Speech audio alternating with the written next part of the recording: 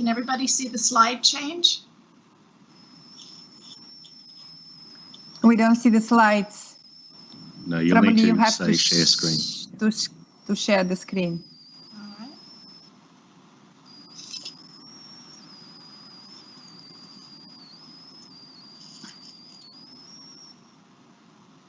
Yes, Perfect. this is good. Okay. Clearly, the context within which we've operated has changed in terms of disasters. We see that there's been tremendous alteration of the natural systems, both at very local scales, but also global scales. Clearly, the distribution of settlement patterns and population growth and those elements that constitute the population growth, such as birth rates, death rates, and characteristics of the populations have changed dramatically over time. We see in the last decade or so major technological changes. We're experiencing a couple of them now in terms of our ability to communicate halfway across the globe. We see at the same time that there's an increasing lack of trust in institutions such as science and in governments. This has made the understanding of losses more difficult, and particularly the reality of unsustainable losses. What we see then is a lot of political action, reaction, and inaction. And when an event does occur, we see that there are conflicting demands in terms of expectations for recovery, expectations for relief resources. The bottom line of this context and change is that we see the common everyday ongoing events are a result of common everyday ongoing processes, and that the extreme events that we used to categorize as extreme are in fact becoming the new normal. More specifically is that we are beginning to look at these extreme events. They are consequential in their immediate impact area, but we may find over the long period of time that chronic events may in fact be more impactful to local areas. And what this means is that extreme events are important when they occur, but it's that chronic everyday low-level funding, that chronic seasonal burning, for example, that may render more damage than a singular extreme event. And we're also beginning to understand that catastrophic damage can occur from non-extreme events that are defined by tales of extreme distributions. Second point is that cascading disasters are now the norm. And this is related to the fact that they extend well beyond the location and time. This is partly related to the level of industrialization and globalization, which creates more interdependencies. We also see that it's a consequence of the increasing vulnerability and societal's reproduction of risks itself. And this is also going on at the same time that the inequalities, which have always persisted, are actually increasing, and they are accelerating beyond the capacities of places to actually cope with them. And so with that as a backdrop, let me briefly talk about some new thinking that we need to engage in terms of our conceptualizations of disaster risk and the theory. And one of the new avenues that we need to pursue areas to improve our understanding of some of these dynamic pressures that influence the spatial and temporal patterns of disaster risk. And this is just a quick diagram that shows the interactions between these broad social, economic, political, and historical processes that influence natural systems, that in turn influence how the built environment is constructed, and also influence social systems. And then how all of these interact to create the disaster risk, but also to influence how we manage such disaster risk. And clearly climate change is one of these processes that we're all engaged in. We need to begin to think or think in more longer terms in complex systems and multi-methods. And clearly we need to focus on places and place-based understanding and the totality in places rather than focusing in on individual hazards and moving beyond the silos that we have in terms of our knowledge to develop more integrated knowledge. And with that integrated knowledge comes the need for integrated and better tools. One of the best ways to think about this is to move from a primarily disciplinary perspective, which is here on the left, to all the way over to what many now refer to as transdisciplinary knowledge, where you have knowledge that is not only produced by synthesis and interaction of multiple disciplines, but it's also co-produced with local stakeholders and local users of that knowledge. And if you begin to think of the production of knowledge in this way, then we can begin to think about the kinds of paradigm shifts that are necessary in disaster science and the kind of tools that we need to understand this transdisciplinary science with the understanding of both the top-down and bottom-up approaches to understand the localized nature of disaster risk. And we can also begin to think about aligning the metrics and monitoring with the ongoing processes at these local places to ensure that we are capturing the impacts. And this means that we have to prioritize the context within which we're measuring.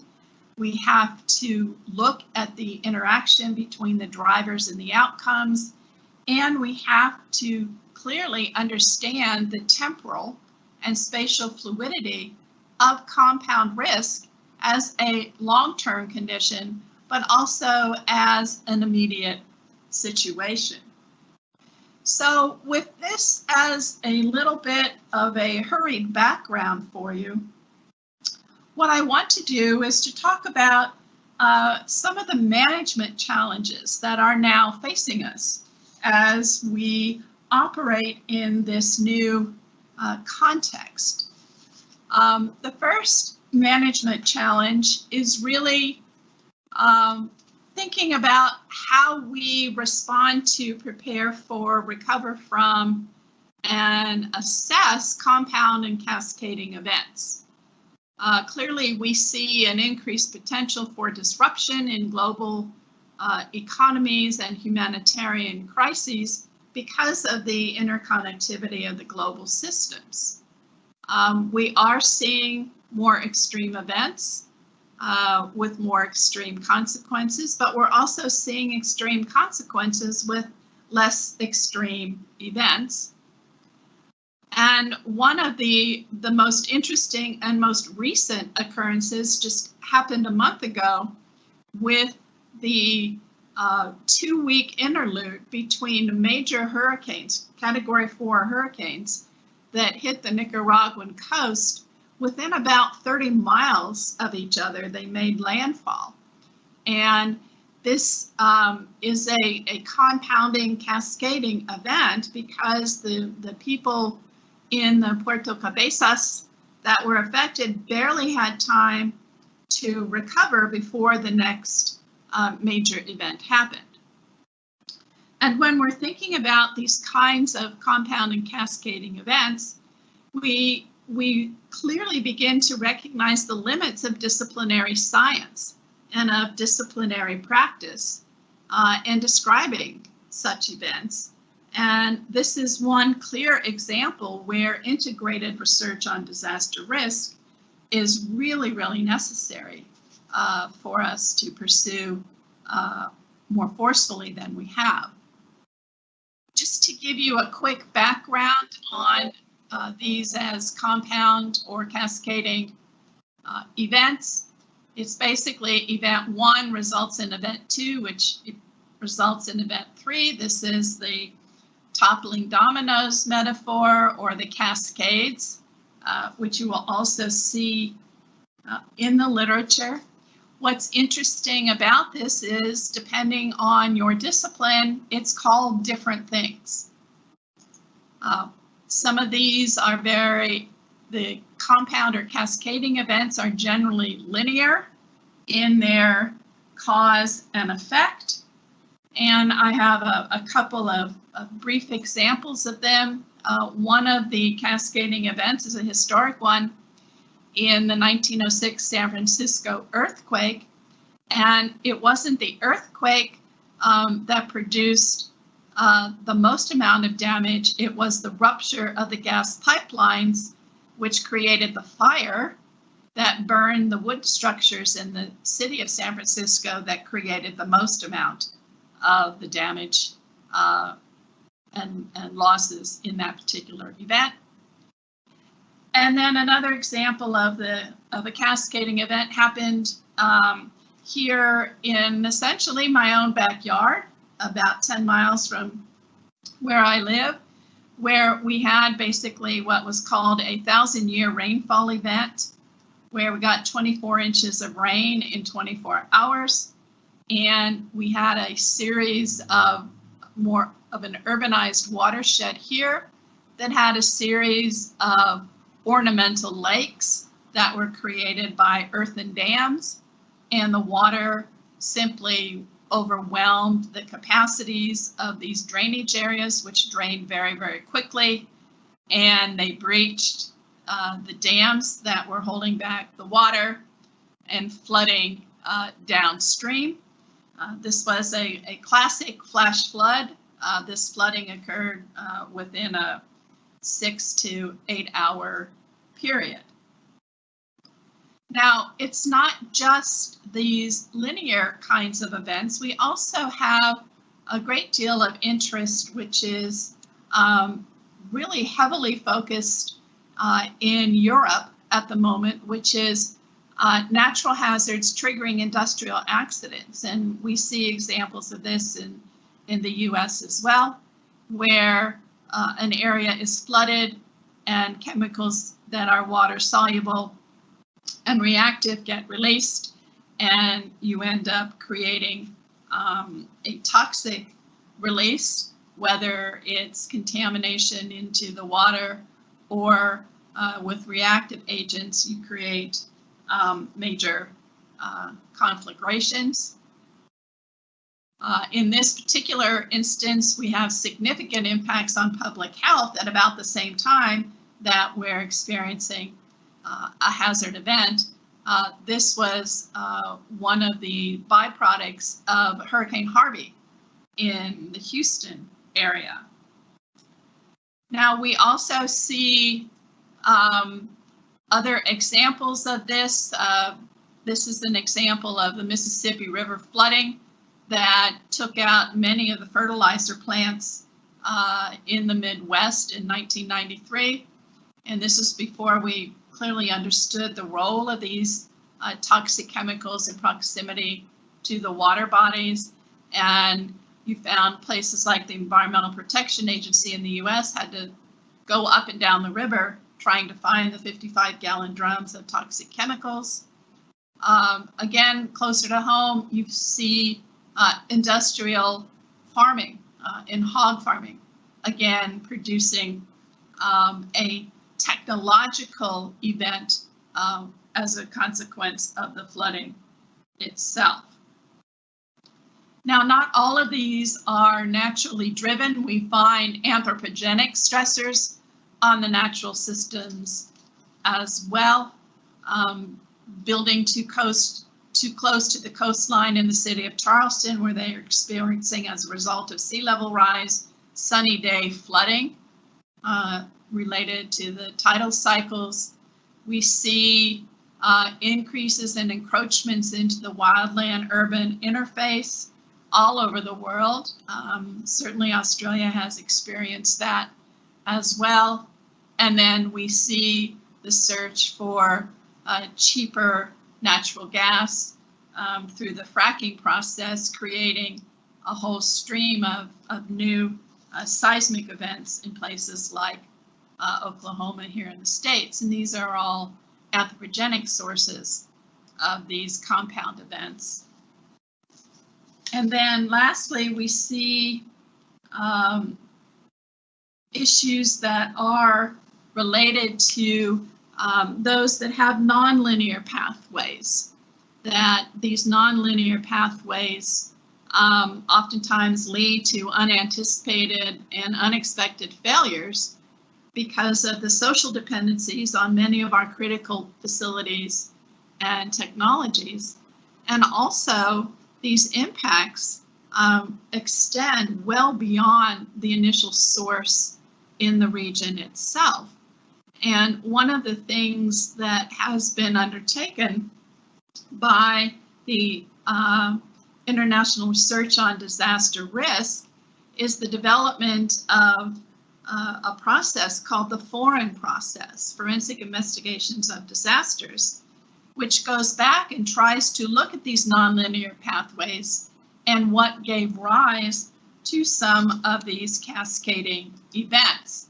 And I think you're all well aware of many of these cascading events.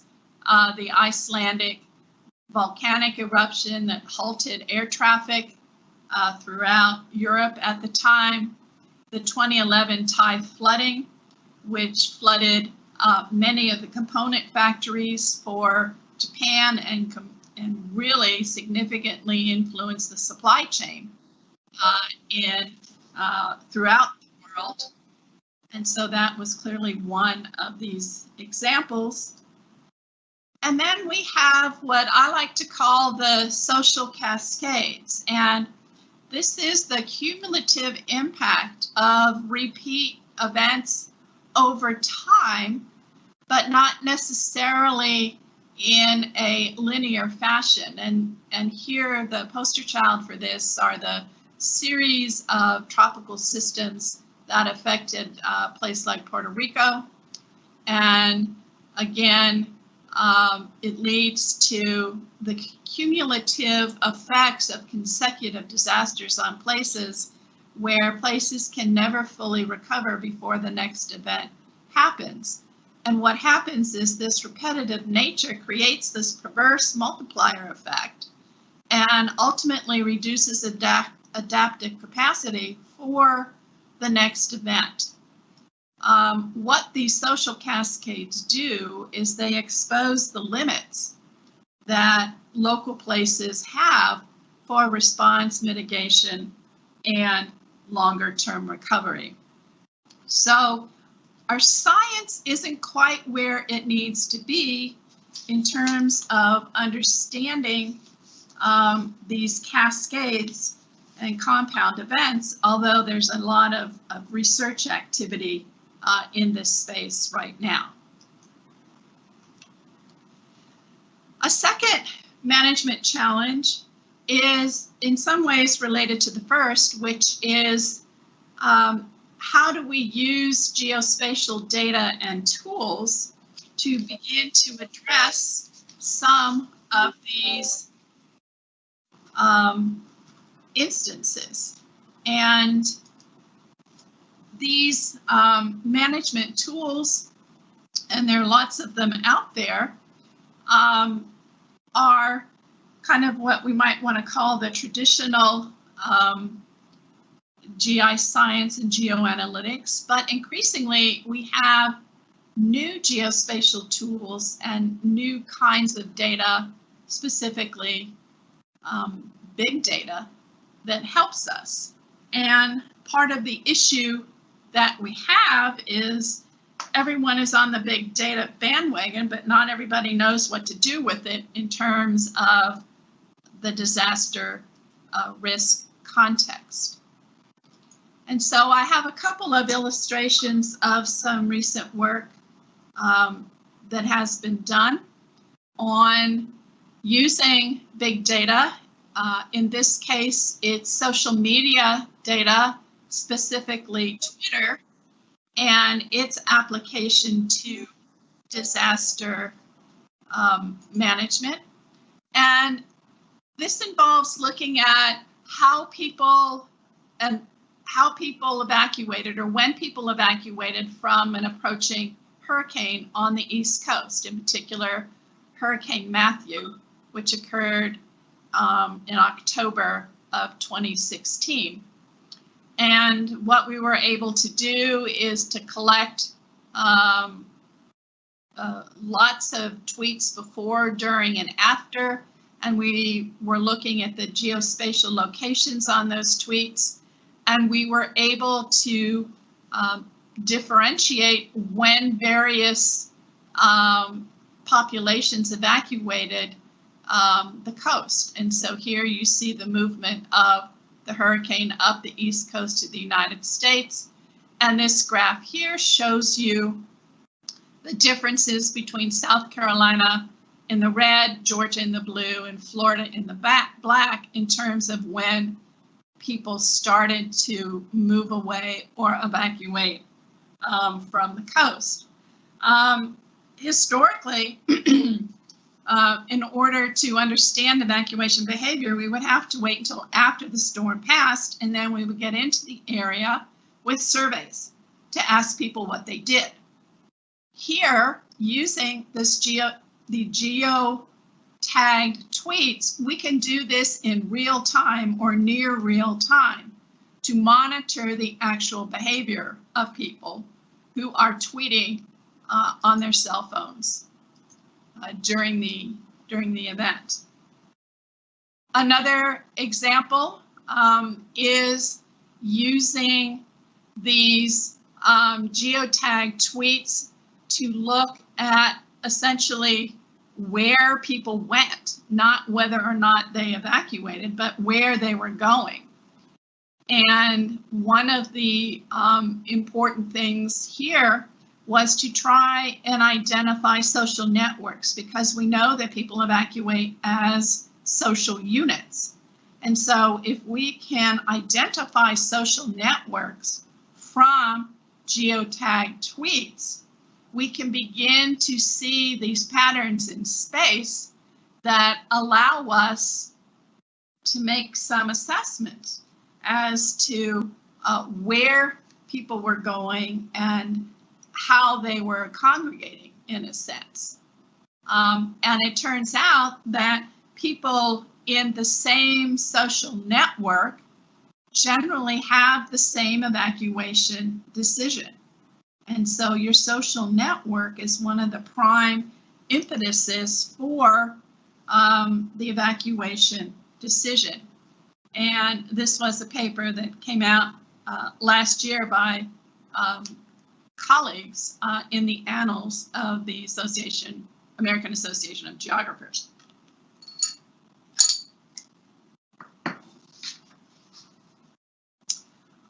One other example I wanted to show you has to do with Hurricane Maria in 2017.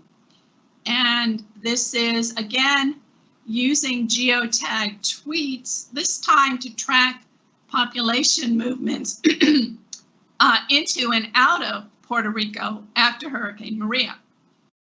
one of the big issues with Hurricane Maria was the out-migration of many Puerto Ricans because of the devastation related to that storm. So this particular paper analyzed the users within Puerto Rico, and this is their workflow, to look at people who were displaced and people who returned. And what you can see is almost immediately after the storm made landfall and people were able to get out, they left. A very steep curve here. And people were gone for a considerable amount of time until December, when there was a peak, and that peak was related to the Christmas holidays. Then we see a flattening of the curve, and notice we do not see the same number of people coming back as people who left. And we can demonstrate very clearly the out-migration from Puerto Rico using these tweets well in advance of the censuses that were taking place to try and determine how many people had left the island. So by using the social media and the big data in a geospatial way with the geotank tweets, we get additional new information that is stimulating new ideas in this context, particularly about evacuation behavior. But we have a third management challenge, and this is how do we address these persistent inequalities in disaster risk? And how do we continue to monitor the losses and impacts and their disproportionate effect on those most disadvantaged within societies? We know that these gender and political and racial and economic divides exist. They are the result of these historical processes and patterns that have altered societies into those that have and those that don't. This is a long-standing issue, but I think we're beginning to now recognize, both within countries but also globally, that wealth and wage inequality and technology and power gaps have widened increasingly, producing greater generational inequality than we have seen in years. And in the context of disasters, these inequalities become magnified because those that don't have resources are the ones that tend to suffer the greatest impacts. So one of the issues is, how do we go about measuring these inequalities, and how do we measure them in specific places? And one of the geospatial tools that has come to the fore is the Social Vulnerability Index. Social vulnerability identifies pre-event those population characteristics that produce the social burdens of risk, and also the susceptibility to adverse effects by certain segments of the society. And what SOVI does is it empirically measures these disparities and impacts on these groups of individuals. And the social vulnerability really measures the ability of social groups to prepare for, respond to, and recover from disasters. And as you can see here, these are county profiles in the United States and sub-county profiles, census profiles. These are based on census information, and the variables were culled and based on about 60 years worth of field work that the social science community in disasters has done in terms of understanding what segments of society are most vulnerable in disasters. And basically, this is put into a statistical program of principal components analysis and simply mapped using standard deviations to highlight those areas in red which have the highest amount of social vulnerability, and those areas in blue which have the lesser amounts. SOVI is a comparative metric and allows us to compare places to one another. SOVI is an apolitical way of doing this. It's statistically derived. It has been replicated in many different venues in Norway, which one doesn't necessarily think of as being a vulnerable society, but when you do the SOVI analytics, you can see that there is vulnerability in Norway, particularly in the north with the Sami population. You can see it in Indonesia, and you can see it here in Brazil.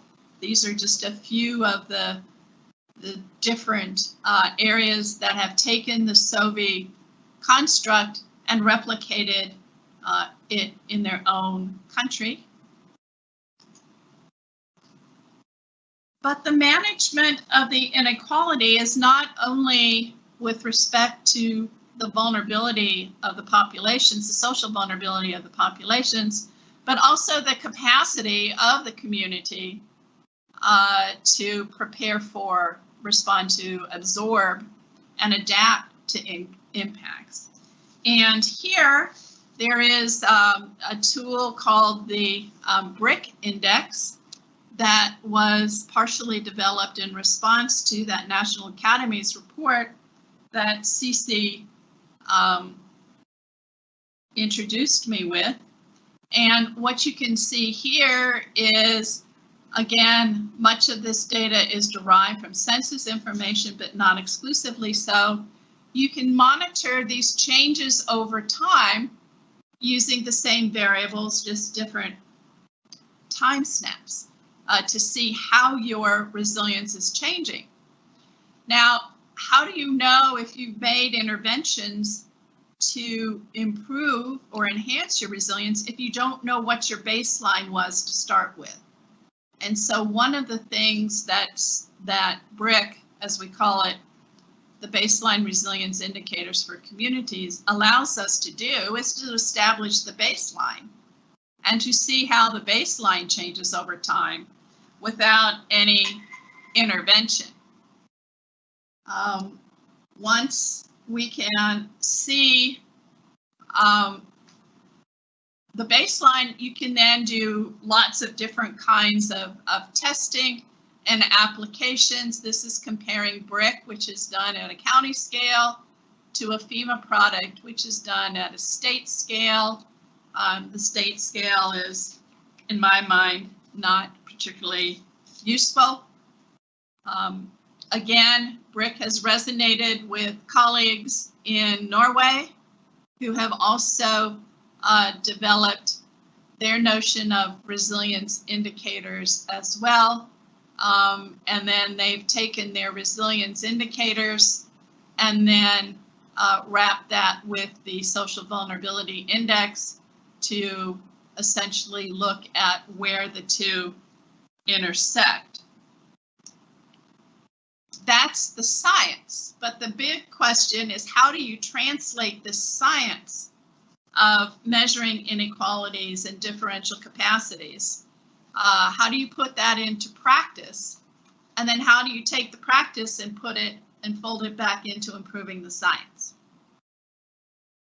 We had an opportunity in the 2015 floods here in South Carolina to work with the state. We were asked by the governor and the head of the South Carolina Disaster Recovery Office to come and support them in prioritizing their disaster recovery support, recognizing that they were not going to get enough money to make everybody whole and that they had to prioritize areas. The governor was quite adamant about helping those that were most in need and doing it in an apolitical way, and she wanted it done fast. And the idea was to develop a mechanism for targeting the areas with the greatest vulnerability, which is SOVI, and then overlaying those with the greatest need, with the greatest vulnerability, with those with the greatest need. And the greatest need were those areas that had very high verified flood losses. And so when you take and you map using GIS technology, you highlight those areas in purple here that had both the highest levels of social vulnerability and the highest number of FEMA verified losses based on number of housing units. And this met the governor's mandate for apolitically defining those most in need and those most vulnerable.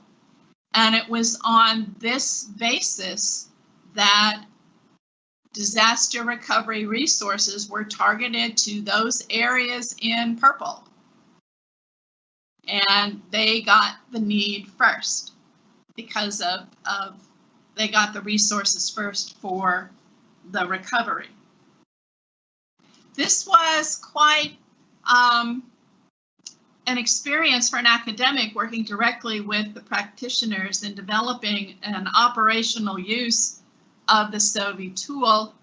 And it was so successful that the next time around, when we had another event, this time Hurricane Matthew, again, we identified those areas that had the highest vulnerability and those places that had the highest FEMA verified loss to help the state determine how much money to ask for in terms of their recovery plan.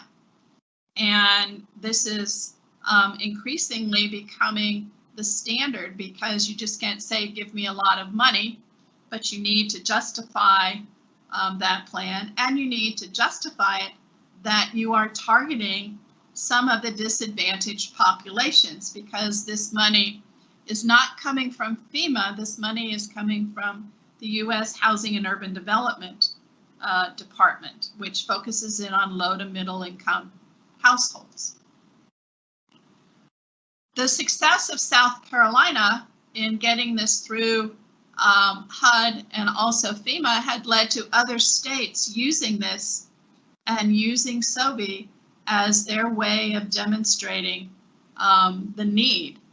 This includes a lot of the flooding in Louisiana, flooding in West Virginia, and SOVI was very much a part of the disaster recovery plan for Puerto Rico in response to Hurricane Maria.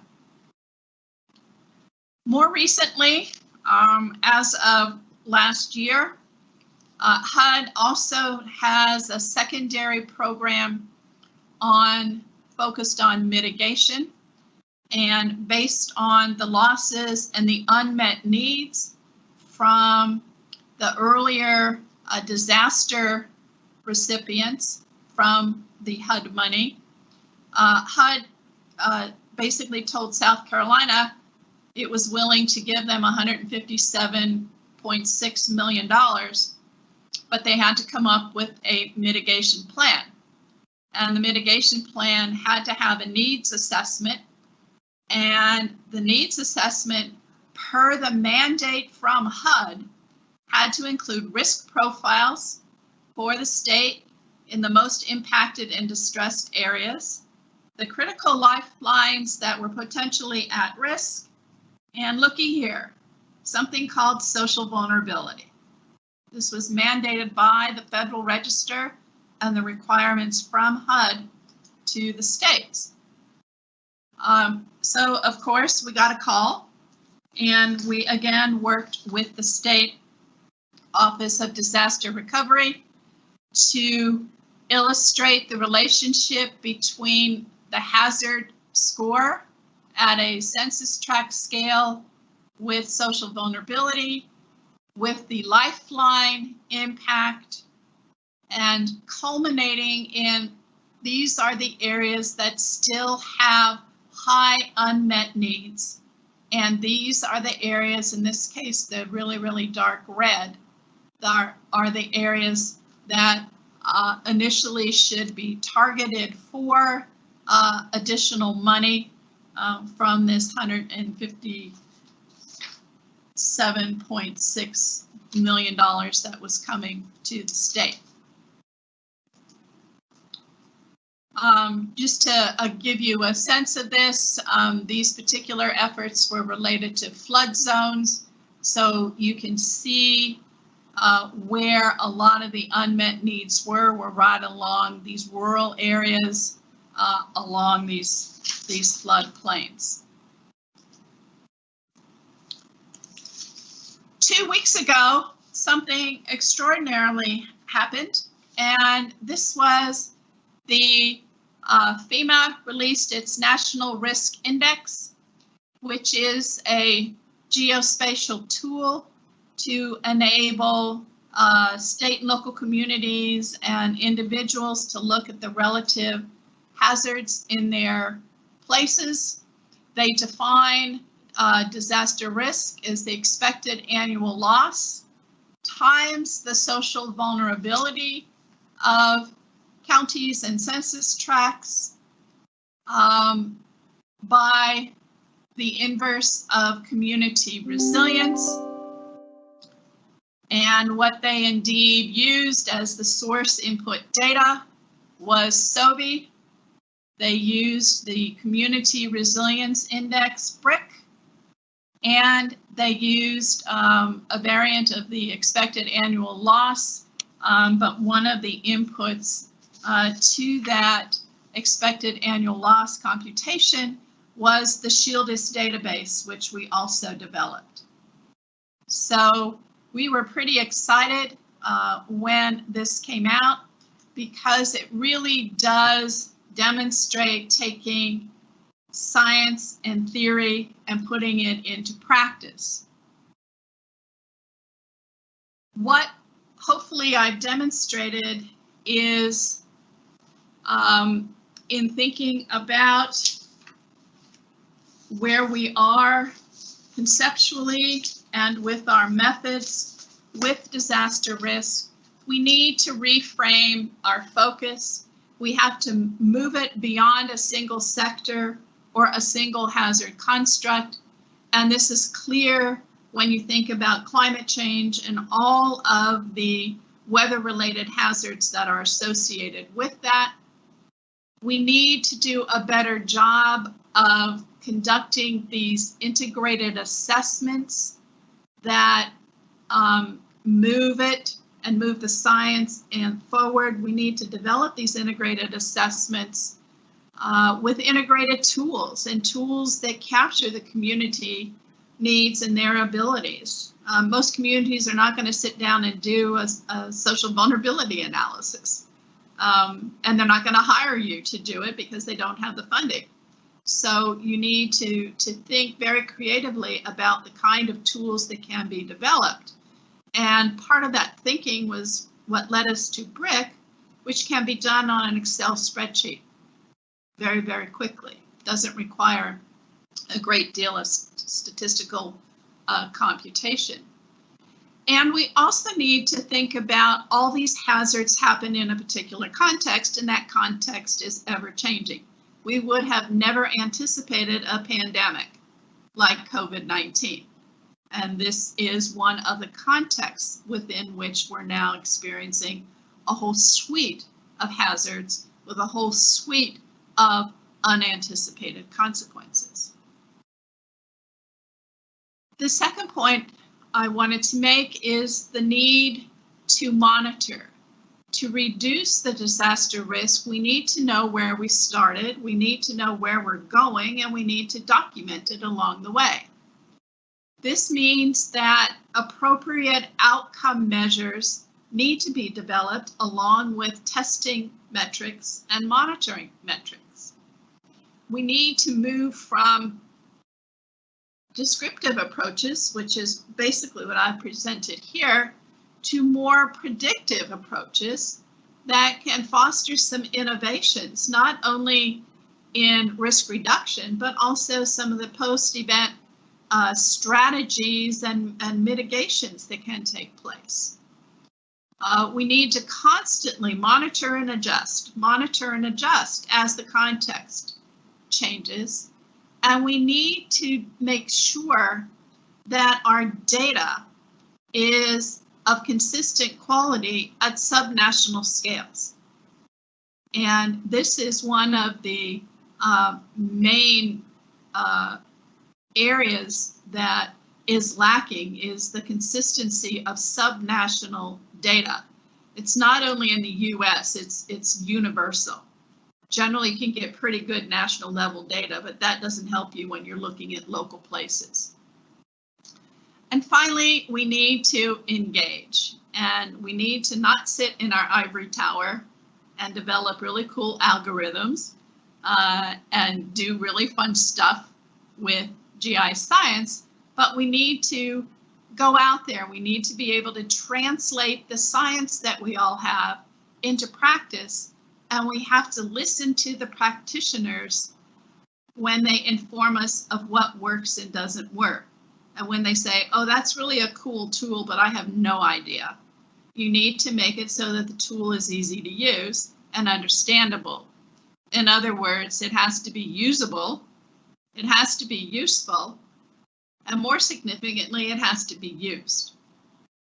And as we're going about this translating to practice and practice informing science, you need to keep in mind that all of this is about providing the evidentiary basis for policy and for changing practice. Because what's the point unless you can change policy and change practice? And I hope that by what I've showed you today, you can see that it can be done. It may take 15 years from the idea to the actual practice and use, but it can be done if you stick with it. And with that, I thank you very much for listening to me ramble on for quite a long way. And I think we may have some time, hopefully, for a few questions. I think I'll turn it back over to Cece. Thank you very much, Susan. Such a great presentation. Yeah, all the aspects that are now discussed about disaster management and climate change somehow came in your presentation. Everything about changing type of disasters, and about geospatial information, and about inequality of vulnerability of people on different parts. Yeah, so actually I have quite a lot of questions. Probably I'll start with the last one that you mentioned about policies. Yeah, disaster management, it has really kind of many different aspects and facets. One is policy, other is organizational, and yeah, management issues. You have the technology, you have the social component.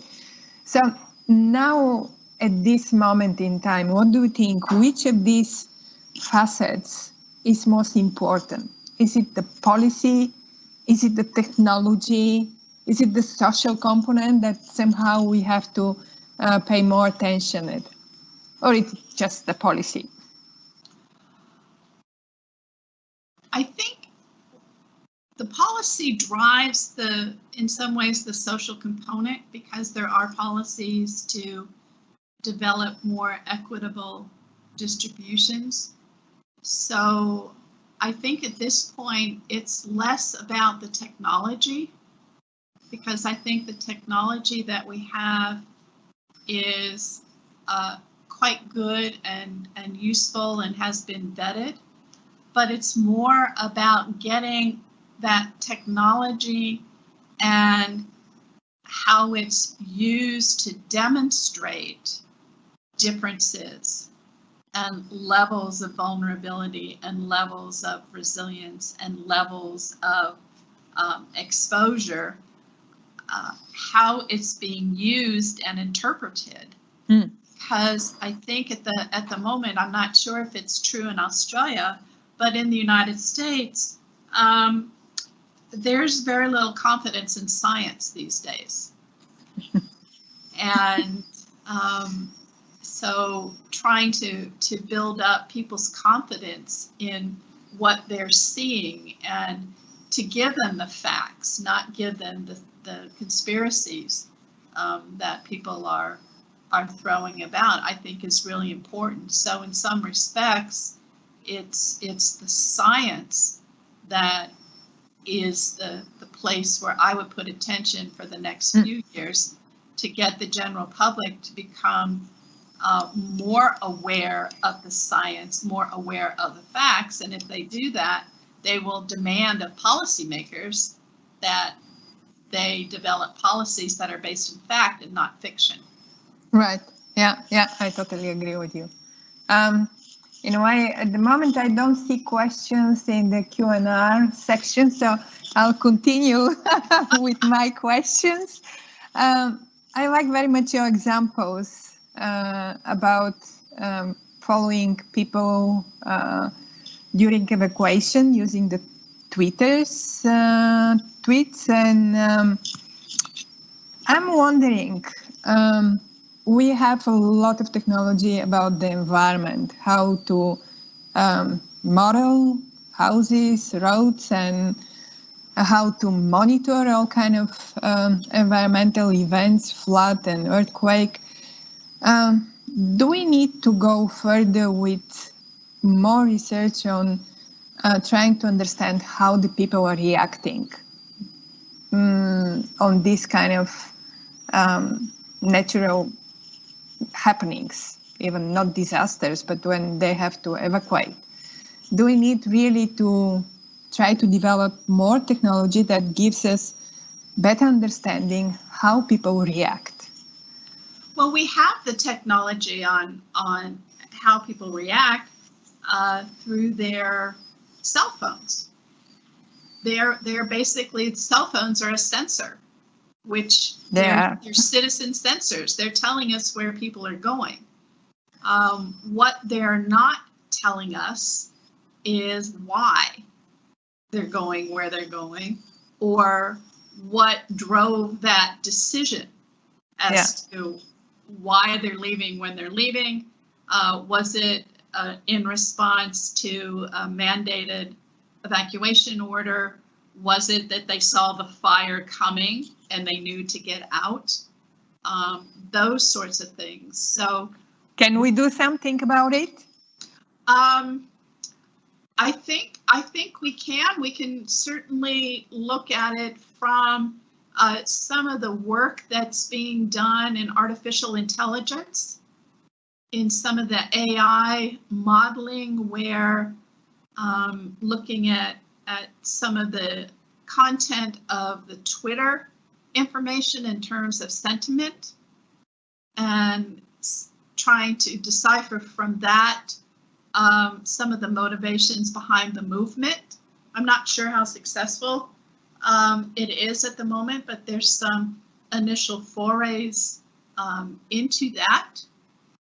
Certainly, there may be other avenues that I'm unaware of.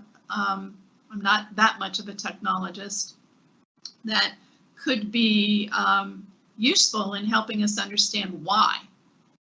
We know where, sometimes we know when, but we don't really know why. We don't know what's going on in the brain that is leading to that decision. We do know from a lot of psychological research that before people initiate any kind of action in response to a hazard event or danger, they do engage in what is called milling behavior. And that milling behavior is they seek confirmation with other family members, friends, relatives outside the area before they're motivated to take action. And so that actually slows down some of the actions. Even if they get a warning, they engage in this milling behavior. So we can start to put these pieces together, but it requires this integrated knowledge. And we're so used to working in these stovepipes that we don't think broadly, we don't work in these sort of transdisciplinary frameworks, which are absolutely essential because the way in which the complexity now of disaster risk. It's so interesting, this discussion. Unfortunately, we have to finish, Susan. Thank you very much for being with us. I believe many people are going to watch the presentation afterwards, and probably you'll get also quite a lot of questions. I hope very much that we'll keep in touch. Yes. And we can do something together. I have really a lot of questions. I'm not going to stop again, ask something. But thank you very much again. And please feel free to follow all of the presentations during the whole day. I will do that. Thank you so much. And Cece, it was so great to see you again. Thank you so much. Bye-bye. Thank you very much, and bye. Bye.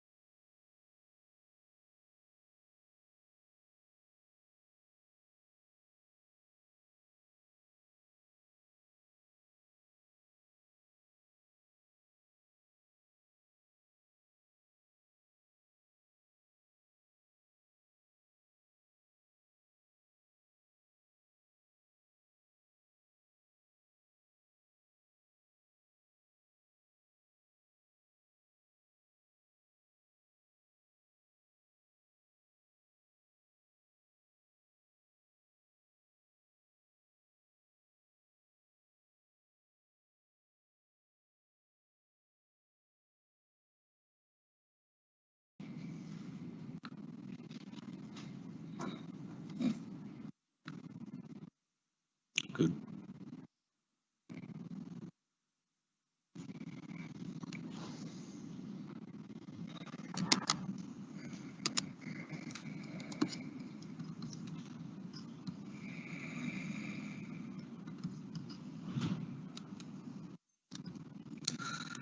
And go. Hi, my name is Tamar Moss, and I worked with Dr. Vandana Carr at the Oak Ridge National Laboratory in Tennessee to study the relationships between socioeconomic vulnerability and urban heat exposure in 2 American cities.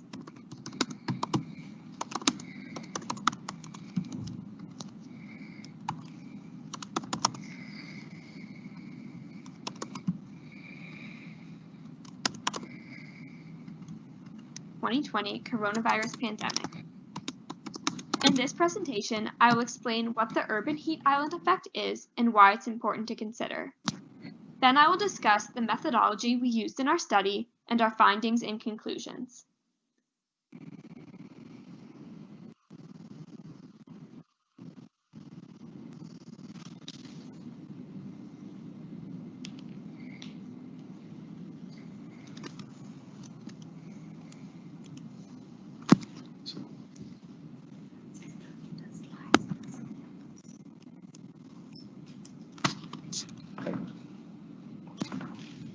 Okay, stop sharing.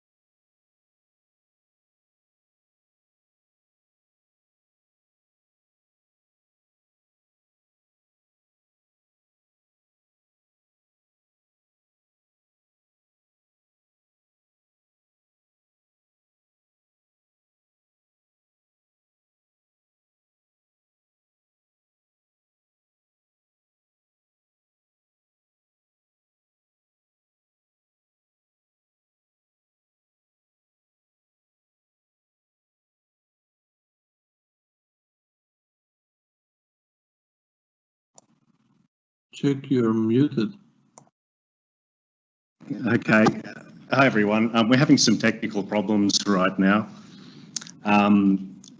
We're trying to play some videos and we've had access problems by the chairs. So please bear with us and we'll do our best to try to alleviate the situation.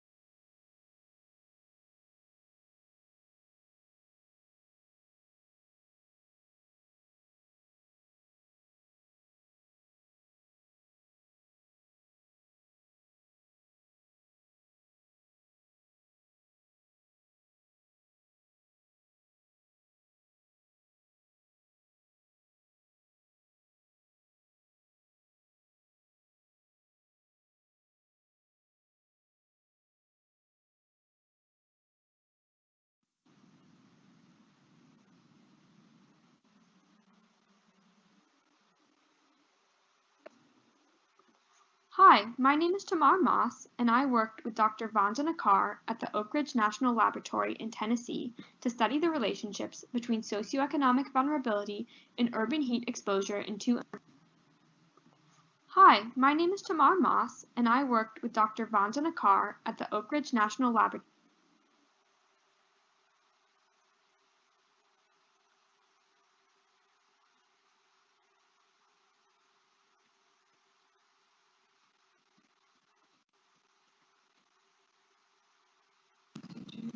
Hi, Anu. How are you? Can you hear me? Can you go off mute, please, Anu? Yes, I can hear you. Hi, Anu. How are you going? Good, We've thank had you. some horrible technical problems on this side. Are you able to, do you have your video available right now that you can play? If so, would you be able to share your screen and play it? Or we could even go live and you could present a PowerPoint live if you like. Yeah, I think I can. Yes, I have the video and the presentation both, but whatever you Would you prefer. like to just do a PowerPoint presentation? It should be fine. Okay. Yeah, share your screen. Turn your camera on and you can share your screen. Right. Let me first of all share. So let me, because from my end, something is currently being, everything you share will replace. Okay, so it's telling me that if I pick my screen, then everything will be replaced. Yeah, that's good. Yeah. And there we go. Okay, so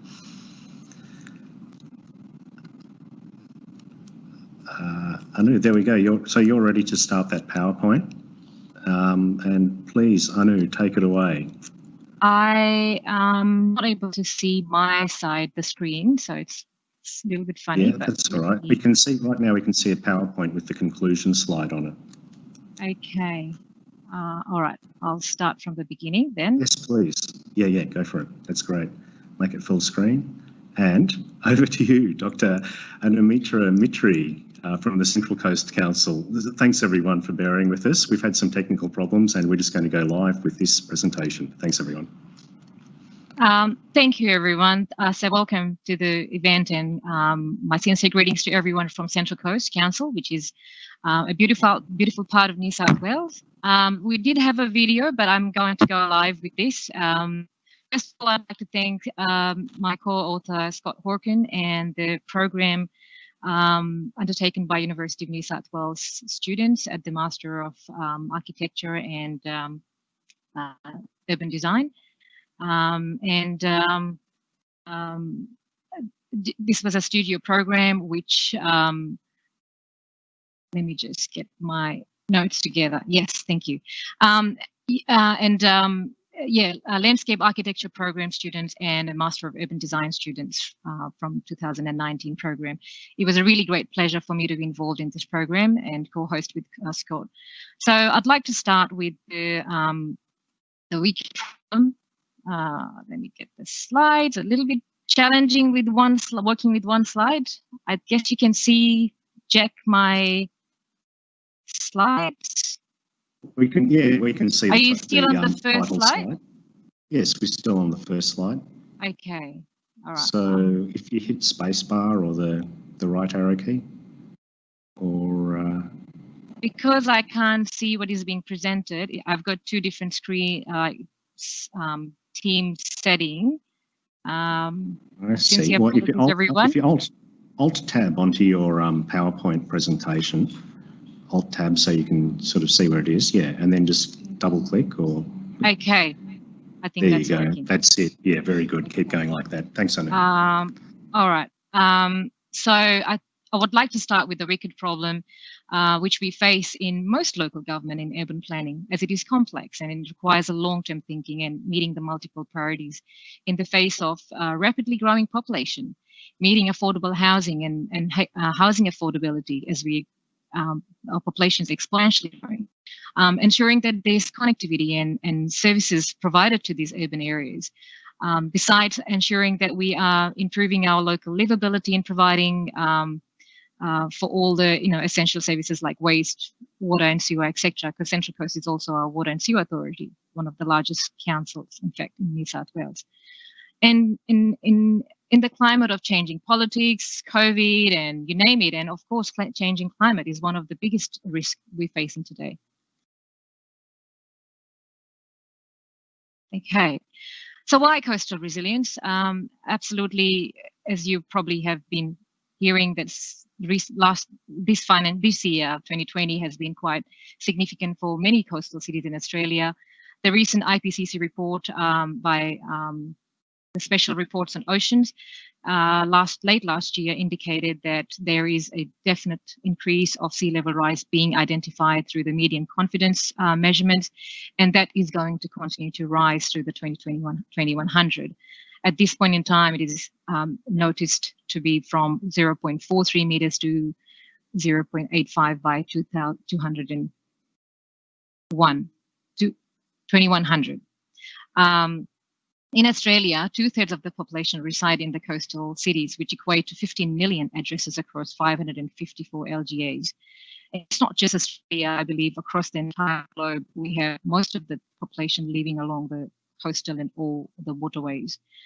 According to the recent report by XTI last year, coastal hazard risk and damages from this risk will increase by 101% by 2100.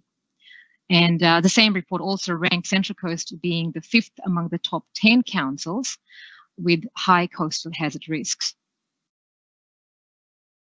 Central Coast. So where is Central Coast? Central Coast is a beautiful region in New South Wales, on the northern part of Central Coast. It is a beautiful tourist destination. It's well known for its beaches, bushwalks, surfing,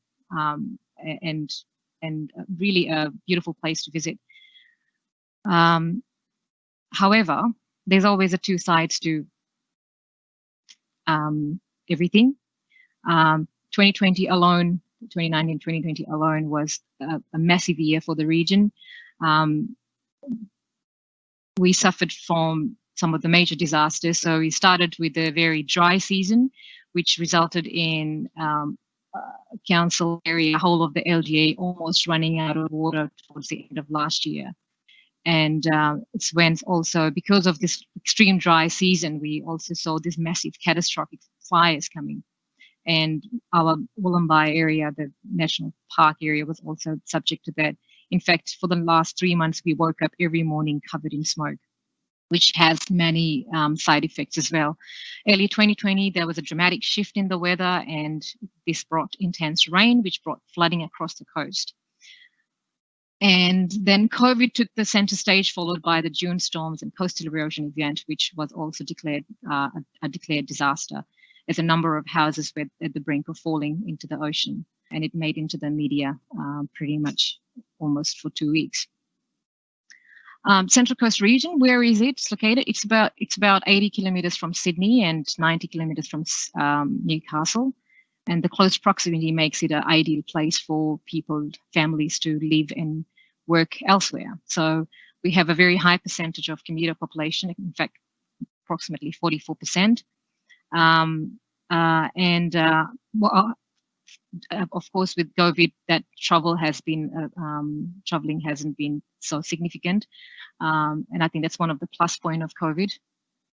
However, due to the geography of the area with terrains and valleys, and it's either bushfire prone or it's low lying and flood prone, and there's major connectivity issues across the entire region.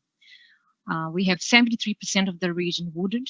There are many threatened species, flora and fauna, as well as we have a very high bushfire risk.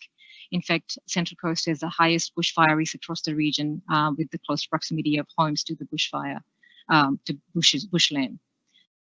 95% of the residential properties across the region are located on the coastal fringes, and some of these areas are already at risk from flooding and tidal event inundation. So in the studio program,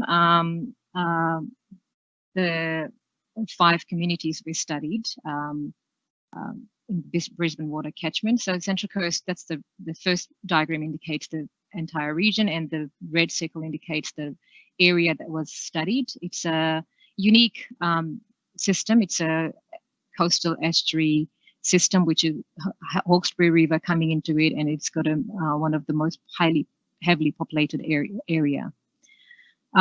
These are the 5 communities studied were Gosford, the main CBD centre, and Erina, which is our economic hub. Saratoga is one of the very beautiful locations, but very expensive houses. Woy Woy and Booker Bay. Woy Woy is the whole peninsula. Booker Bay and Woy Woy is on the peninsula, which is on a sand dune. According to the Brisbane Water Risk Management Plan and study, there's approximately 6,111 houses or properties, which is almost 90% of the properties in these 5 areas at high risk from inundation in a 100-year event. And when coupled with sea level rise of 0.9 by 2100, this would be even more significant.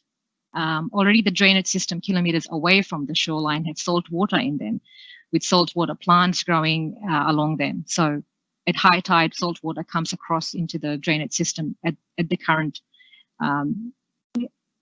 high tide situation. So I just want to talk about the studio work. During 2019, the students from the 2 programs, the Master of Urban Development and Master of Landscape Architecture, they undertook this studio program for the first time, I believe, at University of New South Wales. They were given these 5 cases and divided into 5 groups, and each group undertook comprehensive methodology of the geodesign into the resilience planning.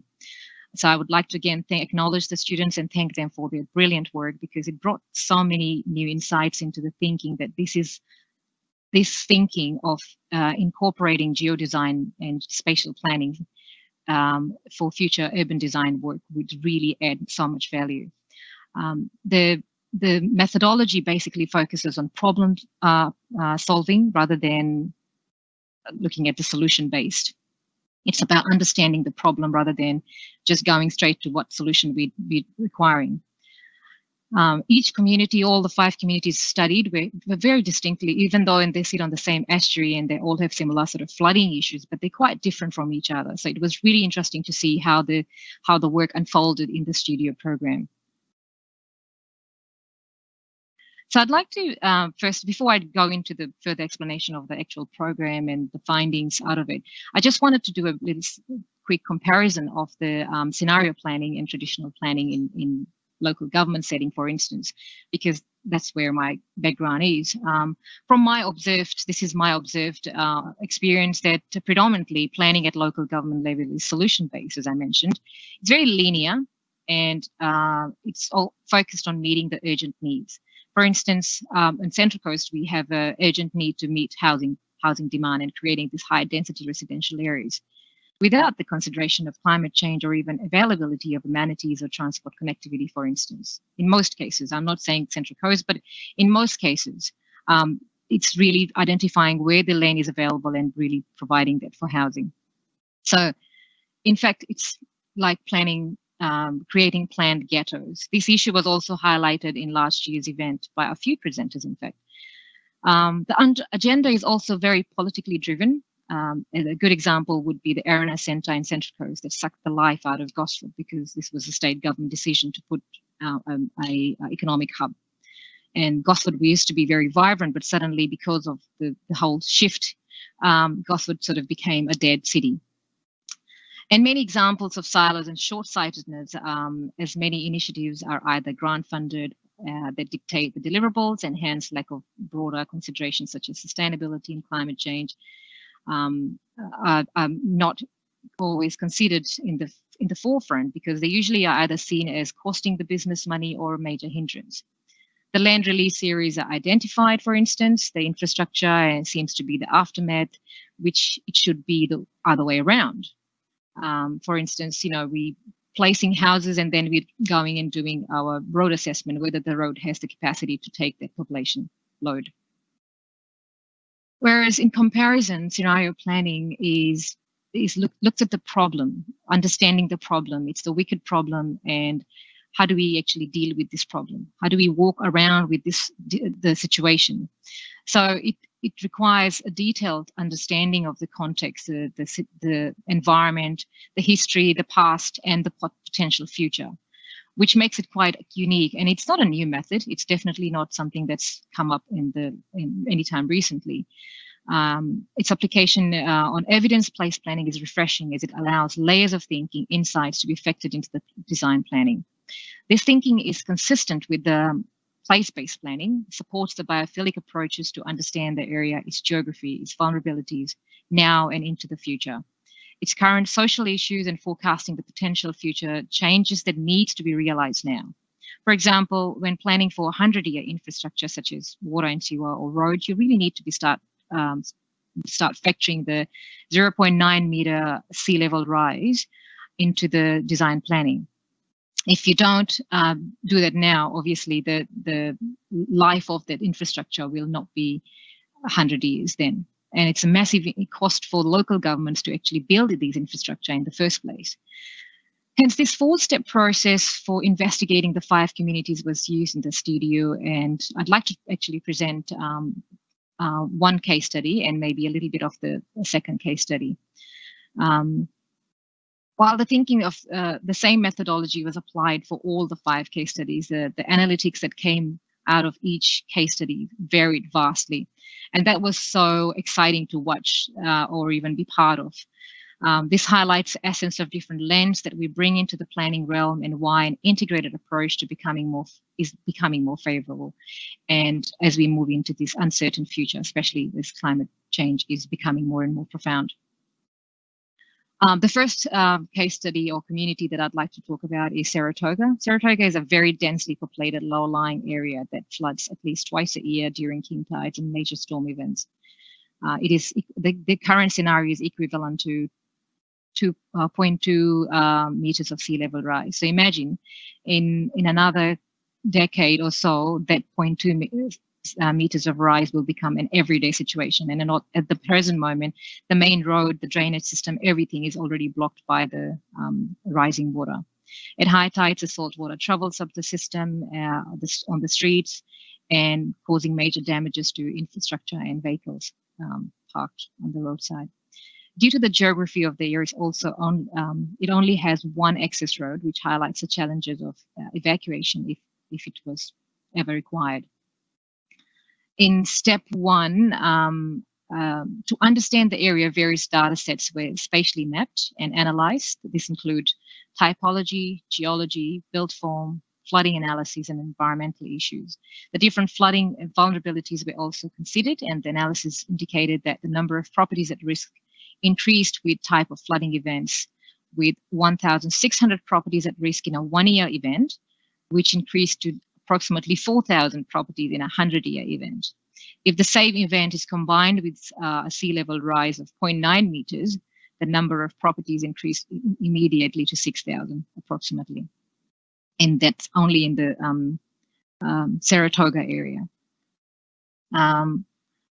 In step 2, which involved developing the resilience framework and strategies, the 3 strategies were developed that focused on transportation, protecting the environmental values, creating safe, livable places, which involved identifying housing opportunities for those at higher risk and identifying properties that will need to be retreated.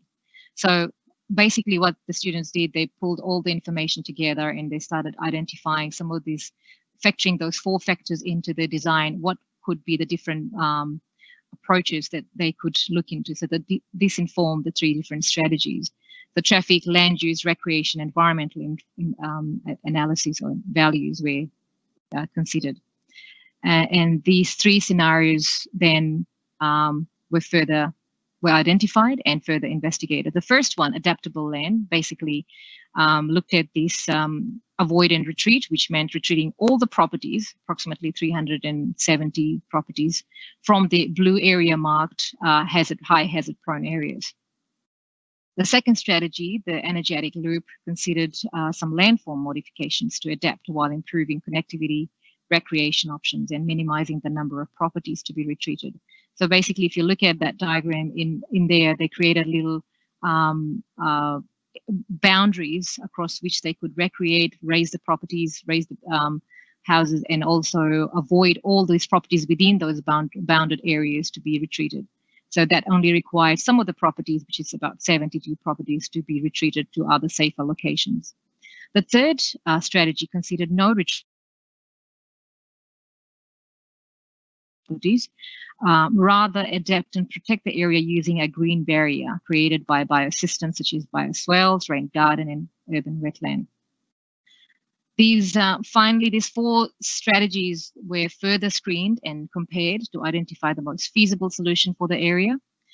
They were weighted across a number of values, such as like investment, how much it is easier to invest into this strategy, how easy it is to construct this strategy, the landform design approach proposed, how feasible it is in terms of retreating those properties, is because most of these areas have very high value properties, $1 million properties in the waterfront, and also the approach to deal with rising salt water. How do we, the flood resistance of that approach?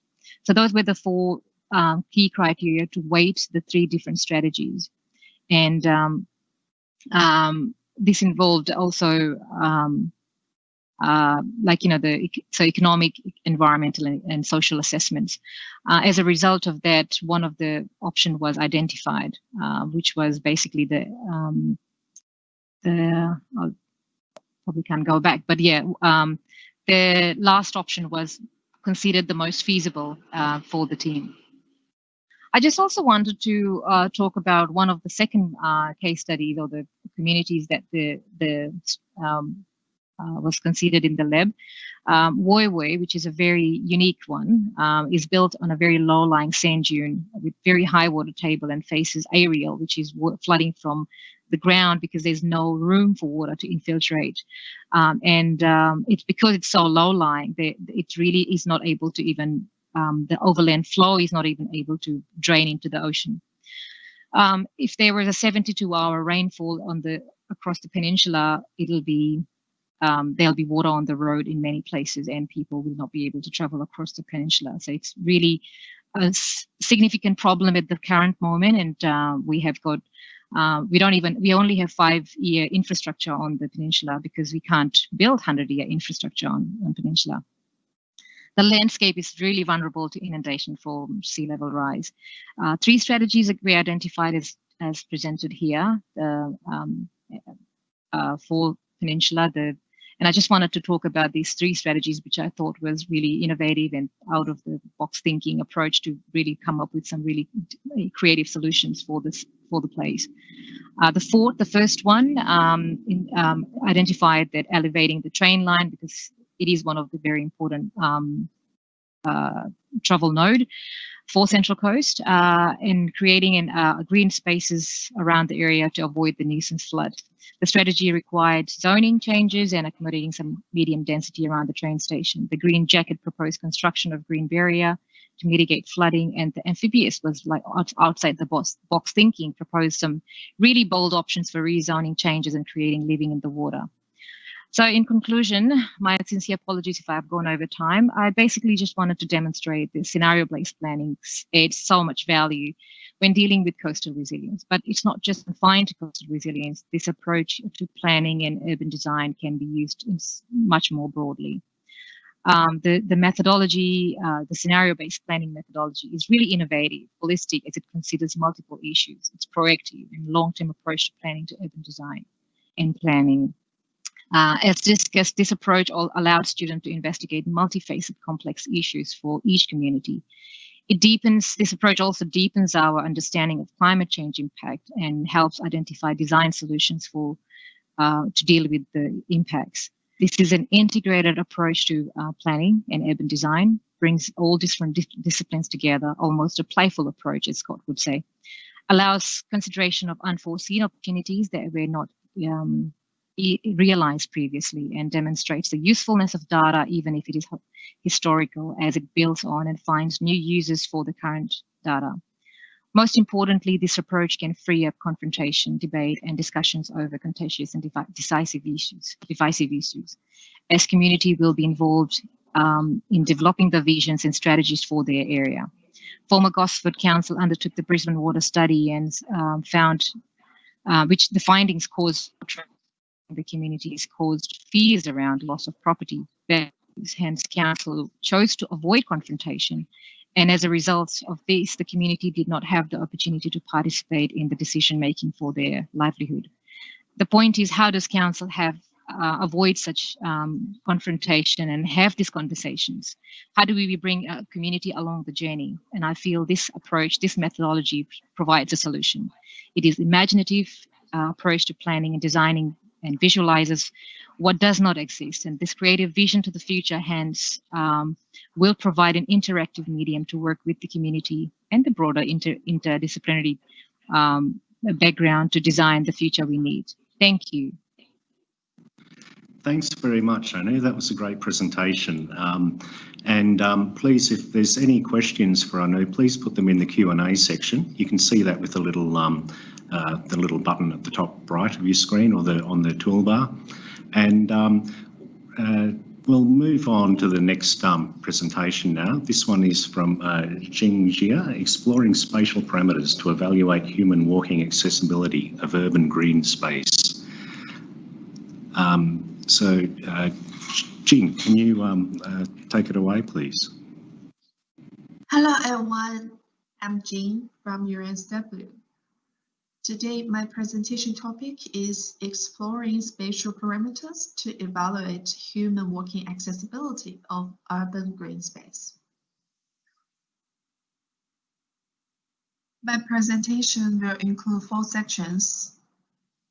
The first section is the research background. Following that, I will introduce what exactly walking accessibility and the 2 criteria within walking accessibility evaluation, their connectivity and the travel distance. The third section is preliminary test. Then following that is the conclusion and my following step work. With the rapid urbanization, urban green space has become a sort of limited and variable resource. There are diverse needs proposed on the urban green space. From human well-being perspective, people are expecting to enjoy green space and do different activities on the green space. It has been treated as an important way to keep humans healthy. Apart from human well-being, green space is also used to collect, purify, and storage water on site to reduce the pressure from extreme weather on the existing stormwater pipeline system. Due to the limited area of urban green space and different development methods based on different targets, these requirements have caused some potential conflicts. This picture shows the green space besides a residential building has been occupied by the stormwater facility. That means the green space cannot allow the visitors access its animal. So to optimize the green space planning and balance the needs of human well-being and stormwater management on green space, this paper will focus on human well-being. It will define human well-being relating to green space and develop spatial parameters to evaluate it. These parameters would facilitate to integrate human well-being consideration and stormwater management within a common spatial model to communicate and achieve the balanced target. Human well-being is a broad concept, but for this paper, human well-being relating to green space is used to describe whether people can easily reach and use green space. So it can be divided into 2 parts. The first part is working accessibility, caring about the ease of the path to green space. The second part is green space usability, to identify the most used area in green space. This paper is discussing the first part of human well-being evaluation. We will identify the spatial resistant factors impacting on accessing the green space. Meanwhile, we intend to optimize the green space planning in the micro scale based on the understanding of human daily needs and human daily behavior. So this paper will focus on human walking accessibility. On the path, there are 2 main criteria for evaluating walking accessibility. The first one is connectivity. If the green space is located at the road structure with better connectivity, then the opportunity of accessing the green space would be higher from any point within the research area. Vice versa, it talks about the road structure, so we adopted two spatial parameters, depth and centrality of the road structure to evaluate connectivity. The second one is travel distance. If the travel distance is longer, then the accessibility of the green space is weaker. The surrounding environment impacts the travel distance via the changes in working speed. So we adopted travel time, slope, and direction changes to evaluate travel distance. Evaluating connectivity with depth and centrality is from the classic space syntax method. Normally, it treats the entire road as a node within the road network.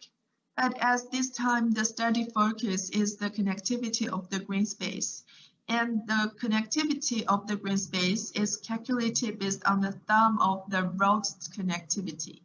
So if we still treat the entire road as a unit, it will count some roads without direct link to the green space within the green space connectivity value. Therefore, we set the street segments inside the green space as an independent unit for reanalyzing the road network structure. Meanwhile, to guarantee people can really access the green space, the connectivity of the green space is calculated with the aggregation of the connectivity of the road segments with direct access to green space. If one entire edge of the green space is 100% covered by an obstacle, the road segments beside this edge cannot be counted in the algorithm of the green space connectivity. Thus, shown as the diagram, the connectivity value of the road segment C is excluded from the green space connectivity calculation.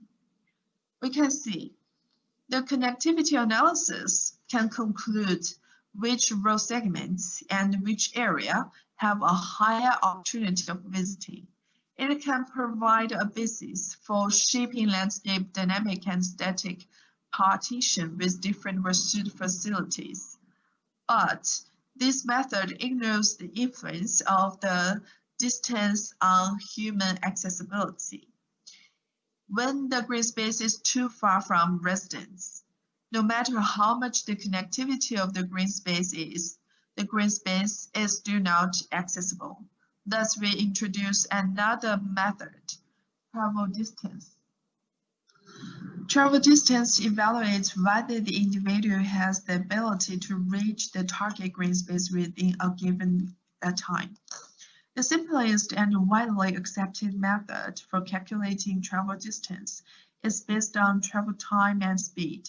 Thus, when we simplify the environment as a flight terrain, we can conclude the travel distance by defining an exact travel speed and the tolerant travel time. Considering this study is talking about human daily needs without a specific purpose, normally people would have relaxed in the green space beside them for convenience. Therefore, this paper cited the time threshold as 5 minutes and referencing relevant research set a normal walking speed as 84 meters per minute in a flat area. But in the practical environment, the terrain cannot be absolutely flat. The slope has an obvious influence on the travel distance via impacting the walking speed. Shown as the diagram at the bottom, when people walk up the slope, the walking speed would be reduced. When people walk down the slope, the walking speed is promoted. As the study intends to identify the working accessible scope, we just need to consider the single direction way from the original point to targeted spaces. The right bottom diagram shows us that when we calculate travel distance with slope, the reachable scope has changed. But within the reachable threshold, there are still several different green spaces. To support for the pursuit planning by avoiding the potential conflicts from the pursuit layout occupying the green space with highest visiting. This paper introduces another parameter, direction changes. As some experts have proposed that more directions changes will bring more resistance to human movement. That paper intends to identify the different level of accessibility for these green spaces within one accessible scope. The most accessible green space would be priority satisfying human needs. Based on this target, we rescued paths to the different green spaces and standardized the number of the direction changes. Then use the weights to identify the green spaces would be most easily accessible. Shown as the example in the diagram, there are 3 green spaces within the accessible scope. The length of the path to green space A is 350 meters, to the green space B is 400 meters, to the green space D is 420 meters. So when we just consider the distance parameter, the green space A would be the most accessible green space. But when we include direction changes, green space B would be the answer for the most accessible green space. To test the spatial parameters with the criteria, we select UNSW Kensington campus as the preliminary testing set. The whole campus is around 370,000 square meters. In the campus, most of the area are not allowed for vehicles, so it provides a friendly working environment. Along the axis of the campus, the elevation changes are obvious, and there are several different size green spaces distributed around the campus. Thus, based on the site situation, we can test these parameters and algorithm to see their influence on human walking accessibility. With the base data, we organize the campus-based model with building footprints, then pick out the green spaces over 500 square meters.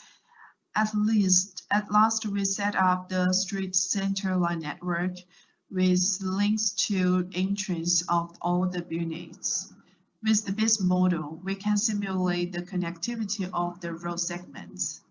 After finding out all the road segments directly linked to targeted green space, we can aggregate them for green space connectivity calculation. This is the connectivity simulation outcome. We can see in the core area of the campus has higher connectivity value, which represented by red color. In the further pursuit planning, this area still should be kept for human easily going through and staying. And at some corner area of the campus, the connectivity value is lower with blue color. It could provide more spaces for pursuit planning. So this paper proposed a definition of walking accessibility, relevant evaluation criteria, and developed the accessibility evaluation methods. Meanwhile, this paper employs spatial parameters such as depth, centrality, travel time, and speed, etc., to develop estimating the 2 evaluation criteria, connectivity and travel distance. And next step, we will finish the travel distance simulation within the 3D model at first. Following that, we will define the green space usability and testing the space usability within the 3D UNSW site. Thank you. Hello, everyone. Greetings.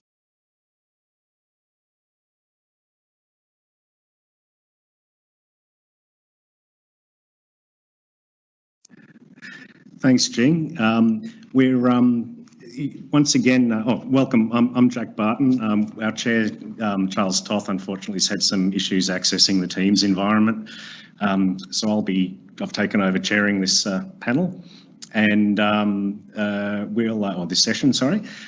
So that was Gia presenting her work. Please, any questions into the Q&A on the side. And now we'll run Tamar Moss's presentation. If Jing, if you could share your screen again. No, yeah, okay. We had some technical issues before also with the streaming, so apologies for that. Here comes Tamar Moss's. My name is Tamar Moss, and I worked with Dr. Vandana Carr at the Oak Ridge National Laboratory in Tennessee to study the relationships between socioeconomic vulnerability and urban heat exposure in 2 American cities.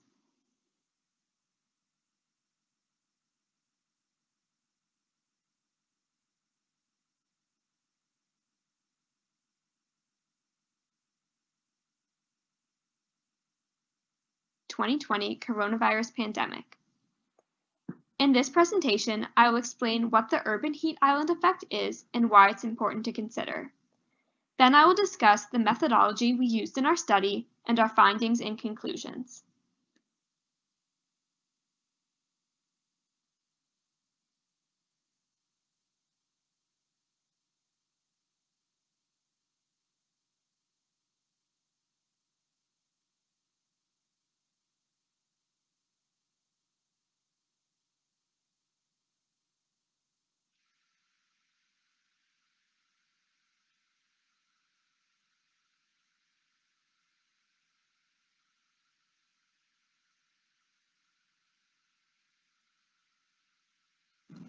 Everyone, it seems like we're having, the problem might actually be with the video file. Tamar, look, if you're there, do you want to go live? Have you got your PowerPoint presentation ready to go? Lower albedos than vegetation, so they absorb more solar radiation, which then increases local temperatures.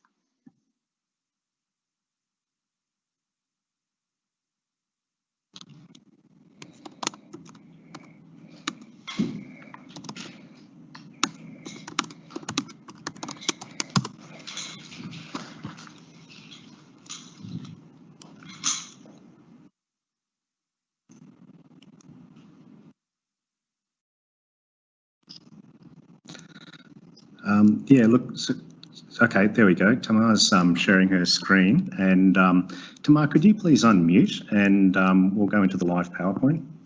Yeah. Great, thank you very much. Excellent. Over to you, Tamar. Is it now showing? Hi, my name is... Yes, it's showing. Thank you. Yeah.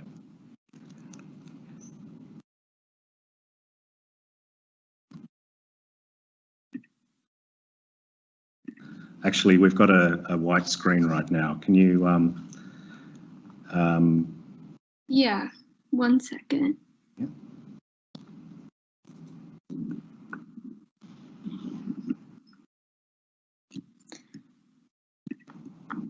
Okay, yeah, and then if you just make that a full screen presenter view. No, that's not working.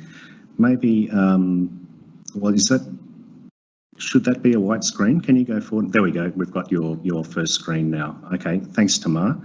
Over to you for socioeconomic vulnerability to urban heat in Phoenix, Arizona. Okay. Hi, my name is Tamar Moss, and I worked with Dr. Vandana Carr at the Oak Ridge National Laboratory in Tennessee to study the relationship between socioeconomic vulnerability and urban heat exposure in 2 American cities during 2020. Our research looked at the spatial relationships between... Sorry, Tamar. Can you go full screen? You just lost the presenter view. If you can make it full screen again. Yeah. Is that better? Our research looked at spatial relationships... No, hang on. Sorry, there's something funny going on. Have you pre-recorded onto that PowerPoint or? Yeah, let me... Just go back to that first screen. Yeah. What we could do is actually make that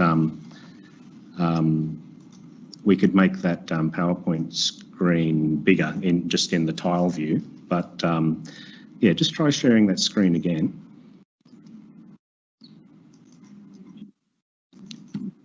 Sorry about that. This is what web conferences are.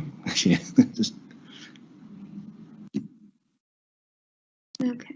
Oh, you can uncheck play narration to remove the audio. Is maybe one of the ways that we can work. Okay.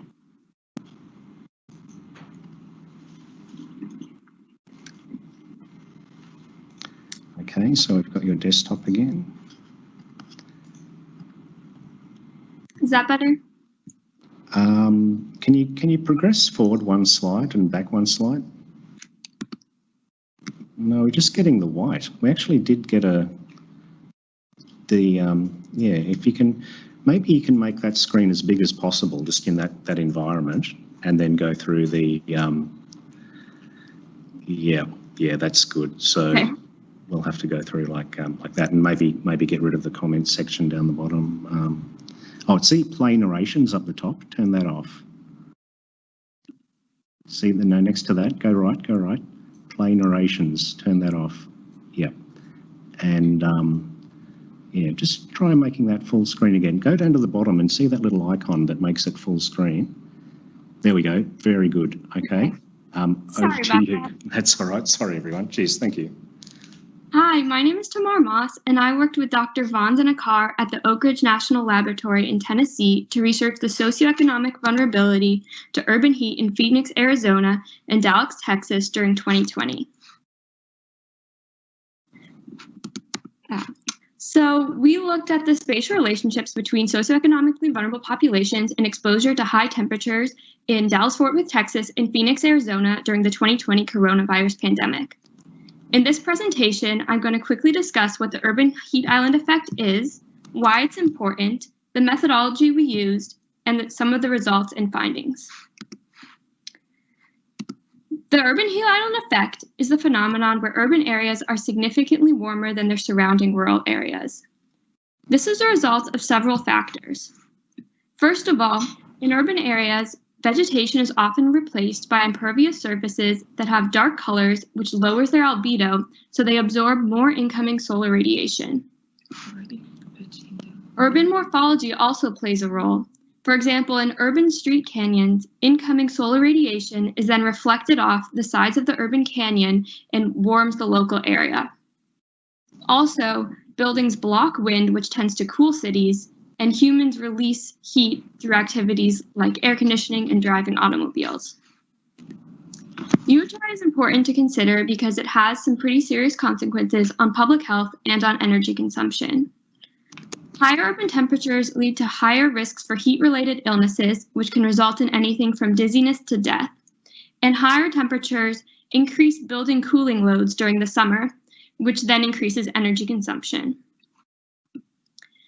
UHI is exacerbated by climate change because increasing baseline temperatures and more frequent and severe heat waves raise temperatures in the first place. There's also an interesting relationship between urbanization because as more and more people move to cities, more people are exposed to higher urban temperatures, and urbanization increases the magnitude of the UHI effect in the first place. The COVID-19 pandemic sort of changed things for UHI because lockdowns left more and more people at home and therefore exposed to their local temperatures. It's also particularly interesting because some of the populations that are most affected by COVID-19 in the US also have increased vulnerability to heat-related illnesses.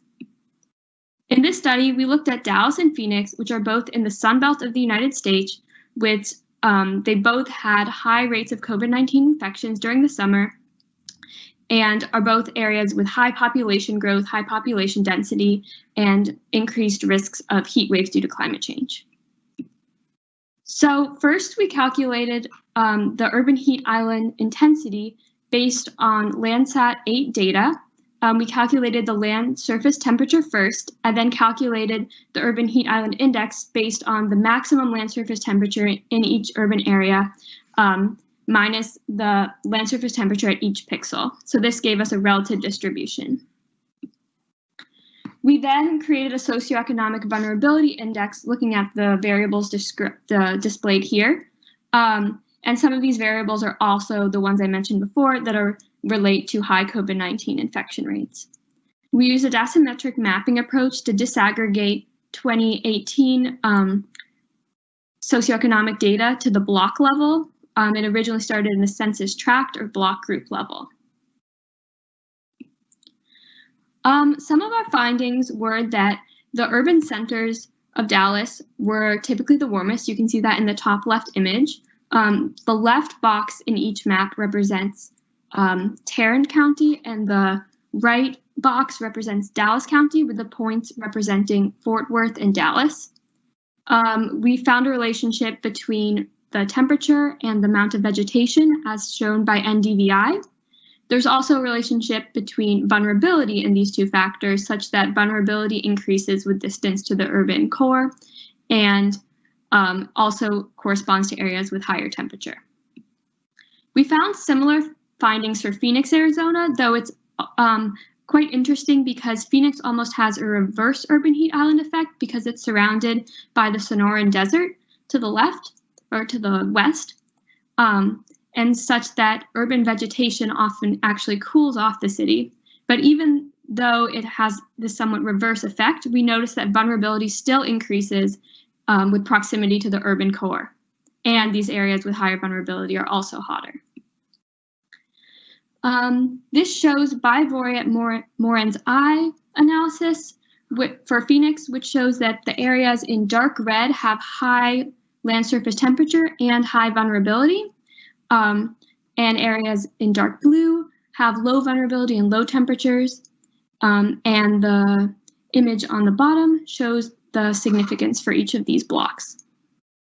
In general, we found that as the urban heat island intensity decreases, the vulnerability increases. So our major takeaways were that vulnerable populations are at higher risk of experiencing heat-related illnesses, and that UHI mitigation initiatives and COVID-19 testing and vaccination sites should be located in areas with the most vulnerable populations. I'd like to thank my mentor at the Oak Ridge National Lab for helping me with this project, and I hope that you now have a better understanding of what UHI is, which populations are most vulnerable, and, oh, it looks like it ended. And thank you for listening.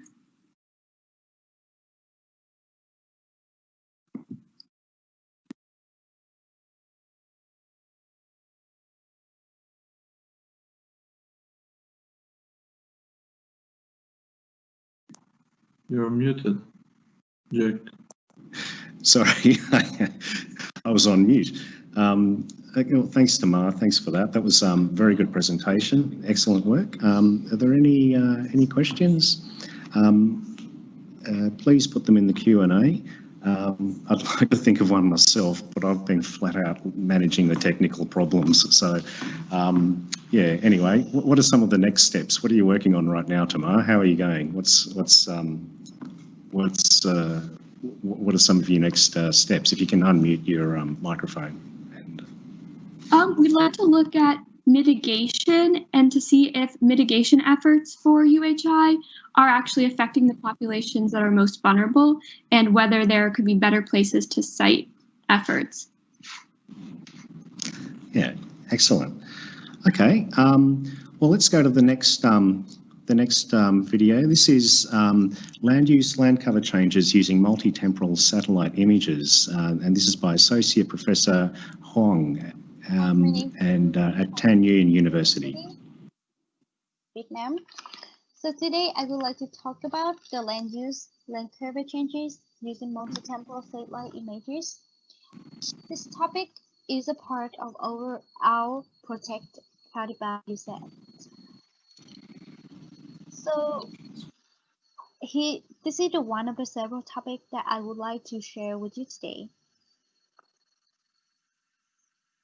So this presentation are divided into 3 sections, which are regional, the reason why we conduct this research in this area. The second is the presentation of research, including study area, material, methodology, and result. And the final part will be the conclusions. So let's start. So in the regional part or general problems, as you may know, the land use and land cover changes including deforestation or main factors contributing on global environmental change. As the other developing countries, Vietnam has experienced with deforestation, and Dak Nông province is one of the provinces located in the central highland of Vietnam. It has experienced loss of a large area of natural forest for many purposes, such as expanded urbanization and agricultural cultivation due to the increasing population, not only planned but also spontaneous immigration. Additionally, the policy of economic development in recent years also affected on the forest areas, such as the converting many natural forests for rubber plantation. Moreover, due to the good site condition for cultivating industrial crop like coffee, pepper, and so on, many areas of natural forest were cut because of this purpose, especially when the prices of these products are going up. So, although natural forests in Vietnam, including Dak Nông, are among the most diverse tropical forests in the world, they are being lost at an alarming rate. So you can see, this is the map of LUFC in 30 years ago, which were in 1989 and 1990. So the green color presented for natural forest in this period, and has accounted of more than 80% of natural land in this area, but in the year of 2017 and 2018, a lot of green color part area disappeared. So it has not considered to analyze it in a systematically way. The analysis of these changes as a basis for LUFC strategies in the future has not been done in the area. So understanding a trend of these changes in the past is so important for making proper decisions in the future to develop in a sustainable way. So this is the reason why we doing this research in this area. So in this map, the area which is covered by the pink light is the Central Highlands. And in this research, we want to focus on the Dak Nông province, which is located in Central Highlands. And Gia Nghĩa is the provincial capital of this province. And Dak Nông province is the area of about 6,500 kilometers square. And it has the population of more than 600,000 people, of which 65% Kin, and the remaining ethnic minorities are for the other 40 groups. But actually, in 30 years ago, there were just only 2 to 3 groups of ethnic minority. But because the 36 to 37 groups were from the north side of Vietnam, they moved to the Central Highlands to do for a living. So in this research, we used the Landsat 5 and Landsat 8 from the year of 2005 to 2018. So this area has the cloudy weather. That's why we had to take a lot of pictures from 84 to 143 photos for this research. And the JavaScript API code editor in the GE was employed as a tool for collecting images to quantify the changes of LUFC types. Image pre-processing was done to lower the spatial distribution impacts of topographical and bidirectional reflectance. And cloud masking was processed through the GE. Then the post-preprocessing images were reassembled to a certain spatial scale and subsetted according to the certain area. So for this research, we have collected random samples from 4 sources, which are different points from the field, images from the Google Earth, forest inventory maps, and Landsat satellite images to chain and validate those samples.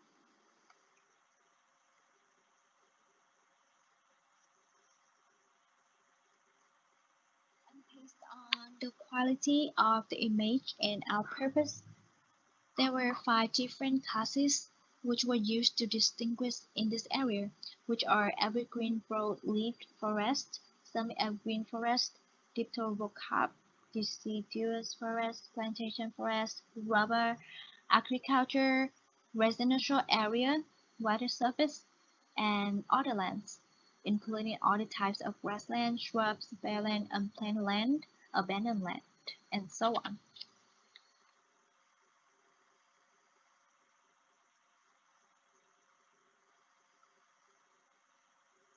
Now we would like to move to the result and the discussion parts. So, the accuracy assessments were presented in this table. The overall accuracy ranged from 72% to 84%, with kappa from 0.79 to 0.8. And the following slide show you the visual LUFCC, particularly infrared change, that means the green color change from 2005 to 2018. So in the 2006, you can see the green has compiled quite a bit in this map. And the green parts have been decreased through the year from 2008, 2014, and 2017. So you can see the significant change in the green part. It had been decreased dramatically in 2017 compared to 2006, and instead there were the growth of residential area, plantation forest, and other activities, which lead to the deforestation.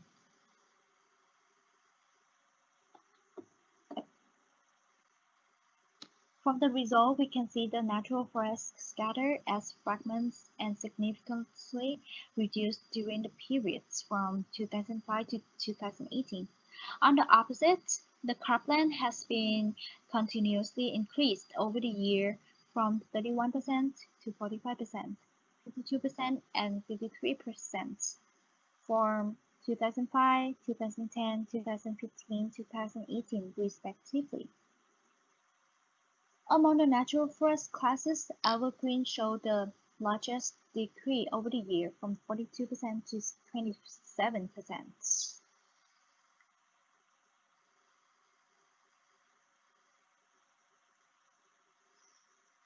In this slide, you see the graph of the LUFC change in so between 2005 and 2018. The natural forest decreased by almost 120,000 hectares. On the contrary, cropland showed a significant increase of 140,000 hectares, followed by the rubber with about 20% hectare compared to all the types of LUFC.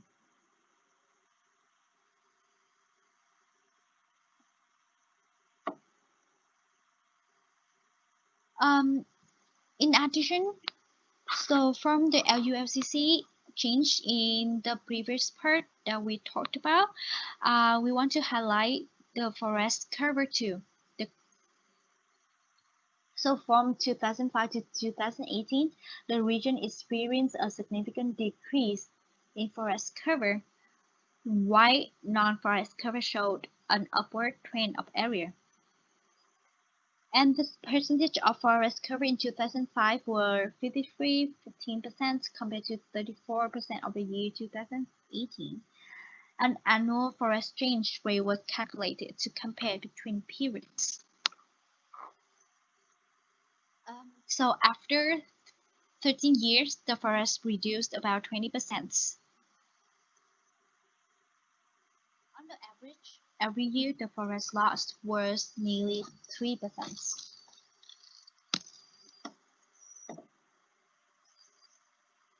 Among the natural forest types, the dipterocarp crop occupy 55%, followed by the evergreen forest and semi-evergreen forest.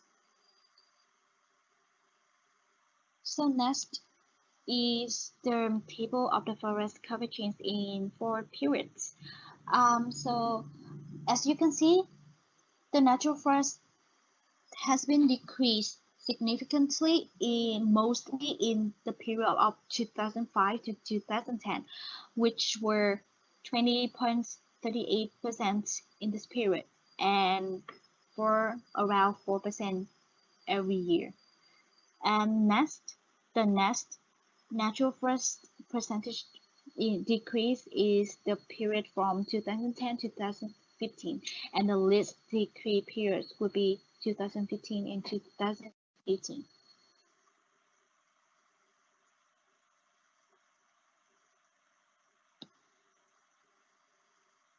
So now I would like to move to the discussion parts. So the population growth, both planned and spontaneous immigration. The secondly, the subtropical monsoon climate with favorable conditions for planting crops. Thirdly, there are many unclear decisions approved during the process of land use right certificate. And last, development of the economy, society, urbanization, including hydroelectricity infrastructure, and so on.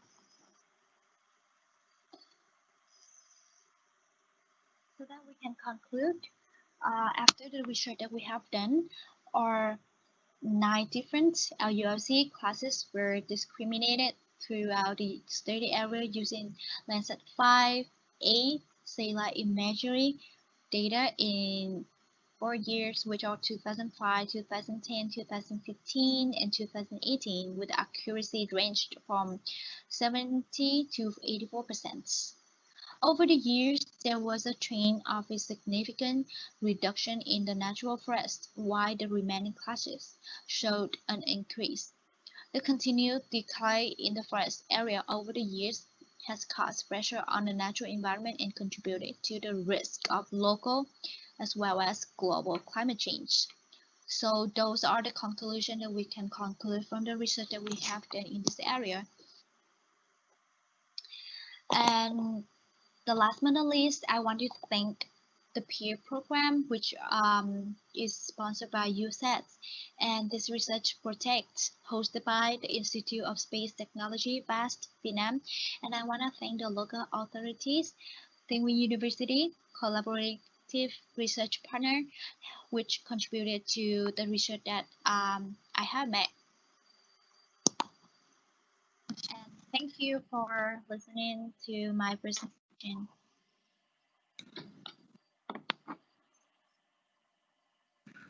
Okay, well, thank you very much, Associate Professor Hong.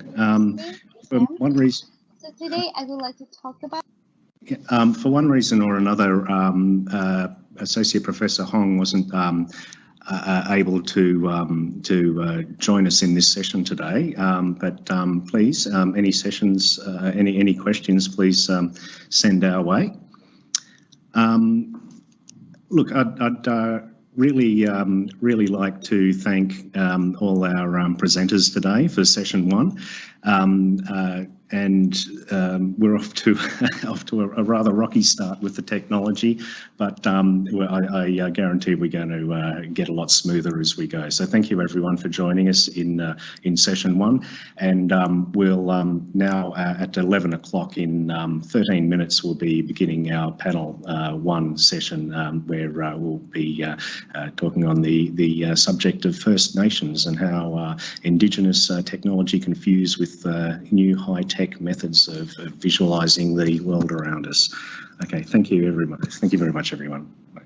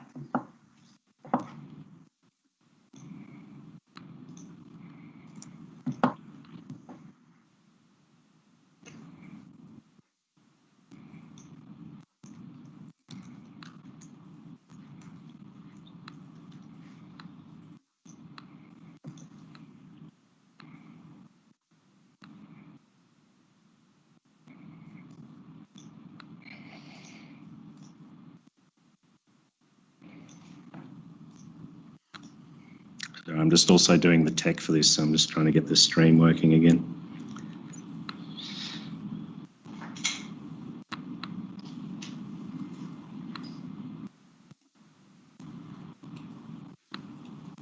There we go. All good, 4 minutes to spare.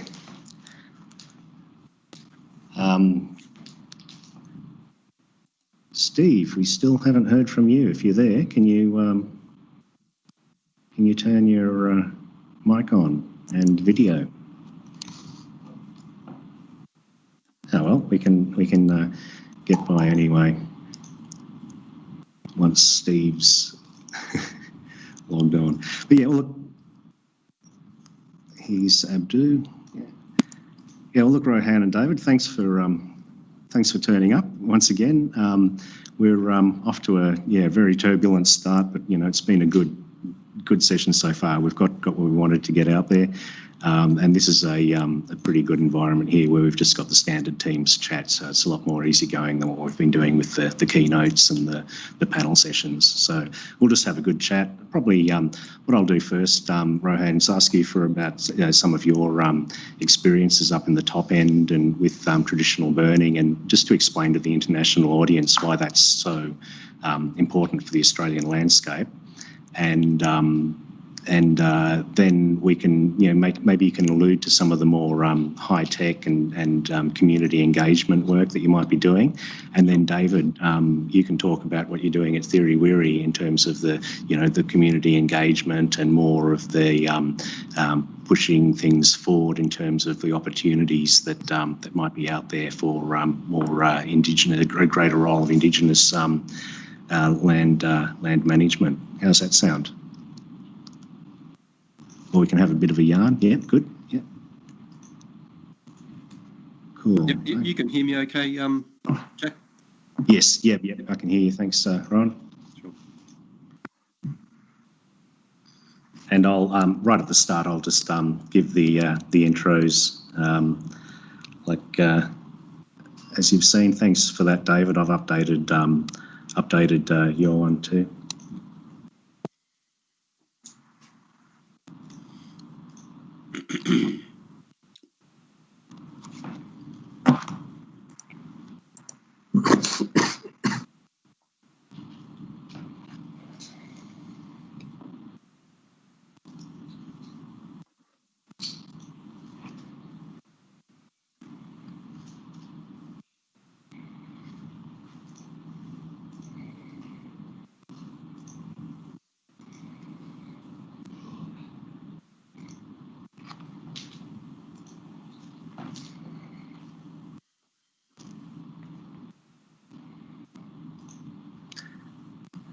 Yeah, that's probably better. Yeah.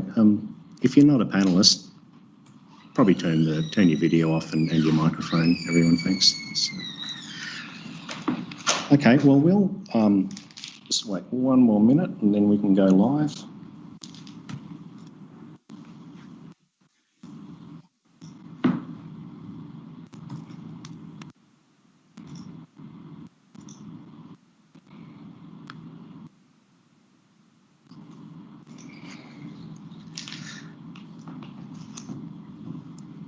Okay, hello everyone. My name's Dr. John Barton. I'd like to show my respects and acknowledge the Bedigal people who are the traditional custodians of the land and the elders past and present on which this meeting takes place, or at least my side of the meeting. We're joined by a group of experts from all across Australia, actually, between them. I think we've got a good coverage of the whole continent and beyond.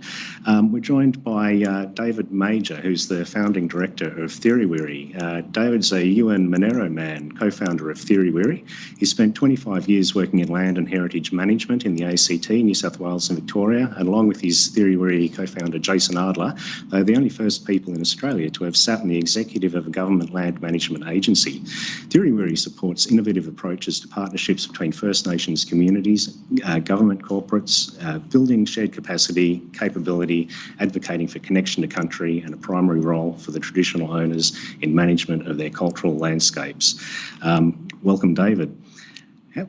And also we're joined by Rowan Fisher, Rowan's the lead satellite-derived fire information analyst for the North Australian Fire Information Service at the Darwin Centre for Bushfires Research, and the current PhD candidate at Charles Darwin University, satellite image, and he's a satellite image analyst for 27 years and subsequently for the Northern Territory Government.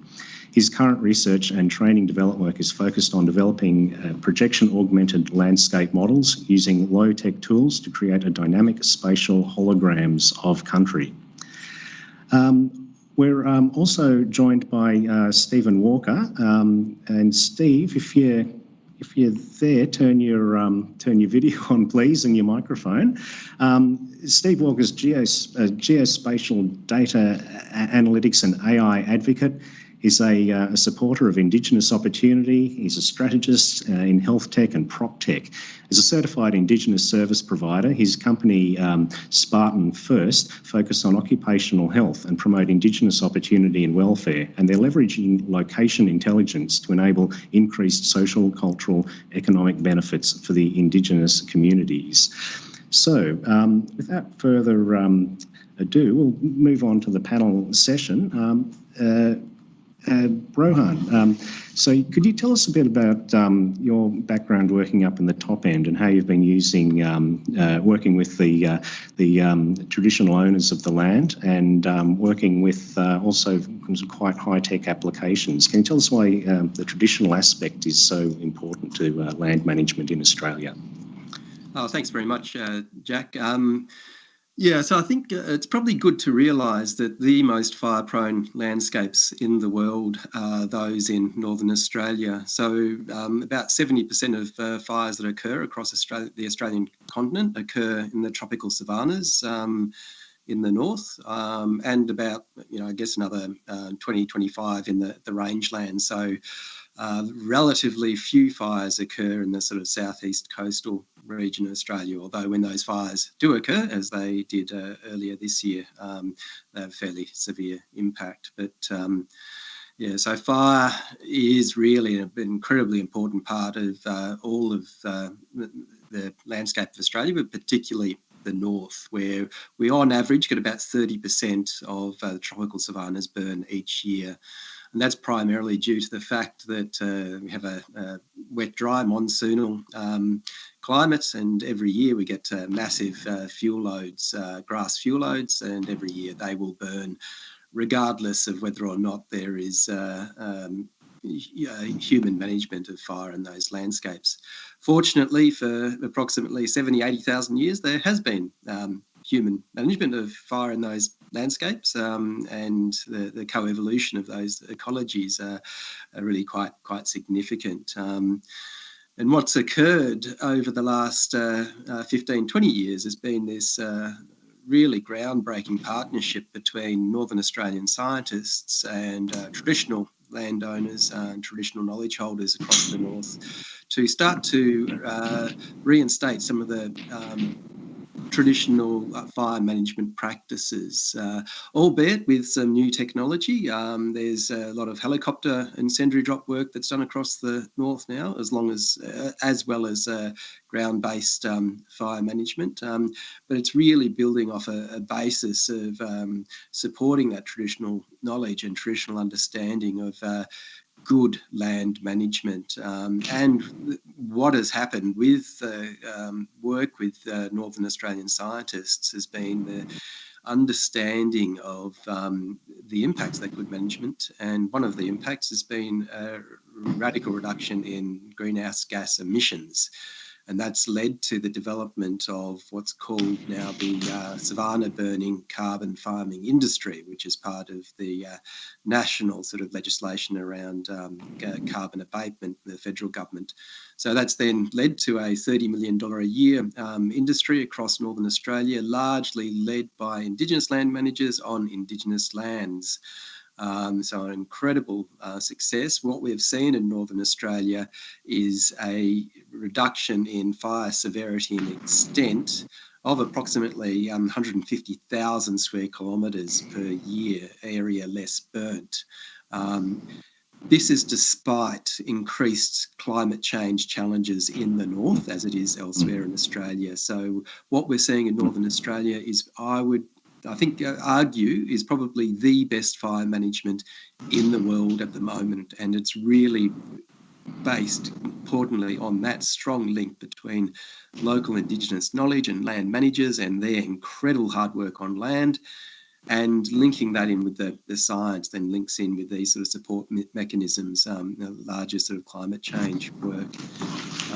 My role in all of this is relatively small, but supporting quite a significant piece of technology which assists that, which is, as you mentioned, Jack, the North Australia Fire Information website, where we provide burn area mapping on a weekly basis for all of Northern Territory, most of Queensland, and the vast majority of Western Australia. So that now covers, that burn area mapping covers 70% of Australia and provides updated hotspots about about half an hour to 2 hour interval.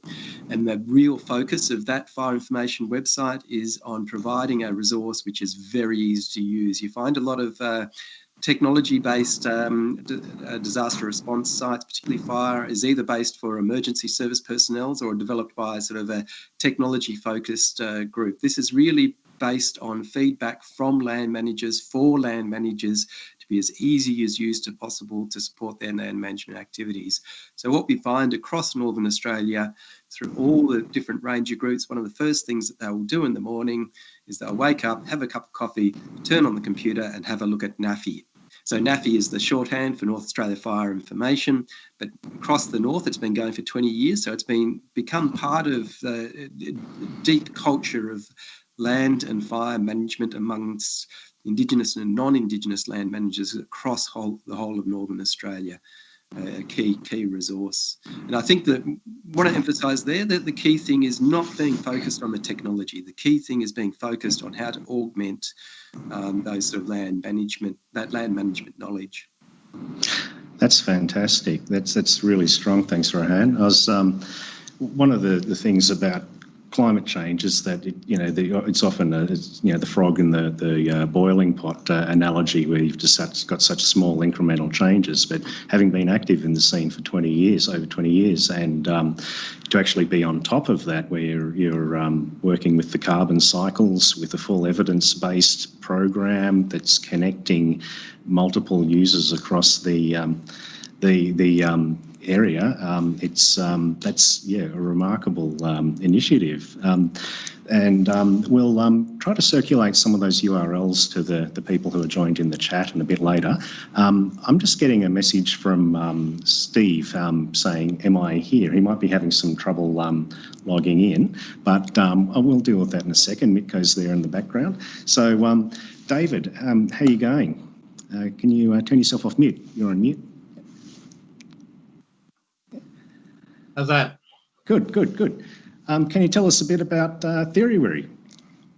Yeah, look, I've been lucky enough for 25 years to work in primarily public land management in southeastern Australia, and primarily in supporting partnerships between traditional owners and land managers in looking after country, whether that be through formal recognition or through joint management or through just partnerships in areas like fire or weed management or coastal erosion or all those sort of areas. So TheoryWary as a company is just an extension of that for me, in being able to do that with not only public land management organisations now, but also with private conservancy organisations, community landholders, and other government departments who are regulators or influences in the way policies get put in place around the management of country.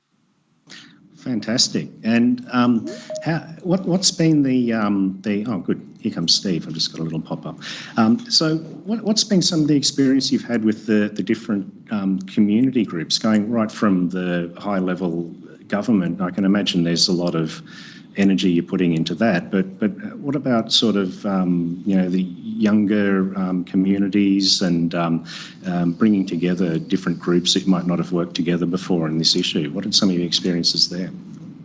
I reckon our communities, our elders and our young people have been wanting to be in this game for as long as I've been in the game myself. Yeah. It's just been government not really being ready to understand the difference between science and knowledge. Yeah. I think that's one of the strongest things for me. So I think getting people, getting land managers primarily to understand that knowledge and 60,000 years plus of knowledge and connection with country is a valuable resource in looking after country. And as the journey around recognition and rights and native title has shifted and lands being returned to traditional owners, whether it be through freehold ownership, through native title, or through joint management, through Indigenous land use agreements, that knowledge is being put at the front of the conversation, and that the people making the decisions are not just the land managers or the scientists, it's also the traditional knowledge holders. So just like Rowan said, I think the thing for me isn't techniques, it's knowledge, because our culture has always been an adaptive and evolving culture, and you use whatever the best techniques you have available to you at the time. Yeah. So, that's why I often rail against the word traditional being used in this conversation. People think it means old stuff from the past, Yeah. Where you don't be the oldest living culture without being able to adapt and change and use the best techniques in front of you. Yeah, sure. Also, how have you been using technology in that capacity? Is it what are some of the most useful technologies you've been dealing with? I think GIS is the thing I'm most excited about and have been for 20 years. Right from the start of that being used in land management, and it almost feels like technology is catching up with the way our old people saw country. Right. So that bird's eye view of country, which you see through our artwork across Australia and probably around the world, is its own form of GIS. So I think that our elders and our knowledge holders have taken really well to GIS and the way that you can map country. There are some challenges in that around tangible and intangible cultural values and how you can record intangible values using a point and polygon type system. But I think the technology is adapting to cope with that. Probably the two areas that we still need to keep working on is around data sovereignty. So who owns the information and how is it used? And then the challenge of GIS is an awesome tool, but it's quite IT heavy in that you've got to be able to have the hardware and the software at its most up-to-date level, and you've got to be using it all the time to be adept with it. And that's not something that our community organisations necessarily are able to equally take part in. Sure. So they're the things that, whilst I advocate for GIS, we need to make sure that we take everybody with us in the way that it's used and the way that it influences strategy and policy. Great, thanks. So Rohan, I see you're nodding your head there. What you've done with the web-based information stream's really good. That people, as you say, they get up, they have their cup of coffee, and then they're informed about what's going on around them. That's really important for I found generally the accessibility of these tools is improving, but still they're very much sort of expert things that you need to understand. How have you found it with the visualization side or engaging with the broader community using these tools? Oh, you're on mute. Yeah. The old muteroonie. For what David said, I mean, for me, the technology, those technology skills are transferable. They're relatively easy, and the science is doable. But the key that underpins all of this is the knowledge, and I think that's one thing that we've done well in the North, where the science has been there to augment and support the knowledge as opposed to the other way around, and the tech also. Yeah. And also, just to comment on what David said as well, I mean, a lot of my work over the last 20 years has really been trying to decentralise geospatial skills and capacity, because, that there is a learning curve to learn some of the GIS skills, but anyone can do it with patience and mentoring. But what you can't easily transfer is many generations of knowledge. So I think that's where there needs to be more work, is to sort of integrate the transference of some of these technical skills to those the people who actually hold the knowledge. Because that's where the true power is. In terms of data visualization, information visualization, I mean, there's something that you mentioned earlier around the work that I've been doing using the sort of 3D landscapes to try and help transfer geospatial knowledge understanding. And this is really trying to bring some of the fuel load accumulation information that comes from the North Australia Information website into a sort of a 3D interactive format, which enables people to really sort of visualise how fire might behave over the landscapes. So this is using what I call pretty blunt edge technology. It's essentially 3D printed landscapes, and I project over top of that simple fire simulations. But it creates a physical and tangible space on which local knowledge holders can once again sort of share their understanding of fire behaviour and sort of facilitate those conversations. And for me, that's what the technology it's all about. It's how you can use the tech to bring together people who really have that deep understanding of a country and the way that that landscape works. And there's some neat things that we can do to support that now. For me, the key is not be obsessed by the tech. It's just how the tech can really underpin that local knowledge.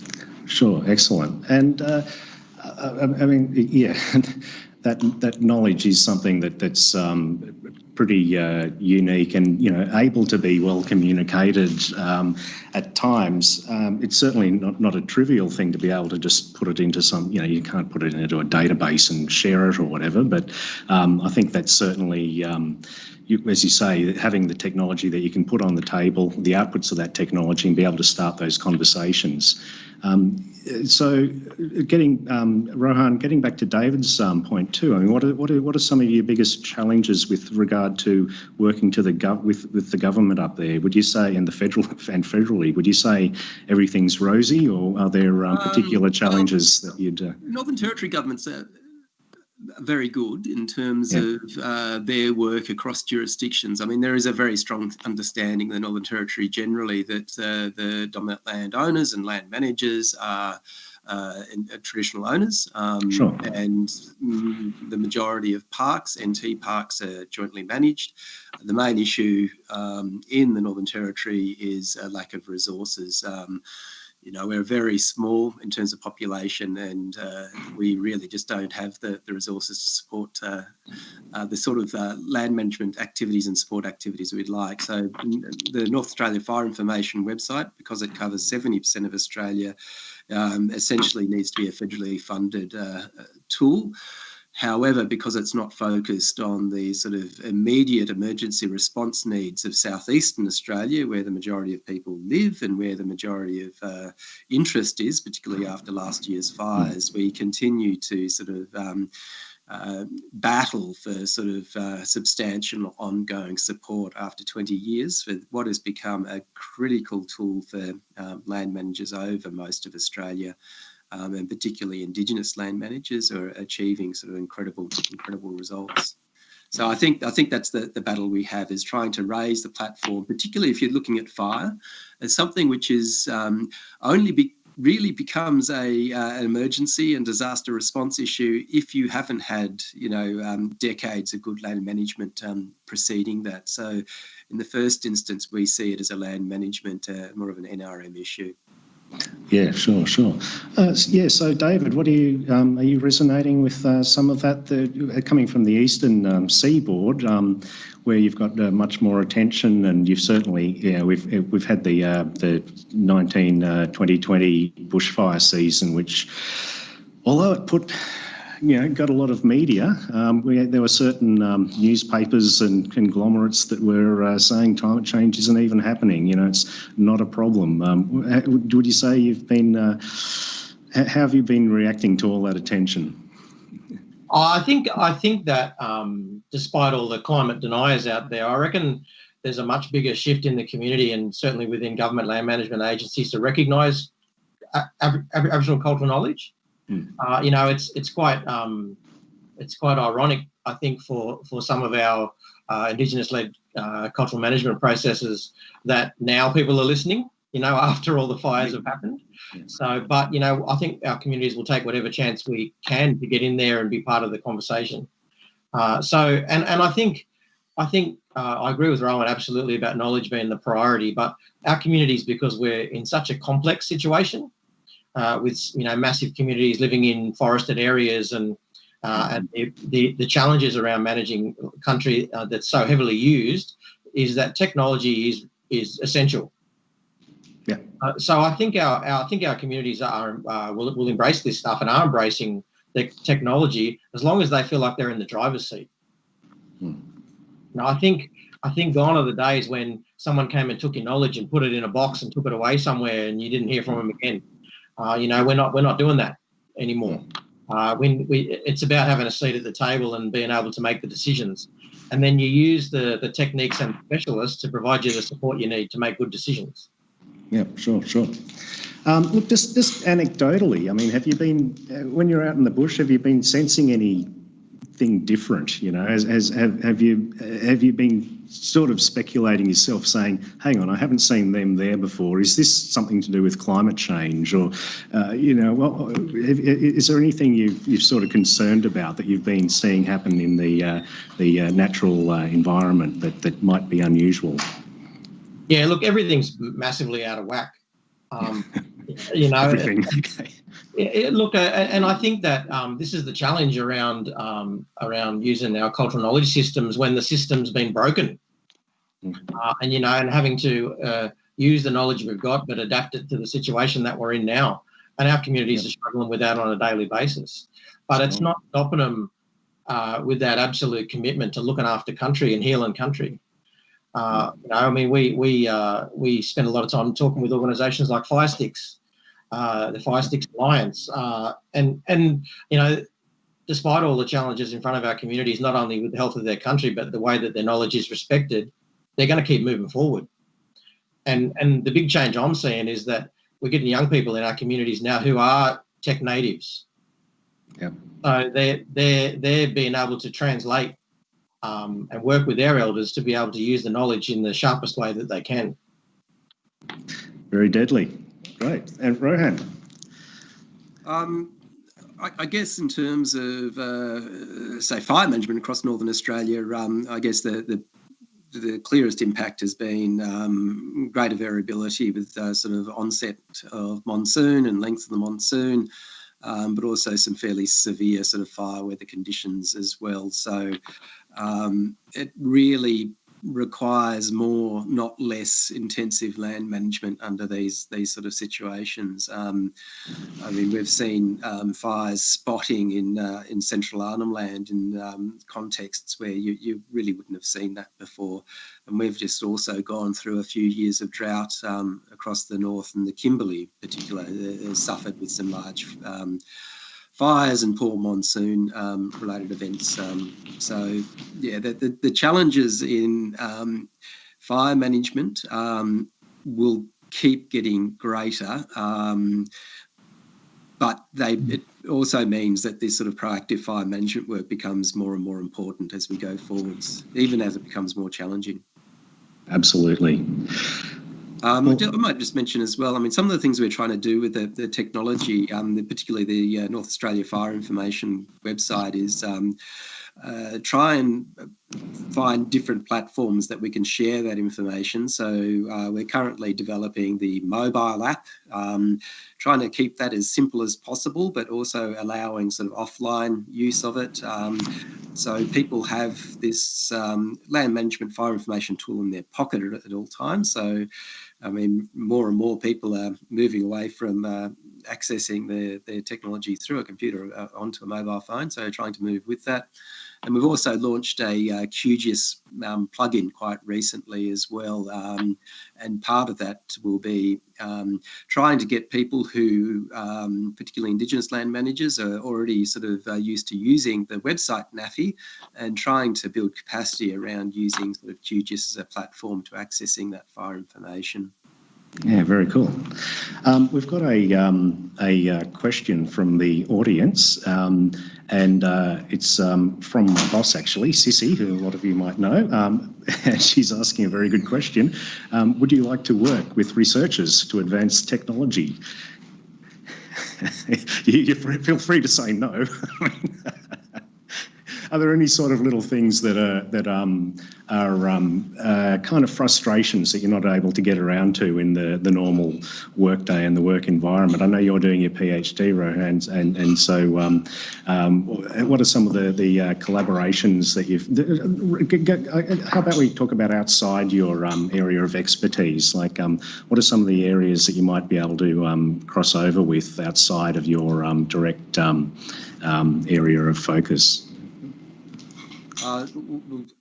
With our work, I think what we're trying to do is how we can take the information that we have developed, the 20 years worth of fire history, and working with researchers to understand particularly some of the ecological implications of different fire regimes across Northern Australia, how we can then produce ecological metrics based on these fire data, which then go into a really easily understandable format for fire managers. So I might just, segueing off this, mention another tool that we've got. It's called SMERF, the Savannah Metrics Evaluation Research Framework. It's a bit long-winded, but if anyone goes to Google and types in SMERF dashboard, they will come up with a sort of a fire information portal, which is using the 20 years plus of information from NAFI to then produce a whole range of fire information metrics. So this is directly derived from the research, but is also in a form that land managers, Indigenous and non-Indigenous, can really easily sort of understand to get a bit of a snapshot on where they're going on their on-country fire management. So yes, we do already work extensively with researchers, but that is also really very much driven by the requests from land managers on the ground, what they want to see. So very applied focus.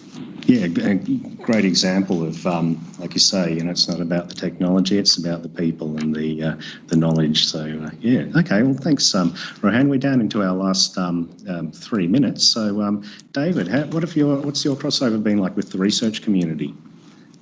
Yeah, look, I think there's some opportunities for some good work in this space, but I think the space that we're moving into is trying to find a middle ground. And I think one of the most successful tools that I used during my time at Parks Victoria, in a landscape that's got everything from snow to desert to coast and massive issues around fire and water, is that what we tried to arm our land managers with down there is the ability to use a GIS-fronted access database, for the want of another term, to be able to identify who are the right people to talk to when you're in different parts of country. So the technology doesn't have to hold the knowledge. The technology can just point you to who has the knowledge. In this area, there are sensitivities. Talk to this mob. In this area, you have to be careful of this. Speak to this person. And our communities are feeling much more comfortable with that, because that's sort of like a halfway point to get everyone used to working closely with each other, because it's about relationships and trust and respect in this space. That's the most important thing. I don't think we can take the technology past where people are up to. Yeah, sure. And also, I mean, really, when you think about it, with the technology we've never had it in our history of humanity. Where it's at now, where we can just communicate globally and in an instant. It's pretty exciting as to how we will be able to use it, I think, in the future. But I used to do a lot of work at national parks doing very similar things, where we'd have as you say, the points and lines and things, but also say, this hatched area is talk to that person, and it's a good way for directing. We don't lose the protocols of cultural knowledge. Yeah. I think that's really important. Hey, look, I think, Steve, are you online? I got a message saying that you're here. Good. Yes, okay. I am here. Sorry for coming in late. Teams was telling me that I was on, but I obviously wasn't, so I switched to the web version. I just want to make a couple of points about things that David and Rohan were talking. I think, geospatial is now becoming a little bit more democratised and for everyday use, and especially the young crowd that are coming through who use their mobile phones and other technologies, which is a benefit. The second point is that the use of that technology is not the panacea, right? it can help visualize, but what we should be doing is modeling with that technology rather than looking to the past, looking to the future, and then aligning that with the cultural knowledge, right? Now, that sounds like it's an easy thing to do, but not necessarily. But then once we've got that, then we can go to government. Government are very, very poor at dealing with things that might happen, right? They're very good at it's like the old saying about economists. They have a 50% accuracy in predicting the past, right?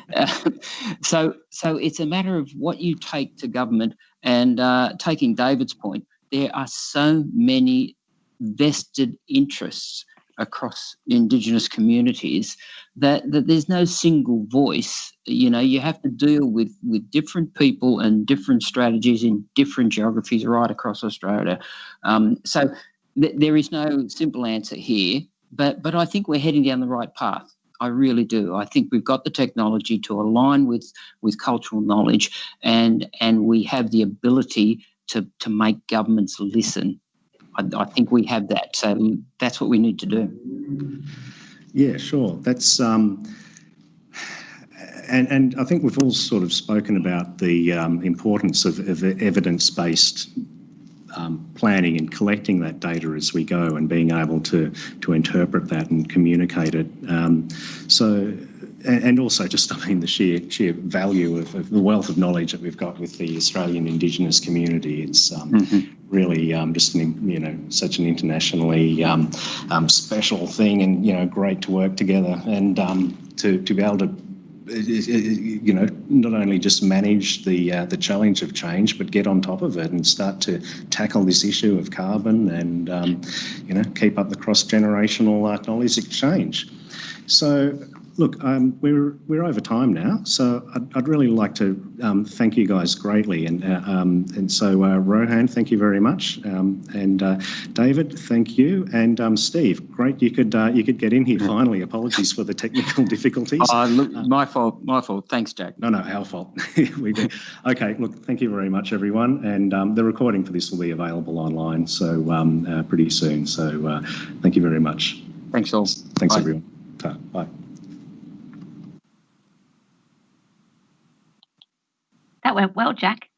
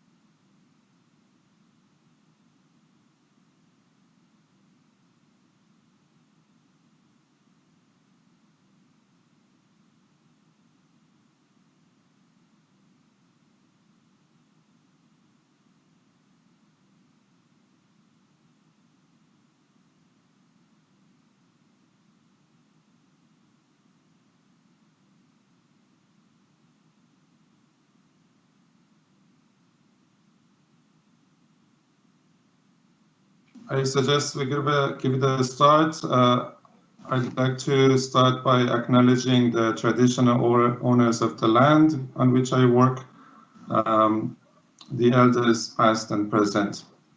Welcome everyone to session 2 of Gi4DM conference this year. The theme of the session is applications.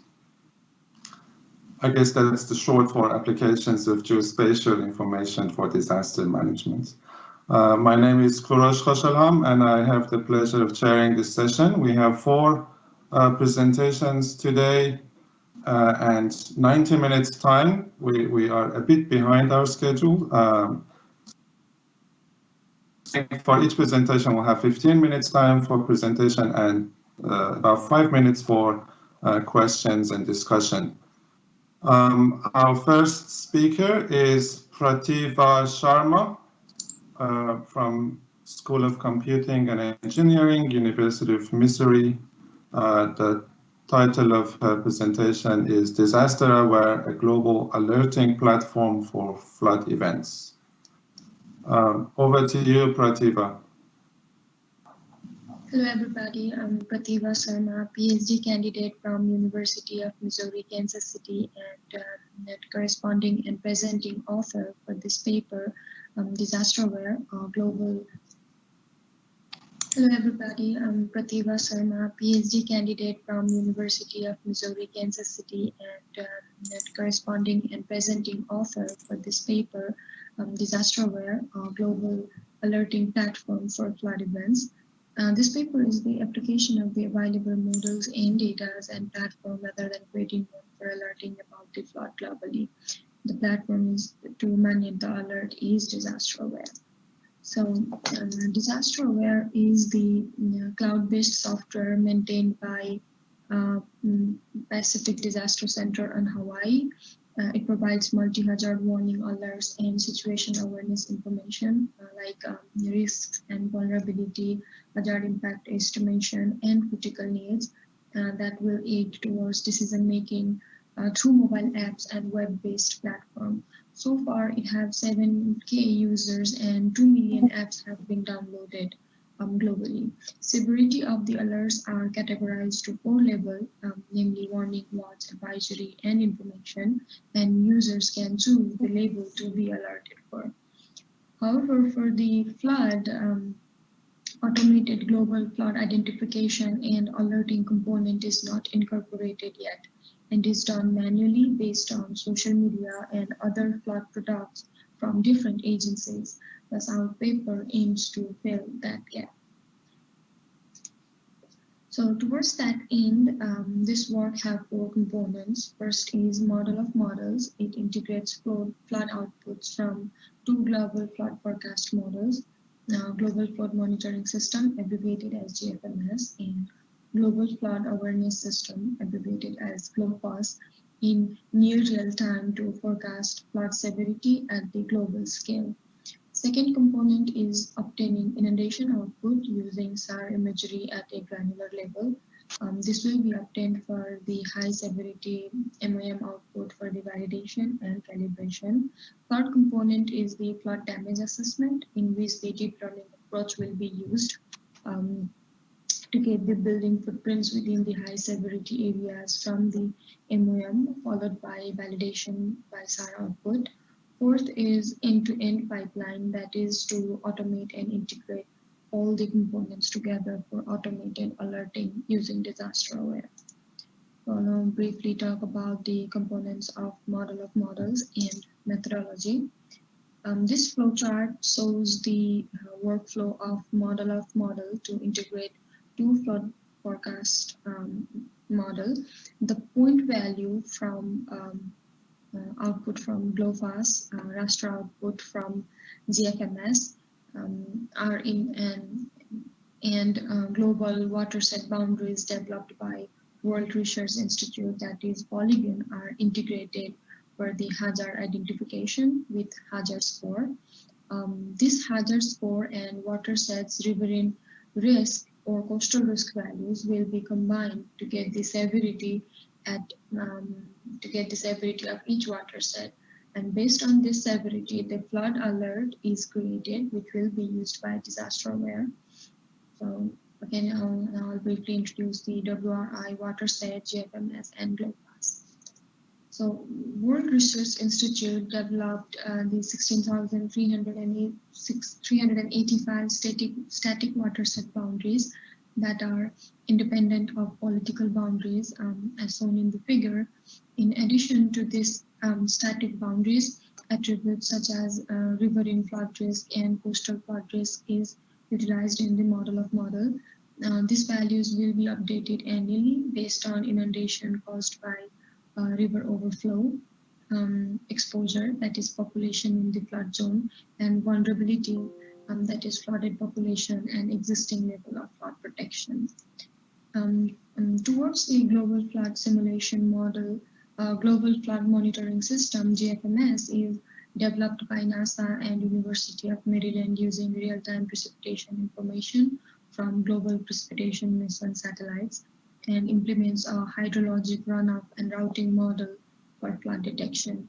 It is functional in quasi-global range at 1/8 degree or 12 kilometers spatial resolution and updated every 3 hours.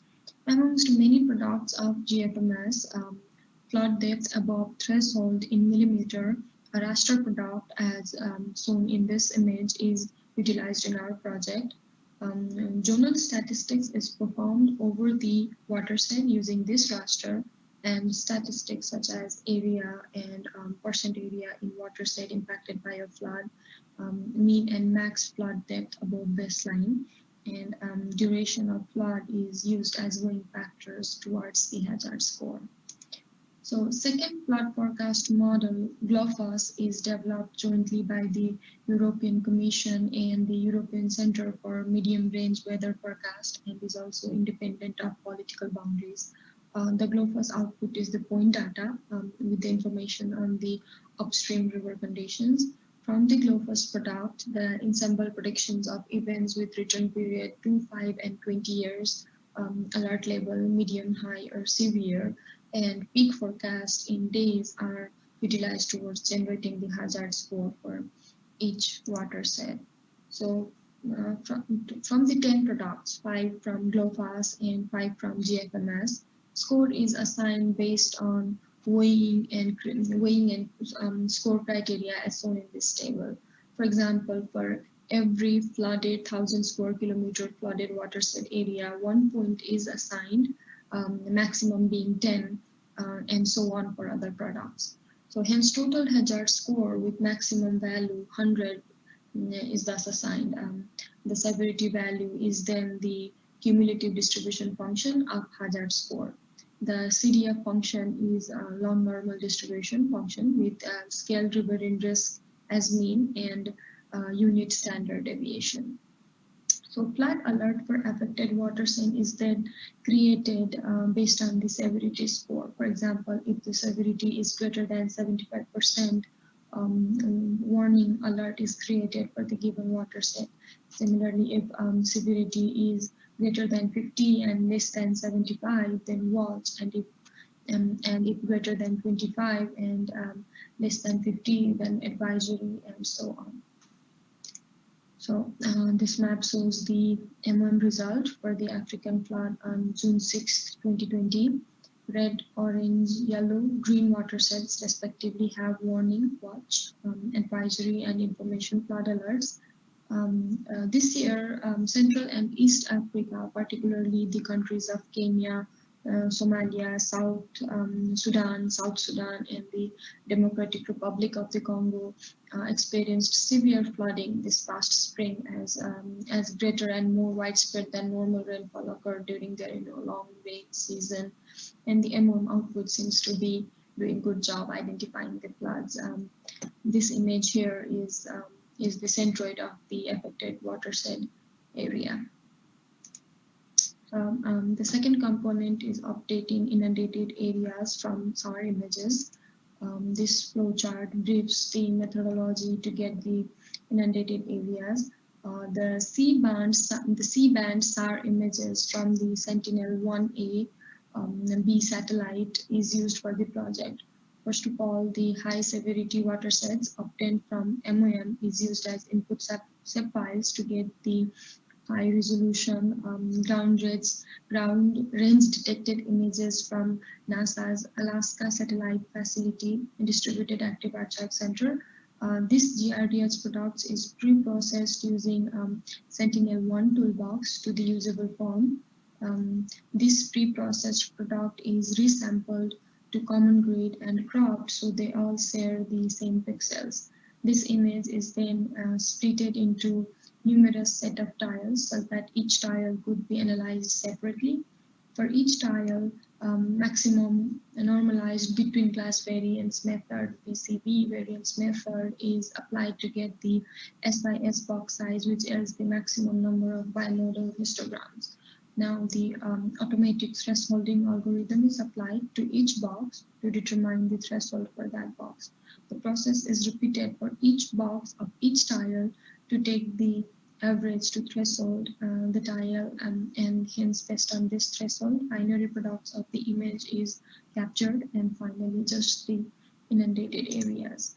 This is the inundation output from the SAR images targeting the Vadodara, India as a case study for the date July 7th and July 2020. The upper images are the pre-processed and resampled to common common grid GRDH products, and these images below are the final binary products showing the water only. If closely seen, the change in the inundation can be noticed in the latter date in these circled areas. So the third component of the project is using deep learning approach for the damage assessment. Towards this component, the job that is accomplished so far is extraction of building footprint using deep learning approach, using remote sensing images. In this case study, we have used the Google Earth image. First of all, the image undergoes a regional feature aggregation method, that is region of interest align, ROI align method, as proposed in MASK RCNN. It uses bounding boxes to extract partial features within the bounding box. The extracted features will be used to classify if it is a building or background. The first convolutional layer each ROI align passes is VGG16 network. Herein the image size is reduced to 1/32 of the original size. The second convolutional layer draws a binary mask that can find the building accurately. The classify layer is the full connection network, FCM, that classify if it is a building or background. Lastly, the classification and the binary masks are combined to get the building footprint. So this is the same image as shown before for the Johor, Somalia. With the inundated extent and depth information from the SAR output, we aim to estimate the number of buildings affected using this building footprint and possibly the damage extent, towards the situational awareness. So this work is still ongoing, and the future works for us are to calibrate the flood forecasted output and severity score from MOM using other global products such as DFO products, Dartmouth Flood Observatory products, DFO, and PDC manual hazards, global flood detection system output, and some regional models such as rapid infrastructure flood tool developed by Pacific Northwest National Laboratory. These all will be utilized for finding the events missed by MOM and update the severity. So towards the Earth observation and damage assessment, flood depth data will be accessed in addition to the SAR flood extent, and finally, that depth and flood extent will be utilized for the flood damage assessment. So, and finally, all the components will be integrated and automated, and the whole process to generate alert based on severity score and generate the situational awareness information as much possible for disaster aware to integrate and evaluate. So that was my last slide, and I would like to thank all of you for your time and patience. And any questions? Thank you, Prativa, for the very interesting presentation.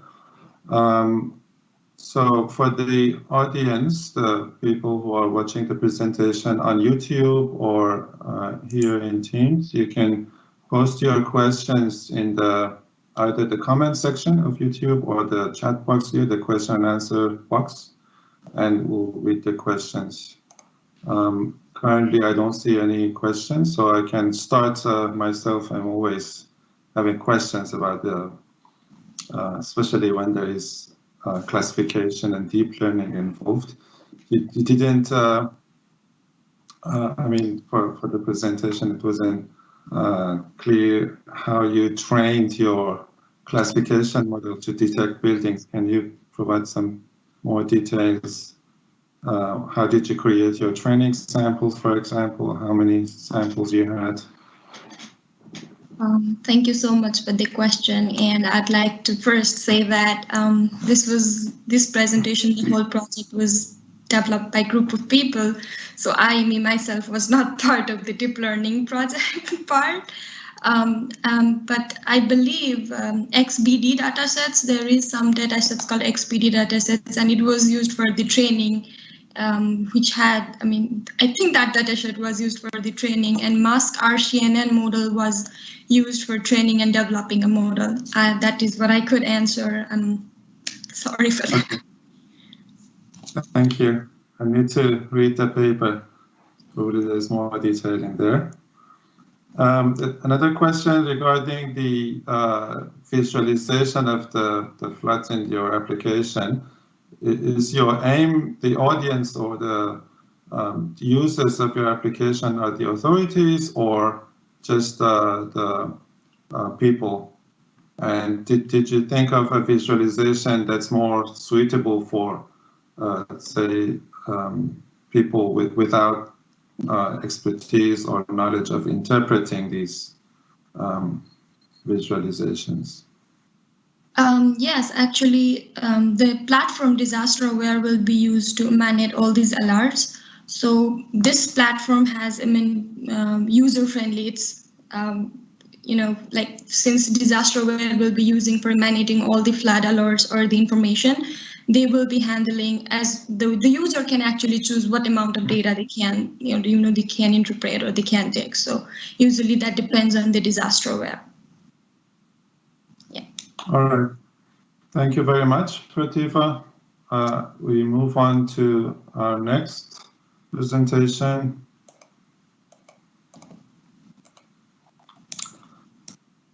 Which is given by Chine Sun. Chine, do you mind turning on your camera so we can see you? Hello. Hi.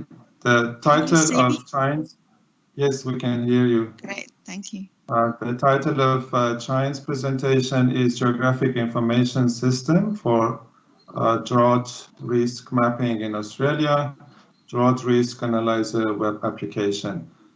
Chine Sun is affiliated with the RMIT University in Australia. So over to you, Chine. Right, so I have the pre-record, so who is going to? Mitko is going to play it. All right, thank you. Yes, the pre-recordings will start. Hello, everyone. Welcome to my talk on Geographic Information System for Drought Risk Mapping in Australia, Drought Risk Analyzer web app. My name is Chen Song. I'm presenting this project on behalf of the other project member, including Sulin Choi, Professor Yuri Khrushchev, Jiwen Choi, and Isabella Eckinghead. This project goal is to design a national-scale WebGIS application for drought risk assessment, which can be used by the stakeholders, decision makers, and the general public. The project focused on calculating a drought risk index.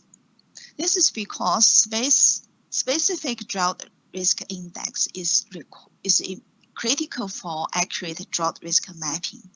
In addition, when assessing agriculture drought risk on local government scale, it is important to develop a drought risk index specific to the area of investigation to ensure that results are meaningful and actionable.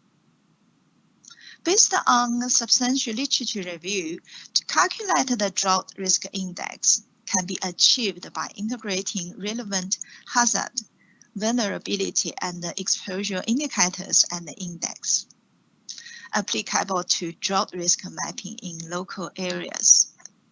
To achieve that, this project including the following objectives. First, to identify and conceptualize the drought risk indicators and the key components. Second, to connect spatial datasets for drought risk indicators and build a drought risk index database for different levels of indicators and indices. Third, to calculate a drought risk index in GIS for Australia local government areas. The fourth objective is to design a web-based GIS application for drought risk analyzer. And finally, to disseminate the drought risk indicators and the index with functions in web portal using interactive dashboard and maps. This project mainly focused on introducing the two stages of the technical process.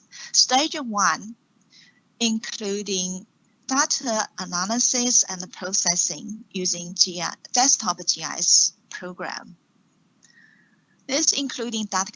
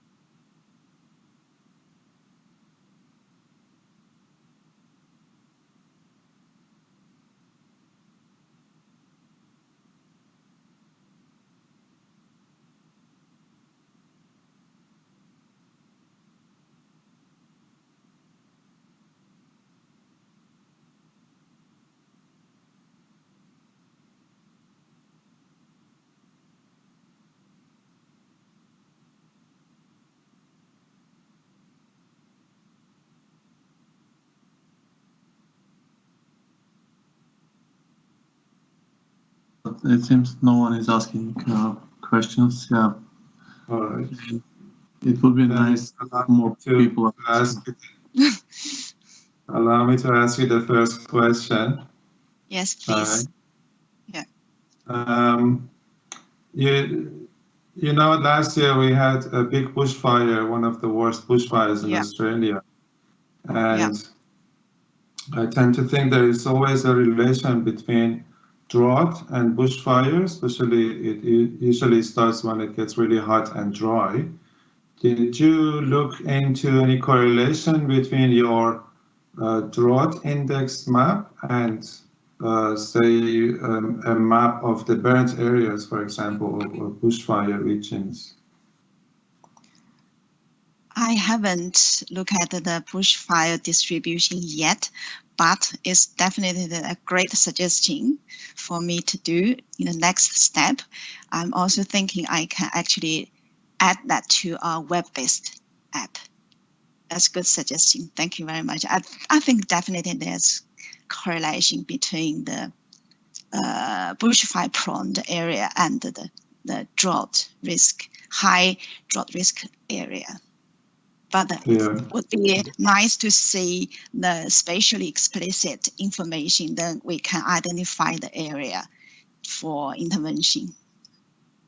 Yeah, I think it's an interesting area to explore, especially because there are live maps of bushfire burnt areas that are, especially in the bushfire season, they make these live maps from satellite images, and it's quite up to date. I think also quite reliable. So it would be nice to see how your maps can be integrated with those, or at least show some correlation, because eventually I'm guessing one of the applications of your drought index would be as a warning system. If you say that there is a high drought index, that could be maybe a precursor for bushfire. Yep, definitely. So yeah, thanks for the suggestion. I definitely will investigate it further. I should add it to my future work on the slide.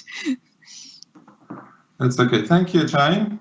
Thank you. I think it's time to move on to our third presentation. I don't see the presenter in the list of participants in my Teams screen, but I think the video has been pre-recorded. Is that correct? Is Jing presenting? All right, then I guess we can start with the presentation and hope for one of the authors to join us later to answer the questions. Okay, so let me introduce the next presentation is identifying users' requirements of geographic information for disaster risk management in the Dominican Republic. From the Public Governance Institute at Leuven, Belgium. In the next presentation, I'm going to share some insight on how and what needs to be prepared beforehand from the user perspective in terms of geographic information, technology, policy, standard, and human resources to effectively enable spatially informed decision-making for disaster risk management in the Dominican Republic. This presentation is based on our research article identifying user requirement of geographic information for disaster risk management in the Dominican Republic. This research team is also include Dr. Santiago Munoz, Vladimir Guzman Javier, and Professor Yup Cronford. This is our outline. At first, I briefly introduce the Dominican Republic context, our motivation, the research objectives, and research question. I briefly introduce our methodology that we conduct, and the resource and discussions, and we finally conclude with our conclusion, proposing a set of user requirements of geographic information to meet the needs of disaster risk management in the Dominican Republic. Dominican Republic is located in the Caribbean region. According to the World Bank, the Dominican Republic is one of the fastest growing economies in the Latin America in the last 25 years. Tourism, construction, mining, and services are the most critical sector for the Dominican Republic economy. However, Dominican Republic is a typical example of the small island developing state who are highly prone to disastrous phenomena. Dominican Republic has developed strong legal framework to promote and regulate the involvement of key parties in the disaster risk reduction activities. The National System of Disaster Prevention, Mitigation and Response, the National Risk Management Plan, and the National Emergency Management Plan, along with the National Integrated Information System and the National Fund for Prevention, Mitigation and Response, are among the main organizations in charge of the coordination and execution of disaster risk actions in the Dominican Republic. When disaster occurs, different stakeholders from different organizations take part in disaster risk reduction and response efforts. This will lead to a huge demand of geographic information and services in order to enable informed decision making. In this way, that's why we aim to understand what and how to be prepared beforehand to meet and to react quickly to the demands of geospatial technology for disaster risk management activities. In our research, we aim to identify user requirements of geographic information and services for disaster risk management in the Dominican Republic. In this way, we aim to address two main research questions. Who are the key users and what are the minimum requirements for disaster risk management operations in the Dominican Republic? In our methodology, we follow a four-stage user requirement analysis method. At first, we interview five senior professionals from disaster response agency and academia. Based on the insight from this interview, we designed a questionnaire with 30 questions divided in 5 sessions, including user background, geographic information, technology, policy and standard, and human resources. We launched a national online survey from February to March 2020, where 130 people participate and respond to our survey. The responses from the survey were codified and indexed for different tasks they performed. In this section, I present the results of our survey. Most of the people who participate in our survey were from the government and private sector, followed by the academia and NGOs. They were geomatics specialists and geoscience professionals.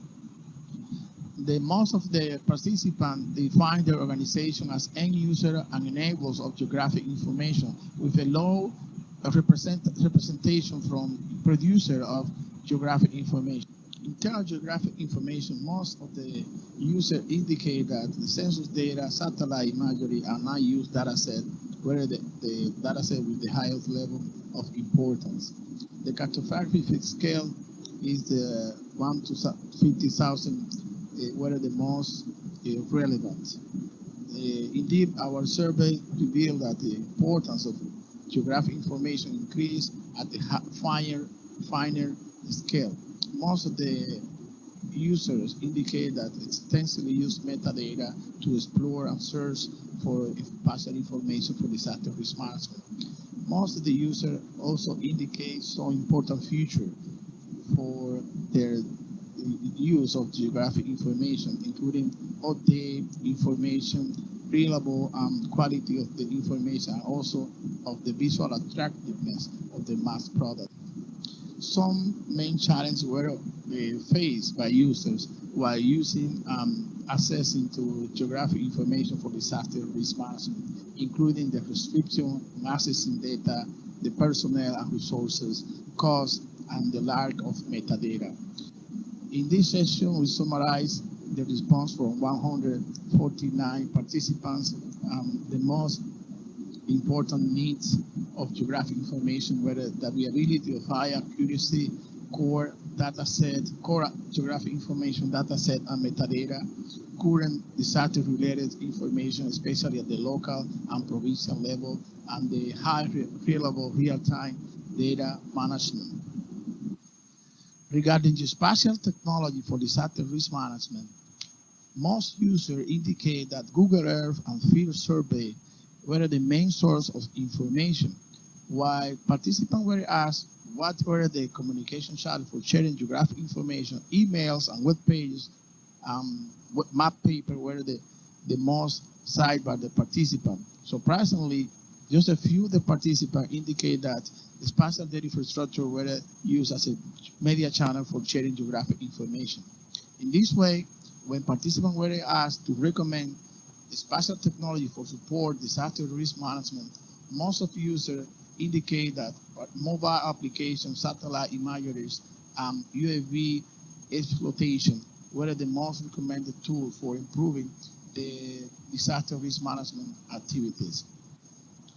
When participants were asked what were the most difficult challenges they faced while using geospatial technology for integrating geographical information, most users indicate that issues related to interoperability issues were the most important, including incomplete and inaccuracy data, lack of metadata, inappropriate temporal and spatial scale, including training, skill, and ability.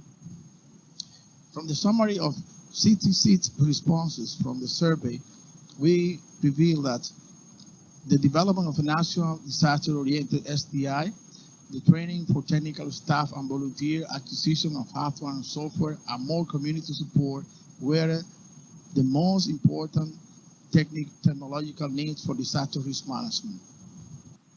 Regarding policy and standards needs, most participants indicate that there is not a policy in place to promote or rule the sharing of information between stakeholders for disaster risk management. When participants were asked about restrictions for sharing geographic information, most participants said that restricted data license, confidentiality, and intellectual property rights and lack of software and hardware were among the most important challenges.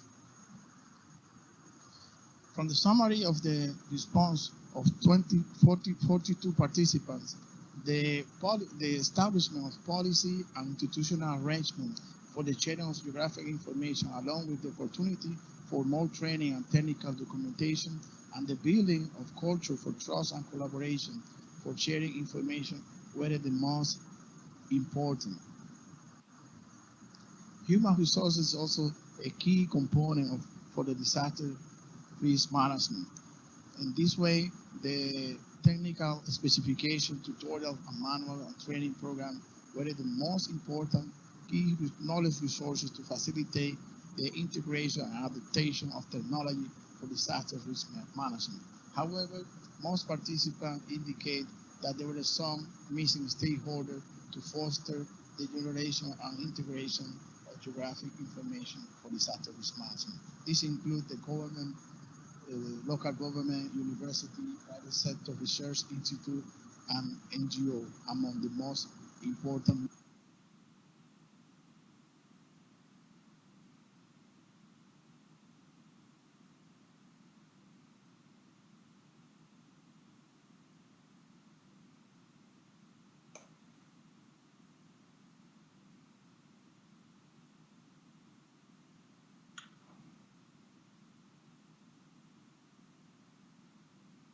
The video on my screen stopped. Jing, are you having difficulty with the video? Let us do it again. Human resources also.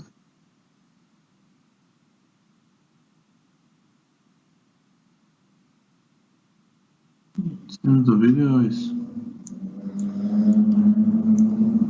not recorded till the end.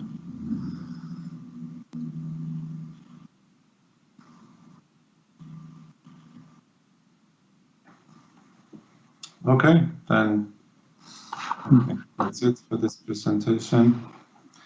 And unfortunately, I don't think we have the presenter here with us in Teams. Yep, so if you have any questions, then I guess first read the paper, which is on the ISPRS archives or annals. It's online, it's open access, and you'll probably find the email address of the authors and you can get in touch with them. Is our next presenter here, our last presentation, Jung Hong Hong or Yi Tin Shi. I don't see them in the list of participants. Is any of the people here having any questions about the previous presentation?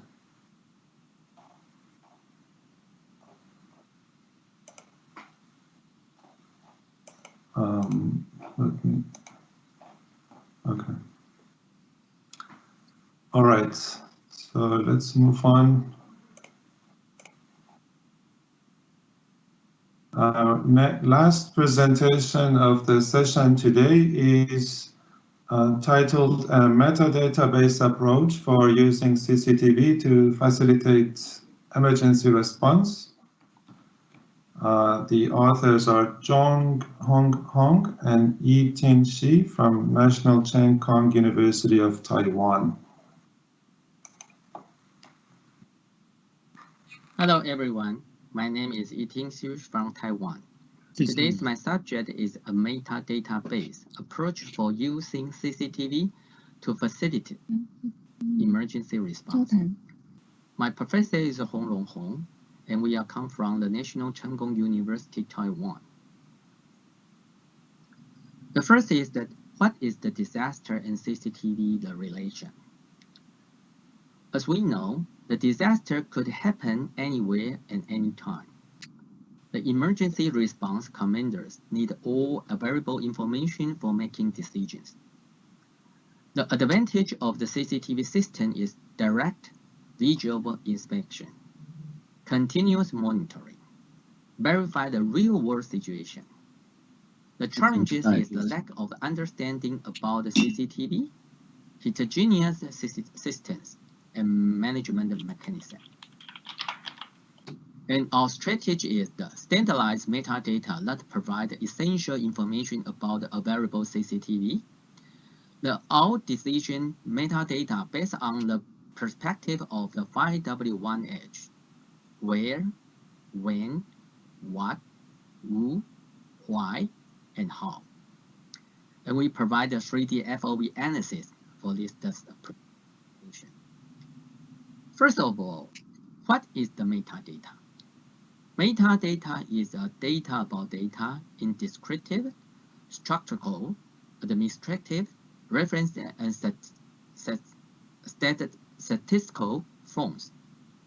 By following the fundamental standards of ISO 19115 from ISO TC 211, a framework to describe geography and associated service.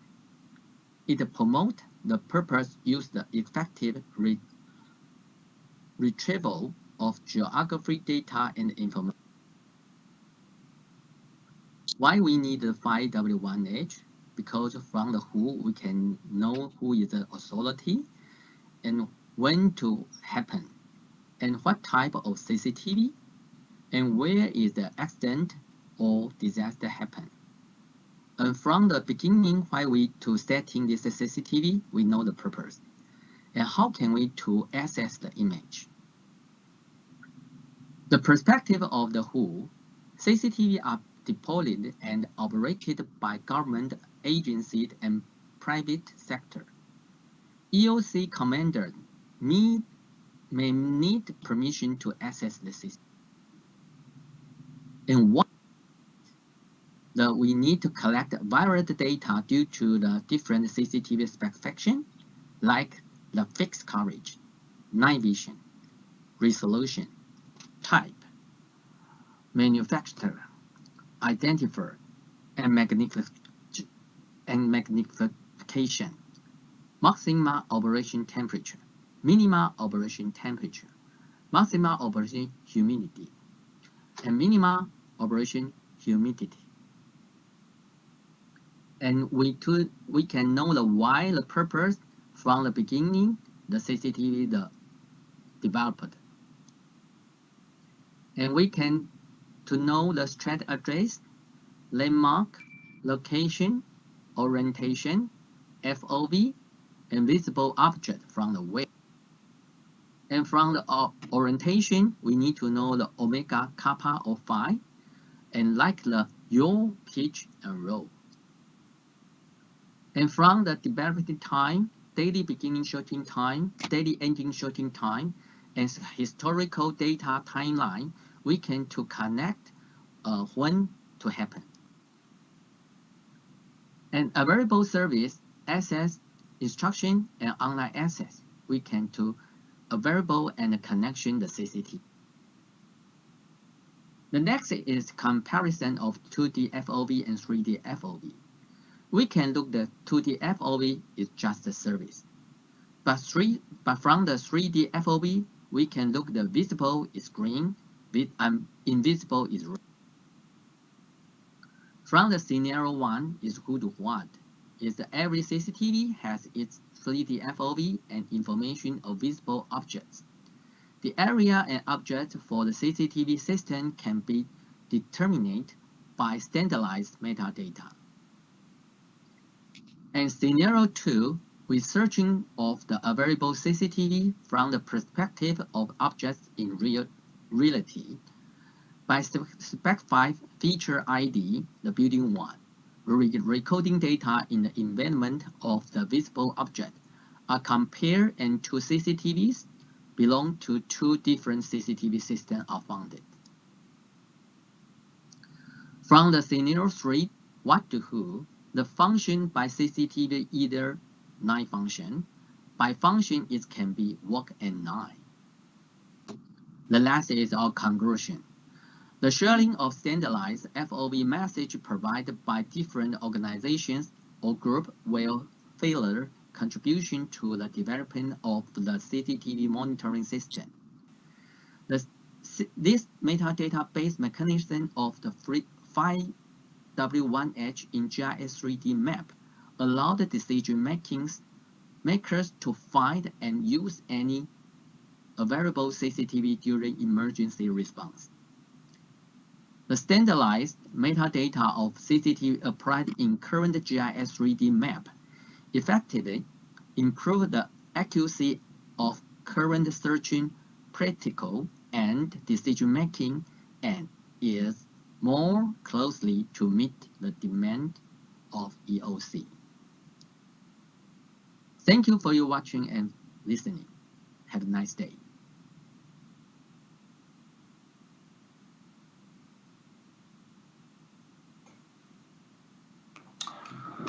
Okay, thank you very much. I also don't see the speaker, the presenter of the last presentation in the list of participants, which means we can't have questions. We don't have anyone to answer the questions. Cici made a good point that some of the speakers are in different countries and it's nighttime in their time. I think the last presentation was from Taiwan, so for them it's probably still should be daytime, I guess. But okay, so this paper is also available online on the ISPRS website. So if you have any questions, you can read the paper, and you'll probably find the contact email of the authors also in the paper. I think with this, we come to the conclusion of this session. Is there any comments from the people here with me on Teams? Any questions, any issues?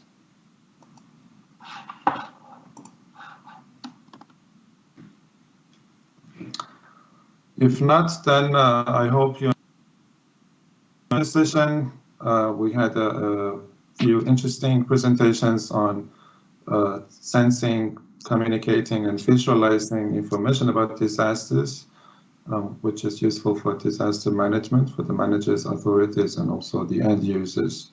So I hope the presentations were useful and added to the current state of knowledge on disaster management. So with this, I would like to conclude this session. Thank you very much for joining. Thank you, Korosh, for chairing this session. We'll have probably a break now of 20 minutes until the next session starts.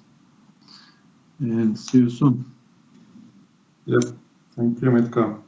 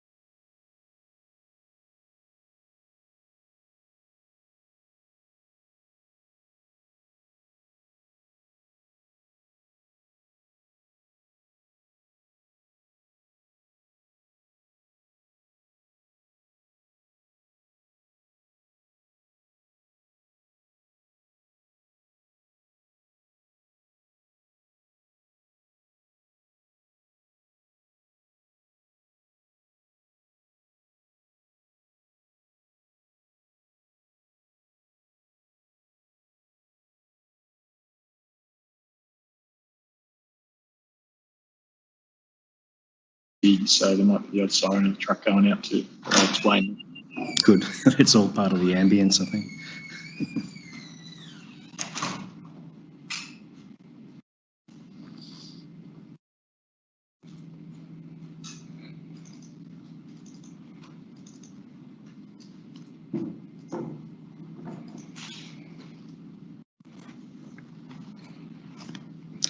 Well, yeah, look, I might as well kick it off right now. We're right on 1:30.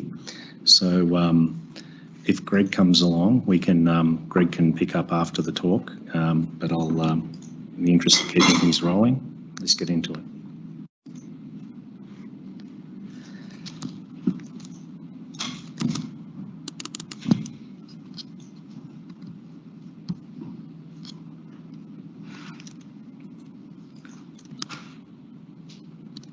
Hello, everyone. My name's Jack Barton.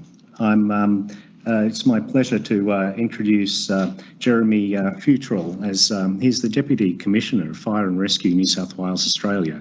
Jeremy's a Deputy Commissioner with Fire and Rescue with responsibility for all operational activity and community safety work. Through 2019-2020 bushfire season, Jeremy played a critical role leading the response to this disaster. He's focused on preparing Fire and Rescue New South Wales for future operational changes with an interest in new and innovative technologies such as artificial intelligence to help prevent fires from impacting the community, assist fire and rescue operators and improve firefighter safety. Jeremy holds a Bachelor of Natural Resources from the University of New England and an MBA from Deakin University. He's a graduate of the Institute of Fire Engineers and was president of the IFE's Australia branch from 2015 to 2018 and leader of the institution's International General Assembly from 2017 to 2018. Jeremy, it's our pleasure to welcome you. Thanks very much, Jack, and great honour and opportunity to be able to present today. So thank you to conference organisers. And I know since the conference was planned, we had to make the switch to COVID and all things remote. So well done for pulling it off and still enabling everyone to have this opportunity to share their ideas and have the discussions and debate. So I do appreciate being with you. I'll just share my screen to bring up the presentation for you, and we'll get underway. So hopefully my screen is showing now, Jack? Yes. Yep. All right. So thanks for the intro and gave you a little bit of an insight into my role. Certainly in the presentation today, I'll be talking about fire and rescue. I'm very passionate and proud firefighter. I'm in fortunate opportunity now to be one of the senior leaders in the organisation in a position to be able to shape what we do and the way that we serve the community. But I want to demonstrate to you the complexity and the variety in our work, but also show you how a lot of what we rely on, particularly for some of our key operational decision making, is really underpinned by geospatial data. So as technologies increased, fire and rescue has integrated a lot of that into our operating procedures and processes, and we're therefore obviously completely reliant and need to have the spatial data well embedded into our systems. I know you did a welcome to country at the start of the morning, but I'm coming to you from Gadigal land in the city, so I'd like to pay my respects to the elders past and present from Gadigal country, and acknowledge any of Aboriginal and Torres Strait Islander people joining us. I'd also like to particularly acknowledge our Aboriginal and Torres Strait Islander firefighters and the significant contribution that they bring to our organisation and how much they enrich us and better connect us with communities all across New South Wales. So a quick snapshot of Fire and Rescue New South Wales. You'll know us from our fire trucks. You will see those around the state. We're a very large urban fire and rescue agency. We're one of the 4 biggest ones worldwide. In our organisation, we have 335 fire stations across the state in metropolitan and regional areas. In New South Wales, most towns of the size of 2,000 people or more will have one of our fire stations. And across that network of fire stations, we have close to 7,000 firefighters, which is a mixture of full-time permanent firefighters and on-call firefighters, particularly in those regional and remote areas.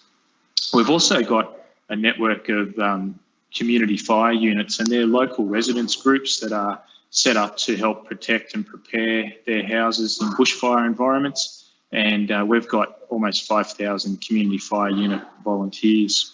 We have 2 000 communication centres. So if anyone in New South Wales calls 000 and asks for fire, they come through to one of our centres, and our centres take all those fire related calls for both Fire and Rescue New South Wales and our sister agency, the New South Wales Rural Fire Service.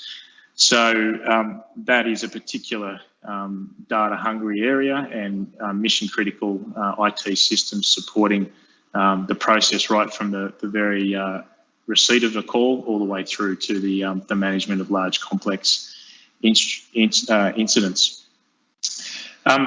Today I'll give you that overview of Fire and Rescue and what we do. I'll give you a little bit of a recap of last summer's bushfires and Fire and Rescue's involvement, and touch on our use of spatial data and our systems through all that, and also go into some detail in our remotely piloted aircraft systems, the drones, or RPAS as we call them, and also the work we do in the humanitarian space. So there's a few things there that are probably a little bit different to what you are expecting from a fire and rescue service. So in the photo there, you can see one of our trucks. You can see 2 of our firefighters decked out in some hazardous materials, protective suits for dealing with chemical incidents. You can see one of our rescue operators down in the bottom left. We're the largest rescue provider across the state, responding to all manner of incidents where people are trapped and injured. That could be car crashes, as in the photo there, all the way through to animals that are trapped, or kids with their fingers in the plug hole drain. And then in the bottom right is a photo from Bateman's Bay last summer, where we were called in to assist our colleagues in New South Wales Health, and we actually established a field hospital to support health in their activities supporting the South Coast communities. So as a lot of people were being evacuated out of South Coast communities, and Bateman's Bay itself was quite heavily impacted, there was concerns about the capacity of the health system, and utilising some of our humanitarian capability, we were able to set up there. I touched before on the fact that we're so connected and reliant on data. So some of the work that we're doing in the future is around the levels of connectivity on all of our vehicles, so that not only would the fire trucks be a node in the network, but they're also a Wi-Fi bubble, and then able to provide richer access to different forms of data and information systems as well. And what you've also seen in recent years is all the agencies, Fire and Rescue New South Wales, Rural Fire Service and State Emergency Service, have bought specific mobile data cells to augment the network and cover for it when there are deficiencies, and they were used heavily last year with the cells on wheels, or the cows as they're colloquially known. And again, that's a twofold purpose: to support the communities and in some circumstances give them connectivity back, and in other times to make sure the integrity of the networks for those agencies are supported for their operators in the field. I referenced earlier the range of tasks and capabilities that Fire and Rescue deliver, but this success model, which we use to sort of showcase our priorities for our staff, highlights the variety that is encompassed in a modern firefighter's role. We start very much this circle of capabilities up the top where it says prevention and education, and I'll touch in a little while on some of the ways that we're using spatial data and other technology to enhance and target our prevention activities at those that are most at risk in our communities. Firefighting is a bread and butter reason for our organisation. We are the experts in fire in the built environment. It's an increasingly complex operating environment. If you're looking at all the new infrastructure projects that are happening across the country, in Sydney in particular, and some regional areas, increase in road and rail tunnels, modern high-rise buildings are much more complicated and intricate and involved than they ever have been previously, and we need to maintain our operating capabilities to work safely and effectively in those environments.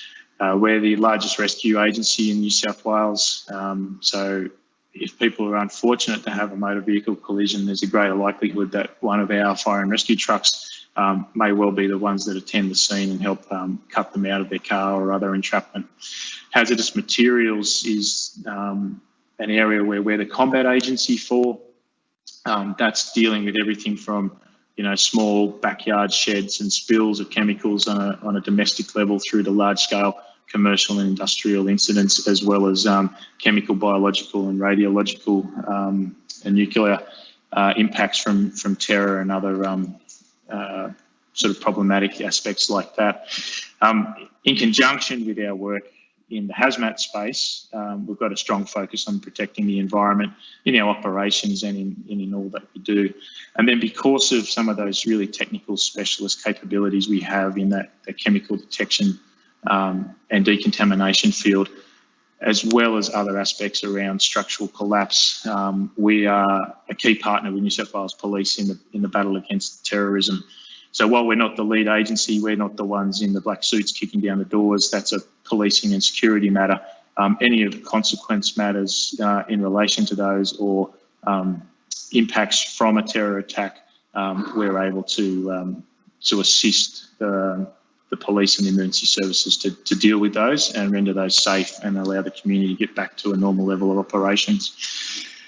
One area that's seen an increasing amount of work for us is the area around natural disasters, and I know there's a bit of a theme in the conference around the impacts of climate change, and this is one area in particular we're seeing an increase in demand and also a lengthening of the storm seasons and where events do occur and increasing in the intensity of those. So that all has impacts back on to our resource requirements, the type of equipment we need on the trucks and the things that we need to train our firefighters in. Fire and rescue is a 24-hour, 7-day-a-week emergency service. We're located throughout the community. Our trucks are either at the stations or on the road, and quite often we're able to get to medical incidents first. So we're partnering with New South Wales Ambulance to undertake a number of initiatives so that the community gets the best level of response. There's no substitute for a paramedic, but it's much better to have a firefighter there providing trained or first aid by a trained professional rather than the patient waiting on the ground for 10 or 15 minutes for an ambulance to arrive. So there's a number of things that we're working collaboratively with New South Wales Ambulance there. And so that's a snapshot of fire and rescue, but in the middle there you can see our real purpose, and we're here to be prepared for anything so that we can protect the irreplaceable in the community. And we do that by working with our people, with the community members, government and business and industry. And all of that's wrapped up by a really positive culture in our organisation. It's an ongoing thing. It's not a set and forget, but we want our firefighters to be able to come, contribute the best they can, and give their all to the community through our work. So one of the key things we do, and the thing that really gets me up out of bed every morning to come and do this, is about keeping our community safe, and that starts in that prevention space. So we do a lot of work in the community prevention space. Last year, our firefighters did 13,000 home safety visits, where we're identifying those in our communities that are most at risk of having a fire. We use some Mosaic lifestyle segmentation data. We combine that with our incident response data and map that together with the Bureau of Stats socioeconomic data, and it starts to give us a really good picture. So what you can see in the photo there is a snapshot from one of our community risk reduction tools, where local stations can go in and look at their communities and have an idea of the locations in those communities that are at greatest risk. And for us, we've got a limited time and resources for our firefighters to be doing this. As much as we're there every day, there's many more houses in the community than we've got firefighters and time to be able to visit them all. So the key thing for us has been about prioritising who we do visit and targeting those most at risk first. So the data there is really critical to inform the crews. And one of the challenges, and sort of a fun engagement piece, is that we said to them, have a look at what the system and the data is telling you, and then marry that up against what you know of your local area, and let us know if there's any discrepancies. And it gave us a great degree of satisfaction where there was a very high level of correlation between what the data in the system was telling the firefighters and what their lived experience and knowledge of their local areas told them about the risk in their community.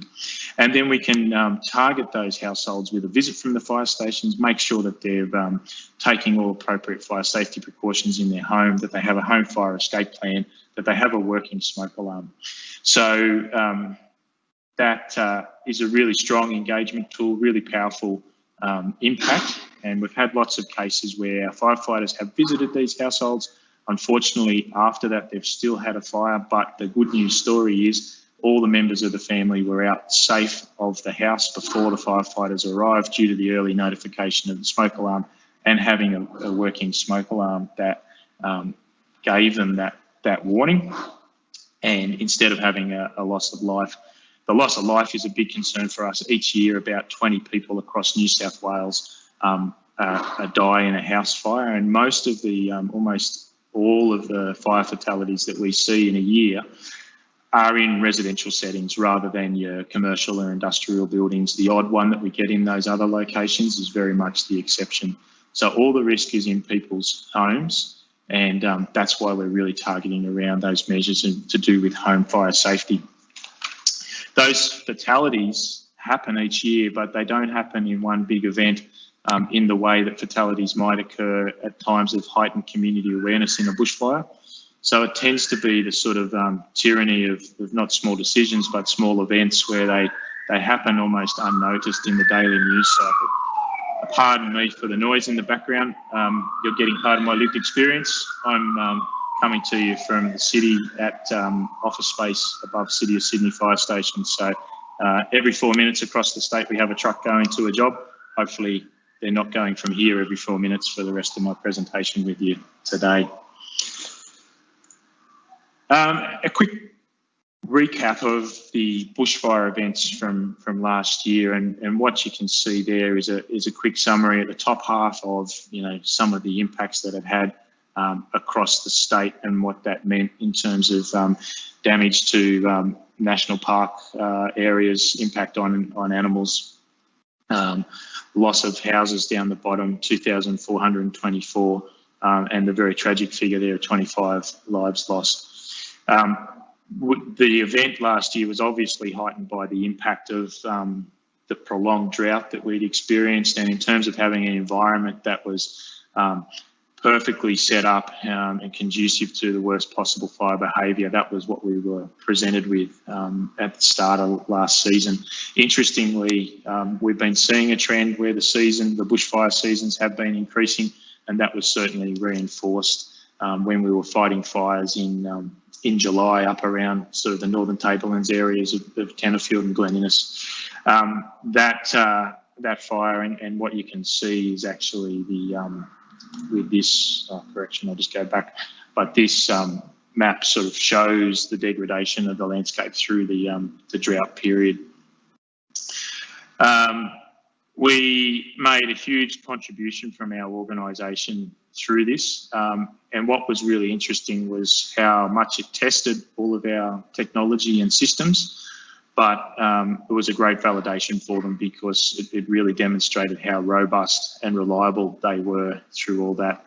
We did have a lot of troubles in some locations, particularly in the south of the state, when a number of radio and communications towers were impacted, leaving a large number of black spots, and that was a time where the mobile cells came into their own, trying to re-establish some network functionality to maintain operations. We did all this, and you can see, we had 240 days of continuous bushfire fighting operations. There's a figure there of 953 strike teams deployed, and that was Fire and Rescue's contribution over the period. A strike team is a grouping of 4 fire trucks and a commander, And that's our sort of hit team to go out and really make an impact, protecting villages and communities in that interface area. So fire and rescue's main concern is the bushland urban interface, where the bushfires are impacting on the property, but obviously then there's the greater potential of impacting on life as well. So the integration between what we do with Rural Fire Service with their overall management of the events and our focus on the bushfire urban interface and the importance of the community messaging is really paramount. So those operations are very well integrated. And again, we've done a lot of work getting ready for these types of events, and last season really validated the work that we've done with our firefighting counterparts, particularly Rural Fire Service, but also National Parks and Wildlife, who had a huge impact and contribution, and also with Forestry as well, who are one of the recognised fire agencies in New South Wales. One of the main parts of the fire activity was the Gospers Mountain Fire, and what you can see there is some hotspot scanning data that came from the NASA system of the Gospers Mountain Fire just to the northwest of Sydney. It started with a lightning strike on the 26th of October in a fairly remote area, and then over the next few months actually grew to become the largest fire from a single source ignition in the world.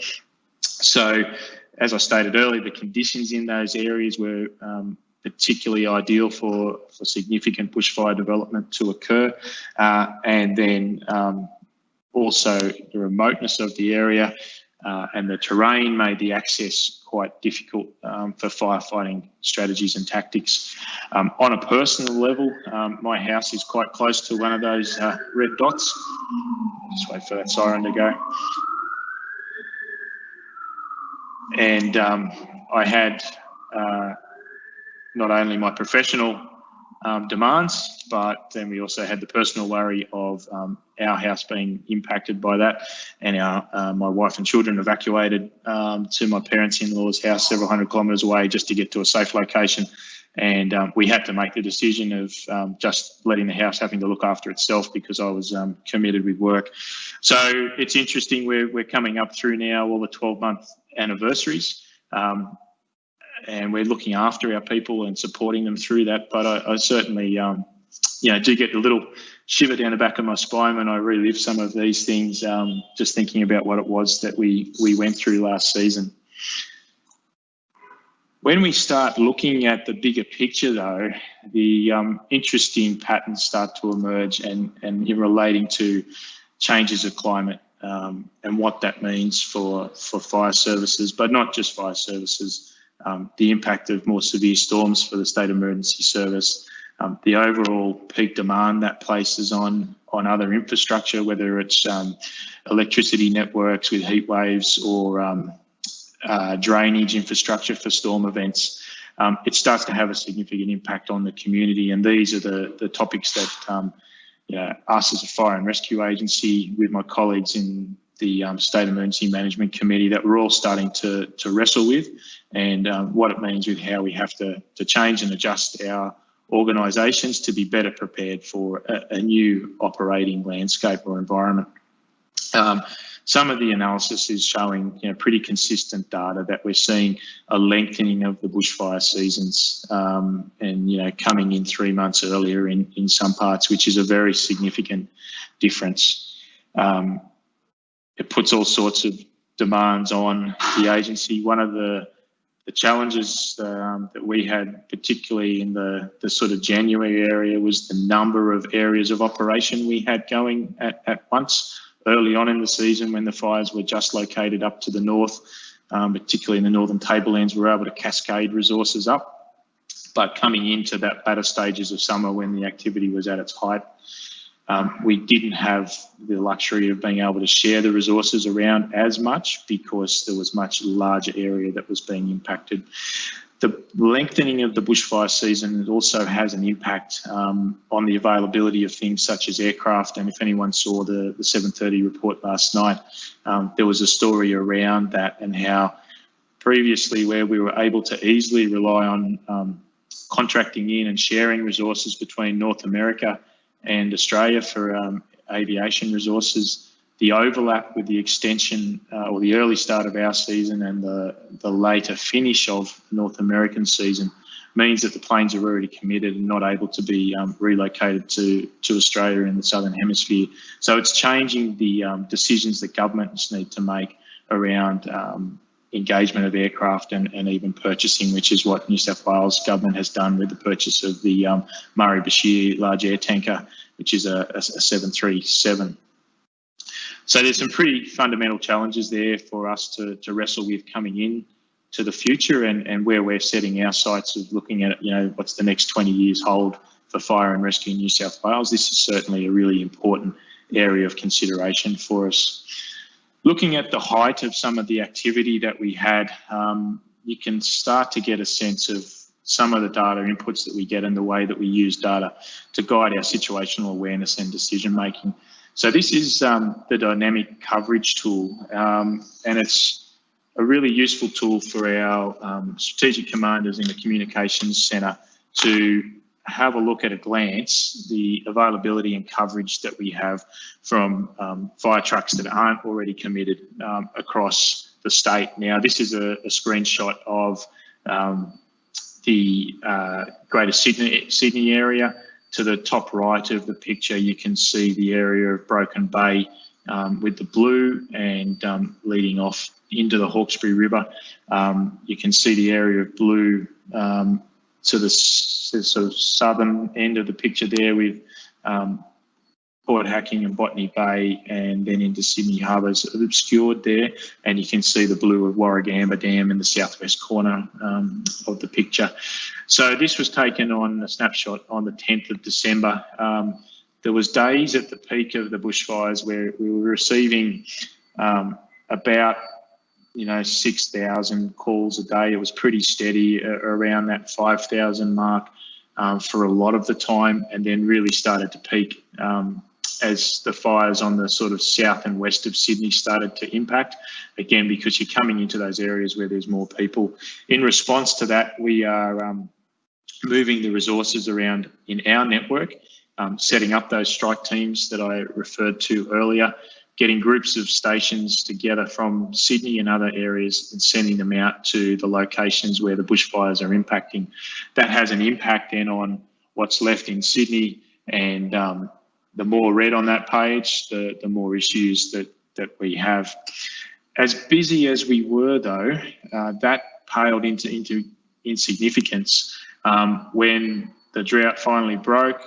The rain came that I'd been praying for many months and hoping for a lucky break. And on the weekend around the 9th of February there, we had very significant rainfall in the orders of hundreds of millimetres of rainfall in 24 hours in Sydney and other areas across the state. So on our busiest day in the bushfires, we had a maximum of about 8,000 calls in 24 hours, just under 8,000 calls in 24 hours. When we were dealing with the rain and subsequent floods and the impact of the storms and supporting State Emergency Service in their lead role to respond to storm damage, fire and rescue, at one stage we took 16,000 calls in 24 hours, and you can see from the dynamic coverage tool shot there the impact that had on availability in our network around Sydney. So that's a really handy use of data at a glance, and we sort of know the nitty-gritty of what's happening, but it's good to be able to put your head up and see, okay, what's the impact that this is having across the network. And then our resources then are about bringing resources in from other areas of the state that aren't impacted. And of course, there's a balance there with the distance that they may have to cover and how quickly it would take them, or how long it would take them to get there, and what would then become available in a shorter time frame. In conjunction with that, we'd also be sharing resources and asking for assistance with calls to calls that are appropriate for them for Rural Fire Service and SES as well. So really good cooperation between them all. Now, the next bit is a bit of a shameless plug for the Emergency Plus app. If you don't have the Emergency Plus app, I'd strongly recommend you to get it, particularly as we're in the lead up to hopefully a holiday period where now borders are opening, people are able to travel around, and particularly we found when people are travelling, they may know where they're going from and to, but are not familiar with the locations in between. If they do come across an incident, when they call 000, they often struggle with being able to tell the operator their exact location. So the Emergency Plus apps provides GPS-based location information that's readily visible and available to the caller that they can then pass over to the 000 call operator, either from fire and rescue, police or ambulance. Now, the Emergency Plus app, it's free, so that's another reason why I'd recommend you get it. It's always good to get something that doesn't cost you. And it has three main data systems there working to provide location information. So you can see the normal street address. And one of the areas where fire and emergency services have had trouble at times is where people couldn't give a traditional street address. So a lot of the work that has gone into the communication systems and the computer-aided dispatch systems that all the agency use has been around being able to identify a location without a specific street address name. So you can see the latitude and longitude reference there. Now, that's really great. It's really specific. But of course, the downside is when you're in an emergency, you may feel like you're talking forever trying to give out 12 figures in a lat long reference. And there's obviously a chance that someone in their haste and panic can give an incorrect figure. Taking that on and also sort of being open to innovation and improvements in this system, earlier this year, a couple of months ago, we updated the Emergency Plus app, but we also integrated the What 3 Words functionality into it. So I'm assuming many of you are probably aware of the What 3 Words approach, where they've divided the world into 3 metre by 3 metre grid squares, and each grid square has a unique 3-word combination. So we've integrated into that Emergency Plus app because it could be a way that's easier for someone in a time of great pressure to be able to communicate their location and avoid some of the other confusion that occurs. We've also integrated it in there and been making fire and rescue comm centres aware of it, but also the other agencies, because prior to COVID, where we had a lot of overseas visitors, particularly people from the UK, where What 3 Words was quite well established, it was important that if someone did call 000 for help and was providing a What 3 Words reference, that our comms operators or 000 call takers would know how to identify that location and understand what the person was talking about. That's the Emergency Plus app, but one of the other key developments that we've been working on is the space around advanced mobile location. And this has been quite a long-term piece of work with the telcos, with government, and obviously then also with emergency services to make sure that we're able to get the best possible location information from the callers. Now, the advantage with the advanced mobile location is that it won't require the caller to actually provide that information. It's automatically provided through to the comm centre or the 000 call centre, and they can see their location, where the caller is coming from, and get a sense of where we need to send the emergency services to. So currently, Fire and Rescue is the first agency in Australia to be trialling and testing the system. It started off with only Android functionality enabling it, but the intention is that if it's not already done, that Apple phones will be able to come online and provide that information automatically through to the call taker in the 000 centre. So that's a really big game changer for us. Really useful for all those good reasons where people are genuinely unsure of their exact location, or for whatever reason not able to communicate that effectively. Also very beneficial in those situations where people aren't using the 000 network for the right reason. And if someone's calling in a fire or other incident and reporting it at a different location, we can see with a great degree of certainty where they're calling from and challenge them as to why they're calling in a car fire in the city when they're calling from a suburb somewhere else a long way away in Sydney, which is a not uncommon event.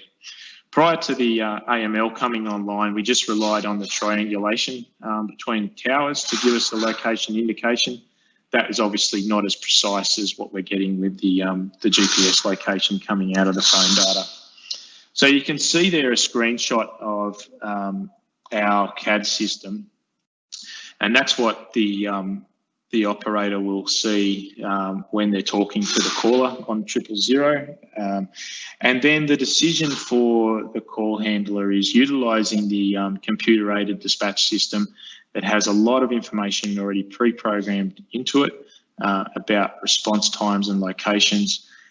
It then promotes the closest trucks to get to that incident.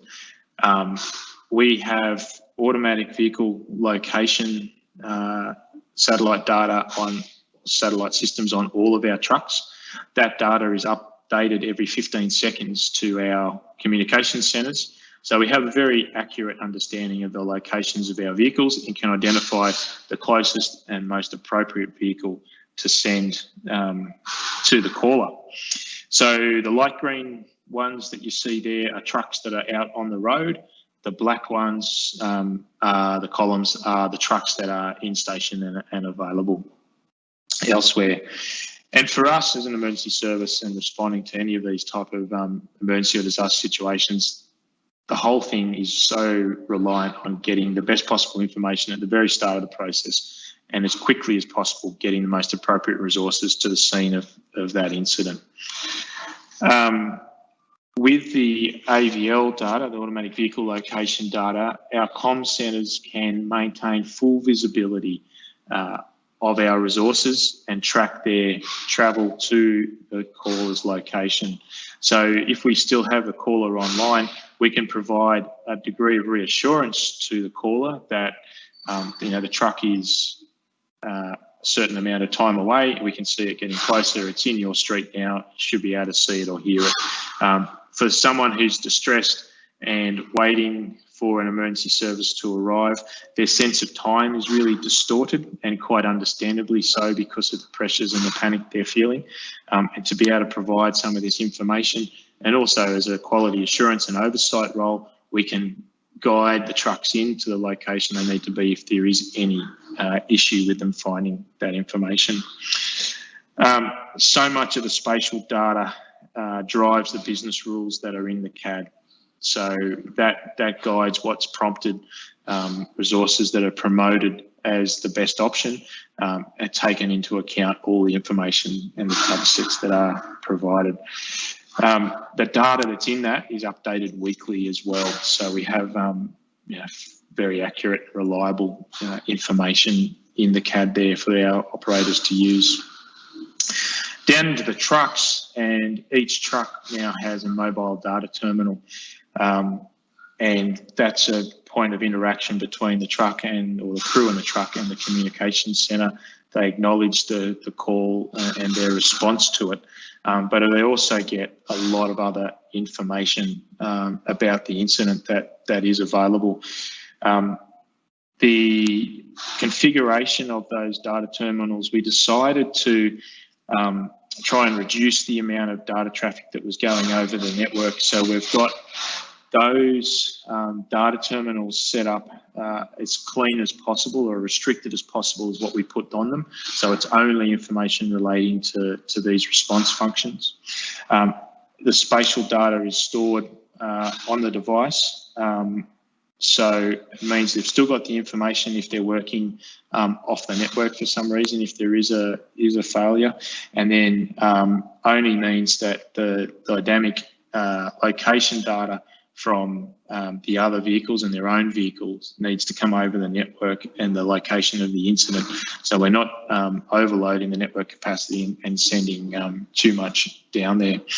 The other thing that we're able to do is show a lot of useful information. So if you look at, and this is one of the screens from the mobile data terminal, and you'll see on the map there, it's not zoomed in. If they zoom in, it does go down to the sort of property level layer and detail, but those sun-shaped icons that are there are showing our crews the location of all the installed photovoltaic solar systems.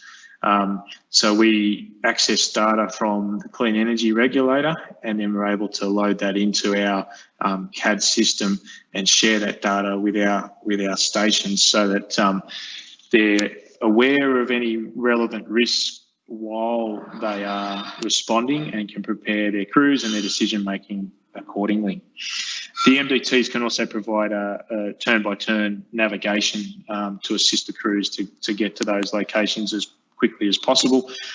That said, we still want to see our crews maintain a really good local knowledge about their areas, and ideally know as many of the streets off by heart as possible, so they can have a level of confidence, but also a level of resilience in their response.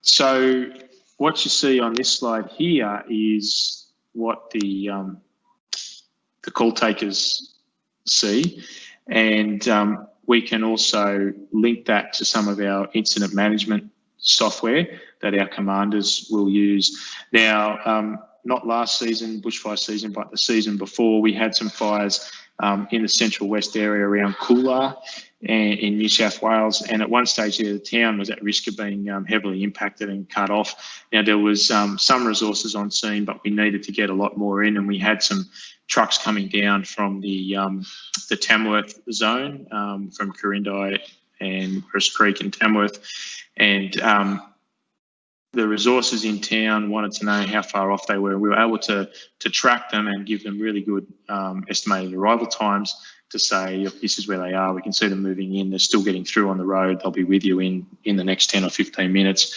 That was able to provide information back to some of the locals, give them reassurance, also able to dictate or use the commanders were able to use that information to dictate their decision making and the way they were structuring their management of the event. One of the most useful data layers that our firefighters will use is the layer of the hydrants. So not only does it show the firefighters where the hydrants are located, but also the size of the water mains that they're connected to, and that's a really critical point for our crews, particularly for those larger incidents. A very significant difference in water flow that comes out of a 100 mil water main as opposed to a 180 or a 250 mil water main. So where we have a large fire, we know we're going to have a large demand on water. Crews can target hydrants, and if they need to set up a relay between trucks, they can do that. Vast improvement to when I was a junior firefighter on the trucks and trying to find the hydrants. You'd be running up and down the street while they're marked. Not always as easy to find. So have a tool like this at their disposal. It was the one thing that when we rolled these mobile data terminals out, that we got the most positive feedback from our crews around. So that information is provided to us from Spatial Services New South Wales with a daily trickle feed. We also have the Emergency Information Coordination Unit giving us other details around utilities and health and education. They're provided regular updates throughout the year as well. Another useful layer that our crews often use is the power grid as well. So particularly those times where we have storms or there's an interaction between an incident and the power network, it's often handy to be able to identify the location of the poles, and we can even identify the particular pole numbers to provide to the energy companies, which improves with their pinpointing of issues and appropriate response to assist us. that information was what the crews were looking at the sort of task level. At a more strategic level, we have an incident management tool called Adashi, and that was Fire and Rescue are actually one of the main leaders in the international development of this, and it's a tool that came out of the US military, particularly in relation to the CBRN, the chemical, biological, radiological and nuclear response to incidents, and it's about an assisted decision-making, situational awareness tool. So we've customised it, and the developer has built it around Fire and Rescue's requirements. So not only do you get the spatial data, the incident manager can, or incident commander can start to plot plume modelling on there, whether that's for a chemical spill, a gas leak, or a smoke travel from a smoke plume. But we can start to integrate all those things. They can annotate the maps and mark the locations of sectors and where the commanders for each of those sectors are located. But one of the really useful tools or parts of this tool is that it's accessible across our organisation. So if there's a job happening in a part of Sydney, I can be sitting in the office and have a look at it, get a good understanding of the strategies and tactics that they're employing, their approach to managing the incident, and also get an understanding of where the incident sits in the surrounding landscape. Going back to a bushfire focus, I've got a slide up there from the New South Wales Rural Fire Services incident management system called ICON, and it's incident control system online. And it's again based on that common operating picture and with data inputs from the local commanders to provide information and intelligence to their decision making and management decisions around bushfires. But the big thing with the ICON system is that it's also feeding into those outward facing aspects, so the Fires Near Me app, and also some of the emergency warning systems that they utilise. So that public messaging and community awareness and understanding of the fire threats in particular areas is really critical to the overall protection of the community, giving them the reassurance and the confidence in the management of those incidents, and providing them with timely guidance about the measures or the actions that they need to take. So again, that spatial data is really paramount for that to be an effective tool that provides a value to the community. And RFS will update the perimeters of their fires, whether that's through aircraft flying the fires and doing line scans and plotting the area of the fire, or whether it's incorporating data from satellite images. But that information from the scene is absolutely critical to the subsequent decision making from the incident command teams, and then all the incident management teams, and then also for the information that goes to the public. So last year there was I can't remember the number of, but it was thousands of messages that went out of warnings to the community through the bushfire period. Lots of people were using the Fires Near Me app. The appetite in the community to be informed and have that information on hand has increased phenomenally over recent years.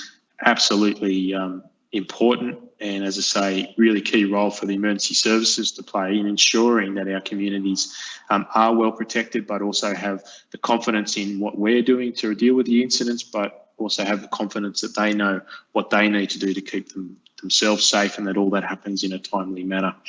Now, while those emergency warning systems were specifically conceived and developed in a bushfire context, there's other emergency situations where they're just as important for the types of operations that fire and rescue would deal with.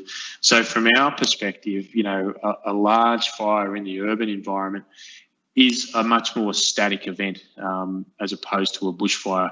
At times with a big fire like this, there might be in a building building adjacent to the area of the fire that's under risk that we'll be working to protect. But normally we can contain the fire and stop it from spreading to the adjacent areas or beyond those adjacent areas.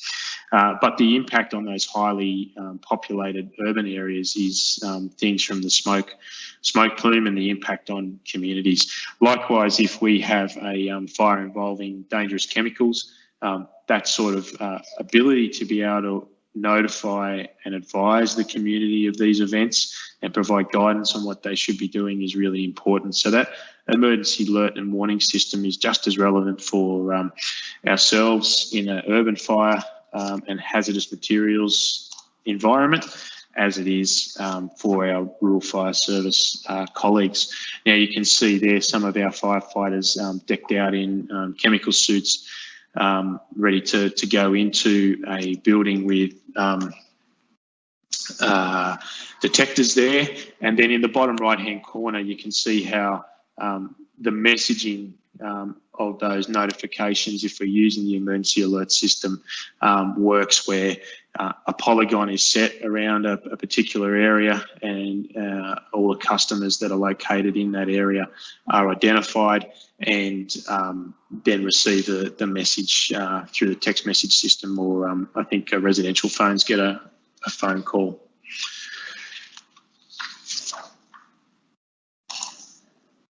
So moving away from the fire side of things and looking at some of the other aspects that we do to assist the response to incidents, the recovery from incidents, and then also moving into some of our work in the humanitarian space. One of the tools that has given us a really great advance in this area has been the development with the remotely piloted aircraft system, the RPAS or drones as they're more commonly known, and the hardware payloads that we're able to attach to those for a range of sensing and data gathering options. So in the last bushfire season, one of the key roles that our firefighters were playing in addition to the operational response was to assist with the recovery operations after the fires had passed. Now, a big focus for government was what are we going to do with these impacted communities to help them get back to normal over the time frame that would occur. And one of the first things that needs to happen is the waste that's created by the fire, the damaged houses and properties, as you can see there, the waste from that needs to be removed. That creates a number of issues for the Environment Protection Authority, which is the agency responsible for that. It has impacts on the volumes that are going to licensed landfill facilities. And in some of the areas in parts of the state, the impact or the volume from the significant impact of the fire, the volume of waste that was created from the significant impact of the fire was such that local waste facilities would have been overloaded. Now, the thing with the waste facility is you can't just turn it on one day. There are years in the planning. Council have their normal projections. So there was a lot of work done to understand how we were going to manage the waste from a government perspective. And a key part of that was understanding what's on the ground and what volume are we going to need to get rid of. And this is where Fire and Rescue's RPAS were utilised to start to quantify the waste, and not only quantify the waste, but also determine the categories of waste as well, and to see if can be triaged in some sent to different types of facilities to minimise the overall volume on the ground. Now, we've done that over the last few years, so we're a really good trusted partner with EPA on this one. We understand what they need, and we understand each other and our requirements to provide a really good service. So we were able to make an estimate of the total volume of waste, which ended up being 22,997 cubic metres, and we were within a 5% estimation of that. This is really critical to the recovery and can help direct resources and the right resources where they need to go as early as possible. We've We've enhanced our RPAS capability over recent years, and this slide gives you a little bit of an indication of the extent of some of the things that we've now got in this space. One of the key things for us was that we wanted it to be more than just an eye in the sky. While that's handy at that initial early stages of a large-scale incident, we wanted to use these systems and platforms to get a really good value add and provide a richer source of data and information for ourselves and our other government partners. The other thing was that this would need to be a capability that is readily available across the state. So you can see there that we've got the 30 platforms and the 80 trained RPAS pilots. We're registered with CASA and meet all the requirements there to have our aviation fleet. We also have these located across New South Wales in a number of regional locations. So hopefully in a timely manner, we're able to get an RPAS to a scene and start providing a better level of knowledge to the incident commander. One area where we did actually start using the RPAS early on was actually in the investigation of fires, particularly in buildings where there'd been significant structural damage and the safety of the building or the integrity of the building was compromised, and it was not safe to put fire investigators or police into the building. It gave us the ability to be at least able to, with a small RPAS unit, fly through the building and get some footage and photos that we wouldn't have been able to get otherwise. So you can see how we're starting to drift, or not drift, we're starting to deliberately move beyond just a sort of straightforward firefighting utilisation of this technology, and particularly the remote sensing data that it can gain for us. So looking across our RPAS capability, we're looking to use it in the humanitarian space, use it to inform the emergency management operations that we have, work in the environmental managing space with our partners there, with EPA in particular. Assessing damaged infrastructure was another key role that we played, particularly after the last summer. And again, that water and land management space, very relevant in the context of floods as well, and again partnering with SES in tracking the development of rising river levels and the flood out onto the flood plains has been an area we've done a fair bit of use already.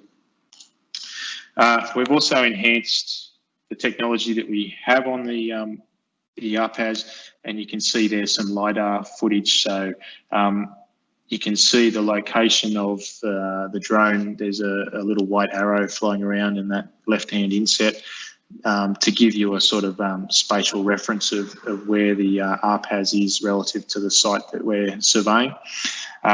So the advantage is that can be flown day or night. We can get really good measurements of the surface and the vegetation and things there. Can help understand impacts of flood damage to crops and all of those types of things as well. And wherever you're able to give that three-dimensional representation, improves the understanding of the local environment to those that are making key decision making. So it's a really high value add. Some of the incidents we've used or been involved with saw our humanitarian capability sent over to Greece after the bushfires there in 2018. Our humanitarian capability is registered with INSARAG, the the International Search and Rescue Advisory Group. It's a division of the United Nations. So we've got the ability to go in and deal with structural collapses and other natural hazards triggering industrial events. And Susan earlier today mentioned the impact of events that might be an earthquake or a tsunami, which is what we dealt with in Japan, the impact on the Fukushima nuclear reactor. And because of our ability to deal with hazardous materials and CBRN factors, we were able to send crews over there safely and manage the concerns around radiation while still providing a humanitarian response. In this case, the Australian government dealt directly with the government of Greece, who asked for assistance to their Ministry of Civil Protection, and our crews went over there and did work over a few weeks looking at the damage assessment and providing rich but usable data that wasn't contingent on them having any particular proprietary software programs. We tried to use stuff that we can, or format it in such a way that when we leave, we can give the local emergency management authority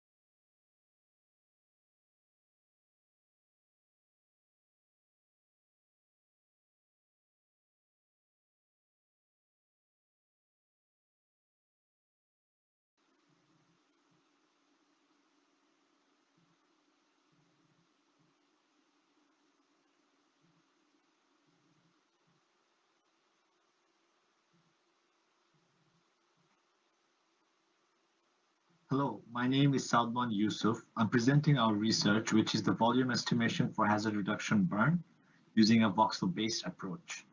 The co-authors for this paper are Dr. Jack Barton, Dr. Ben Gorte, and Professor Sisi Zlatanova.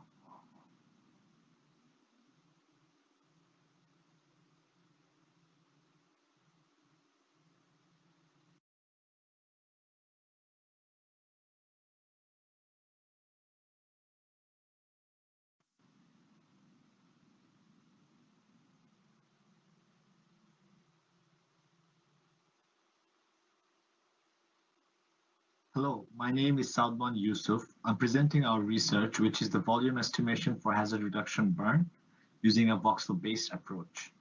The co-authors for this paper are Dr. Jack Barton, Dr. Ben Gorte, and Professor Sisi Zlatanova. The rise in global warming has induced the world's climate to change abruptly when natural disasters occur with high severity and high frequency. This costs lives, destroys infrastructure, disturbs established environmental cycles, and affects the health, well-being, and economic resilience. For example, the increase in temperature dehydrates the vegetation and brings the fuel closer to its combustion point. This causes severe and frequent burns. There are 4 factors that contribute to bushfire, which are the temperature, vegetation type, topography, and wind. The 2019-2020 bushfire has been dubbed as one of the worst bushfire seasons in Australia. About 2 million hectares of land in New South Wales and Queensland alone were wasted. More than 1 billion animals have also perished during this time. This is why it is paramount that communities and fire authorities in bushfire-prone regions of Australia understand fire-related characteristics of nearby bush in order to comprehend the potential hazard for these fuels and their related fire behavior for effective decision making. This is an illustration of a forest profile. It consists of 5 vegetation components. The crown fuel, less than 4 meter height, it consists of leaves and twigs. Bark fuel covers the tree trunk, upper branches, and twigs. Usually right above the ground is considered surface fuel, which usually consists of material with a mixture of dead and live fuel. At 0.3 meters to 0.6 meters, it is considered near surface fuel, and at 0.6 meters to 2 meters, it is considered elevated fuel. Near surface fuel and elevated fuel controls the spread of fire from the ground to the crown layer. Once it reaches the crown layer, an out-of-control higher severity bushfire is inevitable. One of the aspects to be considered for this guide are the fuel load to assess the hazard score. Fuel load is the accumulation of vegetation in a forest profile that are measured in tons per hectare. Fuel load is an important factor, and it is crucial to get the right form of data because underestimating the fuel load leads to low estimates of bushfire. That risks eliminating areas for hazard reduction burn, leaving properties underprepared. Overestimating leads burning where it's unrequired. This has environmental, cost, and logistical implication. The traditional method of measuring fuel load is by cutting the vegetation, over-drying it, and then weighing it. This method is time-consuming, labor-intensive, and costly. This is why it becomes increasingly important to investigate automatic approaches to acquire fuel load data. LiDAR has been extensively used in the study of forestry characteristics. Most research done with LiDAR focuses on quantifying the crown fuel and the vertical structure of trees in a forest profile. There are limited studies done in the near surface fuel, elevated surface fuel, and surface fuel. For this research, we're using a voxel-based approach to study the point cloud of the forestry profile. Voxel is the volumetric pixel, and it is suited for this research as they are simple and unified, as can be seen in the illustration.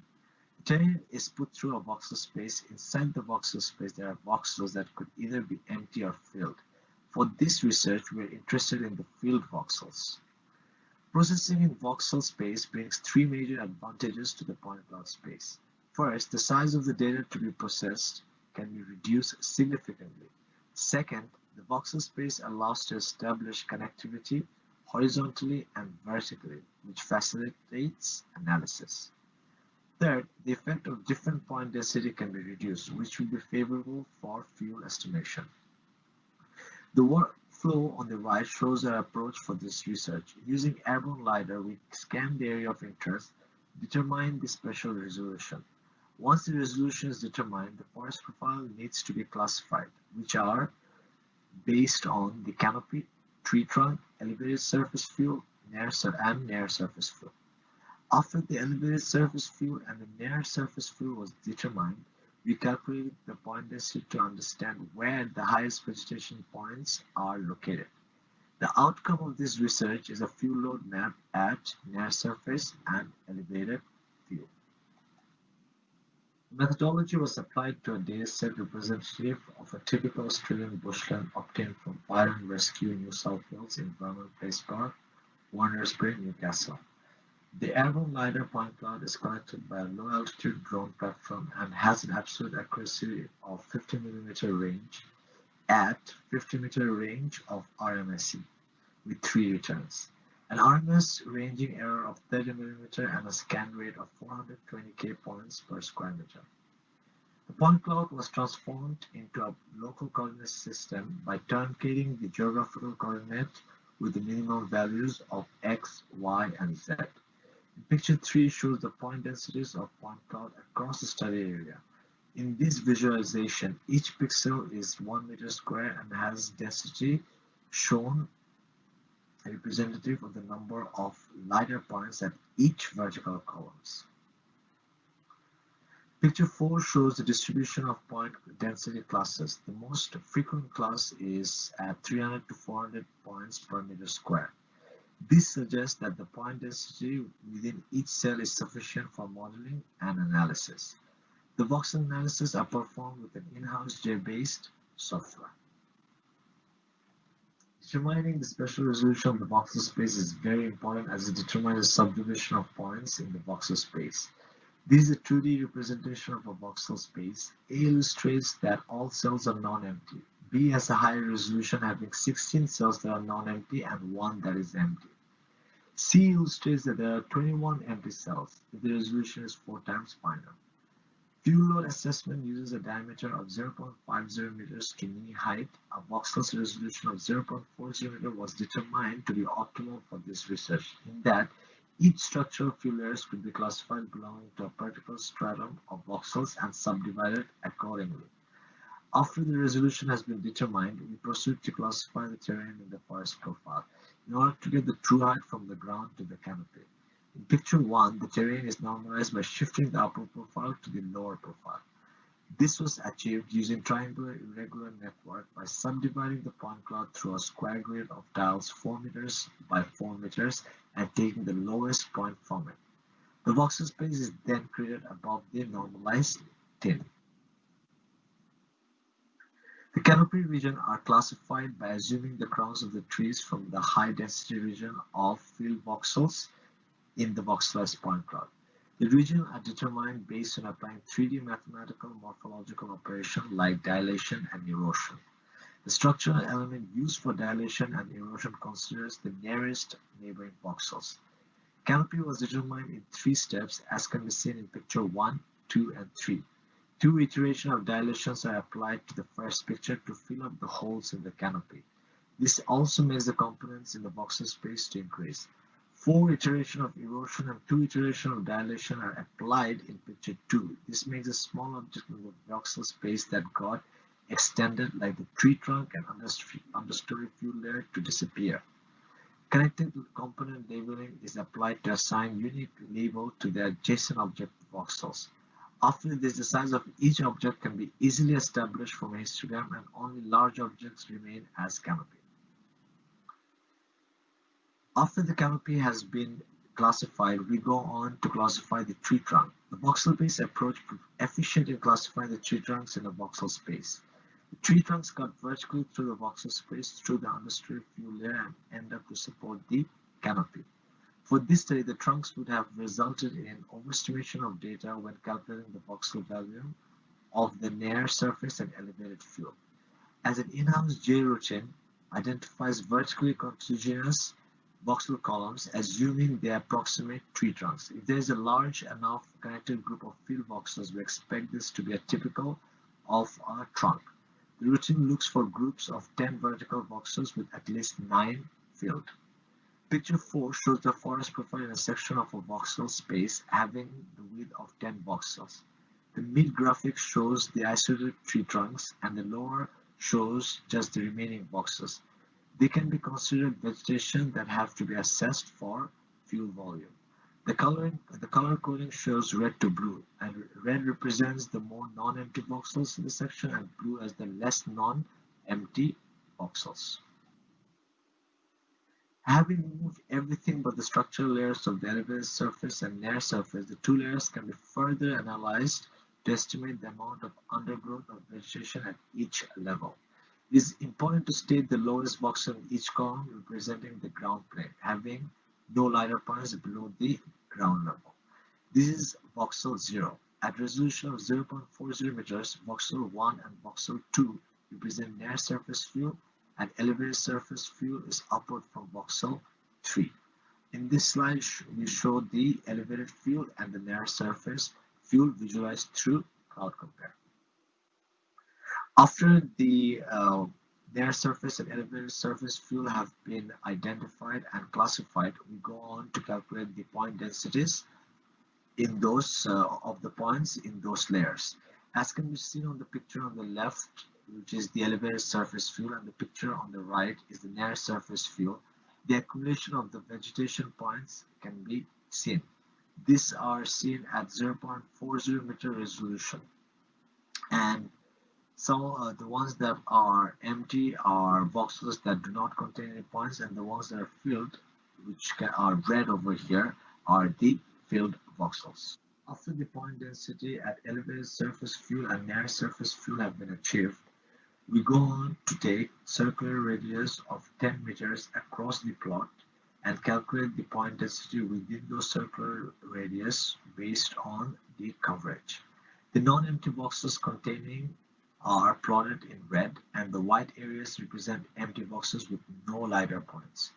Density and distribution of fuel can be assessed even visually.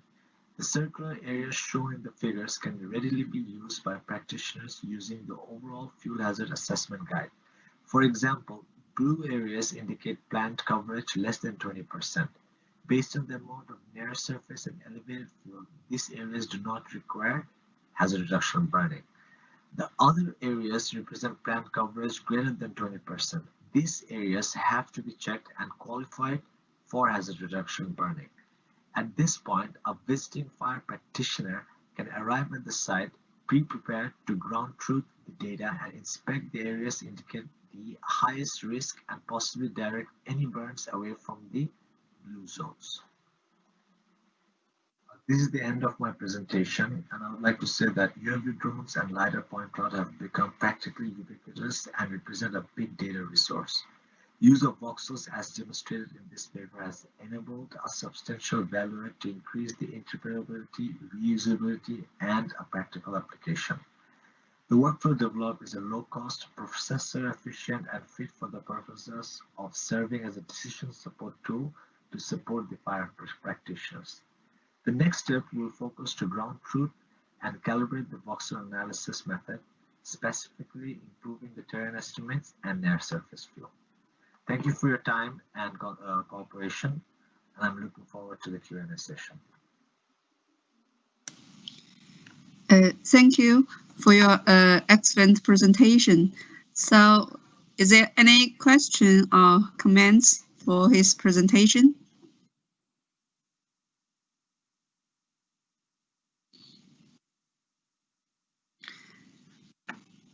So,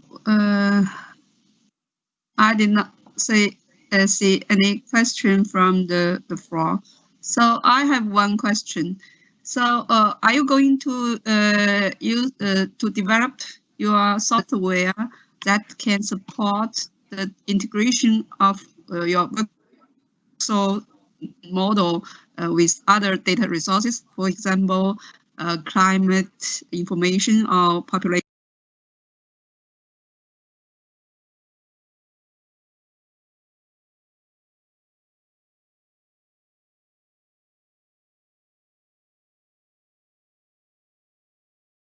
Or etc., different kinds of data information that can be integrated with voxel.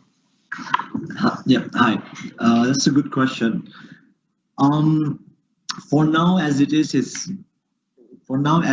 just a map that shows where the accumulation of the vegetation is located, basically showing where the highest accumulation is. But what you have suggested, which is pretty good, and that can be considered for future researchers, like we can add on to the data, and that will actually, what you just suggested, actually will increase the precision of the data, and we can get more information. So yeah, but as of where it is right now, it's just showing at what location has the highest accumulation of vegetation. And but the future researches we're progressing on is we're going to ground truth it, and we can add on to those features. Yeah, that's a very good idea, to be honest. Okay, thank you very much. And Is there any more question about his presentation? I think it's your presentation is very clear, and so thank you very much again. And I would like to maybe we move to the next presentation. So is the second presenter here? I am Sunny. Yes, please.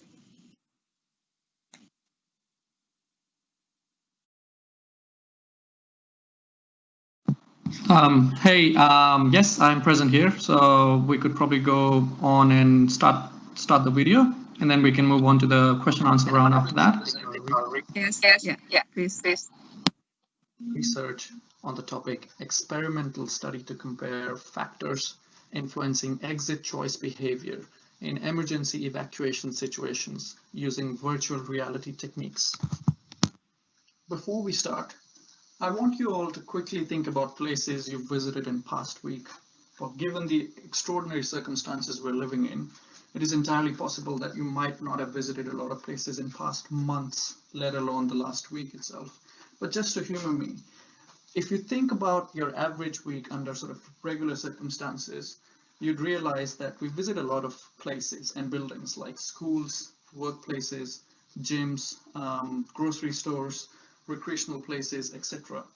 According to 2012-2013 Sydney HTS report, which is Household Travel Survey report, more than 40% of our trips destination are places other than school, home, or work, or what you'd consider as non-frequent travel places.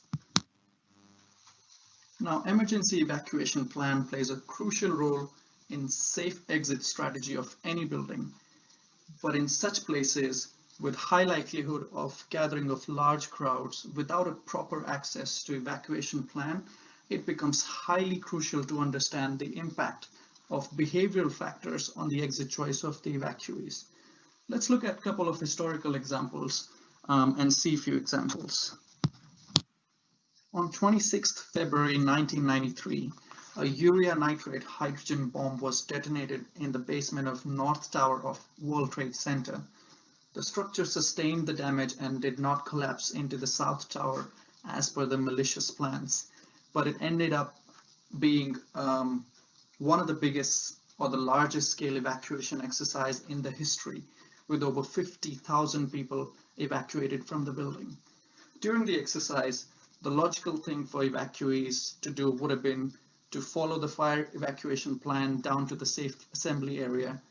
But going through the accounts of the event, it was noted that more than 90% of North Tower evacuees and 70% of South Tower evacuees reported walking through smoke. Now, when asked for reasons, the reasons stated, among others, were helping and warning others, trying to fight the fire, and to the extent of just plain simple curiosity. In another event, a station nightclub fire that broke out during a rock band performance on 20 February 2003 in Rhode Island claimed 100 innocent lives and injured 230 people. Incident records reveal that despite the venue being equipped with 4 exits in total, more than 2/3 of the fatalities occurred near the main exit, as you can see on the top left picture on the screen, where most evacuees tried to rush to when the fire broke out. This clearly raises a question: what went wrong? Could more lives be saved in case we had a better understanding of how evacuees were going to react to the situation? The above 2 examples clearly demonstrate that there were factors that influenced evacuation behavior of people other than just the physical capacity of the building, egress time, walking speed, etc.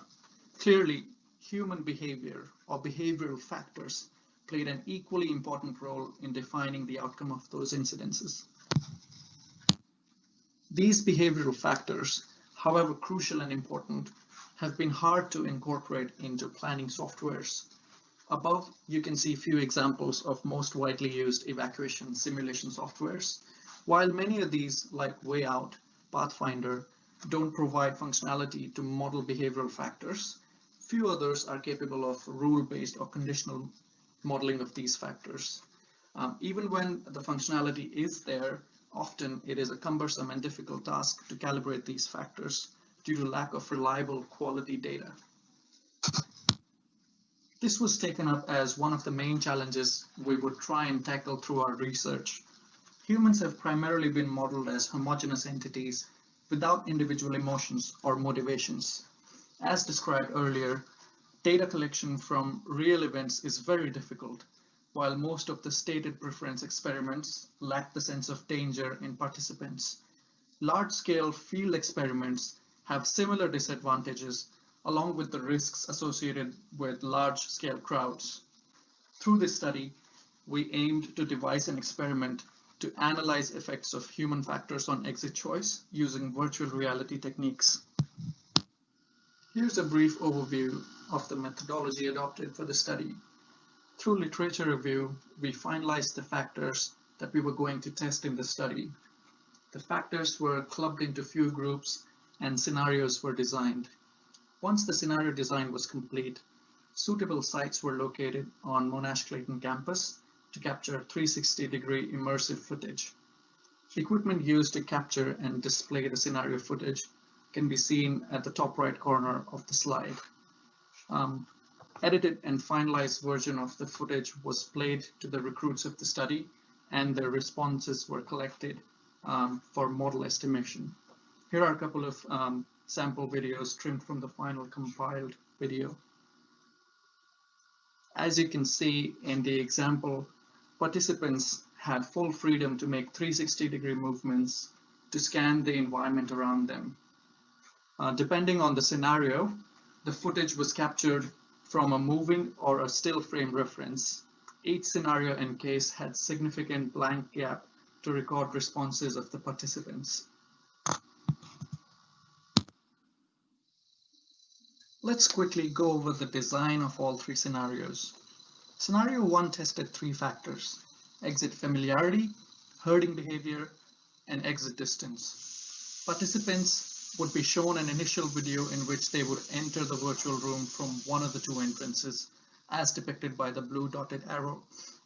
The participants would then stand at the position indicated by the blue circle. Based on the case, other participants may leave the room from one of the exits, as depicted by the gray circles, before the participant in question was asked to make a choice. Scenario 2 tested effects of exit signs and crowding. Participants, depicted by blue circle, would walk through the corridor and stop at the T-junction, where they would see an exit sign with or without directional marking. Other participants, depicted by gray circle, moved in the direction depicted by gray dotted arrows. Scenario 3 tested the effects of exit obstacles and physical stress or physical activity involved. Scenario 3 had two grade-separated exits. Participants would start at one of the two levels and make a choice. Some cases also had small obstacles blocking the exit that participants would have to go around to make an exit. Here's a summary of the final results of the experiment.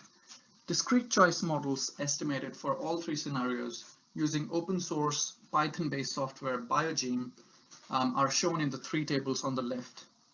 Beta of each factor in each scenario were final variable coefficients estimated, which is effectively the weight of the factor in the scenario.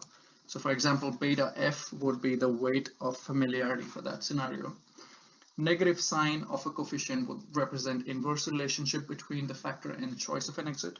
For example, beta D, which is the coefficient of distance from an exit, was modeled to be negative 0.496.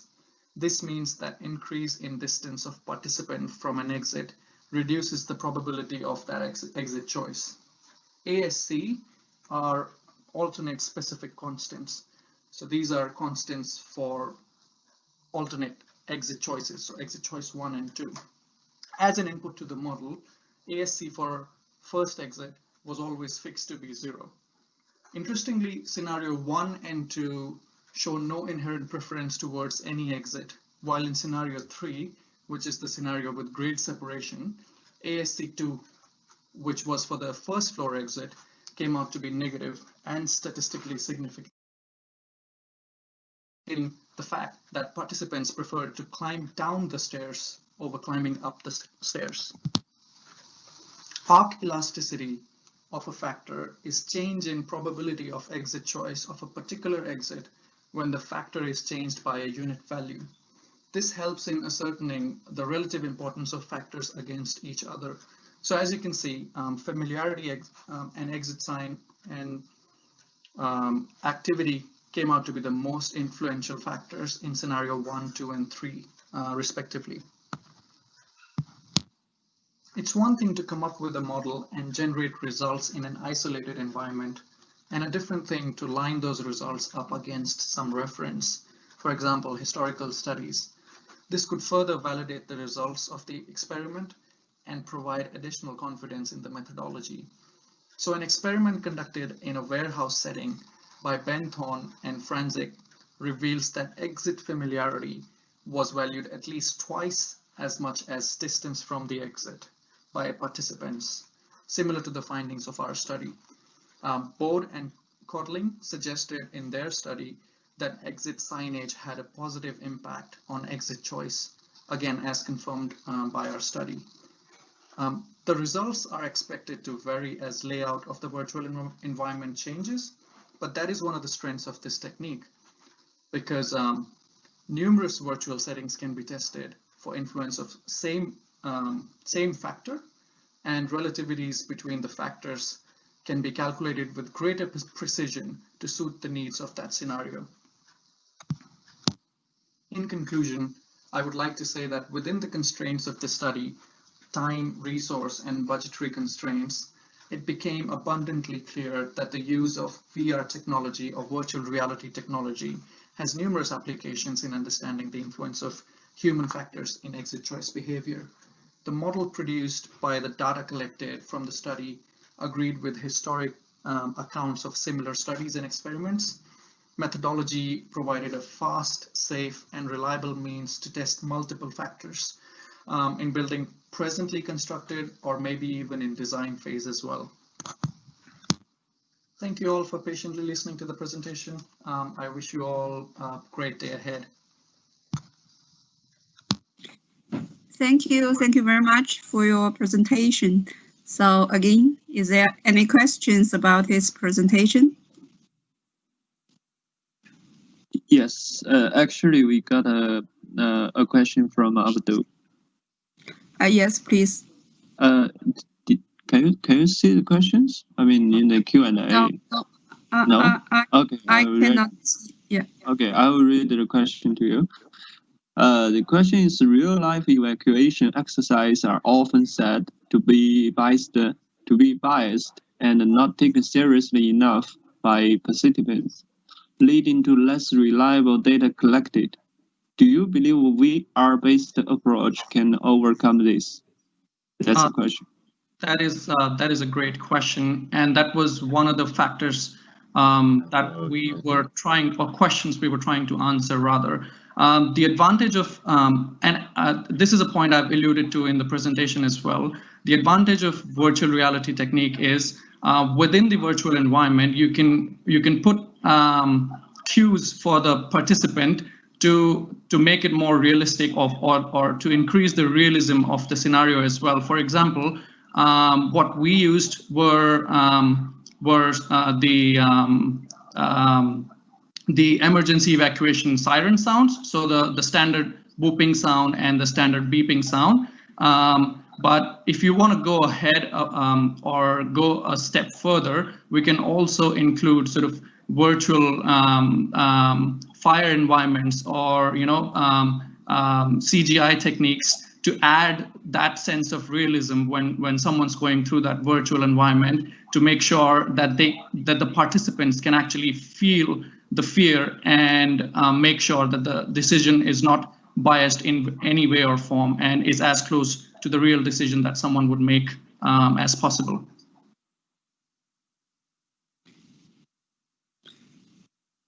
Okay, there's another question. Do you plan to see if there are differences depending upon the disaster type?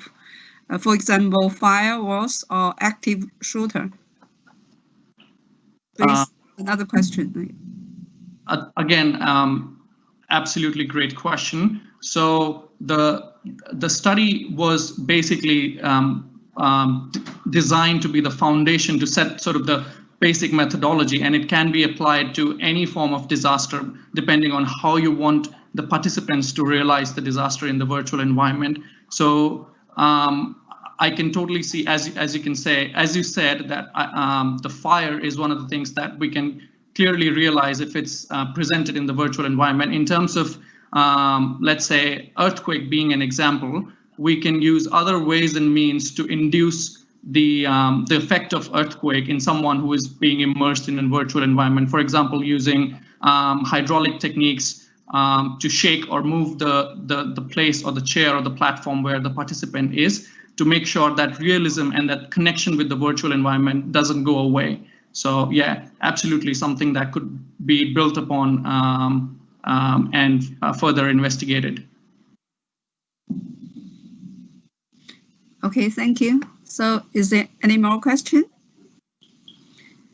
Yes. I have. Sorry. Yeah, please. Sorry. Yeah, I have a question. My question is, you see, in your presentation, you just tested the 3 scenarios with several factors. Like for scenario 1, you have 3, 2, you have 2, 3, you have 2. I mean, why not combining them? Because in the real case, you never can isolate these kind of factors. They are universal. What do you think, and what are you going to do? Yeah, absolutely. As I said, because of the constraints to the study itself and the way the study was designed, we had to go with 3 separate simplistic scenarios, because we were trying to validate whether the comparison could be done at the first place or not.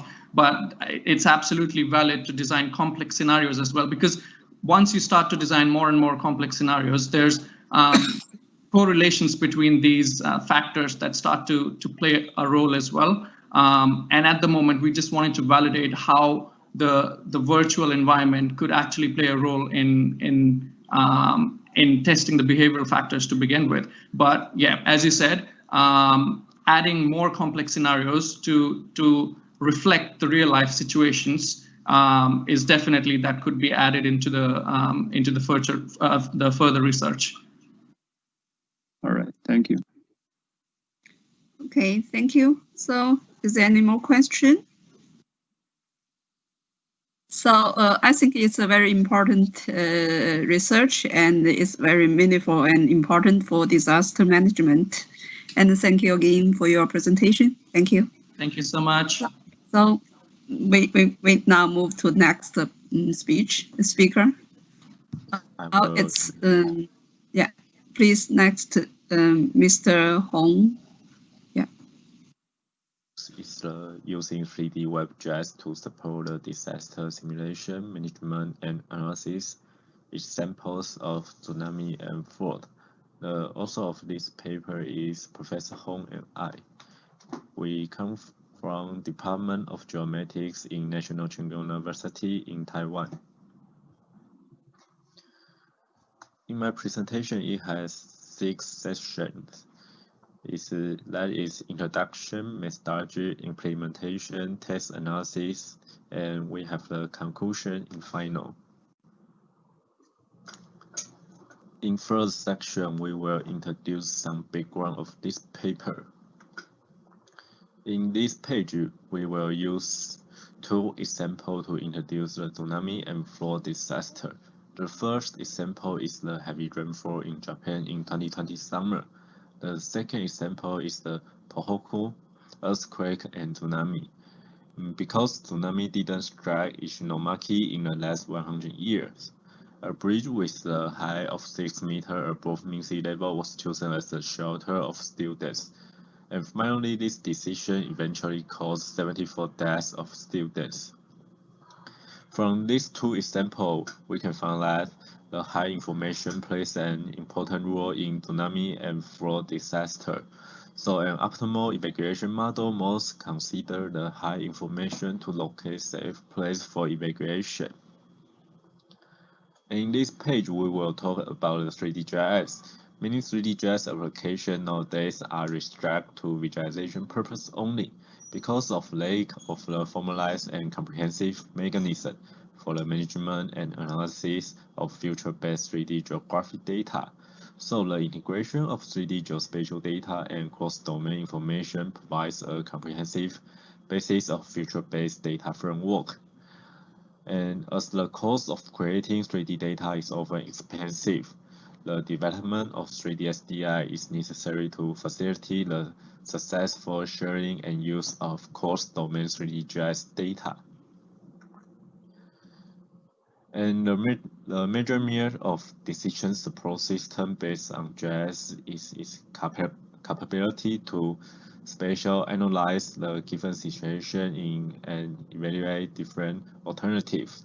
The purpose system is designed as a decision support system that allows users to import real or simulated disaster scenarios and automatically respond with the visualized damage assessment information.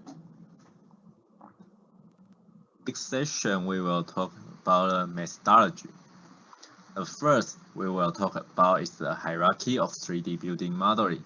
In order to provide a flexible operation module to meet the various demands of simulated scenarios, we designed a multi-level hierarchical framework of 3D building units, such that the management, analysis, and visualization can be subject to the chosen level, like building, story, and household. And in this purpose, to ensure the correct linking between different levels of 3D building units, every building unit is assigned a unique identifier. In this page, we will talk about identifier and linkings to domain data. Like the left side picture in this page, various domains of data are defined and linked by comma identifier. The 3D building framework serves as the core of 3D data with necessary geometry and essential attribute information. The identifier information is used to link into other available source of data or domain data. And if the linking relationship can be created by comma identifiers or the mapping of domain-specific identifier, the scope of analysis can be flexibly expanded without any limitation. And we have 4 components in Smart Decision Support. The first component is to allow decision makers to design customized scenarios for disaster analysis. And the second component is about the visualization of 3D data. And the third component is the variety of disaster loss analysis and visualization. And the final component is to provide decision makers a clear and objective reference for evaluating the threats from tsunami and flood disasters. In section 3, we will talk about the implementation. The test site in this purpose is the Wuji Township in Yilan County. It's one of area in Taiwan that receives the high impact in the simulated tsunami potential analysis by the National Science and Technology Center for Disaster Reduction in Taiwan. The half of the area in Wuji Township has the tsunami flooding potential, and the flood depth of 1/4 of the area will reach 1 meter. In this page, we will talk about the data preprocessing. In this purpose, 4 types of geospatial data and 2 types of non-geospatial data are used. And as taught in section 2, identifiers are used to link hierarchy 3D building, disaster potential, infrastructure, and population data in our purpose. And here, infrastructure data is used for showing the building is used for shelters, school, nursing home, or not. Section 4, we will talk about text analysis. First, we will talk about system operational mechanism. At first, the decision makers can select cross-domain data they wish to link for data preprocessing.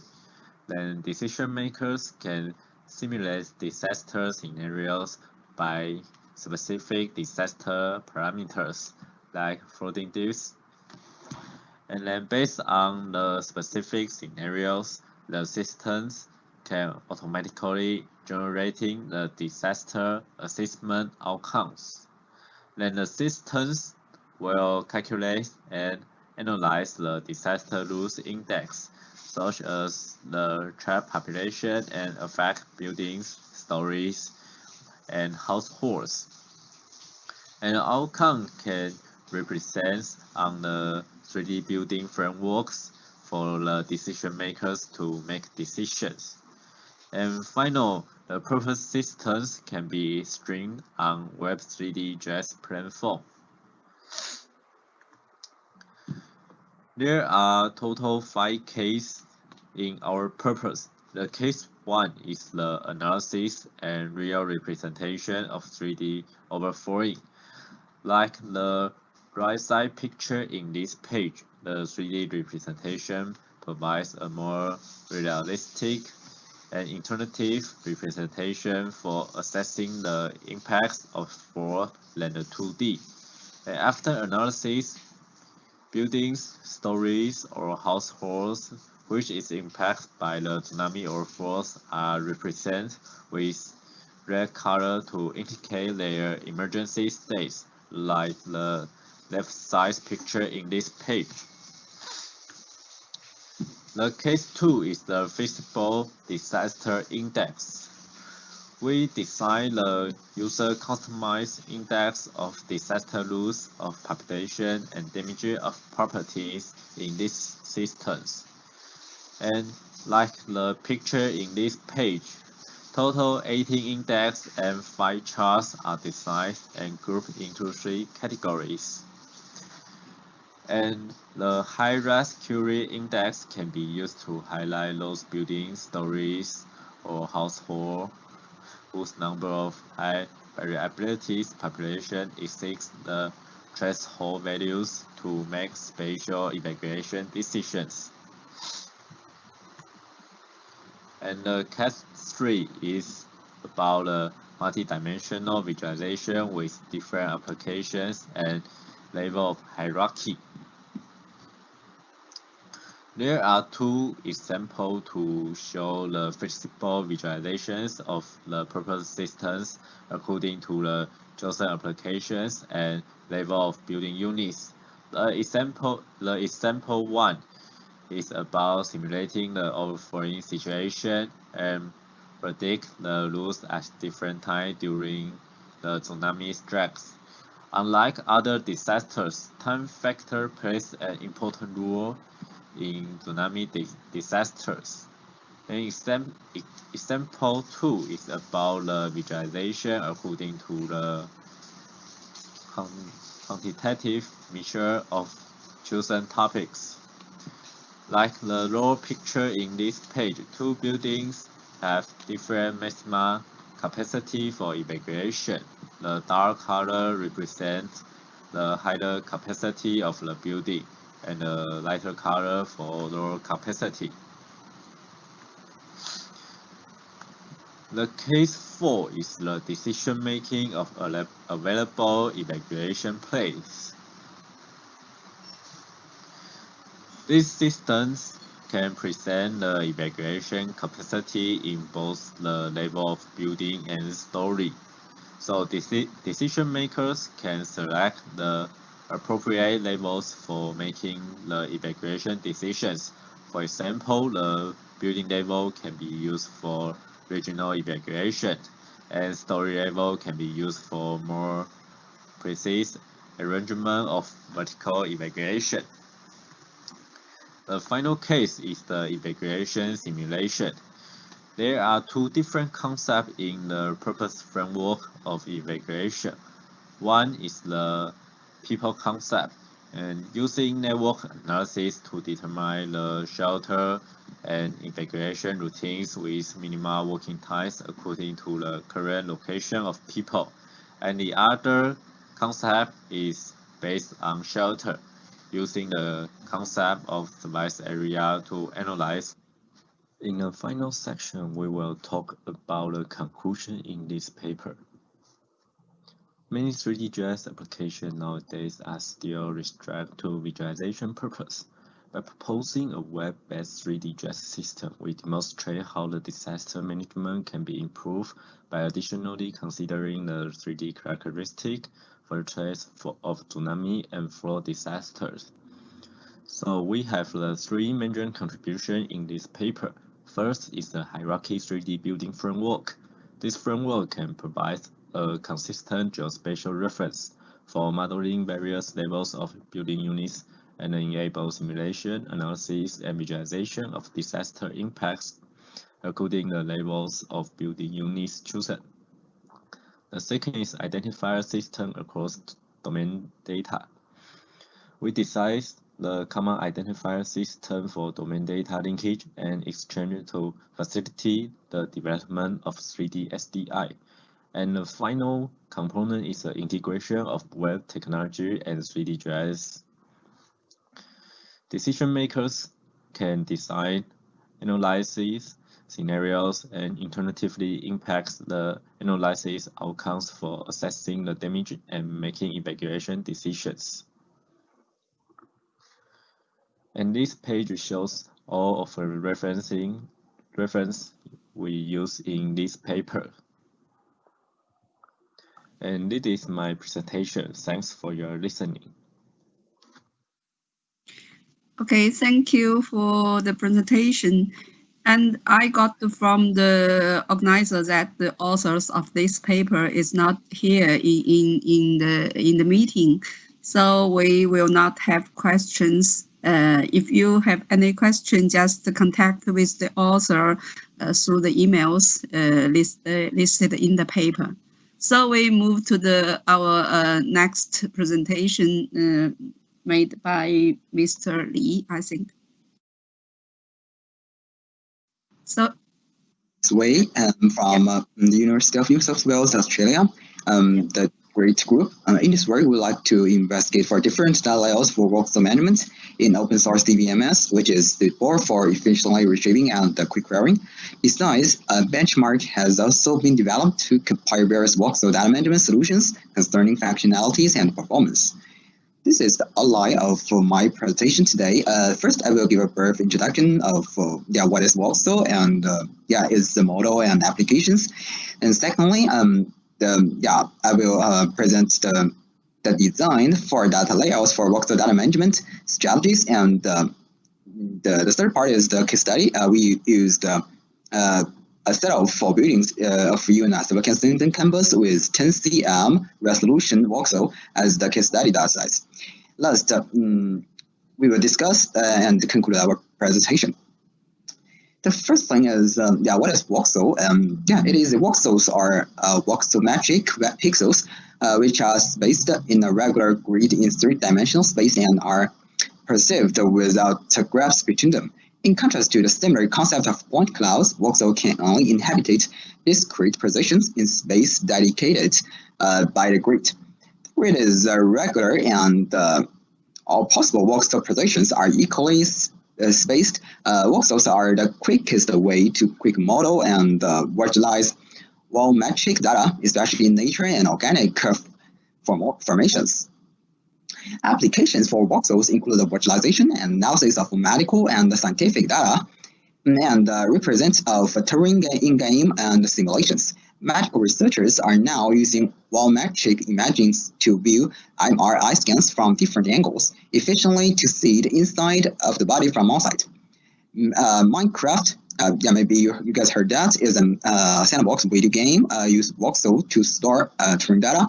Geologists often use voxel modeling techniques to model geological features like terrain elevation.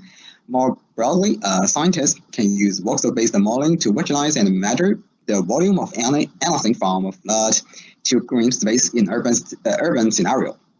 Voxels are also fundamental in our recent approach to semantic labeling. Use voxel to represent the spatial constraints on scene labels. Also, same as the management of other geographic data, voxels have for many years now been managed in the traditional way of using the file system with different data structures. These files can then be stored in a hierarchical folder structure for sparse voxel models, such as 3D city model with different level of details and exit by the third-party softwares. Generally, voxel can be characterized as being mostly statistical data sets. That means once voxels are presented, there are few opportunities to modify or update them. During the last decades, relational database systems are most valued to the most mature database system, and they have been applied in various industries to enrich geospatial functions and geospatial processing capabilities. In 2010, Open Geospatial Consortium, that is OGC, is issued OpenGIS implementation specifications for geographic information. Which define the basic geometric types like point, curve, surface, polygon. Examples of our object-oriented relational database system for geographic information include the PostGIS and Oracle 11, Microsoft SQL Server. And this relational database can define geospatial object and adopt different index for fast spatial queries. Like the binary tree, binary tree in SQL Server, binary tree, R tree, and geolized search tree in PostGIS. To make use of voxel data in different scenario, and efficient story and retrieval system is in it. In this paper, we investigate 4 different data layouts for storing and management the 3D voxel data in PostgreSQL and PostGIS. And namely, the first thing is this flat array table. Second is the point geometry table. The third one is multi-point geometry table, and the last one is PC patch table with the help of point clouds. The majority storage models can be adopted for the voxel management is based upon the organization of voxels in the flat array table, where each voxel is stored separately in a single row using common data type, like integer or numeric or double. Each voxel attribute constitute a separate field. The voxels are populated into a table and indexed using a B-tree index in the X, Y, Z coordinates respectively. In our case, the coordinates are saved into our 4-bit integer, and the scale and offset is stored as a table properly. To enhance the database in performance, PostgreSQL provides our index tab, B-tree hash, GST, SP, GST, and GIN. Each index tab uses different algorithms that is best suited to different types of queries. In our case, as for the flat array table, we create a B-tree index on X, Y, Z coordinates. Since the equality and the range query on these columns are most often in daily use, and then populate with data from using SQL script or SQL cell. An addition index was then added on the column, on the semantic columns. A spatial point represents a single location on Earth. This one is represented by a single coordinate, include either 2, 3, 4 dimensions. Points are also used to represent objects where when the exact details such as shape and size are not important at the target scale. For point table, we keep both the semantic information like the building ID and the IFC information ID, and creates one geometry column with 3D points in PostGIS. Multi-point is another geometry that consists of a collection of points. In this kind of layouts, we consider regarding each building object and each IFC object as one multi-point. That means voxels in one multi-point geometry has the same IFC ID and object ID. when using the multi-point geometry type, we need to consider how to catch voxel data. That is, those voxels stored in a multi-point multi-point object. We propose a semantic-based voxel data partitioning strategy. Specifically, we want to store all voxels with the same semantic information in a multi-point object, including object semantics and IFC semantics. Moreover, similar to point, two index B-tree and GST are built on the semantic columns and the geometry column, respectively. And point cloud is it is a post-degree circle extension for storing point cloud or later data, where PC patch can be regarded as a potential structure used for management of voxel model in post-degree circle. In our case, we collect a group of voxels with the same semantic information into a PC patch. Each patch should hopefully contain voxels that are near each other. That is the same partition strategy as multi-point. Following the point class schema, we prepare a schema document to describe the contents of any particular voxel. Each voxel contains 3 dimensions named X, Y, Z, and each dimension can be of integer data type with scaling 0.1. This schema document is stored in the point cloud formats table along with a PCID.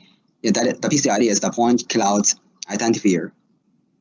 Different from the multi-point representation, the GILC index is created based on the 2D bounds of the patch because it cannot be indexed directly on the PC patch tab.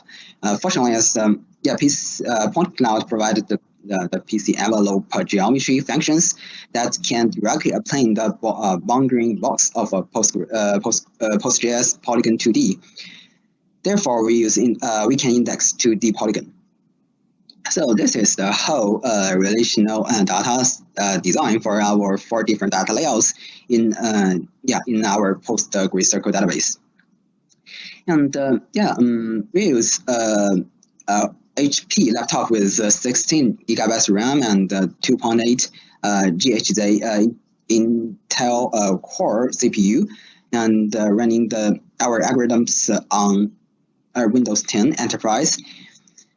We adopt a PostgreSQL Circle 11 together with Gi4DM version 4.3 as the RDBMS for storing and running the spatial semantic queries.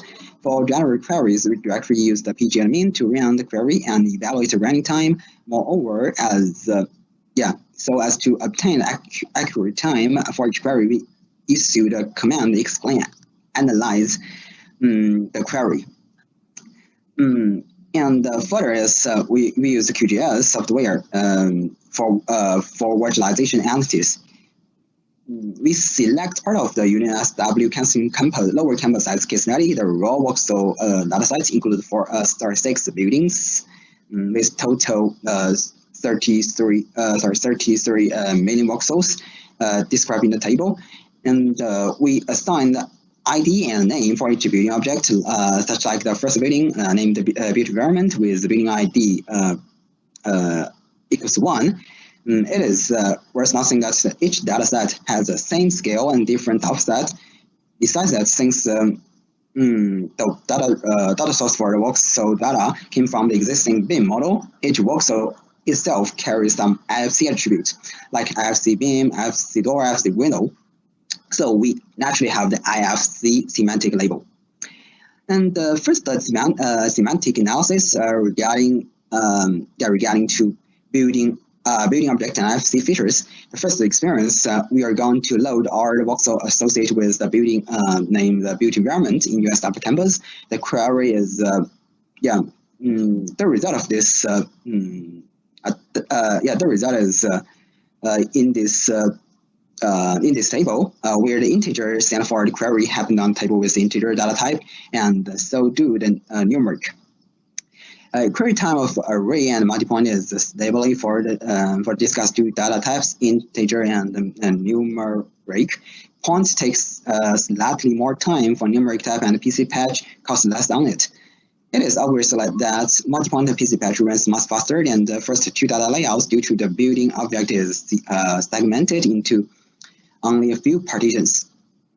And the second experiment is similar to the first one. This time, we retrieved FC semantic information. There are 24 different FC features in the whole data set, and we pick up the FC door as the query condition. That is our goal to retrieve all doors voxel in this data set. So the figure is worked as a result of the second experiment.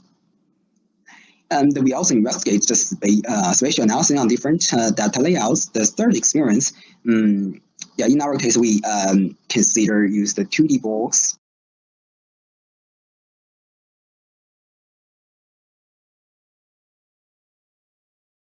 to represent each building object and calculate distance between the two buildings as distance between the two center of the 2D box, which is the spatial data type you use to represent the two-dimension enclosing box of a geometry or a collection of geometries. And based on the above analysis, we search all buildings that are within 100 meters of built environment. Our query result is visualized in this figure, and where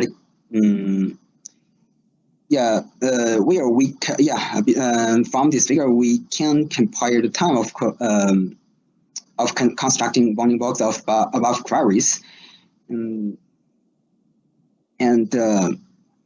different data types and their multi-point and PC patch data layouts. The fourth experience, we analyze some positional relations among rooms in UNSW campus based on voxel models, in which we are going to search all rooms in the built environment, and which height is larger than the room of science theory. To achieve this query, we first should acquire the roof height of the science theory, and in our voxel models, attributes value FC space represents the room space, and we pick the minimum Z value as the head of one room, where we adopt a point layout since the multi-point and the PC patch particular FC object only has one geometry. Once you compare the geometry, you either return the whole geometry or nothing, unless the geometry is broken up into a single point. And in this, at last in this paper, yes, a relational 3D geodatabase solutions for the management analysis of voxel model with multiple scaling offsets were present. For different kind of data layouts for voxel data management in PostGIS and PostgreSQL are investigated in this paper. A case study shows that different data layouts can be applied to different situations to get better performance.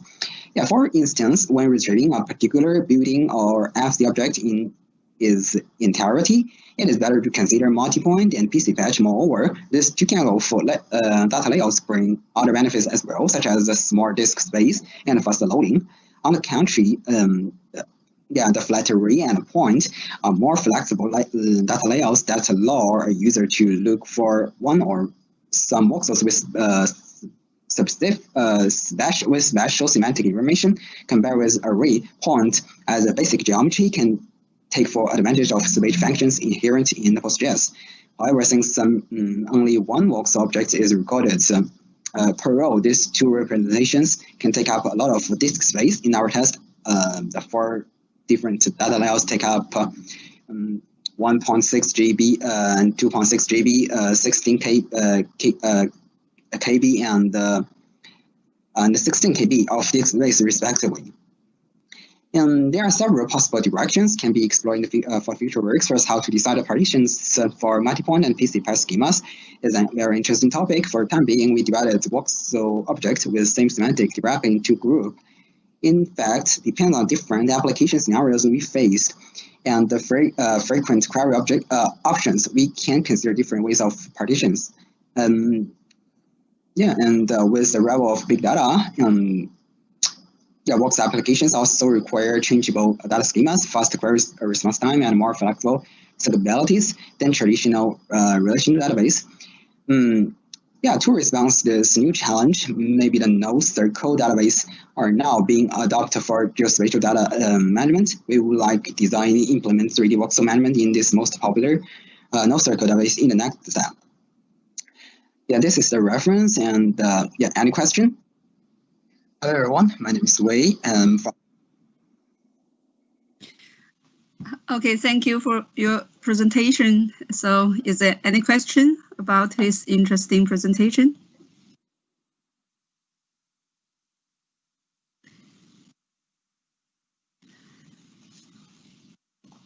So I have one question. Is that it's very important to design a database to manage the voxels. But have you any idea that to combine the management of voxel with the management of more general spatial data, for example, images or vector data? How can you combine these two data together? That I mean, manage the voxels and also manage the images of vectors.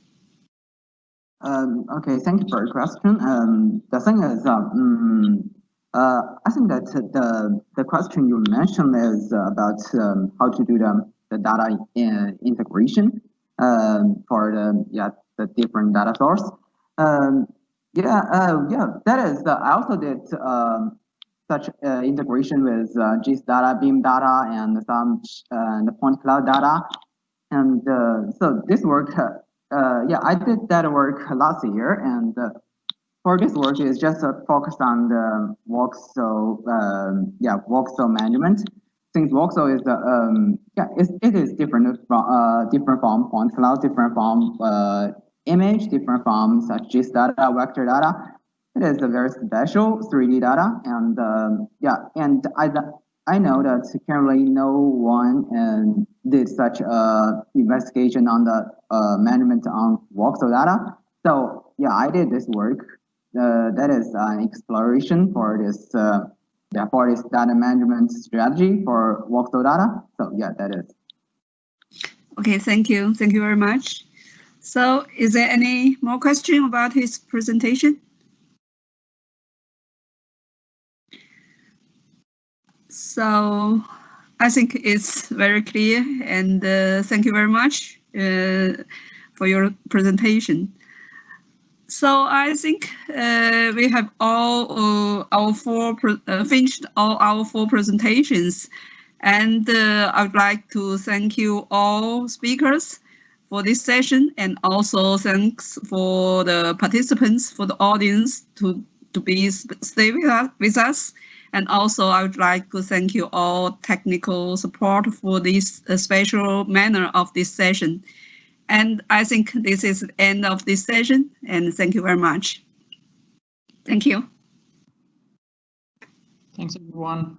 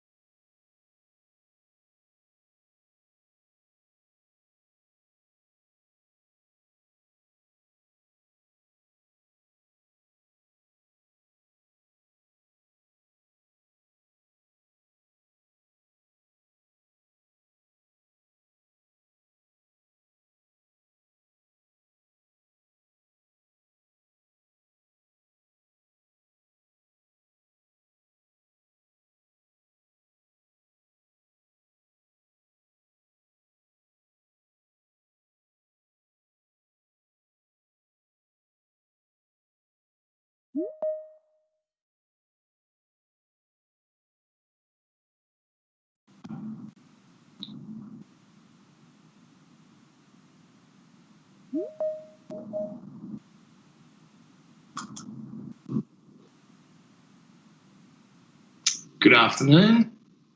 How's it going? Good yourself? I'm well, thanks. That was good. I had an oblique view. Hello. A second there, Morris. Now you've gone on. Morris. I'm out of focus, am I? Yeah. There you go. Better. Hi there. Can y'all hear me all right? I'm not too echoey or anything. Not bad in the wind at the moment. Well, we've had a terrible NBN this week, and I think they finally got it sorted. I got an email that said the tower's up and running again. Yep. So yes, out of the wind, hopefully. So. But full of wind, I'm sure.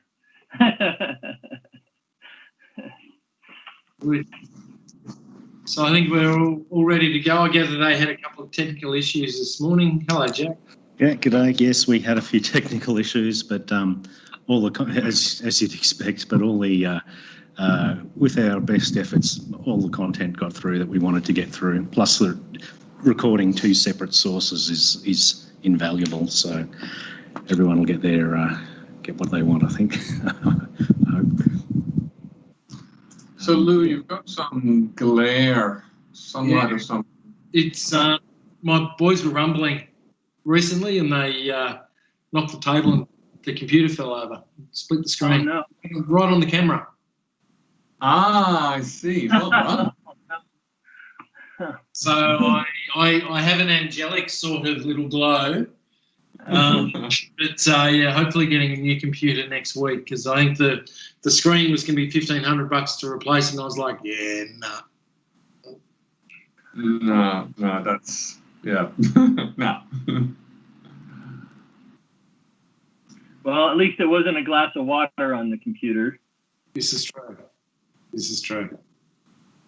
I was sitting outside last week, working away at a outdoor cafe, and there was a gust of wind, and the gust of wind knocked the water glass all over my keyboard. Oh no! That's when you happy to have a Mac. Yeah. Just sort of dried it up and fine. Knock on wood. Yeah.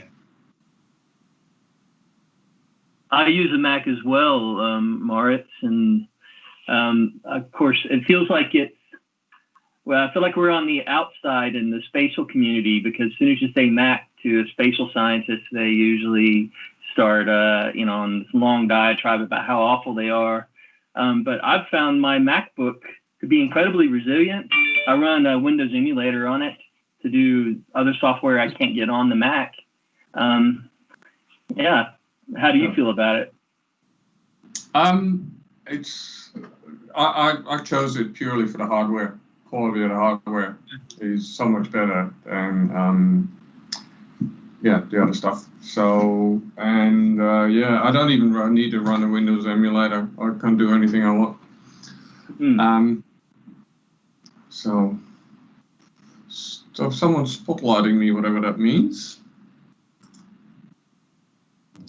Yes, that's so we can, basically whoever's talking, we're going to follow you and make you full screen. Okay, all right, Thanks for clarifying that. So we had a few people already on that. Are these participants a part of your organization? Everyone who you don't recognise is a paying customer for the conference day one. Yep. Very good. Welcome. Stellar program lined up. How's it been going so far? I've been traveling today, Jack. I had a chance to sit in on the morning program. How's it going, other than the technical hitches? Yeah, great actually. Yeah, we had a really good welcome to country from one of the aunties down at La Perouse, which was really lucky, because she said, oh, look, I can also have a chat later if anyone's got any questions. And our dean didn't turn up. And so we had a big 15-minute chunk to fill. So it was like, excellent, good, let's have a yarn. You can't rely on your dean. What can you rely on? Surely. Yeah, well, that's it, That's funny.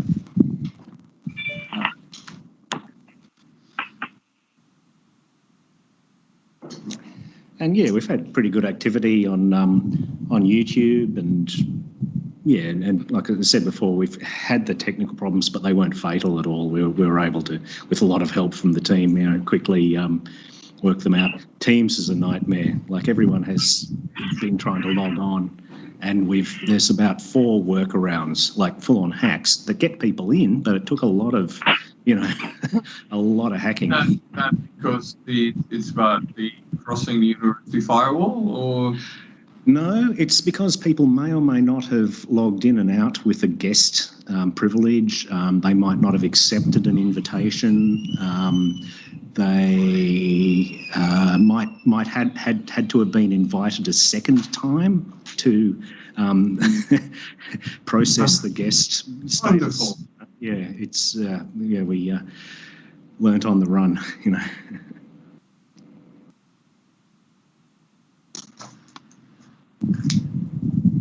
And I understand from you, Boone, that there's been extensive discussion around cultural burning this morning.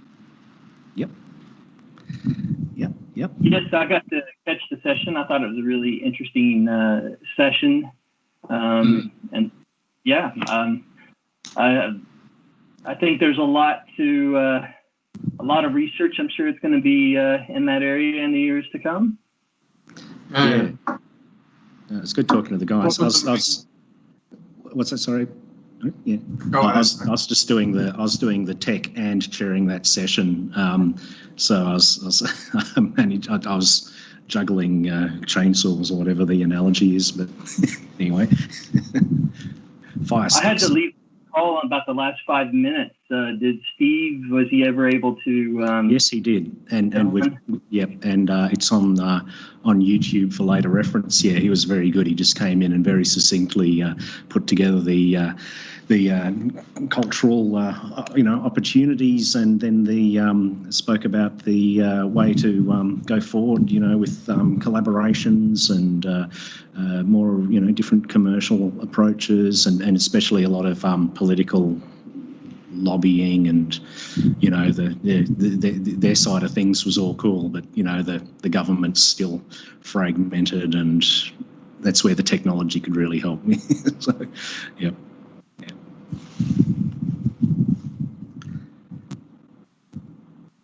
All right, well, people are slowly dripping into our meeting room. Looks like we're going to, in a couple of minutes, we should be having a decent crowd to have a nice conversation. I'm really looking forward to it. Give them all a couple more minutes.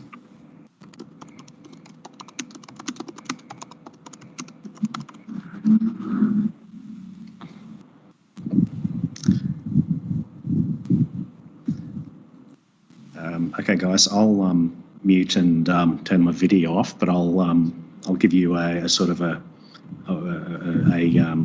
countdown when we're going live. We'll be straight on the dot at 4. Thank you.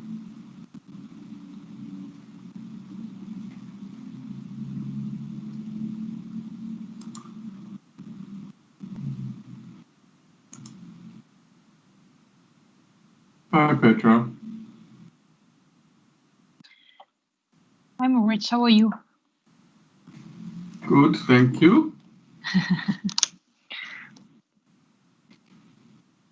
I only followed the conference on YouTube so far, so I thought I will check Teams out as well. But I will mute myself and camouflage. Feel fine, please, but then let us know if you got any questions. Cheers. Mm-hmm.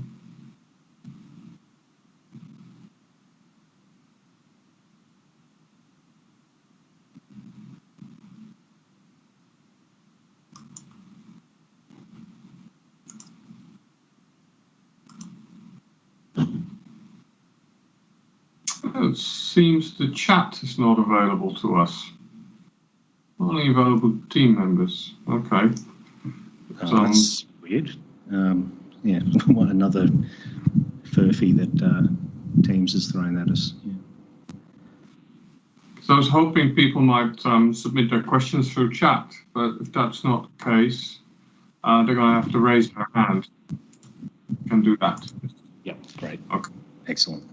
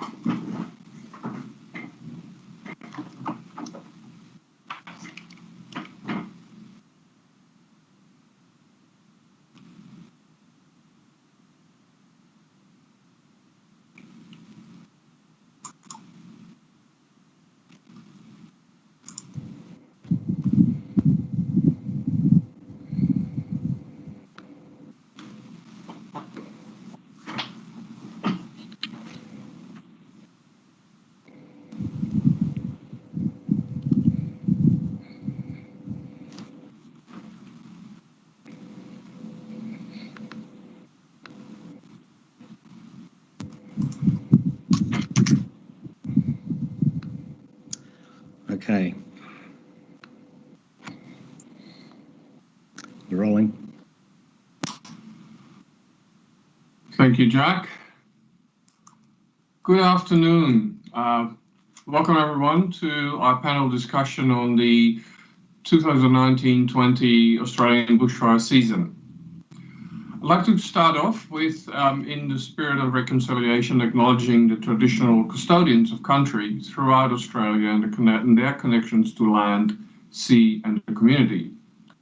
We pay our respects to their elders past, present, and extend that respect to all Aboriginal and Torres Strait Islanders peoples today. Good afternoon again. My name is Maurits van der Vlucht. I'm a director at Mercury Project Solutions, and I will be your host for this afternoon's discussion.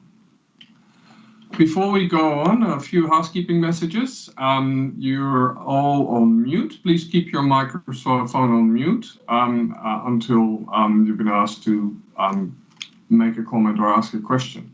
If you have any question, please raise your hand. There is a raise hand button at the bottom of your screen, and we'll ask you to then unmute and pose the questions to our panelists. We only have limited time, 30 minutes, so if we can all, and that includes myself, please be brief and to the point. That would be much appreciated. I'd like to introduce our panelists. Firstly, Boon Law in the blue shirt. He recently completed his PhD in spatial science and remote sensing at the University of Adelaide. He's a resident of Kangaroo Island and is currently working with a University of Adelaide research team looking at the effects of last summer's bushfires on near-shore coastal systems. And then you may remember that Kangaroo Island was particularly hard hit in last summer.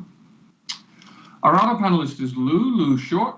He is a highly regarded expert in bushfire planning and design with over 20 years experience in local government, the private sector and state government with the New South Wales Rural Fire Service and Emergency Management Victoria. While at the Rural Fire Service, Lou designed and rolled out the Fires Near Me app, which you may know, which has become a game changer in the use of spatial data for community access to emergency information. So welcome Lou, welcome Boon. Thank you. Pleasure.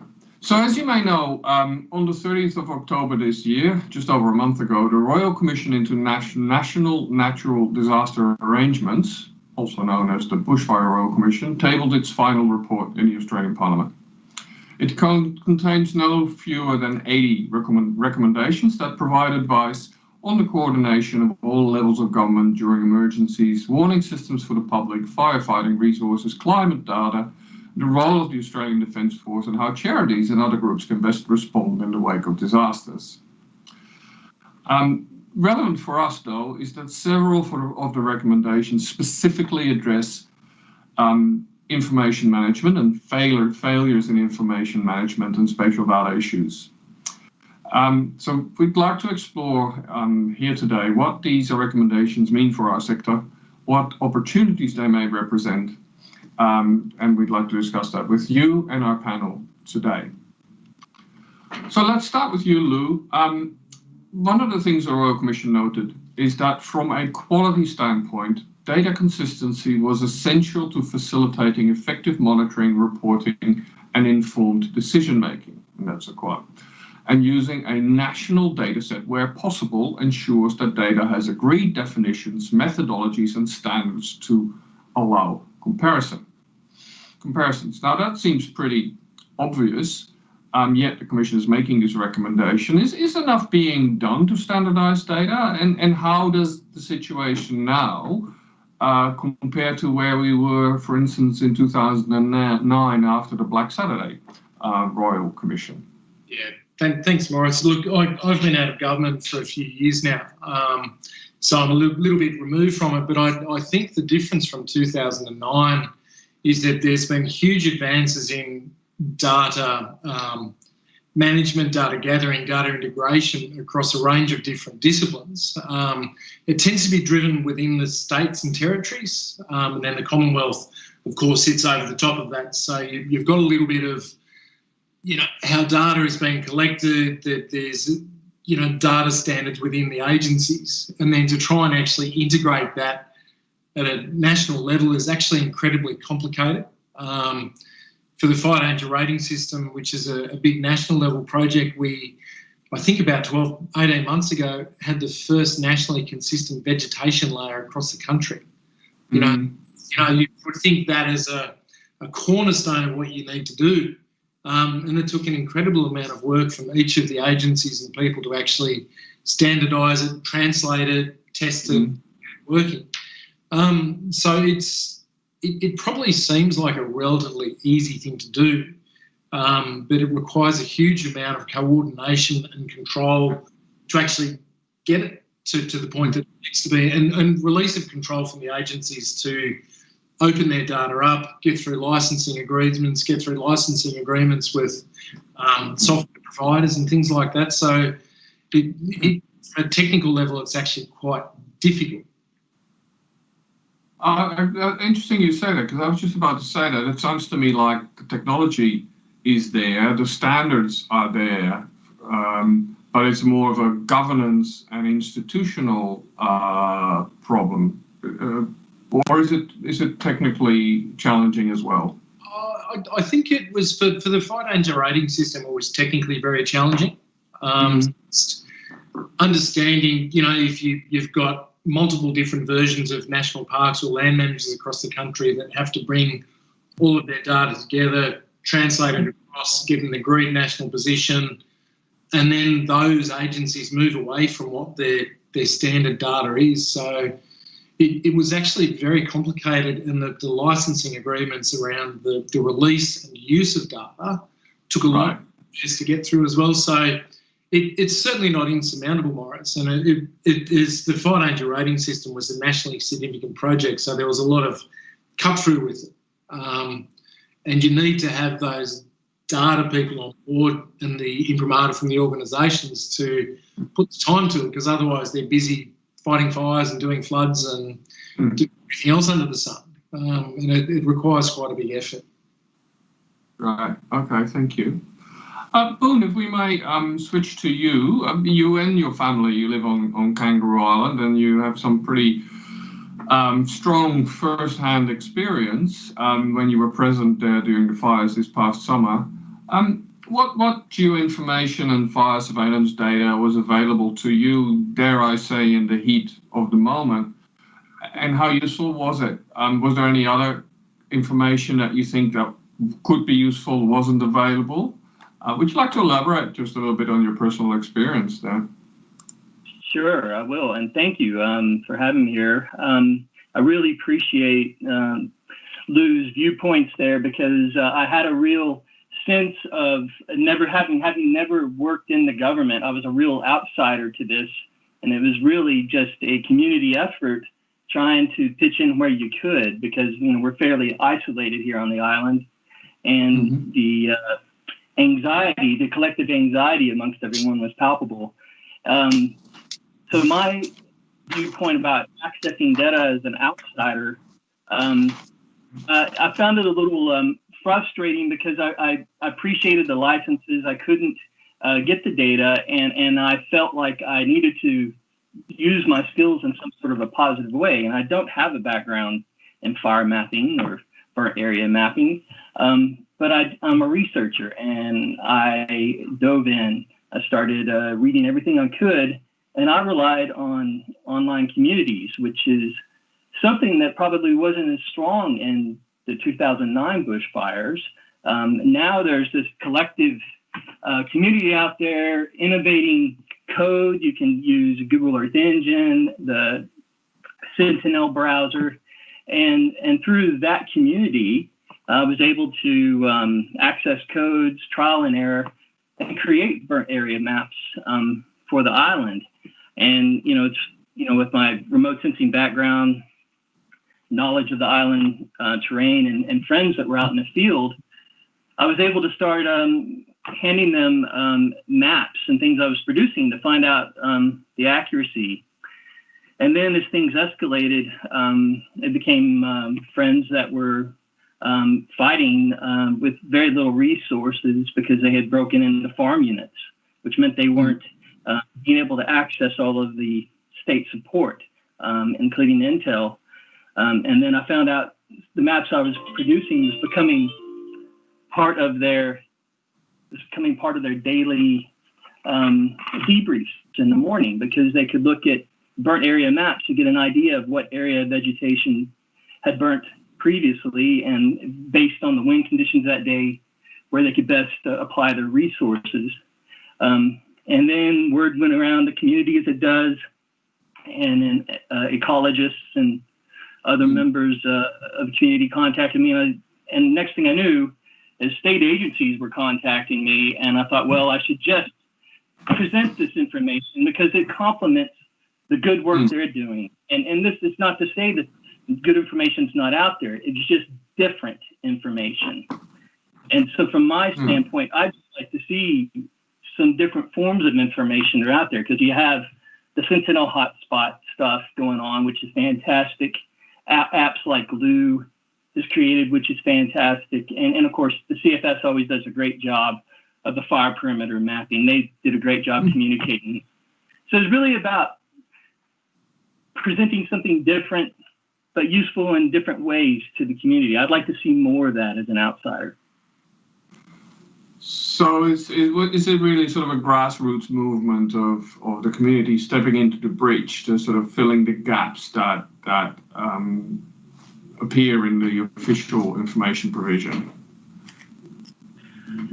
Well, I think it's something you have to be careful with. And Lou, I'd love to have your insights on this, because one thing I was very conscientious about was who's presenting the information and how accurate is it. And I always made sure that any information I communicated, I put a disclaimer to look to the CFS and the government authorities, and that the information should be used appropriately. So in a grassroots level, I don't know if it's a great idea to have internet warriors out there producing different maps and throwing things out to the world. You need to have experts.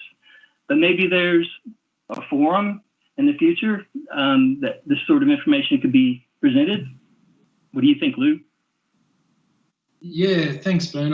It's a challenging one, and I think Moritz and myself might have spoken about this about 10 or so years ago, probably more, Moritz. I think the challenge is to get authorised information that's accurate, up to date, that is reliable. And I think I used to call it, I would be concerned about people cannibalising information, so that you had lots of different areas that people were going, and you never really knew what was the right one to be getting the best information. So, I get that in times of need, people pitch in and you sort of mash up and do various things fill the gaps. It's an unusual year in 2019 and that fire season, because the fires were so big, so ferocious over such an extended period that the agencies might have struggled to actually keep up with it. But on any normal day of the week, they'd be fine with it. But it's on those really big events where the system starts to break down a little bit and you don't get those updates and people get frustrated and feel as though they've got to jump in and do things differently. I tend to think that the abilities for agencies to gather and assess and do something with the data and spit it out in a really fast way is something they really need to be stretching for.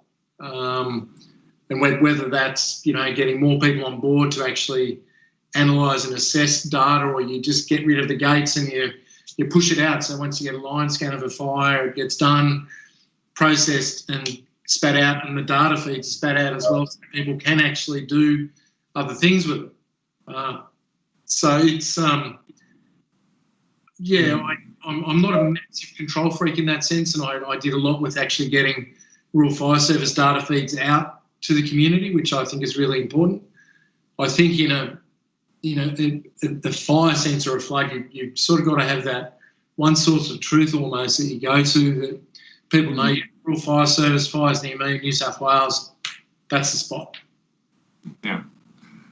But perhaps there's an 80-20 rule there, right? So that will do in 80% of the cases, but in those big crises where the information flow is overwhelming and people need to be able to take decisions really fast, perhaps then sort of a community-driven approach can sort of augment what's there. And if you got information from your neighbours and from people 10 kilometres down the road and you happen to know them, and that can be sort of, as you say, mashed up, I think there's a time and place for that as well. Look, thank you. I'd just like to repeat to our audience, if you have any questions to Lou or Boone, just click the little hand icon on the bottom of your screen that says raise hand, and we're happy to take questions from the room. While we do that, there's one from Sissy. Can you unmute yourself? Yeah, so hi everybody, great to see you here. Thank you for coming. I have heard several times you're mentioning accurate information and accurate data.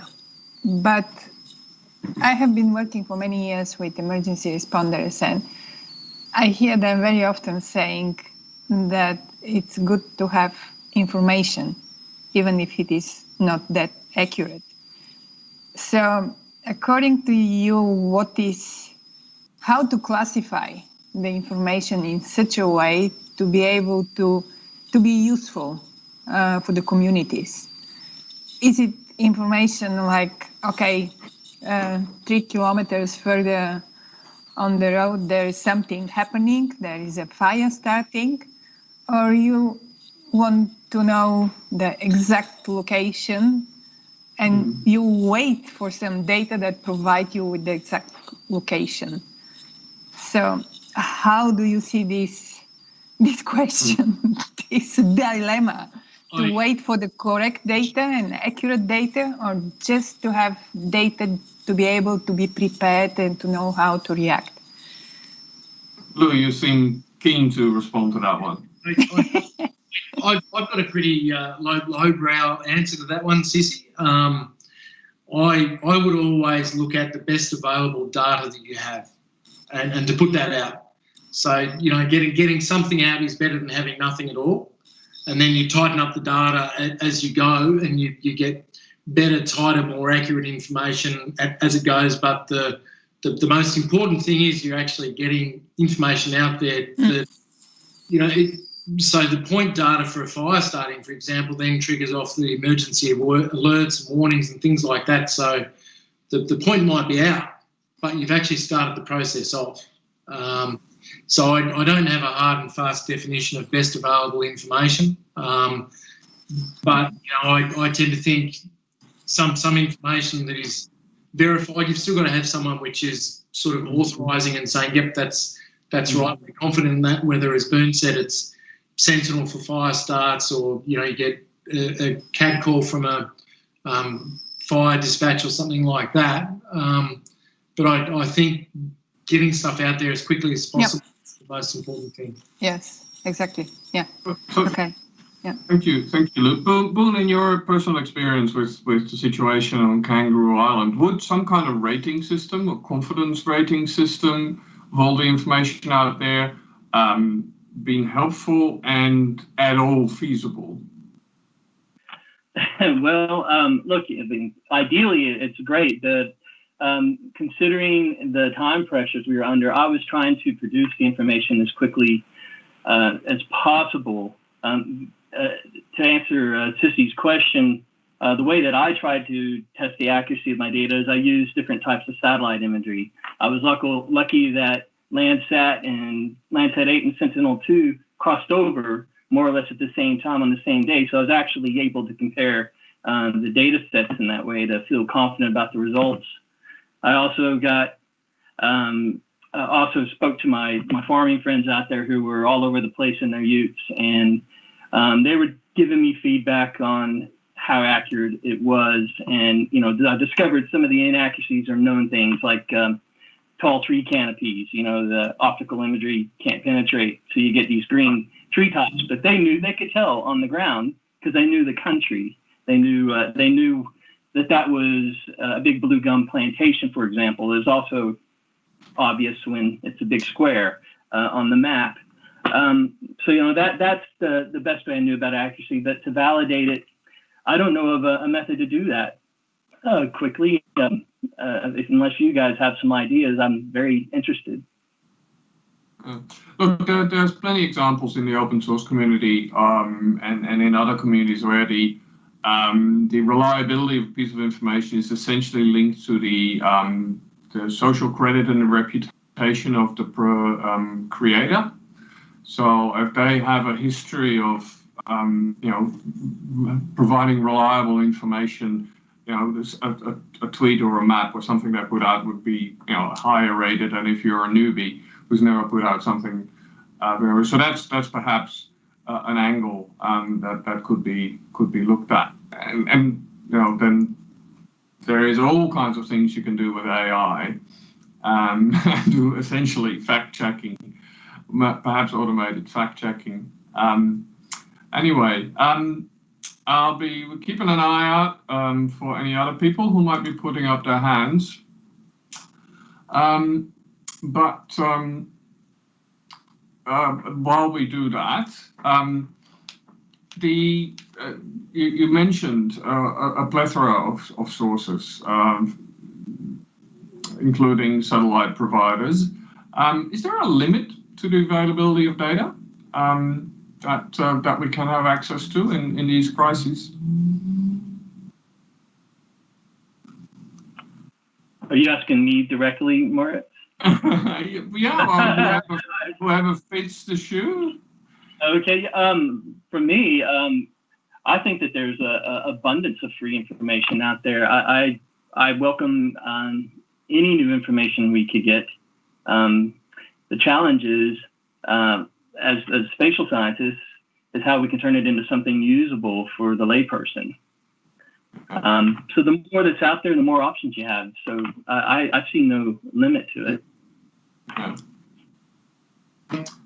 think I tend to be a little bit more cautious with it, Moritz.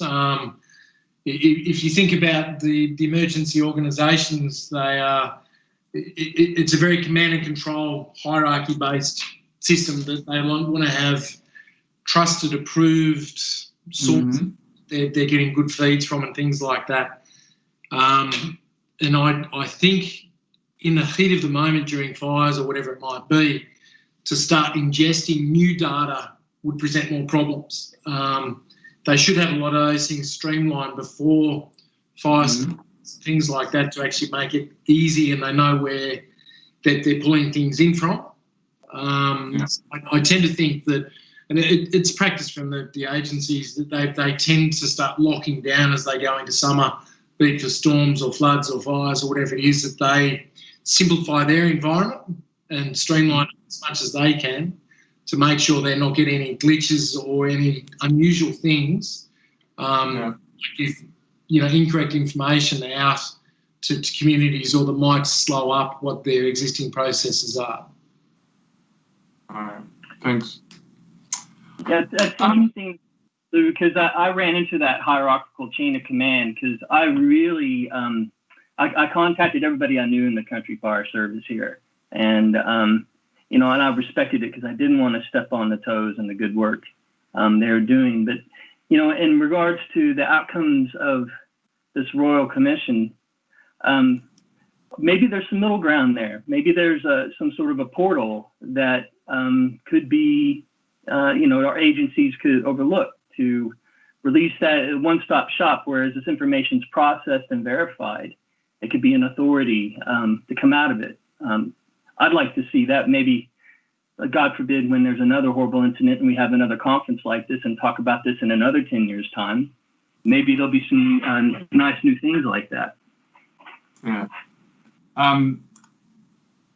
We should take this offline as some experiences that we can share here, Boon.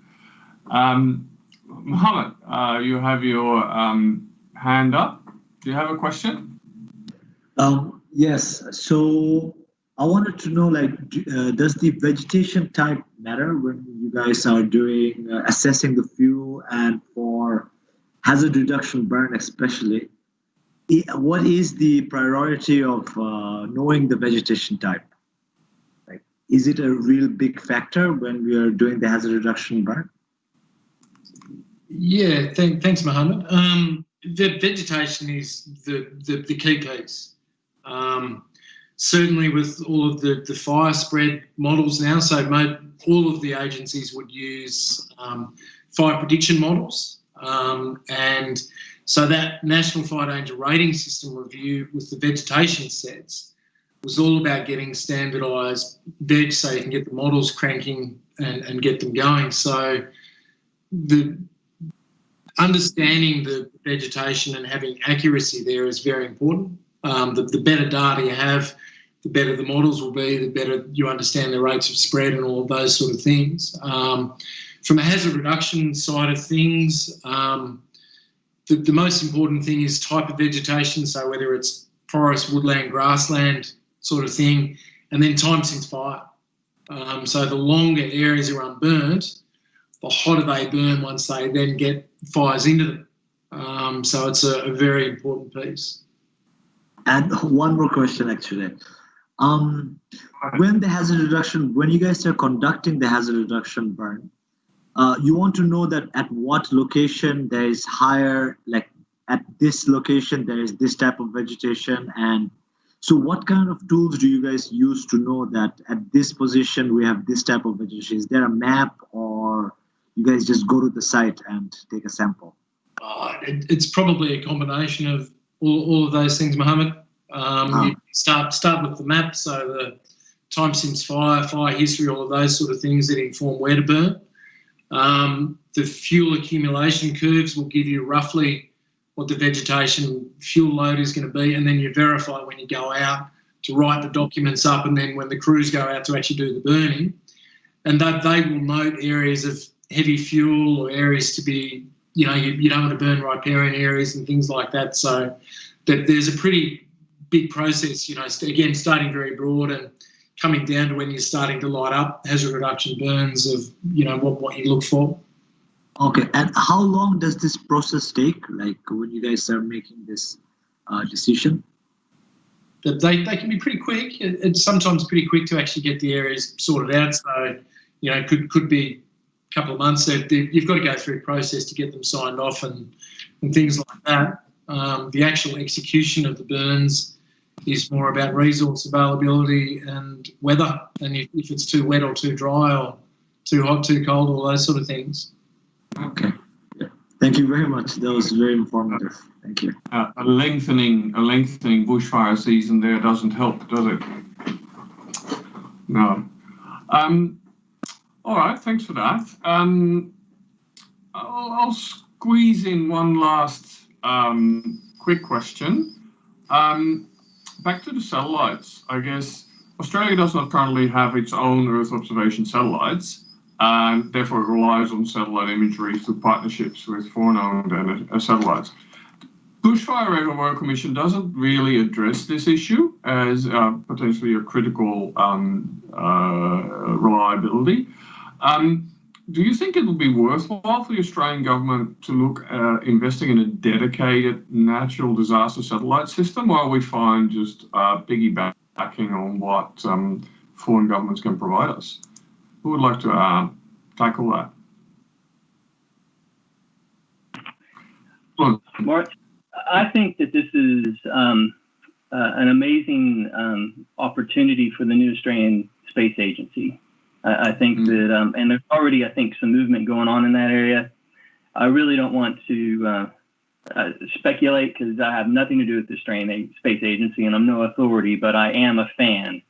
And I do know that CSIRO, for example, right now is doing a joint venture on the new Novastar satellite, which I think could have some bushfire implications for Australia, which is exciting because, of course, with the synthetic aperture radar, we can penetrate cloud cover.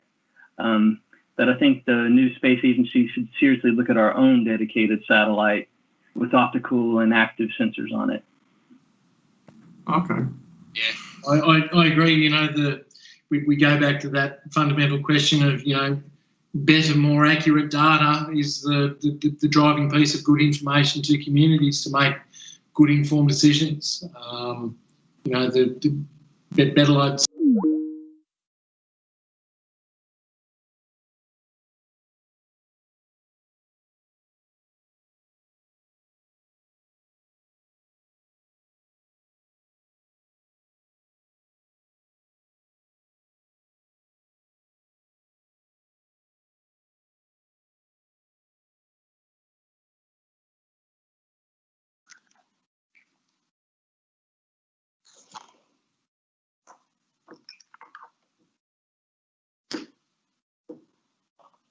Hello everyone, and welcome to session number 4 of Gi4DM called Intelligence and Recovery.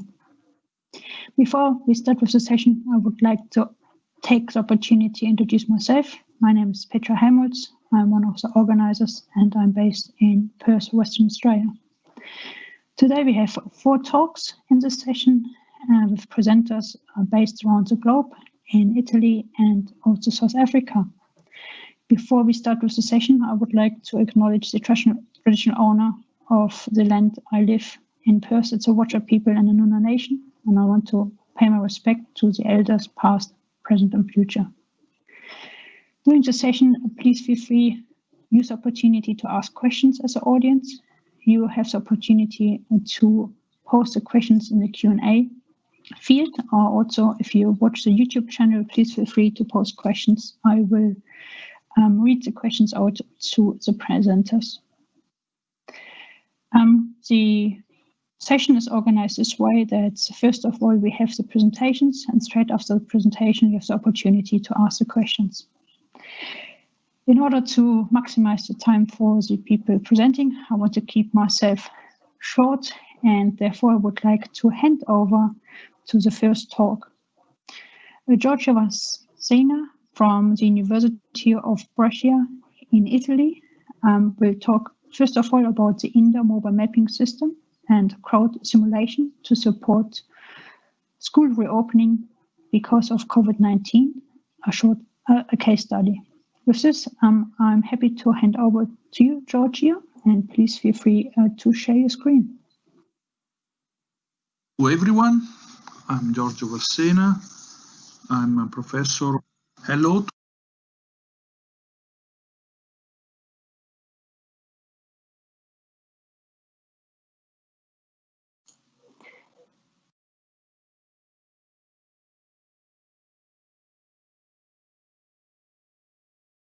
Sorry, you are on the mute.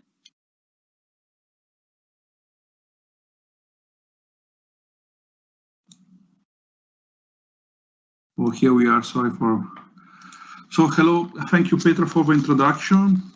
So I work in the university. I'm teaching geomatics. So I'm going to present this multidisciplinary work that it's about indoor mobile mapping application to support crowd simulation and to globally support the reopening of a school that was closed for the lockdown due to the COVID-19.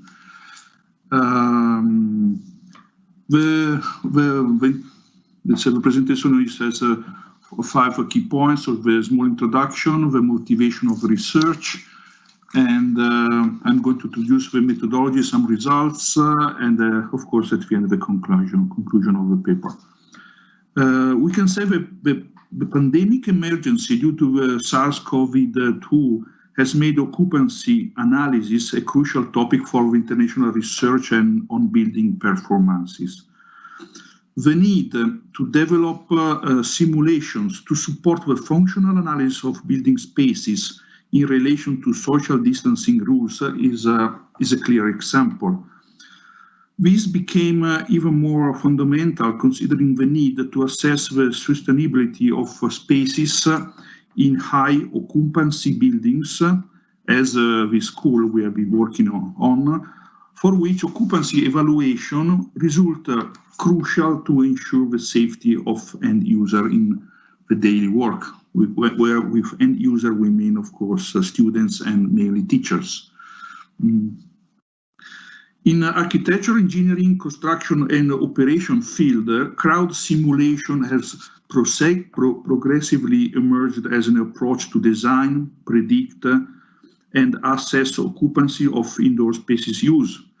In particular, as let's say, as a support to the decision making of the people who's running the building, and in particular, in this case, related to support of the director of the school.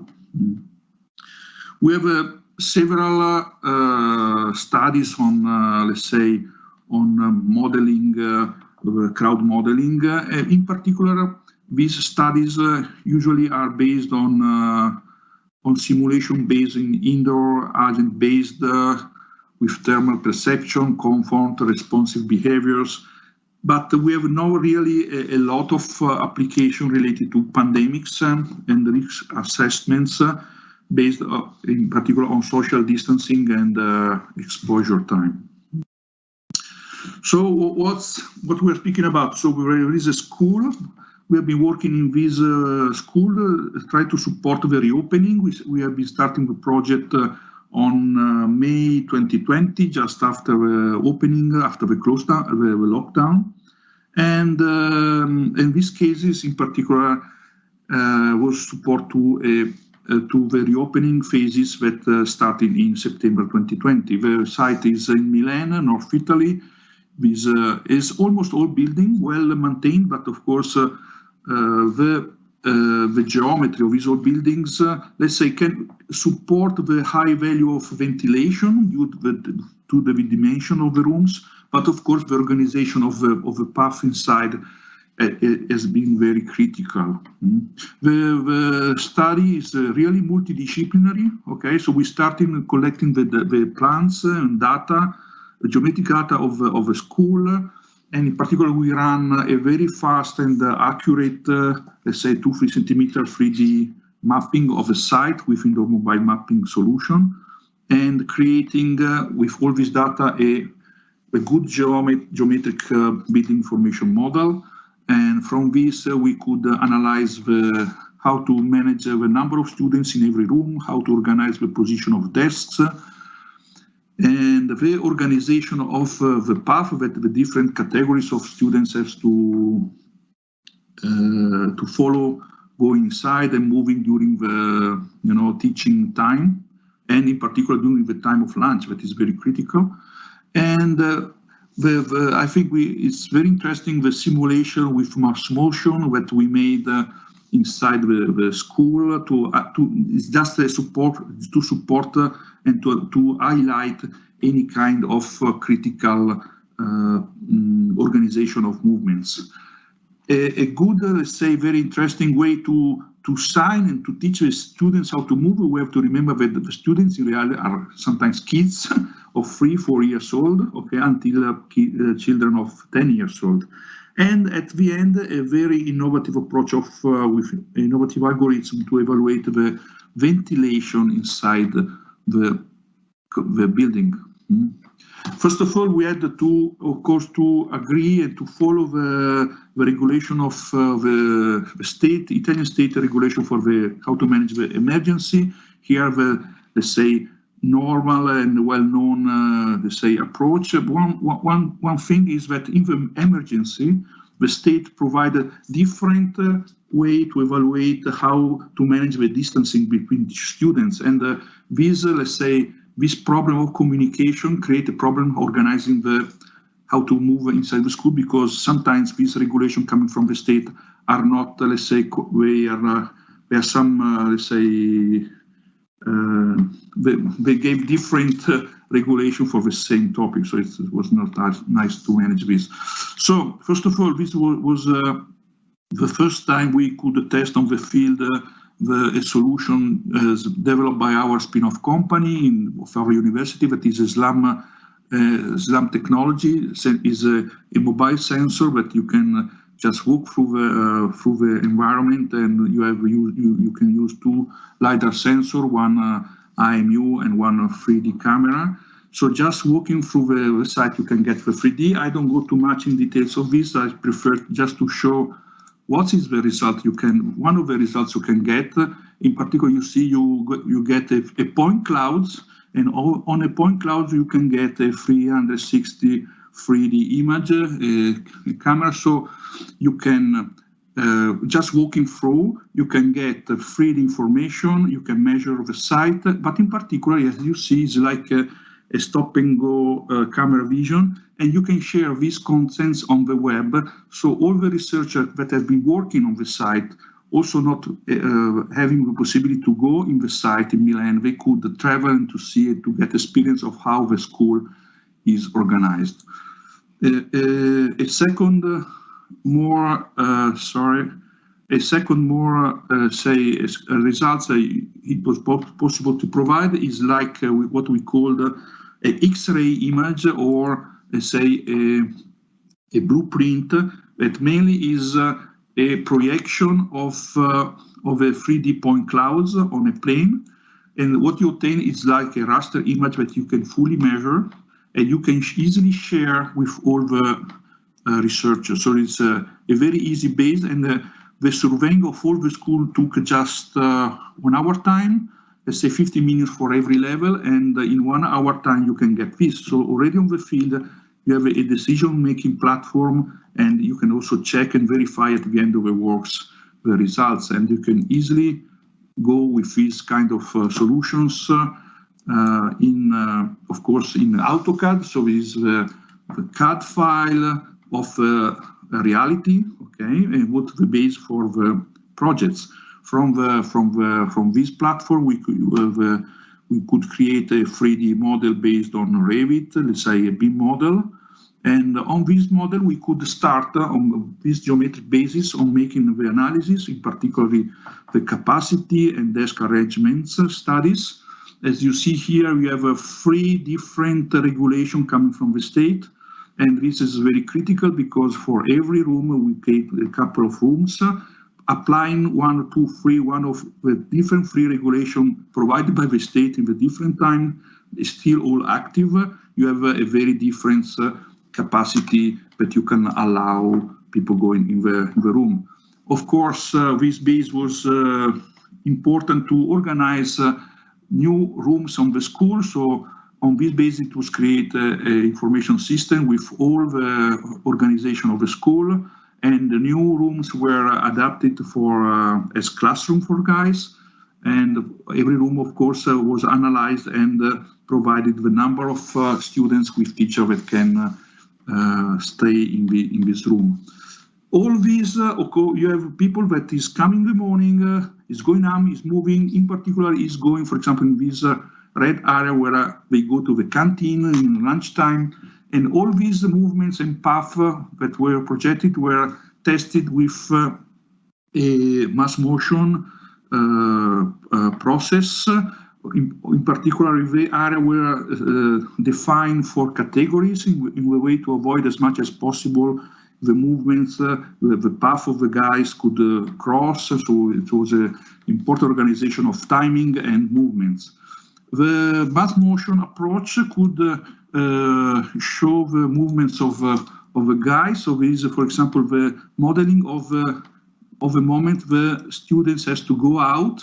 Of course, this is the researchers have been studying the path, and this model is very useful to analyze possible critical position, and this is support the decision making of the director. These are the results of, for example, the moving inside the canteen that is very crowded. So the problem is really to be able to organize the access to the canteen. So you see here that is the more critical phase, and you can say it was very easy. It was very useful, this approach to help the organization of the movements inside the canteen. Also, the signs were organized in the way that also small kids could understand how to move inside the school, and they have to feel that these signs are not mandatory, are not something that you have to follow, but is because you have to, but it's like a game. So, for example, showing the path that the guys have to, the children has to follow, signing with colors is a way to help children to follow this regulation. And also all the signs were made in the way that also kids with videos, a lot of videos were done, that so the kids appears that the regulation are like a game. At the end, last but not least, as we used to say, is the very interesting analysis of ventilation. And of course, also the integration of these technologies could allow, for example, the researches on ventilation analysis that are critical because the school is held, so it's not a forced system to move air. So, you know, all the images, all the data, all the BIM model was used to create a very rich database that could feed the algorithm of the researchers in the way that was certified ventilation, and some solutions were applied. So going to the end, with still a lot of work on doing, and I think the crowd simulation is very important tools to analyze these, how to assess these public buildings. Of course, the simulation is just a decision-making support to the process of decision-making of the director of the school. In fact, she has been using a lot of this platform. The limits of research is, of course, that we didn't go in the aspects of a pedagogical aspect, how to teach students to follow this regulation, and there's a lot to do on this, but this was not our topic. In particular, children between 6 and 10 years old has problem following this rule because they are so exciting, they want to play. So it's not easy to maintain let's say the happiness to be school following the regulation. And okay, something we are working on now is to develop serious game, very attractive, to help students to feel that the regulation are like a game, and we are improving the analysis of the path and how and the crowding, let's say, managing in the school phases. So now the school is running, and we are checking what's happening, and I hope in the future we can show some more results about this research. Thank you for your attention. Thanks, Giorgio, for this very nice presentation. First of all, I hope that it's getting better in Italy. The images or the news we could hear at the beginning of the year, of course, were quite upsetting. And I'm really glad that you could contribute a little bit to improvement with your research. While I'm waiting for some questions from the audience, I would have one question, and it's a very simple one. So implementing the framework had lots of different components. You have the crowdsource component, you had the mobile mapping component. What is the component? Which are the aspect which you think was the biggest challenge to implement your case study? What do you mean component? Sorry, I didn't get your... So what was the biggest challenge when you implemented your case study? Okay, sincerely speaking, the problem is, okay, you have, first of all, it seems not easy, but the problem is that all these people is not used to work together. So only to share information and data, everyone is used to use different platform. Okay, so first of all, it's a technical problem of joint people coming from different experiences just to share a 3D model of a building. It's not easy because everyone is using a different, let's say, parameters. The second, of course, is the problem but this a political problem, say, that the regulation are moving in the time you are making the study. So it's not easy because it's every time changing. The regulation are changing seems every month. And so you must be very flexible to adapt your study to the reality, but it's also the law to follow the regulation. If you would apply your framework to a different school, what do you think is the biggest challenge in this case? Again, the system to talk, or are there other aspects as well? I think it's the system is quite flexible. So I think what's fine that is nothing was really focused on this case study. So I mean, we are applying in a school, but in reality, it's the way it was. Everything has been developing is very flexible. So I mean, I see that it should be quite easy to apply these to our let's say our schools. It's very flexible. Nothing I mean has been done directly for this school, so it's I think it's not so hard, I think. So what do you think? How long would it take you and the team to apply it to a different school? This is a problem because this was really a research. Okay, so mainly it was a university, people collaborating with companies. Okay, the real practical problem is that some companies has been collaborating to this research. The problem is that if you want to extend this application to, let's say, the world, you have also to evaluate the financial problems of how to, the mapping, the modeling, everything has a cost. In this research, everything was done for free by universities and by companies that provided the software solution and also manpower. The problem is how to the costs that are not, I mean, crazy, but you have cost and you have to manage also this problem, I think. Yes. Thanks a lot for the presentation. Thank you. Very interesting. And with this, I would like to introduce the second presenter today in this session, Marco Ascamioni from the Politecnico Milano. And Marco's research is about teaching geomatics for geohazard mitigation and management in COVID-19 time. So what we will do is we first will play Marco's video with his presentation, and then after the video, he will be available for questions. Good morning to everybody. I'm Marco Ascamioni from Politecnico di Milano University, Italy.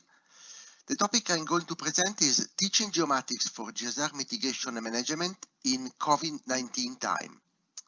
Co-authors of this presentation are Laura Longoni, Luigi Zanzi, Vladislavio Vivanov, and Monica Papini, all from Politecnico di Milano. In the early 2000s, Politecnico di Milano concentrated its activities on geohazard mitigation and management on Lecco campus at the border of Como Lake. This included the development of some research activities and projects, as well as teaching. Initially, in 2008, an International Master of Science program on civil engineering for risk mitigation was established.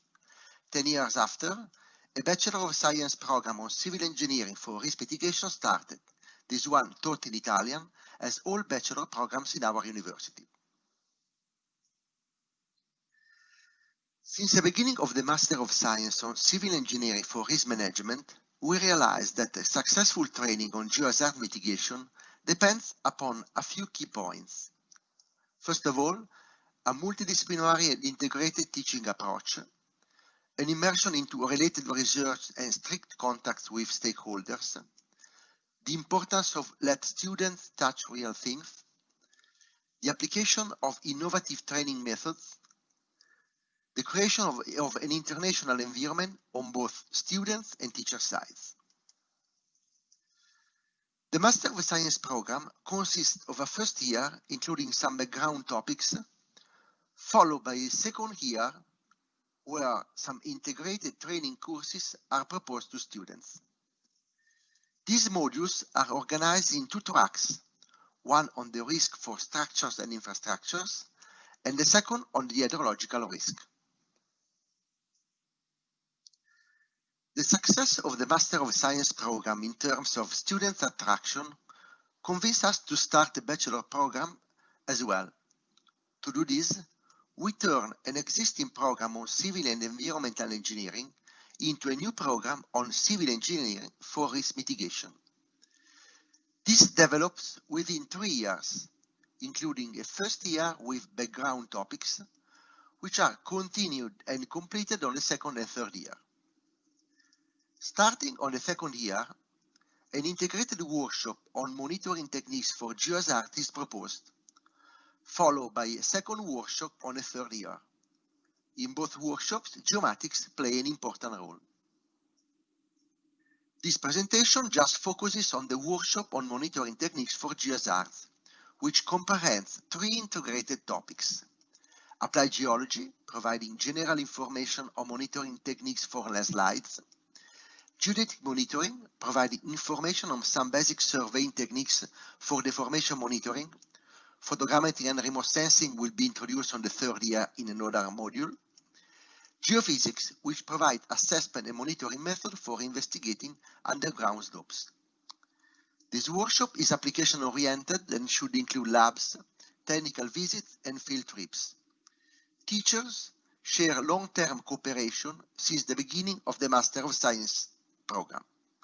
Here, one example of the slide simulation experiments carried out by master students is shown. But just before the start of the first edition of the workshop on March 2020, COVID-19 pandemic cropped up in Italy, with particular intensity in Lombardy region where the university is located. Due to this problem, all university courses were turned in remote lecture, which were given in real time using Microsoft Teams platform. This change posed several problems and questions. In particular, 2 big challenges could be resumed by the following questions.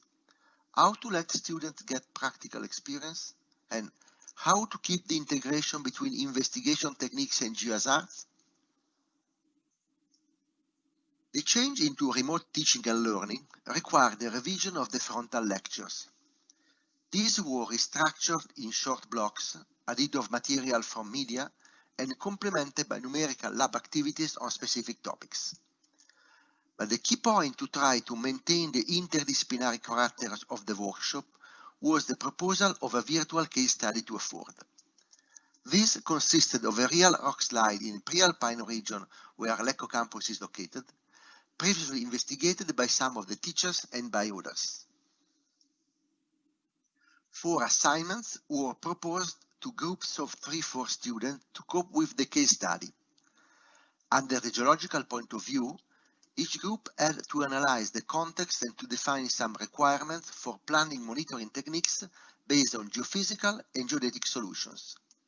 In the following, we focus on the design of geodetic monitoring solutions.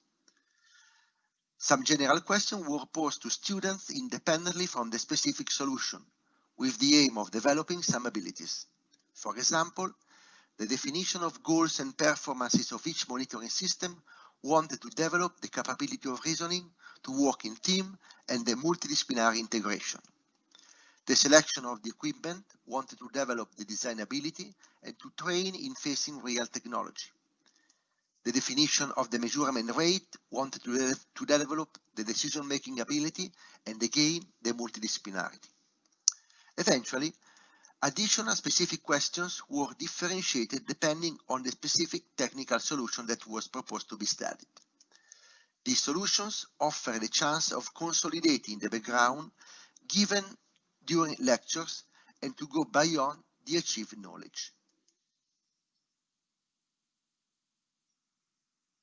The 4 assignments related to geodetic monitoring require to design a system based on a robotic total station for monitoring 3D deformations of the slope, to monitor vertical displacement by means of optical leveling, to monitor 3D displacement by means of repeated GNSS control network, and to design a permanent deformation monitoring system based on GNSS RTK technology. As an example, I'm going to illustrate the concept and development of one out of the 4 assignments, deformation monitoring based on a robotic total station. In addition to the basic tasks, 2 specific questions were added: the definition of control point and robotic total station positions, and the estimate of the theoretical accuracy of 3D control point measurements. Also, these tasks were thought to develop some specific abilities, as highlighted in red. The solution proposed by students consisted in the implementation of a robotic total station from Leica Geosystems. 44 reflectors were located on the slope surface to be used as control points, as can be seen in the figure. 4 control points were placed outside the slide area for calibration purpose. The robotic total station was cased in a protected hood and established over a concrete pillar. The measurement rate was decided independent from 2 possible scenarios. Finally, a cost-benefit analysis was carried out to see if this type of monitoring system is adequate to the case study or other solutions should be preferred.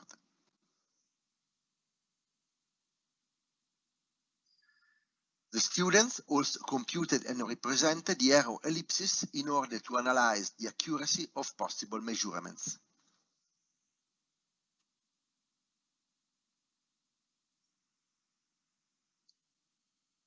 The final evaluation of students was based on distinct exams, 1 per each topic. The final score was the average of all single evaluations. About geodetic monitoring, the evaluation was based on some intermediate exercises submitted by students, and a final presentation on the virtual case study. The presentation was followed by discussion. In the future, we would like to have a better integration among the evaluations in different topics. The lesson learned concerned, on one side, the 2 big questions that challenge the transfer to remote teaching. The first question was about how students may get practical experience, notwithstanding the remote teaching. We concluded that the virtual case study helped. Also, some live experiences from the university labs were useful, where teachers could show some instruments and how they can be used to students that, of course, stayed at home. But it was also important to catch the chance to develop other students' abilities, such as team working, reasoning, and digital skills. The second question about the integration between investigation techniques and geohazards was supported by the geological case study, which focused the interest of different topics. On the other hand, it was not straightforward to integrate all of them. In the future, we retained that the case study with available monitoring data would help more. On the other side, students followed the activities in a serious way, with an engagement and the production of final outputs that were better than usual. Discussions with students were quite easy despite of the use of a digital platform. But student criticism was not mitigated by the emergency situation, and the results of quality assessments were quite severe. Let's now draw some conclusions from this experience. The diffusion of COVID-19 pandemic challenged the organization of the first edition of a new integrated workshop on monitoring techniques for geohazards. The switch to digital implied a deep revision of the approach to teaching and the preparation of the educational material. Problem-based learning and innovative teaching solutions revealed to be really important to keep high the students' interest, much more than in standard teaching in the classroom. Anyway, a big transformation is undergoing the academy, independently from COVID-19 pandemic. The digital experience we have achieved is a great treasure for preparing the future. In the end of this presentation, I would like to acknowledge all students who attended the workshop, all those colleagues who helped us, and all of you who are listening to this presentation. In 1955, Albert Einstein said, "We cannot expect things to change if we keep doing the same things." I think that these words describe very well the challenge we are living. Thank you for your attention. Good morning to everybody. I'm Marco Scaglioni. Thanks a lot, Marco, for preparing the presentation for us. And being a teacher by myself, I think I can confirm with your experience that COVID-19 helped to develop new technologies for teaching quite quickly. I would have one question. Can you tell us how the students saw this experience? Were they overall pretty keen, or do they much look forward to go back to the campus? What was the feedback basically from the students? We could say that for sure the students would like to come back to the campus, because initially we planned field activities either in the campus and during some planned field trips, and in general they are waiting for these events because they help them to touch the real application, real things. On the other hand, we could say that since this happened in the first period of the pandemic, it was let's say they were frightened to come back to campus, because, for example, we gave to them the chance to give examinations in presence at the end of July because the conditions allow that, but nobody wanted to come. So we can say there were two different aspects about let's say the desire of students with respect to coming back to campus. This semester, this academic year, we had in the first part a mixed teaching, half lectures in presence and half lectures from remote, and then we turned to completely remote teaching. Another question is, do you have already received any feedback from industry? So how much are they concerned that students do not have the hand-on experience on turtle stations for monitoring, for example?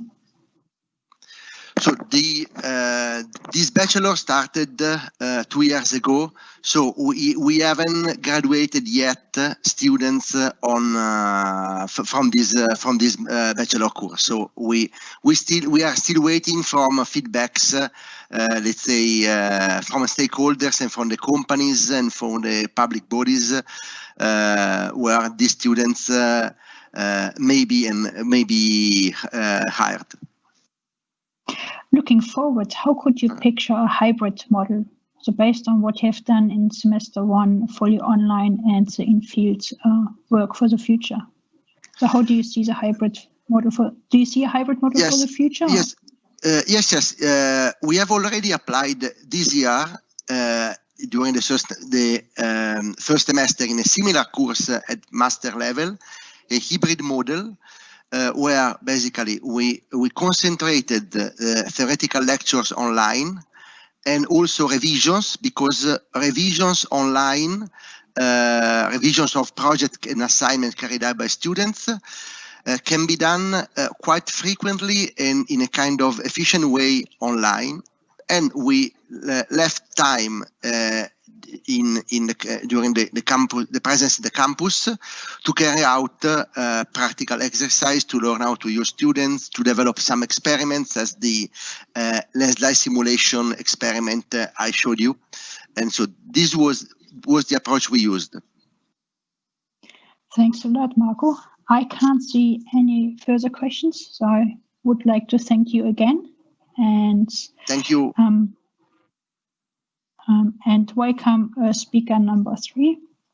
Grant Treadwell is based in Pretoria and works for the university there in South Africa. And he will present today about cloud-based integration and standardization of address data for disaster management. And again, we first will play the video, and then Grant will be available for questions after the video. Hello everyone, my name is Grant Treadwell, and I'll be presenting on how we used cloud computing to standardize and integrate address data to support South African disaster risk management. In this presentation, I'll be covering our motivation behind doing the project, basic concepts related to cloud extraction, transformation, and loading, or ETL, the cloud platform provider that we ended up selecting for the project, an explanation of the standard we used in this project, data we used in development and testing of our tool, and then finally a description of the workings of our ETL tool and the results we obtained from it. As a developing nation, South Africa is noted to be vulnerable to the adverse effects of disasters.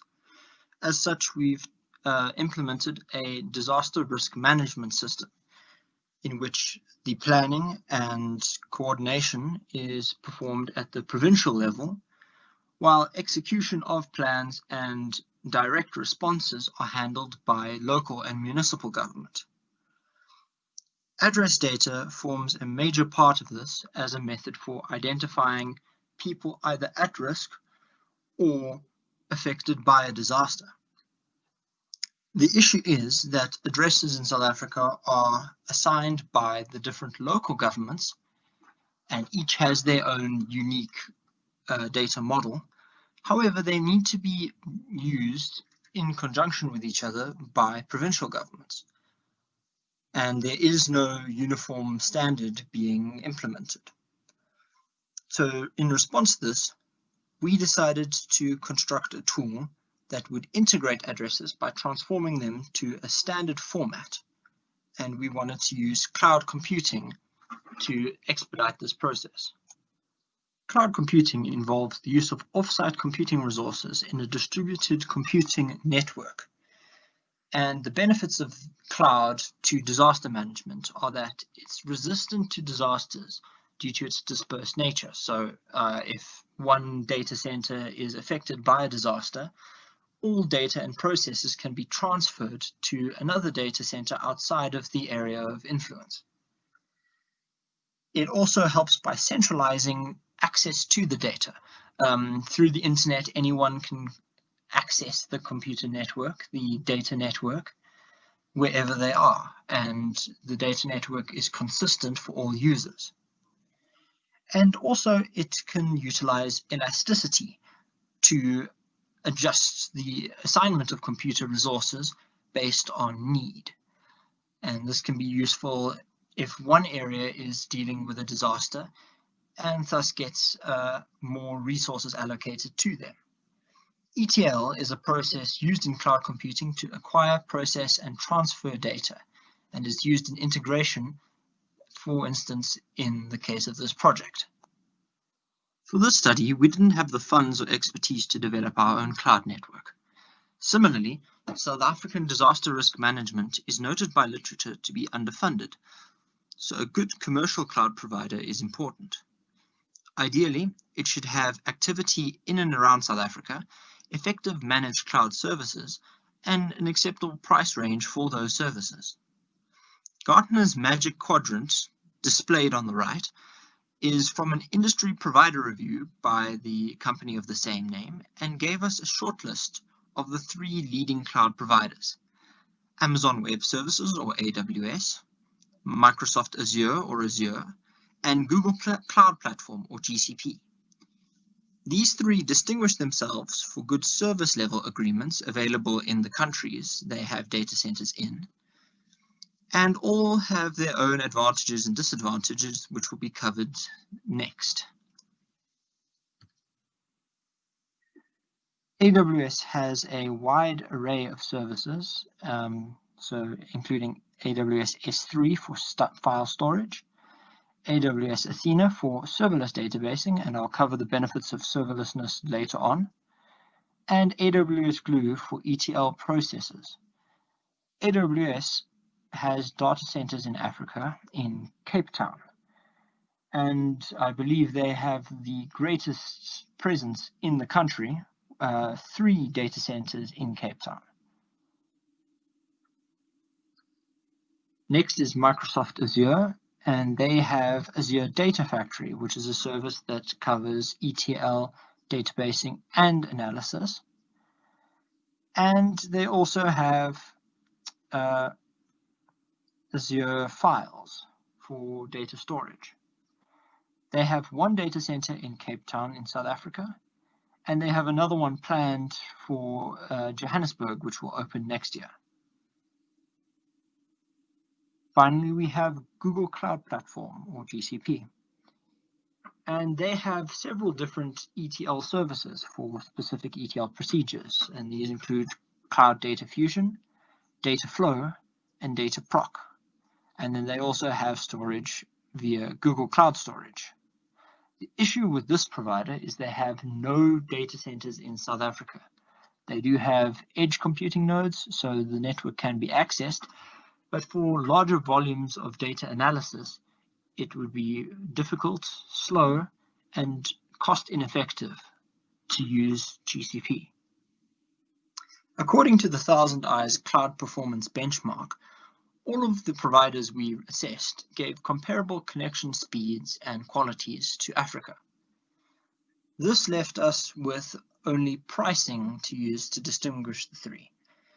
And we used the assumption of a hypothetical scenario where 1 gigabyte was entered into the system, processed, and then stored for a month. And this ended up being similar to what we tested the system with, and our end data set was 1046 megabytes, just more than a gigabyte. As you can see in the table, AWS is the cheapest at 11 cents. Azure is next at 13 cents, and GCP is at 18 cents in US dollars. Therefore, we decided to move on with AWS as our chosen cloud platform. For this project, we decided to use the South African National Standard, or SANS 1883 data model. This was created by the South African Bureau of Standards, or SABS, and it's necessary to permit integration of the heterogeneous data models of the various municipal address data providers by converting them all to a single uniform model. This model is used by the South African Post Office, among others, but it's not universally implemented. There are 2 parts of interest to the model. There is Part 1, 1883-1, which covers data elements and formats, including the various classes of address, like streets or building addresses. And 1883-2 deals with the electronic exchange of address data based on ISO 19160-1, the 2015 international standard, and it involves things such as the computer data types. And it's mandatory for every address, no matter what class it is, to have 2 elements. One is an unambiguous identifier of that location. The other is a regional identifier. So, for instance, in street addresses, the unambiguous identifier is the street name. And the regional identifier is the place name, referring to the specific area that street is in. Something like a landmark address, the identifier might be its name, for example, Town Hall, and the regional identifier would be the town to which that town hall belongs. And a successfully transformed address should possess both of these mandatory elements. We got our address data with which we developed and tested the tool from two major municipalities, both in the province of Gauteng, both of them with their own unique data models for addresses. And so both of them would need to be integrated for the Gauteng disaster management system to process them. And we used 674,061 addresses from the city of Tshwane in the north, and the smaller but more densely populated city of Johannesburg in the south provided us with 945,633 addresses. And now these addresses weren't all joined together in single data sets. We actually got multiple files from each provider. City of Johannesburg was the worst in terms of this, where we had to join data from the street centerline, which gave the street names and street types, the actual street addresses, which would give us the street numbers, the properties, which would give us the place name or a code for the place name, and the township, which would give us the actual name of the place.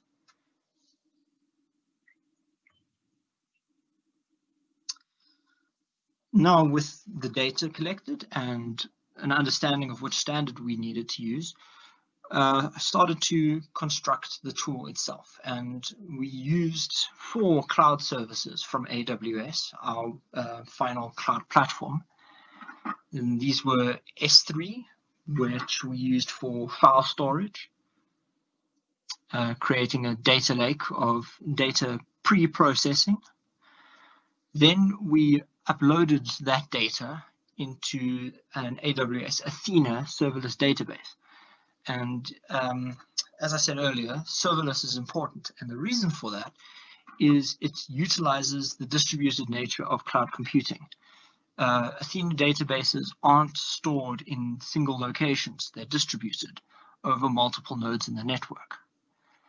From there, we used AWS Glue ETL service to unify the data, process it, and then save the results into a single table in the Athena database.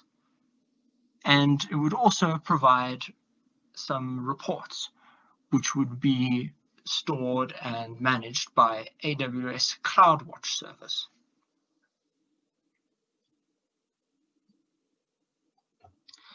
Now, within the AWS Glue ETL job, a couple of functions were performed.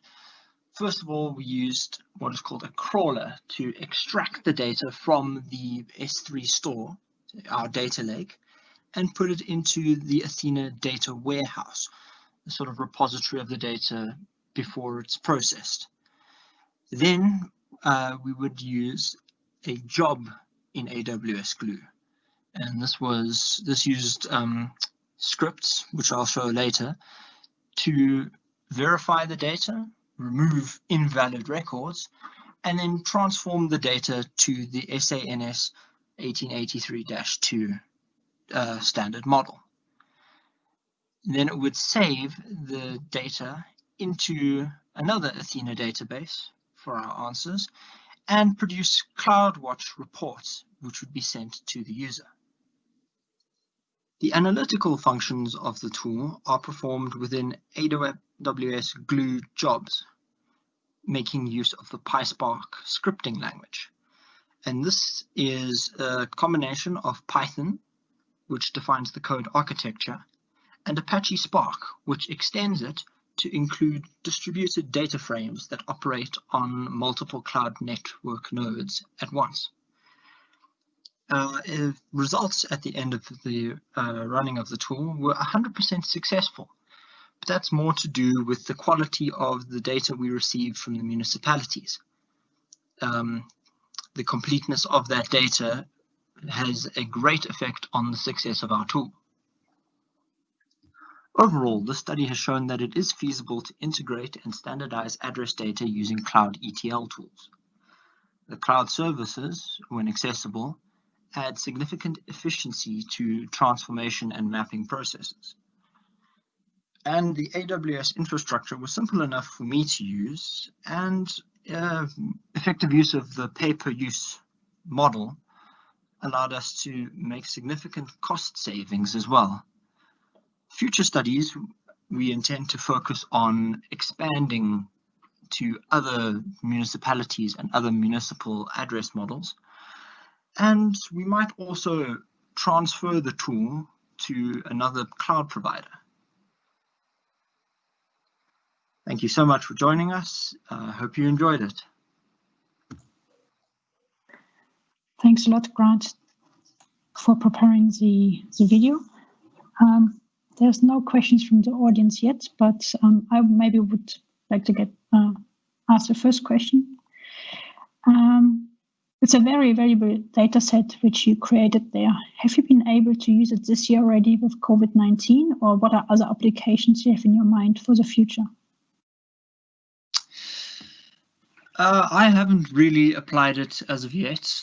I have had interest from the city of Johannesburg about having it as a data product. I haven't managed to get in contact with anyone running the disaster risk management in the country. But I do imagine that it would be useful for them for contact tracing and the like in the pandemic. Going forward, you mentioned you want to add more databases from other areas. What do you think will be the biggest challenge when you want to do that? I suspect the biggest challenge is going to be data quality. The quality of the data plays a big role. I mentioned I managed to transform all the addresses from the municipality successfully. And that's entirely due to the fact that it was in a very complete and very high quality state when I got it. And the issue, I believe, in some smaller municipalities and other local governments might be that they don't have such a well-maintained database. The tool at present doesn't have any cleaning. If a value is incorrect, I can't do anything about it except for reject the record, and that might become an issue in the future.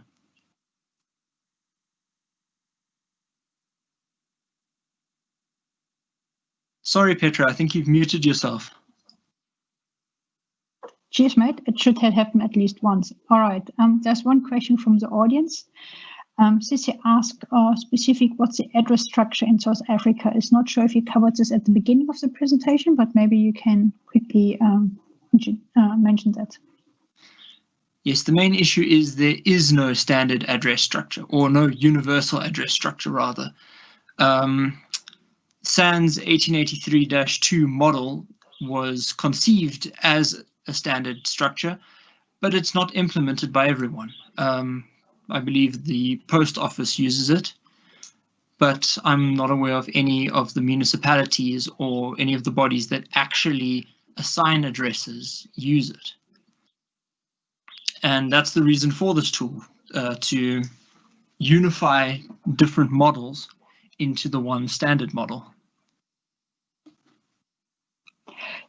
If you would have to do the job again, and I understand there are lots of different components to it, is there something you would have done differently, or would you proceed exactly the same way?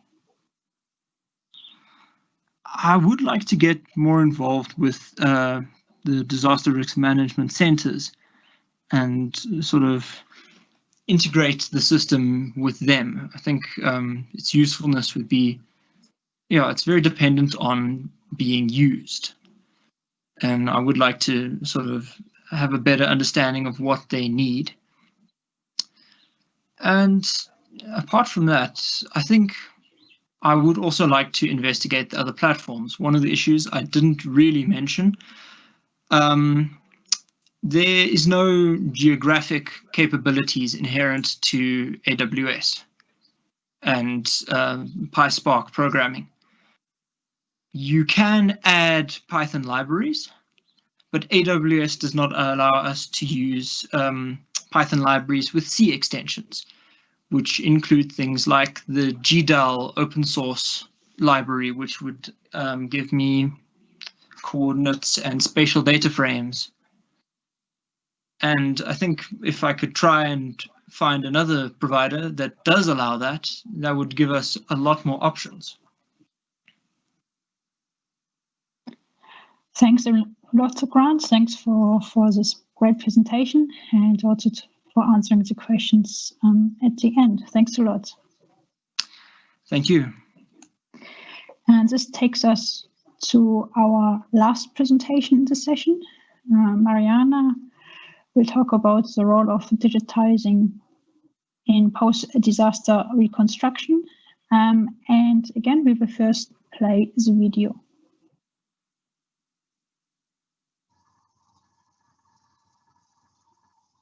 Good evening to everyone. Nowadays, it is well known that digitization has tenaciously become part of the construction industry. The document is aimed at being an analysis of the state of the art, focusing on the digitization application in post-disaster reconstruction. The digitization process is in first place among the activities and objectives to be pursued. It involves every actor of all levels in order to create value, to optimize resources, to make work organization more efficient, and develop new technologies integrated with each other. Therefore, to all effects, it has changed the business model. According to what is reported by the synthetic formalism of a dictionary, the digitalization is a conversion process between two systems in order to record and use information that can change over time. This digitized information forms a database and in this way can be reused in the future. In the Italian context, the importance of this subject is well known. In fact, the Economic Development Ministry has placed an industrial plan called Industry 4.0 at the center of its agenda. This plan is aimed at modernizing the industrial sector through the integration of innovative technologies and the digitization of the manufacturing world. The construction sector is involved with the same intensity as the other sectors, and the potential advantages have been highlighted. They could completely revolutionize the concept and approach to this field. In particular, applying digital transformation to the construction sector, the reference is made to the design and management of processes through the sharing of information in electronic, organized, and processable form. The most effective operational model to pursue digital transformation in this sector is the building information modeling. Therefore, the aim of this contribution is to provide an overview of this process progress in the current context, starting from the evolution of digitization in the construction world up to the management of post-disaster scenarios. The digitization is a process that dates from the 1970s, and unlike what one might think, it is not a momentary phenomenon as a result of a current trend, but it is a real paradigm shift. In particular, building information modeling is currently considered as the most innovative methodology in the construction sector. A 1992 publication contributed to its large-scale diffusion, as well as the 2003 publication of the Autodesk White Paper. Since 2009, the Italian National Unification Institution, known as UNI, tried to define technical specification through the enactment UNI 11337 of the 2009, later replaced by UNI 11337.1 of the 2017, which still represents the main guideline on the subject of digital management of BIM processes. Further measures that are particularly important were taken in recent years. After the 2014 community directives 23, 24, and 25. Among them, the 2014-24 EU invites member states to encourage, specify, or impose the BIM use for all publicly funded projects and works in the EU, starting from 2016. In Italy, the implementation of these community guidelines took place through a legislative decree 1550 of the 2016, which introduced in Article 23, paragraph 13, the gradual adoption. The turning point, however, took place with the Ministerial Decree 560 of the 2017, which introduced the requirement of BIM in the context of public procurement. Starting from 2019, the use of BIM has been made compulsory for complex works related to works with a tender amount equal to or greater than 100 million. This threshold will be reduced annually until 2025. In that year is expected the BIM adoption for all public works. This legislation, as we can see from the slide, is divided into 10 parts, 7 of which have already been published.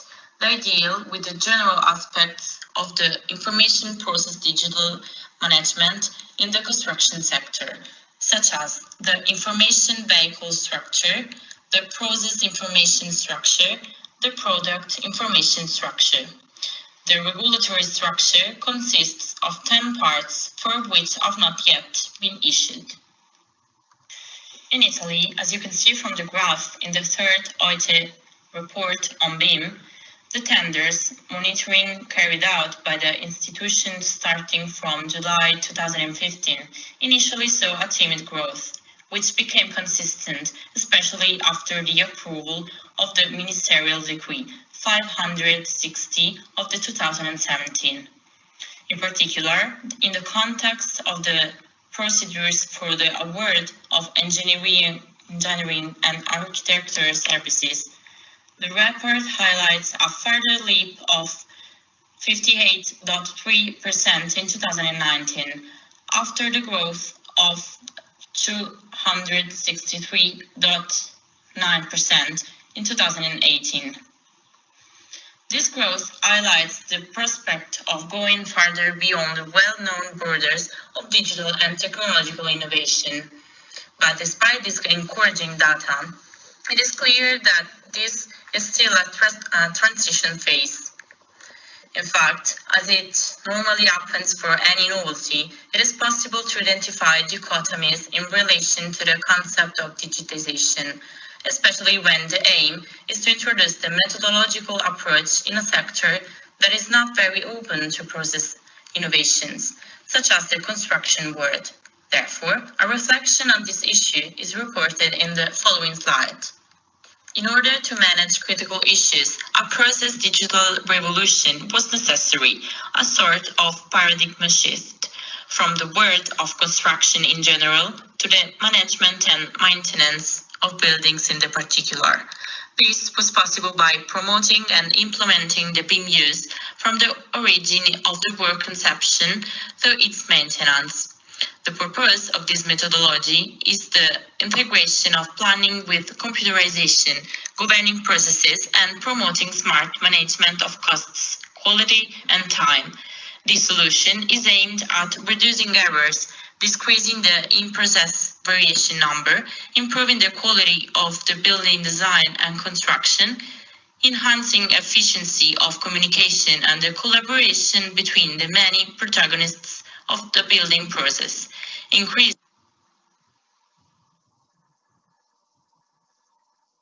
Good evening to everyone. I'm not sure what happened. Nowadays, it is well known that digitization. Sorry, I think Sabik is figuring out what happened. Just give me a moment, guys. There's a slight technical difficulty. I'm on it.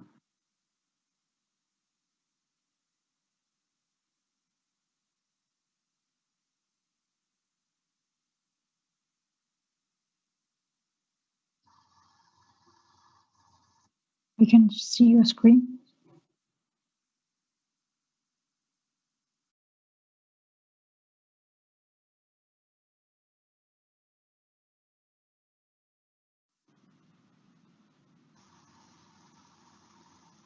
Good evening to everyone. Nowadays, it is well known that digitization has tenaciously become part of the construction industry.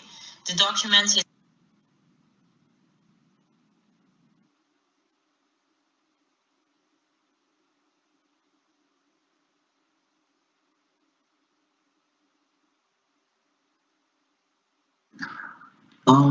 I've looked into the video and there is a slight technical problem. The video does not work after the 7th minute. So, yeah. All right, thanks for looking that up. That's unfortunate, but there's nothing we can do against it. And in addition, Mariana unfortunately is not able to attend the session live today, so we're not able to ask her any questions directly. That means that I basically can close the session. First of all, I would like to thank all speakers for being online or preparing the video. If the audience would like to ask any questions later on after the session, you will find the details of all of the presenters within the publication, and the publications are online on the ISPRS web page, as they are part of the ISPS archives or annals.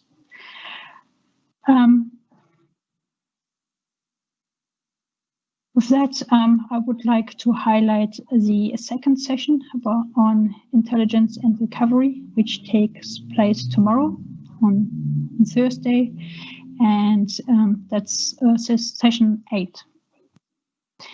Now we have around 20 minutes time before we start our panel discussion 3 on education for disaster management. So which means you maybe have this 20 minutes just have a bit of a break from the screen, and we hope to welcome you back in 20 minutes time. And we hope that you keep enjoying the events, and yeah, see you soon, hopefully in person at one stage. Thank you. Thank you. Thank you. Thank you, guys. Thank you.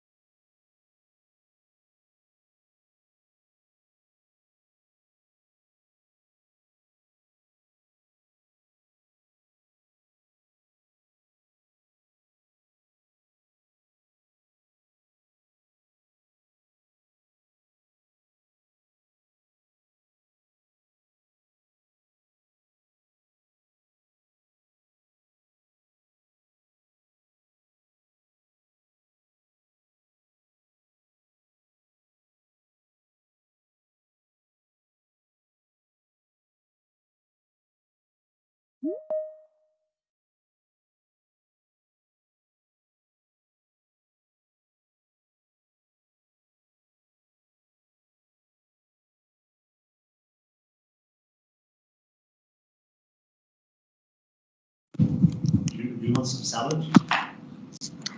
Hello, Jack. Hey, Maria, how are you going? How are you? Good.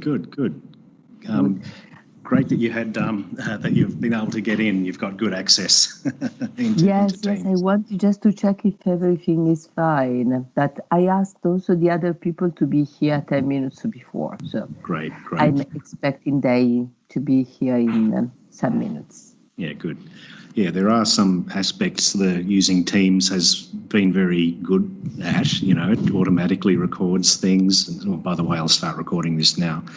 But also, there's been some horrible issues with people having to log in, you know, and I guess it serves us right because it's been a fee-paying conference. You know, if we were just open and free, you know, we could just let anyone in.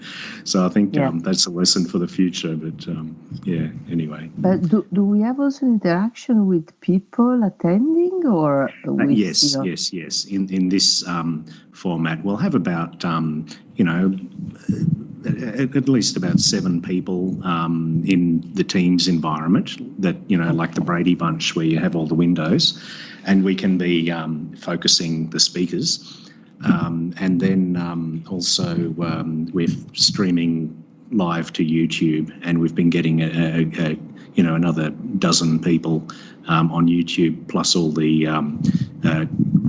we'll offer the sessions for download afterwards. So even though we've had a few tech issues, I think we've been able to deliver all the content we've needed to. We haven't had any fatal problems, so it should all be good. Okay, wonderful. So let us see if the other people is coming. By the way, we start in 50 minutes, correct? Yes, yeah, correct. Correct, okay. And today I'm lucky because I start so late, but tomorrow I saw that a PhD student of mine is presenting at 5:30 in the morning. So I have to wake up so early. Oh dear. Yeah, and for me the morning is a sort of nightmare. Yeah. Oh, gosh. What time is it now for you? Now it is almost 8, 7:45. Right. Oh gosh. Okay. I'm just setting up the other screen right now just so we can get this stream happening.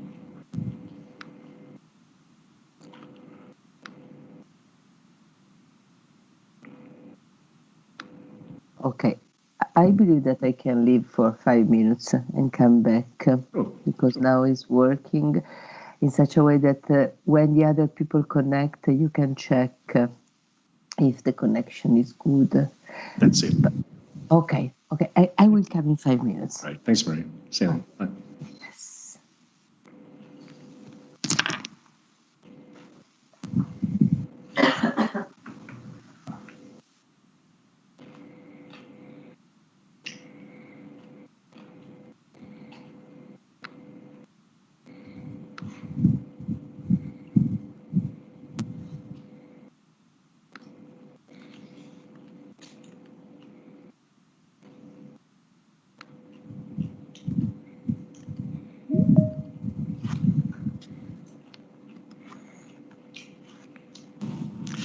Hey, Ivana, how are you going? This is Jack here. Hello. Hey. Hello, Jack. Good to finally meet you. I've seen your name quite a bit. Yeah. How is everything going with the conference? I see a lot of traffic. Yes. Yeah, it's been going well. I naively hoped we'd have absolutely no technical problems, but we had a few, but they weren't too bad. You know, that we managed to deliver the content that we had to deliver, and we've had we've had some redundancy. So if one thing fails, the other was working, and we've got through so far, and we're actually in a bit of a rhythm now. We're able to, I think tomorrow's going to be, this session is going to be our best so far, I think. Nice one. Nice starting. Yeah. So people can actually join in live.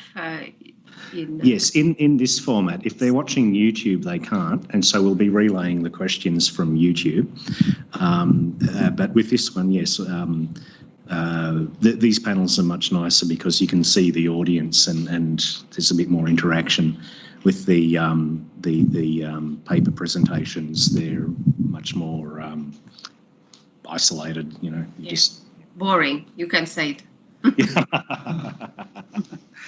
Yeah, I'll put some exciting music on the top on YouTube.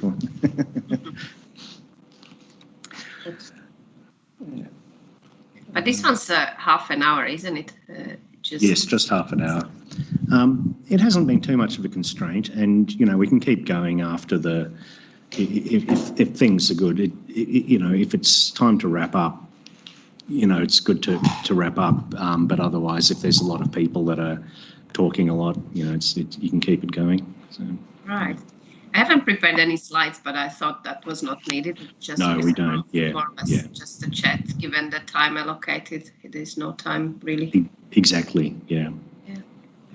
Good afternoon, Ivana. Hello, hi Maria. How are you? Fine. Hello, Ali. I'm sleeping. Hello, Ali. Nice to meet you. And Ali is muted. Ali is muted, yes. Okay. No, hi. Hi. Hi, Ali. How are you going? Hello. Hello. So, are you sleeping, Ali, or are you very fresh? I'm sleepy. Okay. That's why I keep distance from camera so you cannot see details of my face. Yes. Where are you actually, Ali? Pardon? Where are you calling? I'm in Sweden. But I'm originally from Iran. Yes. It's about 10 years. I'm working at Lund University and live in Sweden. Exciting. And you? Where are you? Very cold. It's actually cold. Yeah, I am in Perth, Australia. Nice. But not from Perth. No, from everywhere, basically. Yes. I'm from Slovakia originally, but don't live there for many years now. Nice. I've been to Iran, actually, in Tehran in 2009. Yeah. For tourism. To teach, actually. To teach? Yeah, I didn't know. Gi4DM University. Which university, sorry? Gi4DM. In Gi4DM. That's the university that I got my PhD from. Oh, good. I liked it. It's nice there. Sorry, I want to ask you if in the end you have slides or you prefer just to speak. What are you going to do? I don't have slides, Maria, so we can just have a chat. I thought 4 minutes, it's not much. Yeah, so you don't have slides. Ali, what about you? Yeah, me too. I don't have slides. Because it's very short, the time, so we don't need the slides, as a matter of fact. Okay, wonderful. So we don't have to manage, unless Miriam has the slides. Now I will send her a message because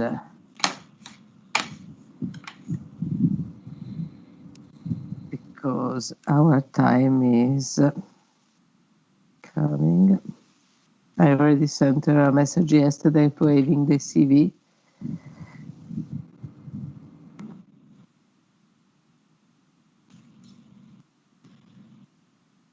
Are we waiting for anyone else in this panel? Yes, one person. Who's that?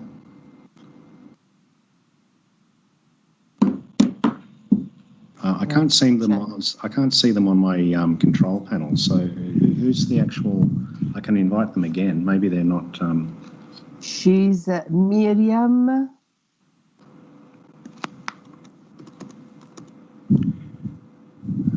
Yes. Miriam. I don't know if it's Miriam Gonzalez or Miriam Panauta. Okay, I'll have a look.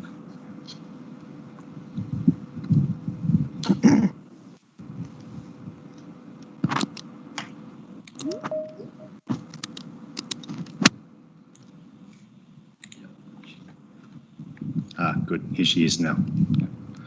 Okay. Hello, Miriam. Hello. Hi, Maria. How are you? Hi, everybody. Fine, fine. So let us see if everything is working, Miriam, also with you. Yes. Are you expert of Microsoft Teams? Not at all, I tell you. It's the first time. And do you need also to show slides or you? I have some slides. I would like to present a few for humanitarian OpenStreetMap and also a few for your chicas. I mean, within the 4 minutes each. So I can share with you my. Wait, is that? Yes, if we can just, if we can test screen sharing. Yeah. Let's see. Close share tray. Is that the one, right? Try choosing the desktop. It's on the far left. The far left, okay. And that way you can Alt-Tab to get to your presentation. Let's see. I don't see like a share. Open share tray, is that the one? Yes, open share tray. Yep. Okay. And then you should see a whole lot of thumbnails.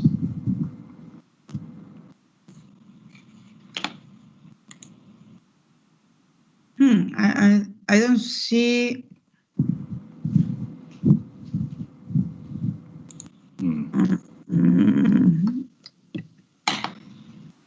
Probably I have to go to preferences. You should. Is it in the top right? It should be a little rectangle with an arrow saying share content. It's a button on the interface. You don't need to go to a menu or anything.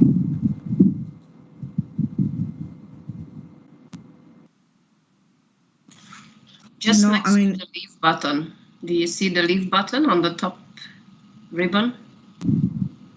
No, I have like the record button and then the camera button, then the microphone, then open share tray, then three buttons and then the hand. And then when I click open share tray, it just push you guys up and then there is like a black thing on below.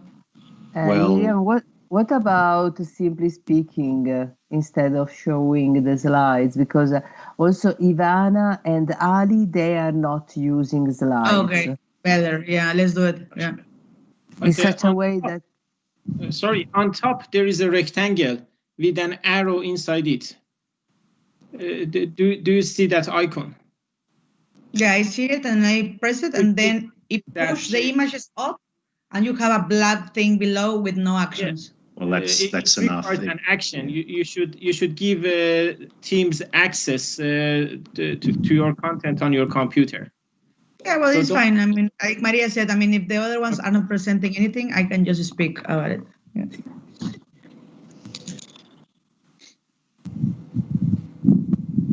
Okay, so I will start with a short presentation of you, the three of you.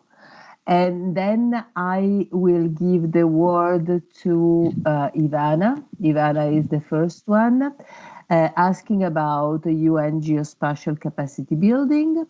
Then I switch to Miriam and asking about, let me check, about training citizens for humanitarian support. Then Ali. With the two questions, then I come back to Miriam, and I finish with Ivana. Okay, perfect? Yeah. Perfect.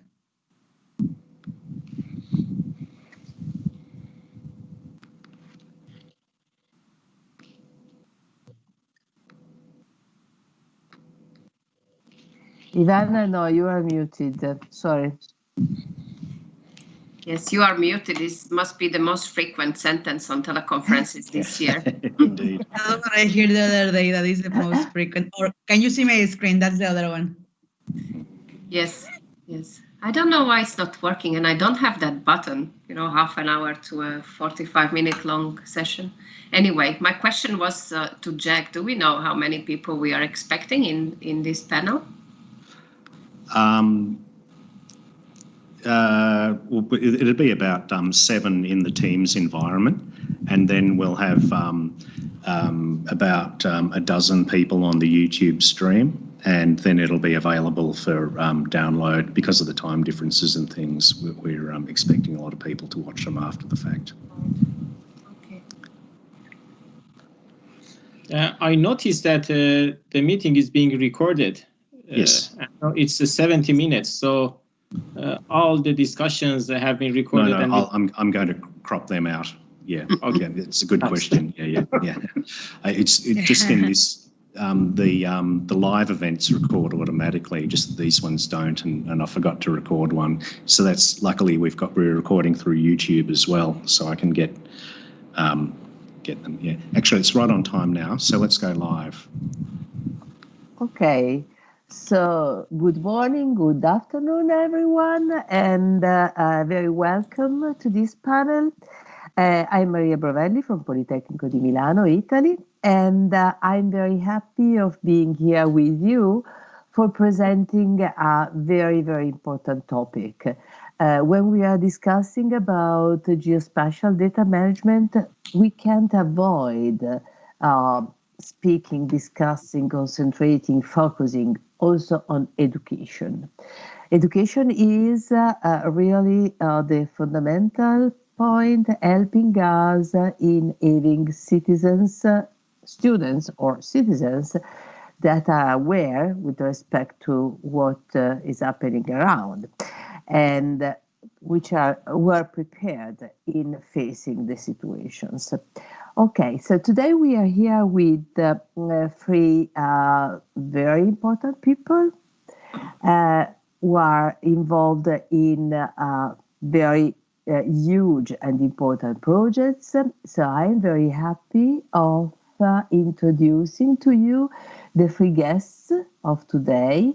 We have Dr. Ivana Ivanova, who works as a spatial science senior lecturer at the School of Earth and Planetary Science of the Curtin University and Frontier SI Research Fellow in Spatial Information Infrastructures.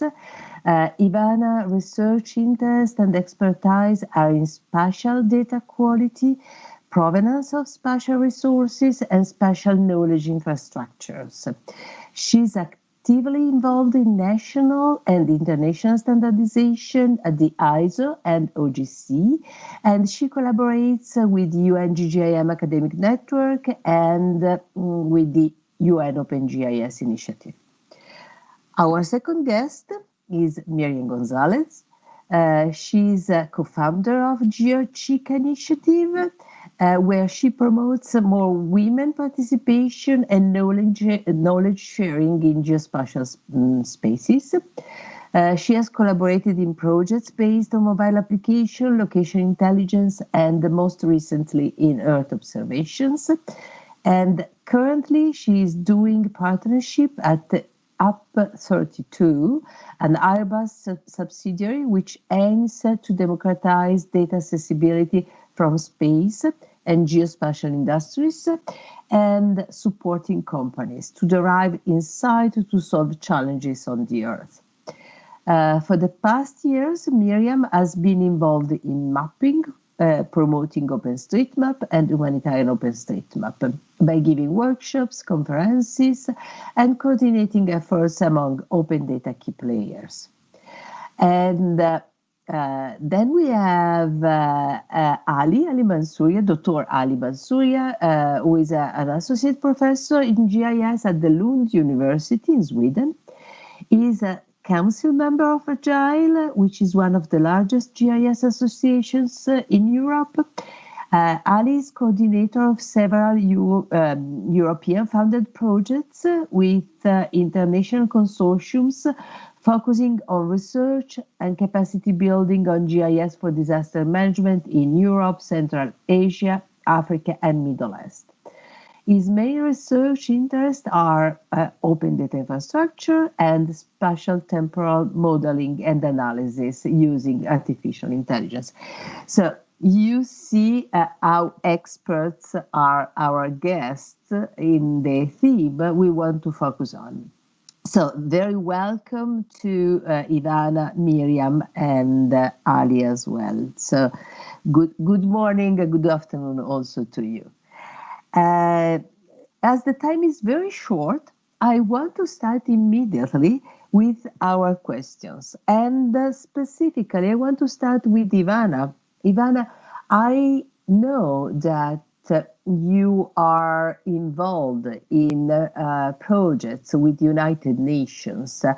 And specifically, I want you to focus on your activities in the UN geospatial capacity building. Yes, thank you, Maria. Thank you for the excellent introduction and inviting me to this plenary discussion.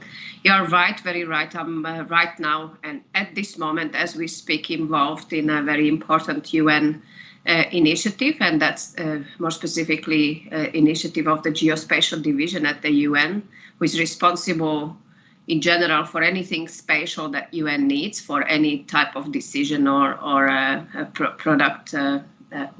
Producing any type of output. So this division decided sometime in 2016 that they need to reevaluate their approach and the use of the software suite for all their operations, primarily those that are in most vulnerable areas, such as the UN peacekeeping and peace building operations. And I decided that it's time, because of the open source geospatial software maturity, it's time to have a look whether what they used so far should not be replaced with a bit more flexible and agile tools, such as from the OSGeo suite, open source geospatial software suite. And they have founded an initiative, what is called now UN Open GIS Initiative, which looks at various aspects of using the geospatial software in UN's operations. Part of this, so there are 5 working groups focusing on areas such as spatial analysis, artificial intelligence, or finding the right tools for these types of activities. But one of the most essential ones, well, at least I am convinced, is the capacity building. So it's working group 2, and capacity building theme or topic makes it their objective is to make sure that when the right tools are picked, people who need to operate them are knowledgeable. And there are several initiatives and courses and training sessions offered through this working group. And I'm involved in one, which is the training on using PostGIS in GIS operations. So essentially what we do is to offer a training in introduction to PostGIS at basic and advanced level at the same session. And our students are people from the UN operations team. So far, we have done something around 10 sessions, also including with other training. So this other training is in QGIS. And in these sessions, we are talking about participants in dimensions of around 100 people, so 100 staff.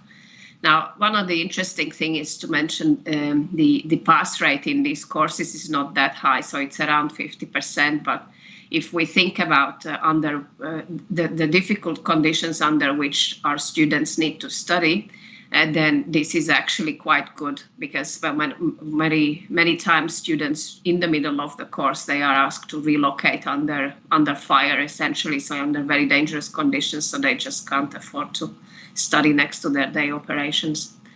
So that's just the summary. If you're interested in some of the details, we can talk further. Okay, can you tell the people if there is a website, an URL that, or what they have to do if they want to have more pieces of information? Yes, there is a website, and I'm not sure because I don't see a chat window. Do we have any? That probably is enough of writing, Googling UN OpenGIS. Yes, it's enough to Google UN OpenGIS. So the website is unopengis.org, and from there all the information is available. And the working group I mentioned was working group 2 on capacity building. And fantastic. I just want to add one thing. So all material that is produced on the UN OpenGIS initiative is freely available to those that want to reuse these, and the links are available from the website. So I encourage people to check it out, because lots of useful stuff also for non-UN people. Fantastic. Thank you so much. Thank you so much. And we go very quickly to Miriam. Miriam, you have a lot of experience in training citizens also. So not only students, but citizens for humanitarian support. Can you tell us something about that? Yeah, sure. First, thanks also for the invitation to participate. So I have been a volunteer, and now I am a part of the board of directors in Humanitarian OpenStreetMap. And if some people doesn't know what OpenStreetMap is the largest geospatial database, open and crowdsourced. So how you can train all these people who wants to volunteer and participate. First of all, I would say there are mainly 3 ways to map. One way is remote mapping. So there could be something happening in one side of the world, and you can be in the other side of the world with a computer, a satellite image, and you can be drawing on top. And the second will be inside. In the one you can use maybe field papers. In the ones you print what is the current situation of the map, and you can be walking around adding data. And the third one will be with applications such as Street Complete and GPS tracks and some other things. So there are 2 ways of, I would say, also of training. People who volunteer also for doing adding data to the maps. We can organize mapathons. We can organize also things with universities. We can organize things also with governments. In the ones we gather people in one room, and we show them through some slides and some exercises how to add data to the maps. So that's, I think, one thing. The other one, kind of more in the humanitarian NGO format, is having these Slack channels. In the ones people join the channels, and then you can invite them to be part of some building capacity through some webinars or through some material already recorded. So I think those are mainly the 2 ways.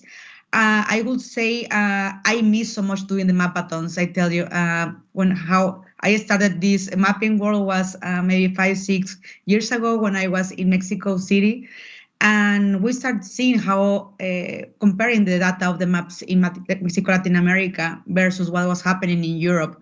And we said, what's happening here? We are like maybe 10 years behind. So along with some other people in the mapping world, which were mapping independently, we said, how can we share the knowledge we have about mapping with more people? So we start knocking doors in universities and see how we can train some of their GIS areas or maybe geographic faculties. And I remember, one of the most excited events, we give training to 80 people. So in Corona times, that seems to be like another time in space. I miss that so much, and I was discussing that with the trainers the other day. In the ones, all these people, they could not believe how much impact they could do by learning how to do mapping through a website.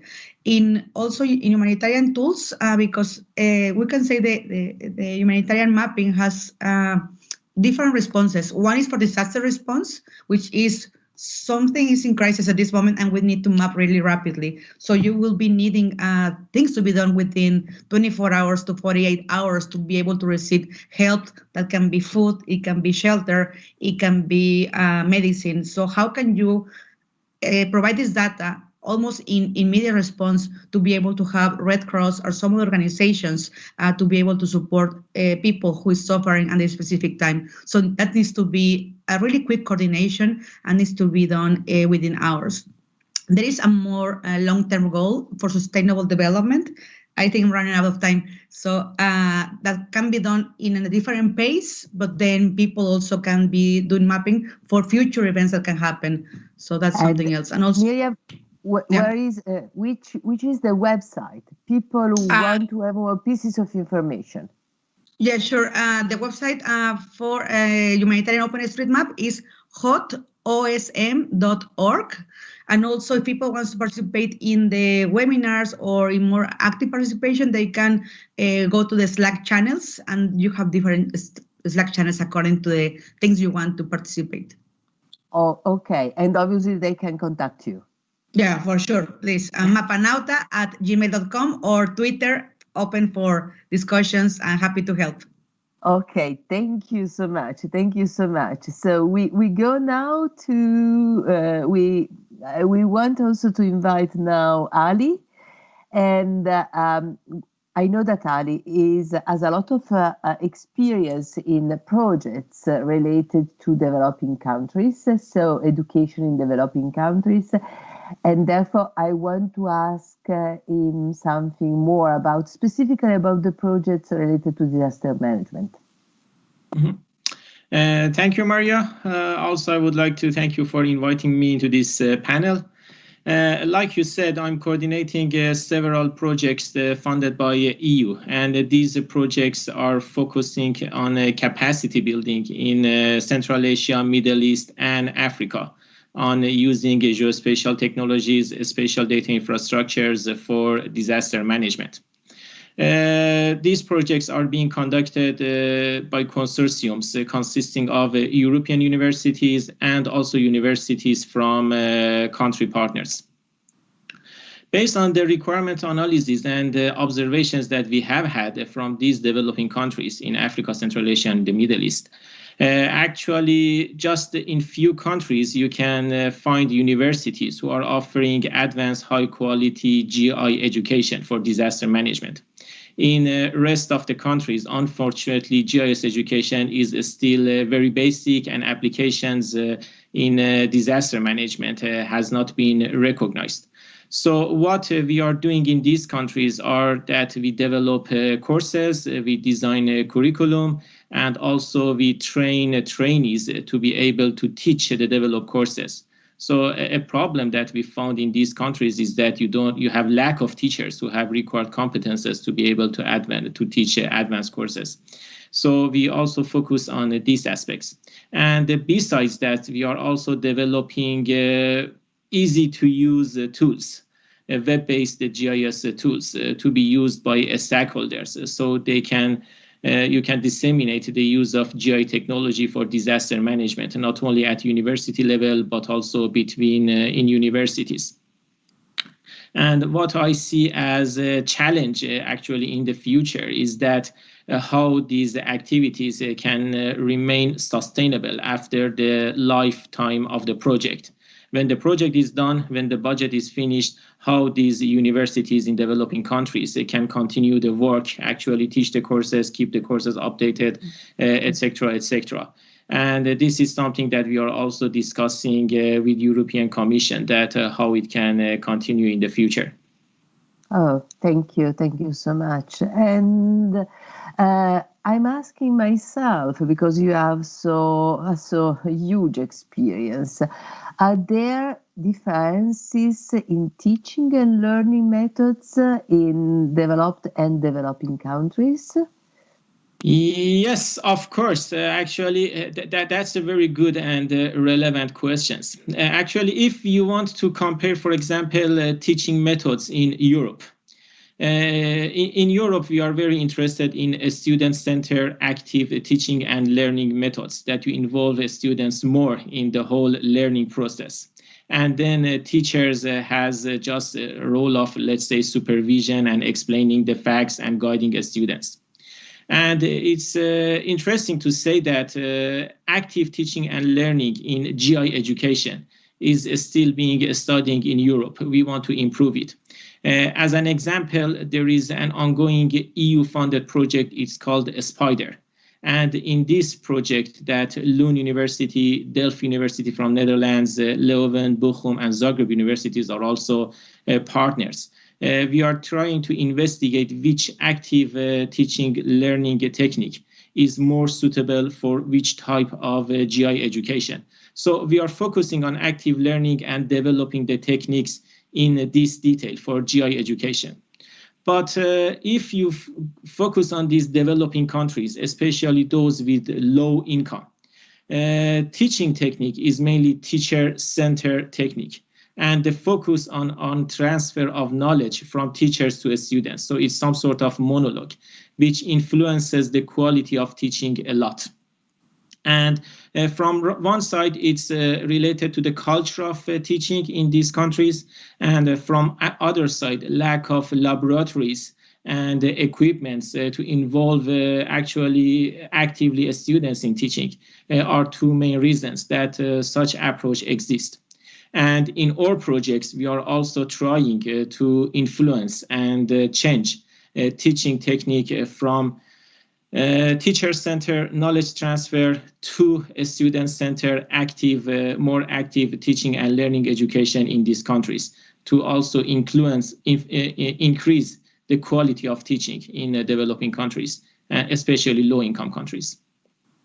Oh, that's very, very interesting. Thank you so much for sharing with us your experiences. So important. That's so important. Thank you. And as we are speaking about something which is centered on people, centered on students, I want to ask something to Miriam, because she has also experience about putting in the center of education, training, the people, correct? I'm thinking about the experience with the Espacios Formativo GeoChicas. Yeah, So thanks, can you explain Maria. shortly what is this Espacio Formativo? And then starting from what Ali was saying, so putting the as a protagonist, the people, the women that are involved in this Espacio for training as well. Yeah, sure. Yoshika's was born with three different directions. So one of the directions was having more women in geospatial conferences participation. The other one having this networking of women for improving what's happening in geospatial regarding diversity. And the third one is sharing knowledge. So espacios formativos, it means kind of formative spaces, is hearing what with women they want to learn to be able to improve the current situation at work, or maybe to move to a different direction in their career. So we ask within the community of women in GeoChicas and also allies. So what topics we think that will be important to be able to keep building this capacity for the women participating in GeoChicas. So first, the space will be just for women when we do the webinar, and then we share it publicly in YouTube and other spaces for more people to attend. That's how we do it. Yeah, but can you better explain or give us some examples? Yeah, for example, there was people who they were willing to improve their GIS skills. So we asked within the community who has the expertise to be able to share this knowledge and prepare a presentation. So, for example, Malena Lidman, she was the one raising her hand because she's an expert. And then she prepared a webinar. In the one, we give the diffusion about who wants to participate, and then we organize all this sharing knowledge. If it's without the network, also we have been speaking, for example, with companies like Mapbox or Carto, saying the people wants to learn this tool that you have available in your company. So the companies have been really also open and willing to cooperate to be able to give this training for free, and also open licenses for the women who are participating in GeoChicas to be able to keep playing with the tools and improve the way they are doing right now things by this knowledge. Fantastic. And how to reach these GeoChicas? How it is possible to contact GeoChicas? And is it open to everyone, or you have to subscribe? What is the way of being in contact with GeoChicas? First, whoever is a woman and feels a woman, I mean, they can able to join the Telegram channel. That's kind of the first approach. And second, we have allies.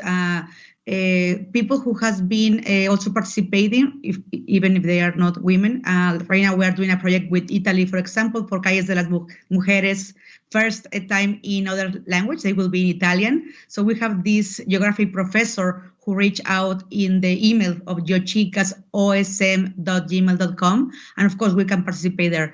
The Telegram channel is more like a safe space just for women, but then, I mean, they can contact me, they can contact through the Gmail to be able to be also allies in the ones they can participate by doing certain actions to promote this education. Fantastic. And there is a Telegram in Spanish and a Telegram in English. Correct. There is a Telegram in both languages. So, I mean, most of us, I mean, I would say, are bilingual, so they can reach us out in either of the channels. Thank you so much. Thank you. And now I want to go back to Ivana, because I know that, Ivana, that you are involved also in another experience, which is the experience of Gi4All. So can you tell us something more about what Gi4All is and what people in Gi4All are doing and so on? Yes, now good that you asked, Maria, because in fact Gi4All is behind, largely behind the capacity building working group at the UN OpenGIS. And so people from Gi4All volunteer to provide a hand with training, with assessing, with marking, with tutoring, and so forth. So what is Gi4All? Is one of the initiatives at OSGeo, which is the foundation to support development and curation of open source software for geospatial. Softwares like QGIS, PostGIS, GeoServer, and you name it, or some of the editors for OpenStreetMap as well. And within this initiative, we are a group of people, so usually educators, GIS educators, who are willing to give up their free time to share their knowledge and share resources in an open way. So what we've created is a repository now hosted at OSGeo with all sorts of teaching and training materials in a language that those educators have. So we have full spectrum of, well, mostly English, but we have some German, French, Spanish, Italian, Russian, or Portuguese teaching materials. So I would suggest to actually check this out on our website, which can be reached from osgeo.org. Within initiatives, find Gi4All, and on that webpage there are links to all things, including resources. So I find this a very grand initiative, because well, our mission and vision is to make sure geospatial education is available to all, really to all, and most of all to the most disadvantaged regions and disadvantaged countries. So people who benefit from sharing open material are, but not exclusively, just developing countries. So everybody essentially, but those that are in need and don't have any resources for paid courses or stuff, they can find a lot of useful resources that people donated under open license, so mostly CC by attribution. Okay, thank you so much. Thank you so much. And I see that there is Sisi. Sisi Zlatanova here with us. Oh, very welcome, Sisi. And Hi, you want Maria. to say something? Yes, welcome everybody. I'm very glad to see you all. I was just thinking, some nice activities. I'm really impressed by your panelists that you invited for this session. Everybody somehow contributes in improving the knowledge with GIS, and it comes from different angles. And I'm wondering, what is the purpose of this education? Is it really to make these people GIS specialists, or not that ambitious, just to make them aware of what geoinformation is and how it can be used to be able to apply it in their daily work? So probably it's question really to all three of you. Probably Ivana, if you start, what is the purpose of UN GIS Open Initiative? So UN OpenGIS capacity building has the primary aim to train their UN officers, so UN GIS officers in the field, to be able to be conversant with open source geospatial software, because eventually the plan is to migrate to either the whole software architecture they're using for their operations or part of it into open platform that's motivated. If I'm not wrong, it's nowhere on paper, but I'm just guessing that it's motivated by preparing for when the money runs out for licenses, so that you have a solid alternative, which is now a fully fledged alternative to any proprietary software. I can say this bravely. So UN OpenGIS's clients, so to speak, are the officers in the first wave. Now, what happens afterwards? I'm guessing that this can be open to wider group of people. But for instance, some of the NGOs that collaborate with UN can also send their staff for training. As for the Geo4All, it's really just to share experience and to give people bits and pieces, so a huge repository of material where they can find bits and pieces they need for their operation, and then also give back whatever they produce. So it's a network of laboratories which are based on open source geospatial software, and that involves also some educational and training material that can be shared across this resource page. I believe that we have only few seconds for Ali and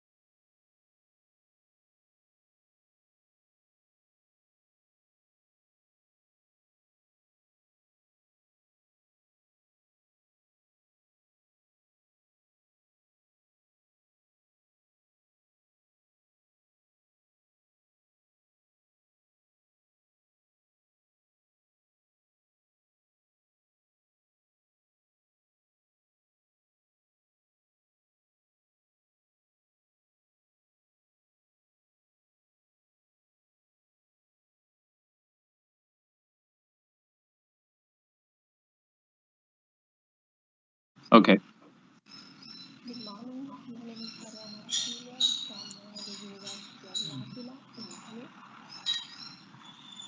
Okay, there you go.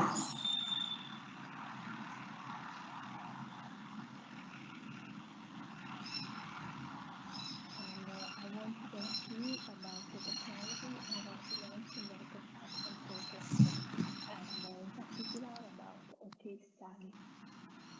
After the occurrence of a natural disaster, the actions that follow may be framed into two main fields that are those concerning the immediate post-disaster and those aimed at ensuring a long-term reconstruction. The first include all the activities that have the purpose to secure the population as well as the territory involved. The other field includes the actions that intend to give back a safe and reconstructed place to its community. While most of the action plans have been defined to allow return to functionality in a short time, the long-term reconstruction has received less attention. In this context, during the last years, there has been a transition from the concept of the as it was, where it was, reconstruction to the build back better one, giving a considerable importance to the issue of resilience as risk mitigation element and to the role played by technology. In this context, this presentation intends to critically illustrate one of the most interesting elements of the technological innovation underway in the city of L'Aquila, sharply hit by the 2009 earthquake. These are some of the most widespread images of the earthquake in the media. After the earthquake, the so-called red zone was established in the L'Aquila Historical Center, and the unavailability of all the public and private buildings existing in the municipal area was ordered. Therefore, the Historical City Center found itself to be emptied of its inhabitants and visitors, leaving room for technicians and companies responsible for the safety work execution. It was in that historical moment that the network of underground services of the city was completely redesigned, and it happened with an entire urban center available. The smart tunnel was in fact scheduled when the intensive reconstruction of the historical center had not yet begun. The so-called smart tunnel takes the form of an underground tunnel that is walkable by technicians where the main city services are housed. The connections to the services by the individual users are also included inside it. It is clear that only in a context of easy reconstruction could be possible to conceive such an ambitious project. Among the main advantages, there is the efficiency of the rainwater collection system, the network's rationalization, the possibility to implement the existing infrastructure with other network services, the fight against the frequent occurrence of illegal connections, and clearly the easy way to identify and solve faults. This last operation may be carried out without excavating or interrupting urban traffic. Overall, the smart tunnel will be able to optimize and improve the management of the underground services of the city. The work was divided into two portions called accepts. The first accept concerns the so-called central axis, which affects the historical city center and which is almost completed. The second one could be defined as a sort of ring around the central axis system that connects the latter to the immediate city outskirts. Owing to its considerable extension, it was in turn divided into 5 lots. In particular, Lot 1 concerns the San Pietro district. The second is related to the San Marciano district, and the third is the Villa Comunale district. These 3 neighborhoods were built in the 20th century and act as a crown of the historical center of L'Aquila. Going on, lots 4 and 5 are represented by 2 important urban streets, Via Strinella and Via della Croce Rossa, respectively, which form populous urban districts. In the second accept, the works of Lot 2 San Marciano have been started, while the administrative preliminary procedure is being completed for the other 4. So complex and important technological system as the smart tunnels under construction in L'Aquila obviously determines the occurrence of critical conditions. Some of them are intrinsic to the system, while others are determined by external factors. Among the ones that are intrinsic to the system, it is possible to include the need to gather and organize all existing networks in a single path, and consequently the requirement to modify the layout of some of them. These conditions imply the collaboration of all managers. The services continuity guarantee to users during the work construction by providing temporary network bypasses in the section affected by the passage of the tunnel. The interference management with the gas network, which, since it will be housed in the small tunnel, will not have to be dismantled. Moreover, this network has undergone a recent renewal, therefore it has to be effectively safeguarded. The connection management of the new sewerage system with the existing one, because the former is a parted model, while the existing one is unitary. These critical issues were known from the stage of the contract conception. For this reason, they have been the subject of careful planning in such a way as to solve them before the execution in order to avoid delays and variations during the work.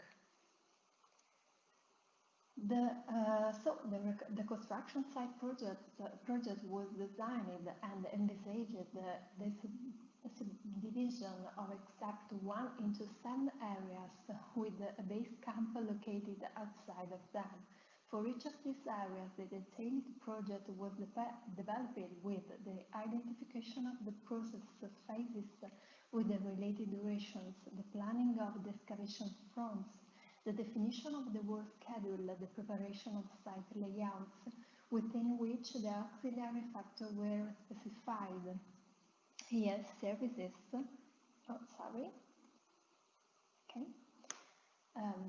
services area and equipment. This approach would have made it possible to realize different lines of the new infrastructure simultaneously, completing it over a period of 24 months. Nevertheless, this forecast was developed considering the smart tunnel construction, regardless of the city reconstruction. Instead, the area affected by the works was characterized by the presence of many open construction sites. In fact, according to data provided by the Reconstruction Coordination Offices, in March 2016, in the urban area affected by the construction of except 147 authorizations for construction sites were requested. This situation has continued over time, causing continuous and sudden changes in the scenario regarding the occupied public land, the available roads, the active construction site. It also inevitably forces the actors involved in the smart tunnel construction site and in those which interfere with it to draft numerous and increasingly detailed construction site variants. The fact of this uncontrolled contemporaneity of different processes, objectives and actors have resulted in the absolute rationality lack in the executive process, as well as programs related to the compliance with the contractual deadlines, planning and safety.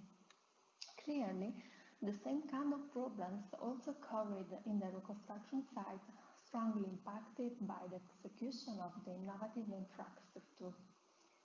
The experience of the construction site of the new L'Aquila Underground Services Network, except one, highlighted the presence of intrinsic criticalities in the work and in the context that were illustrated previously. The latter may be summarized below. Critical issues inherent in the work execution in a historical urban center, presence of archaeological finds. The impact of these elements was managed and mitigated in order to develop the executive process according to the principles of rationality and safety. Anyway, The critical issue with the greatest impact was identified in the simultaneous presence of the reconstruction site, as well as users and commercial activities.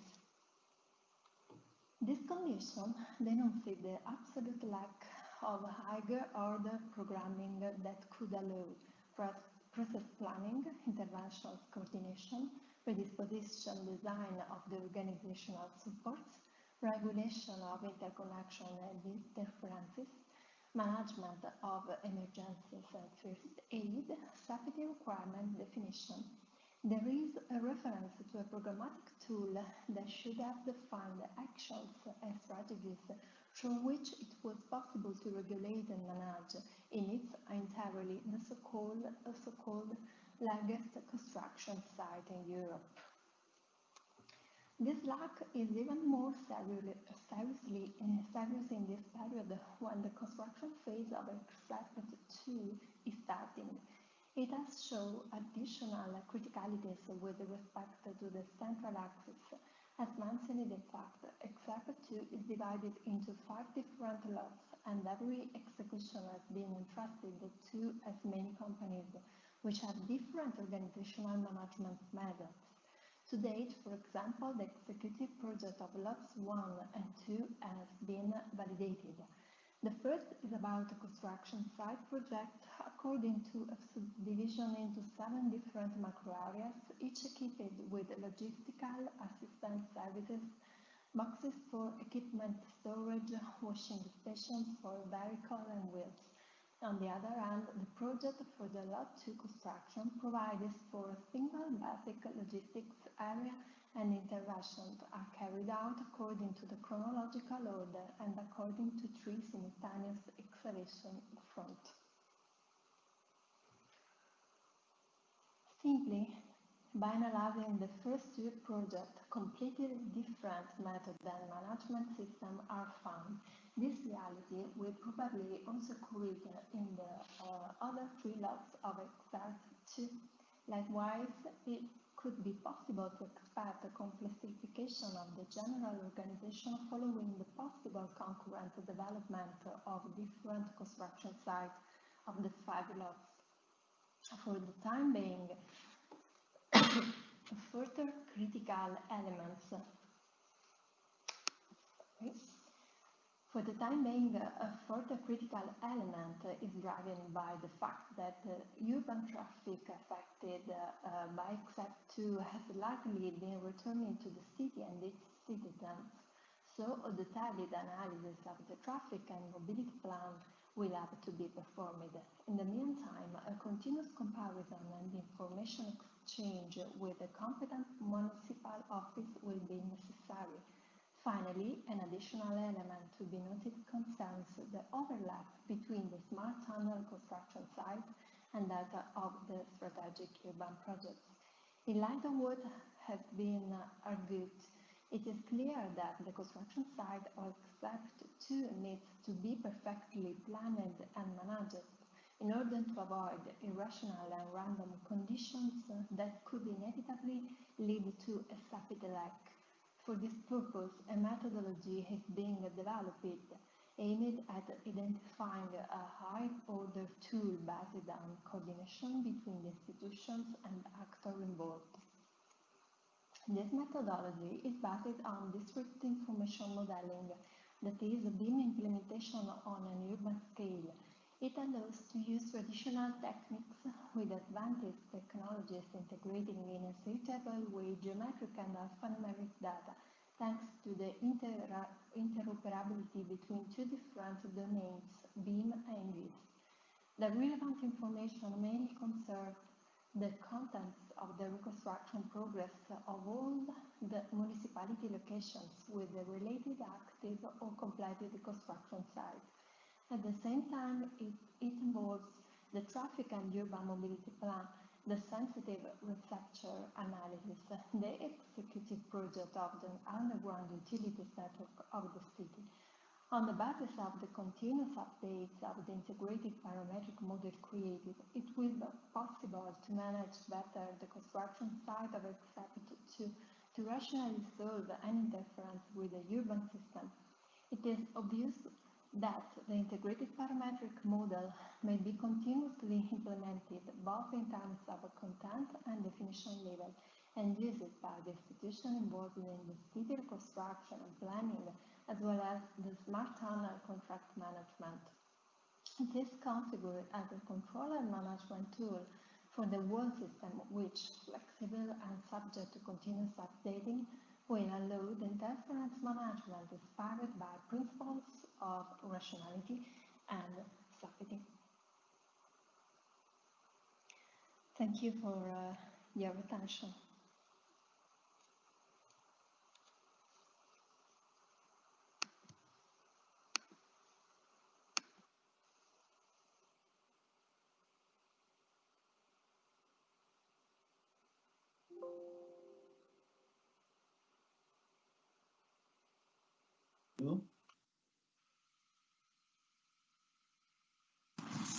Yes, go ahead, Alias. We can hear you. Thank you very much for the presentation, Mariana. Very nice presentation.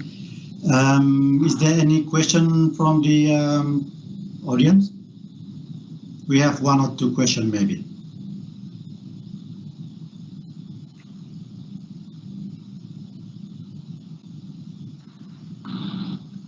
Nope, there was no question in the Q&A. Question. I have one question, Mariana.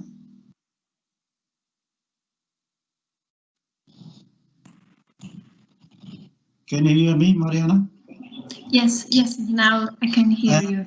Yeah, I think you are using also BIM in your work, right? Sorry? Do you use BIM in your work?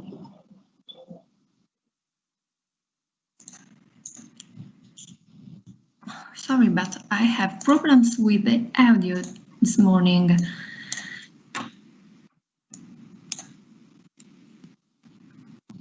Is there any issue while you are using BIM in your work? No, I haven't. This is sorry, because this is a methodological in progress.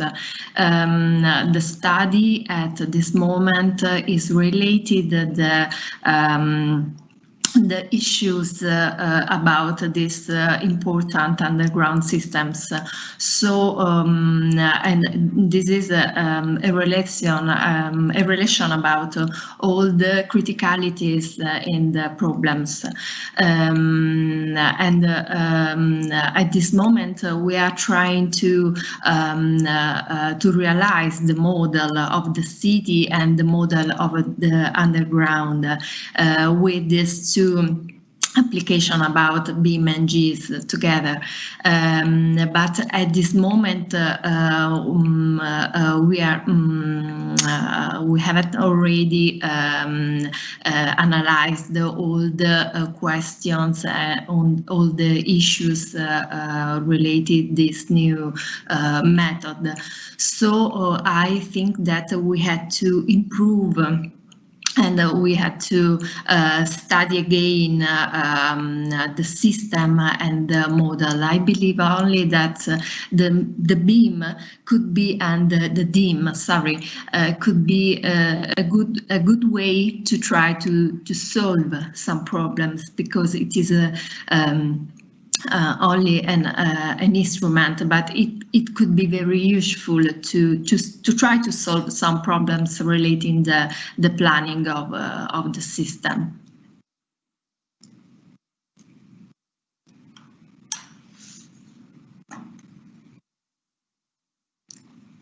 Can you hear me again? Yes, we can hear you. Okay, thank you. Yes, please, Alias and Mariana, if you can both turn your camera on so that we can put you on the live feed. Otherwise, we cannot put the live screen. Yeah. Okay. Thank you for your reply, Mariana. I think we can move to the next presentation, Abdul. Before we move to the presentation, it would be nice if, when you're talking, if you could turn on your camera, because we're going live and we want to see the faces. So it would be great if you guys could turn on your camera.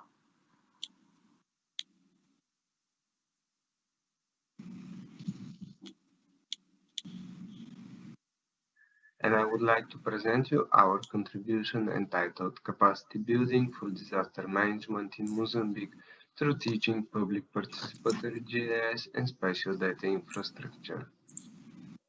Our contribution is part of the SIDMA project, which is co-funded by the Erasmus Plus program by the European Union. SIDMA stands for Climate Change-Induced Disaster Management in Africa, and involves a consortium from 4 partnering countries: Sweden, Portugal, Italy, and Mozambique. In those countries, there are 8 partnering institutions, and there are involved 17 more associated partners in Mozambique. The main objective of the project is to build education capacity to improve disaster management in Mozambique through the use of geospatial information technology. There are several objectives that are implemented in the course of the project. The first one is to develop innovative courses in GIS and remote sensing for disaster management. Then is the training of trainers, which means that the faculty members of the partnering universities will be trained on how to develop and teach the courses. And of course, those developed courses will be implemented in those partnering universities. Another objective is to improve the quality in education and teaching, which means that all the Mozambican partners will be equipped with e-learning and open network learning tools. Another objective is to improve the infrastructure at the partnering universities, where the specific aim is to build physical capacity in the form of well-equipped laboratories. Another objective is to develop and implement a disaster management tool that will be able to capture, store, analyze, and disseminate data and information related to disaster management.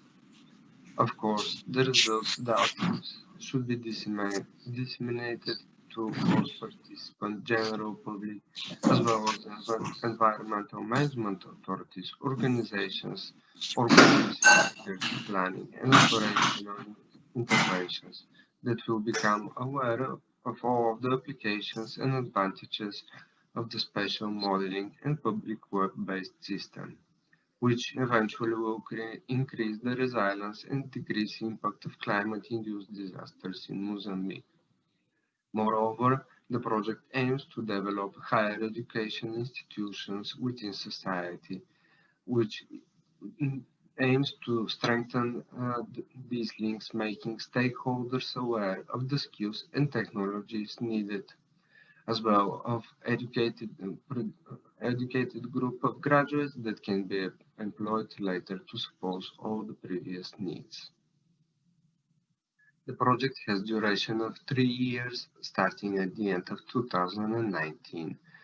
Through the courses are implemented distance and blended teaching mode, which will allow the students to follow the courses in a location different than the one of the universities.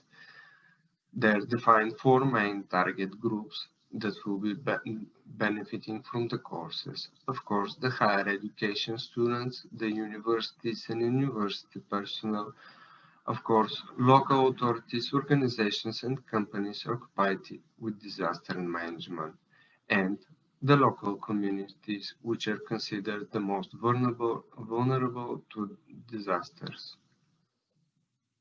There are 3 courses set and developed within the SIDMA project related to GIS and remote sensing for disaster management.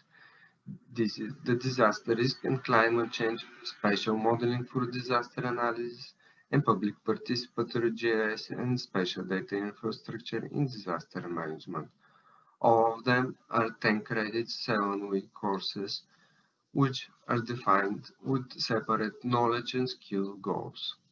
All of the courses will be started with a common core week, which is aiming to provide students from different backgrounds with the basic knowledge of GIS and remote sensing.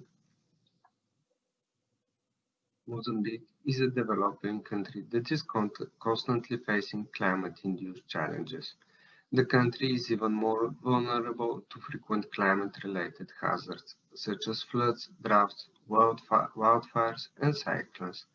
The most devastating impacts are mainly affecting the population and the livelihood, which is predominantly agriculture. Now, I will focus on the public participatory GIS and SDA in disaster management course, which is prepared in collaboration between Politecnico di Milano and University of Lurio. The overall aim of the course is to prepare the students with the knowledge and skills needed to produce disaster maps through state-of-the-art GIS and remote sensing techniques, including the invaluable contribution of public participation for data gathering. The course is also introducing valuable knowledge in the field of GIS, geospatial data management and mapping, which can be very helpful and needed by decision makers and stakeholders for implementing the right mitigation measures and strategies. As you can see from the timetable, the hour distribution, it is given more focus on the practical applications in terms of exercise and project preparation. The course is distributed in 7 weeks divided into 3 blocks, where the first week is dedicated for the core week, the core module. The second and the third are thematically focused on the volunteer geographical information and climate change, where week 4 marks the end of the second block and with the time dedicated for the students to develop their topic assignment. Similar structure can be seen in week 5 and 6, with the main topic is focused on the spatial data infrastructures, and the week 7 is again for the project assignment. The course is designed in such way that it will be introduced only free and open software solutions, services, and geospatial data. The core week is the same for all 3 courses, which has the main aim to provide fundamental knowledge and practical skills in GIS and remote sensing. The students will become independent users and be able to perform spatial analysis and thematic maps. Moreover, they will learn how to perform image preprocessing, transformations, and classifications. At the end of the core week, students have to successfully carry out a test to prove their knowledge obtained in that week and to be able to proceed with the following course. In the public participatory GIS, the students are introduced to how volunteer geographic information can contribute to climate change related issues and hazards. Moreover, they learn how they can contribute to volunteering mapping through field surveys, mobile or desktop mapping. Through mostly practical activities, the students will learn how to fully use a mapping service such as OpenStreetMap and how to contribute to it through different OSM editors such as ID and JOSM. The practical sessions are focused on filling the missing information in Mozambique. For example, the missing medical amenities obtained via humanitarian OpenStreetMap team and the export tool. Mobile tools useful for collecting geodata are introduced, such as Mapillary, QField, GeoPaparazzi, and similar mobile but hazard-related oriented landslide surveyor. During the second week of these blocks, the students are introduced to collaborative mapping events, such as mapathons and mapping parties. In the SDA block of the course, the students will get familiar with the basic concepts of SDA, starting from its components and architecture up to practical disaster-related implementations. The focus is set to be practically introduced to the different services and platforms developed under the Copernicus program, which is providing to the public up-to-date, free of charge, and services useful for various thematic domains related to the protection and management of the environment. For example, Copernicus Climate Change Service, which is providing high-quality datasets and and processing tools useful for various applications. Moreover, are introduced the two services from Copernicus Emergency Management Service, rapid mapping and risk and recovery mapping. Moreover, are introduced the thematic Copernicus platforms, such as the Global Flood Awareness System, Global Wildfire Information System, and Global Drought Observatory. Students will also have hands-on practicals using Google Earth Engine for disaster-related applications, such as deforestation and monitoring air quality. Throughout the course is devoted time also for thematic seminars, which will be held by external experts. They are going to discuss topics as humanitarian operations using geospatial information. Other topics would be like data cubes, the Inspire initiative, Mapillary, and the ESA's thematic exploitation platform and the diocese.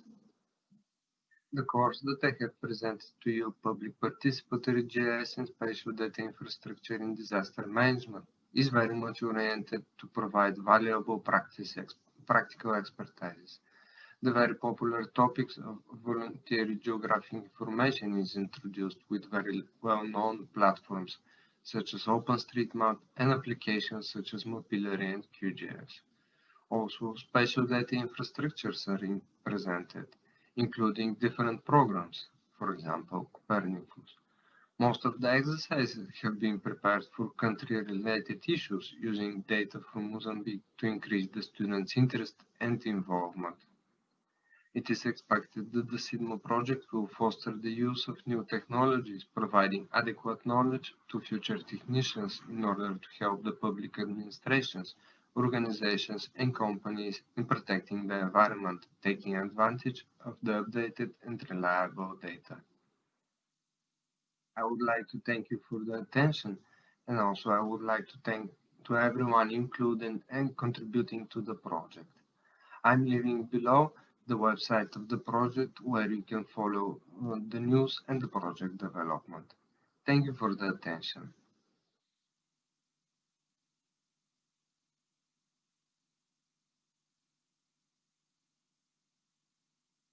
Follow the news and the project development.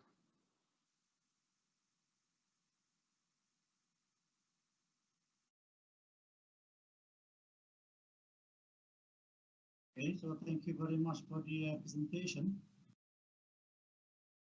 This one from video, right? Yes, yeah.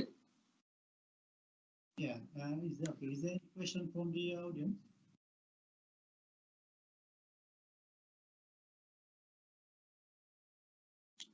Hi, Alias. Actually, Cici asked the question, do you have accurate information about the underground utilities? The methodology relies heavily on knowledge about the underground pipes. That's the question. I'm sorry, I believe this question was for the previous presenter. Oh, previous one, huh? Yeah, I think it's previous speaker. All right.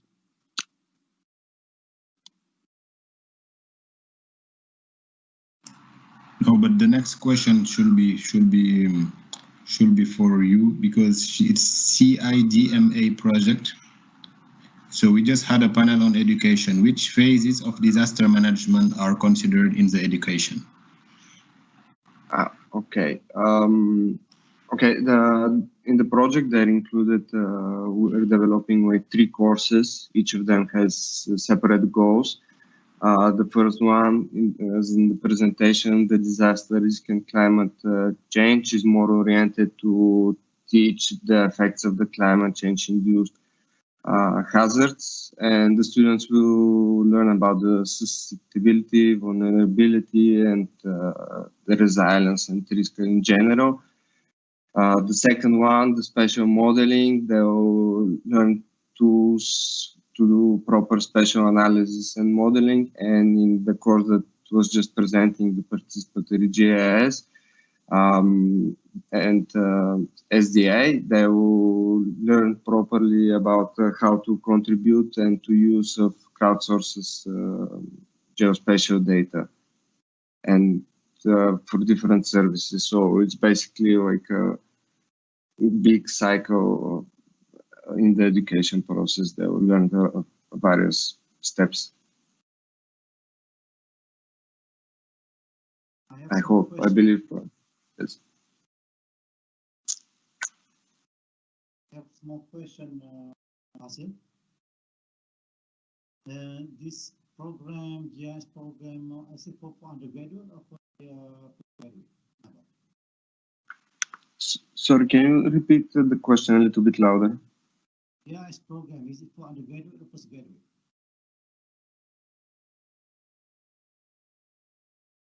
Sorry, I didn't understand.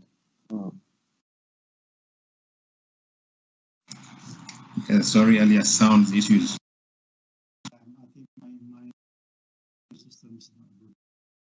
I can hear you very well. The GIS education, is it for undergraduate or postgraduate? Undergraduate. How many of them at the moment? It's still in development phase.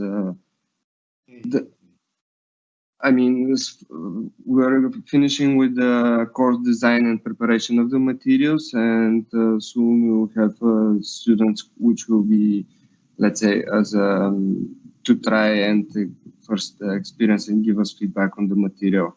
It's still an ongoing project.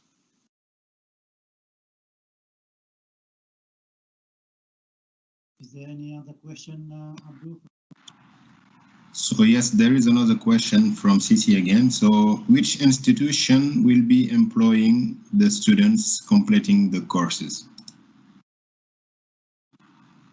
Well, the target is to prepare the students to become professionals, and they can then be hired by public and private companies that are dealing with risk management, disaster, and it can be all of the stakeholders that are in this topic, let's say. So it's kind of broad. Also, the project is not aiming directly to the students, but also to the different institutions, to the academics, to the public authorities, and also for the private citizens.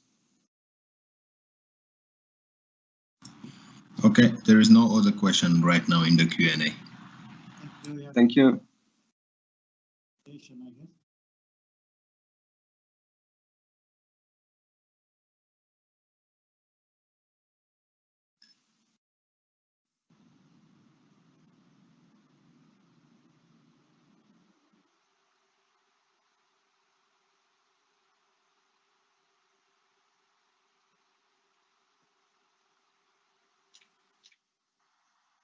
Integrated GIS system for post-fire hazard assessment with remote sensing. In the modern era, where the impact of human activity on planet Earth is so intense and the protected areas play an important role in maintaining biodiversity and ecological processes, the main strategy used to know the wildfire regimes is the systematized record of occurrences, which is accomplished through the completion of a document called Fire Occurrence Records.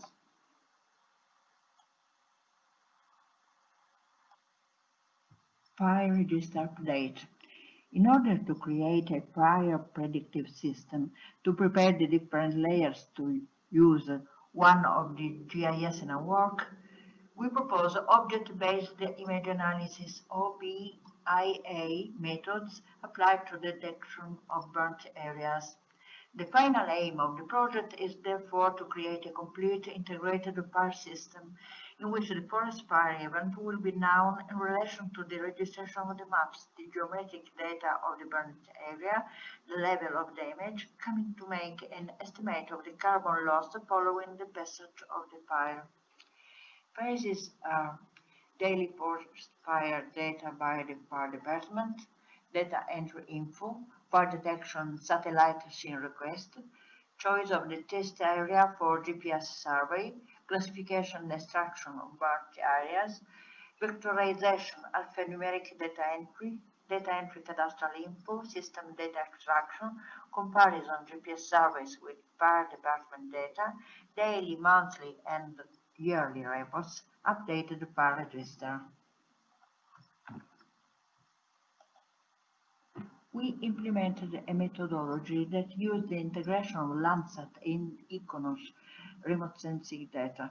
The choice of both data is to be found in different reasons, especially the main objective of conducting an investigation on a space of a considerable size accurately while limiting the cost. Landsat data is provided at a relatively low cost compared to the vast utility it can make of it. The data thus obtained is subjected to a semi-automatic classification procedure developed within the MV software. Therefore, the complete analysis follows the following steps: image acquisition, classification aimed at highlighting areas covered by fires, elaboration and synthesis through vegetation indices, NBR and BAI. The analysis conducted revolves around the processing of the classified image through the vegetation indices, NBR normalized Burned ratio, and BAI Burned area index.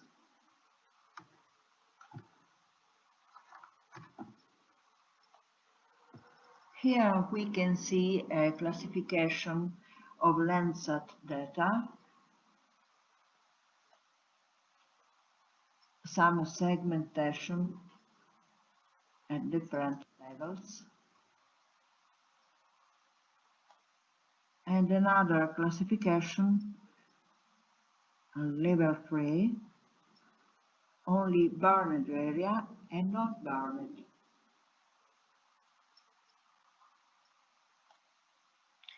A table with the criteria and settings for the segmentation, setting the software for multi-resolution segmentation, segmentation of Iconos data at different levels, and the classification of Iconos data. Here the classification results. Here is the system implementation. The system uses as input 10 different parameters to establish areas at risk and to predict the fire propagation related to climate, vegetation, topography, and human activities that influence the occurrence of forest fires, slope, appearance, height, land use, and VI, distance from the residential area, distance from road, precipitation, temperature, and wind speed.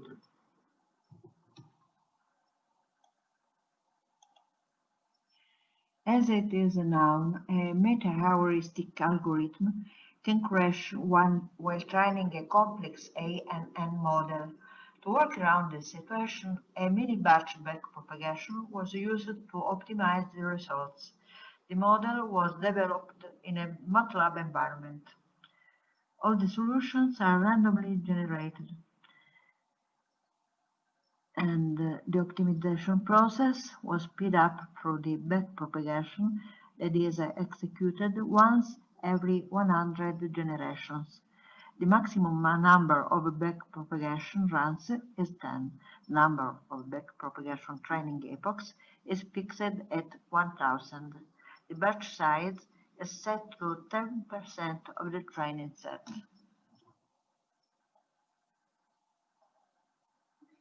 In conclusion, with techniques that take into account the NBR and BAI vegetation indices used within the object-based classification, the structural methodology can be the basis of integrated systems for the creation and updating of the register of areas covered by fire and for monitoring the territory. This also under the aspect of the fight against forest fires, rapidly populating the GIS with territorial data and allowing the realization direct vector maps.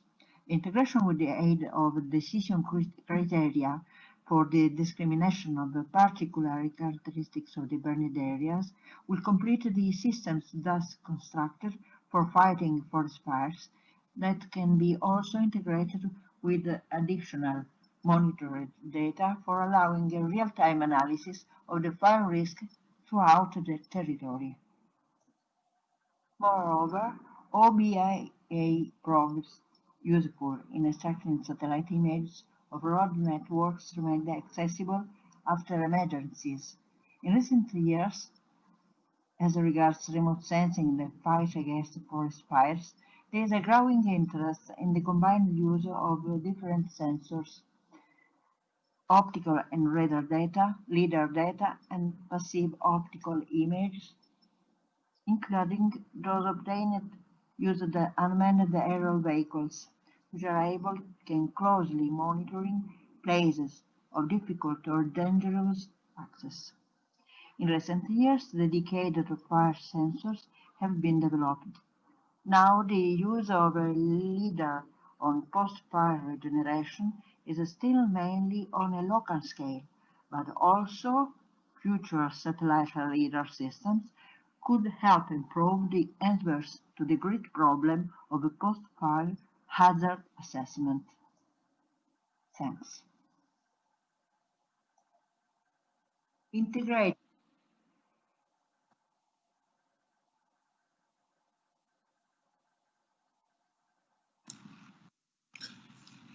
Over to Alias. Just for information, there was a mistake from the producer, so it was the last video that was sent now. So it was integrated GIS system for post-fire hazard assessment with remote sensing. And luckily we have Juliana, one of the authors of the paper, who just joined. So yeah, not to confuse with the third one.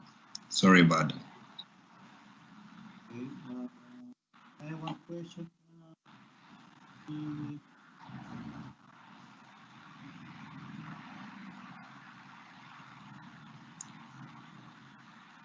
We are still struggling to hear you, Alias. Sorry. Can you try to repeat? it's coming and going. Yeah. Okay. Just simple question.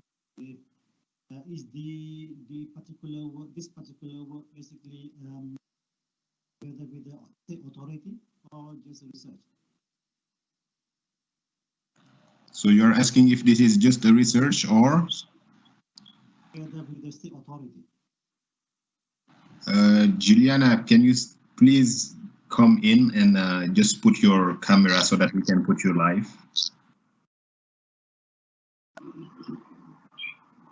Massimo? Hello. Yes. Hi. Yes, thank you. So Yes.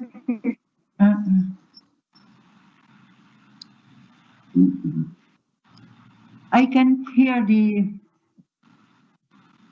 question. Okay, so the question was, is this particular work that you did research or you work together with the state authority? The question is if the work was together with the state authority. No.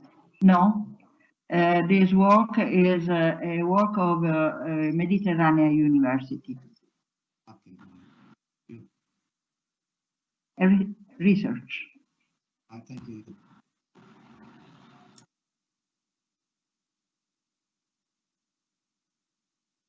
Based on data.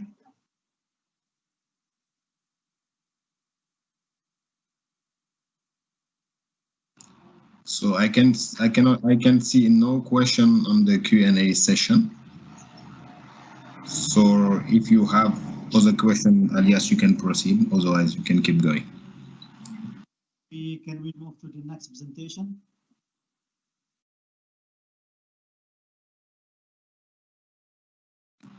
Say it again, please. Can you report too? We move to the next presentation. Okay, let's move to the next presentation. Thank you very much, Juliana. And sorry for the technical issues. Thanks.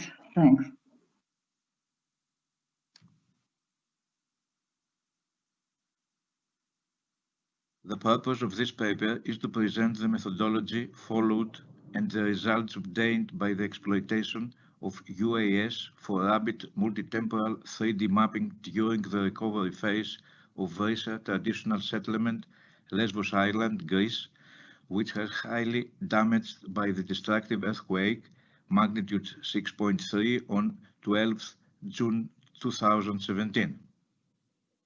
By applying the above-described methodology, it was possible to monitoring the recovery phase during July 2017 and May 2020, with 302 from 340 buildings that had been severely damaged by the earthquake have been demolished. A small number of new buildings have also been rebuilt, and small number of buildings they have just begun excavation of their construction.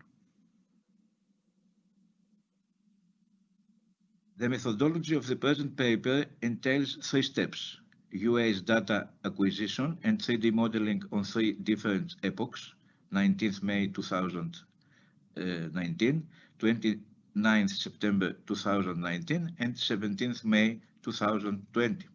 DSM difference and building volume calculation and evaluation of the results based on fieldwork and visualization of the change occurred during the post-earthquake recovery phase. Structure for motion and multi-view stereo methods have been applied and produced spatially accurate. First, digital surface models. Second, 3D point clouds. And 3, orthophoto maps of Vrisa.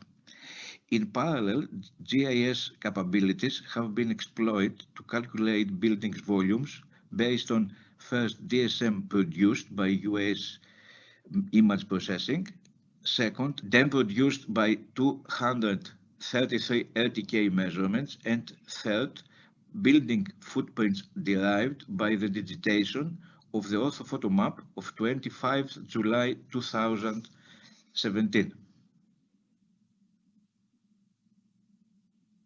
The cartographic visualization of the estimate volumes on the 4 dates aims to document the progress of the post-earthquake recovery phase of the settlement of Vrisa.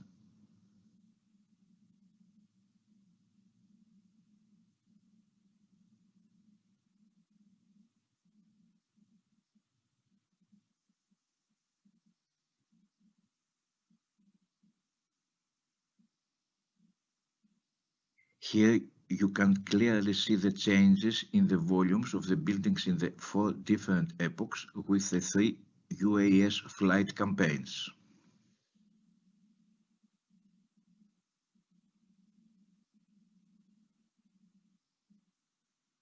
The condition of various buildings during the 3 flight campaigns.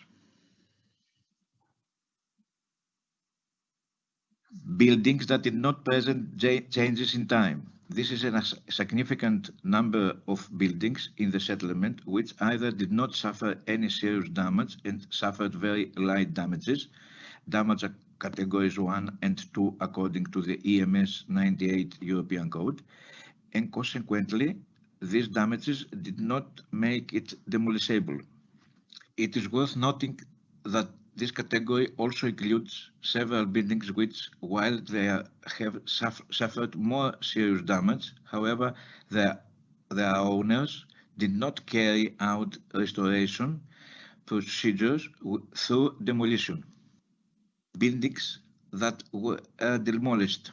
This is a critical number of buildings in the settlement which, due to the seriousness of the damage suffered by the earthquake, were demolished either until May 2019 or later. Buildings that are being rebuilt. This is a limited number of buildings that are being rebuilt in the settlement. The following cases are distinguished. A. Buildings that were built in a very short period of time, 1 year, changing not only the construction material, but also the original design and area form of the building.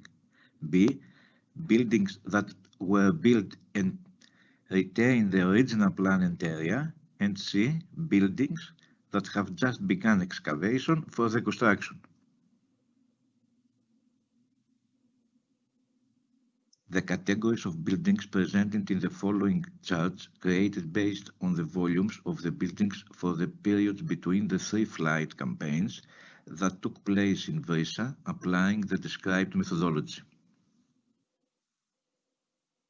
The multi-temporal monitoring of the building's volume, as calculated by the 3D mapping using UAS, is an important indicator of monitoring the post-earthquake recovery phase of the traditional settlement. However, in order to better understand the changes in the mapping volumes, it is necessary to have a good knowledge of the areas that the buildings present in the specific settlement of Vrisa. More analytically, the traditional settlement of Vrisa consists mostly of small under 100 cubic meters to medium 100 to 150 cubic meters, single-story and two-story buildings with roofs.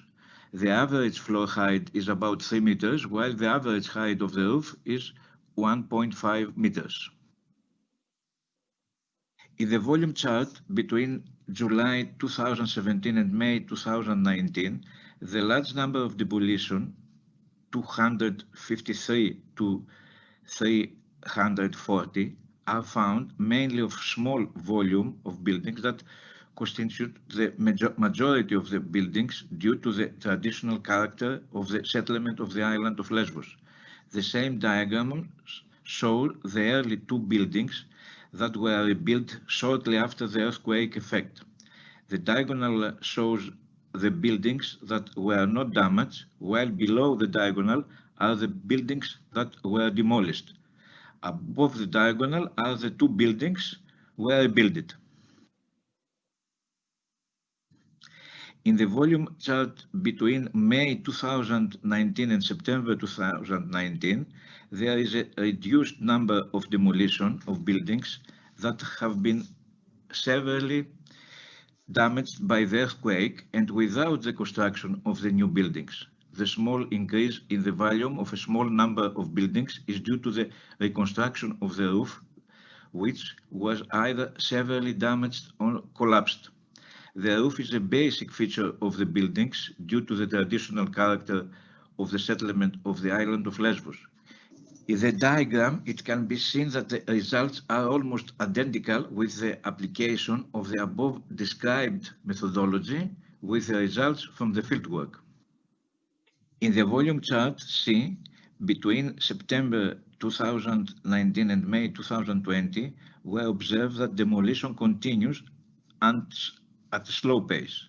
At the same time, the construction of buildings has begun, which have largely completed their static frame, as well as the reconstruction of roofs in buildings that had not been severely damaged category 3 according to EMS 98 European code. This volume chart shows the 9 new buildings that they built, the small number of the reconstruction roofs, as well as the small number of buildings that were demolished. Changes in volumes smaller than 100 cubic meters are due to the gradual removal of debris from the already destroyed buildings.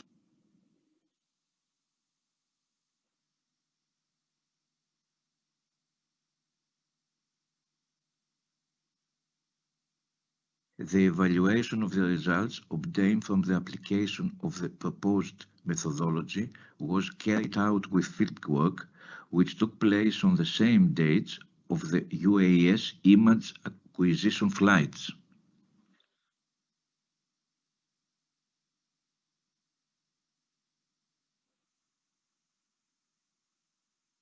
In the present study, the methodology developed and applied for 3D mapping of the changes that took place until May 17, 2020 achieves reliable results in the relatively easy, fast and economically feasible way. By applying the above described methodology, it was possible to monitoring the recovery phase during July 2017 and May 2020, which 302 from 340 buildings that have been severely damaged by the earthquake have been demolished. A small number of new buildings, 11, have also been rebuilt, and small number of buildings, about 5, that have just begun excavation for their construction. An important parameter of obtaining reliable data and comparable results is the proper selection of flight parameters and their maintenance at all epochs when the data collection is decided. The flight height, flight speed, and front overlapping and the side overlapping are the most important parameters in the flights. The above methodology proved that shooting video or images does not affect from creation of DSM, neither the calculation of the building's volume.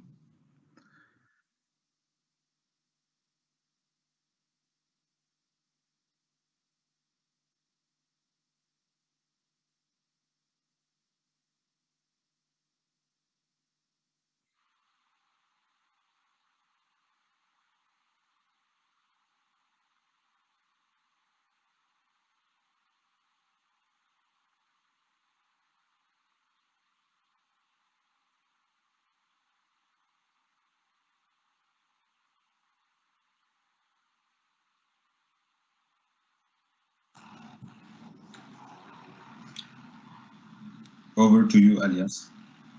Thank you, Abdul. Thank you, George, for the presentation. Is there any question from the audience?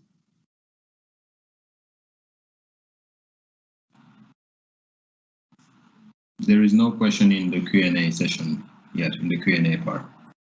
I have one simple question.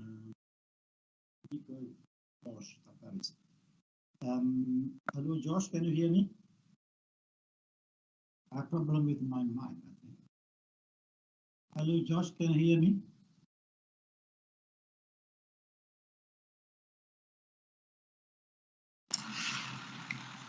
Oh, actually, I realize it's the presentation of one of the presenter mentioned he had some connection issues. So I'm not sure if he will be able to join. I will try to call him just a second, but if he cannot join, probably we can move further. And the previous presenter, I'm not sure if she's still around, Juliana. So there were some few questions for her on the YouTube channel. If she is still around, maybe she can try to answer them.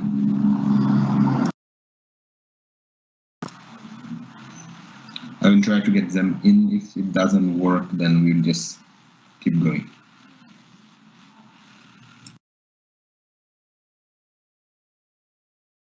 We have George Abdul. So I couldn't reach George. So yeah, so unfortunately, I don't think he will be here he'll be able to answer.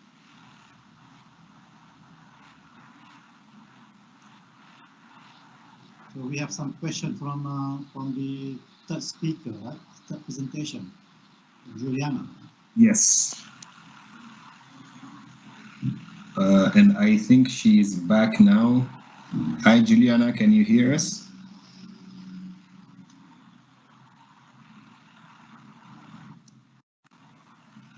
I can see she is back.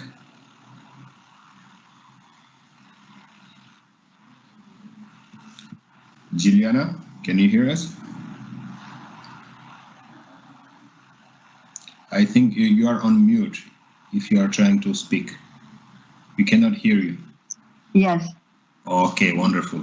Thanks for coming back. Sorry, actually we realized there were a few questions in the YouTube channel for your presentation and we missed them. So if you don't mind, will you take just some minutes to answer to them? So one of the question is that, is the project already approved by the municipality, and if they agreed with the proposed solution? No, project isn't. No. Okay. Is a proposal, but isn't approved. Okay. And the second question was, have you considered to use Sentinel data? For this research, we didn't use Sentinel data, but in future maybe also data for free, and so it's easy to use it.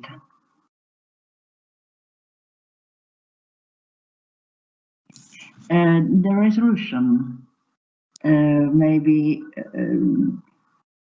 not capable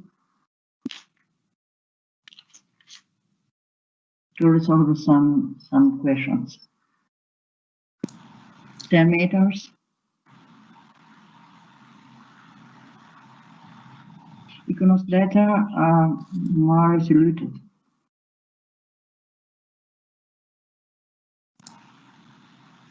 Okay, thank you very much, Juliana, and that was the only questions.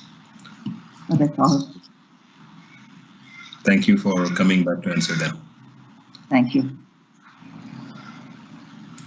So over to you, Alias. Okay, so thank you, Abdul, for the nice organization. I think we are more or less done with our session,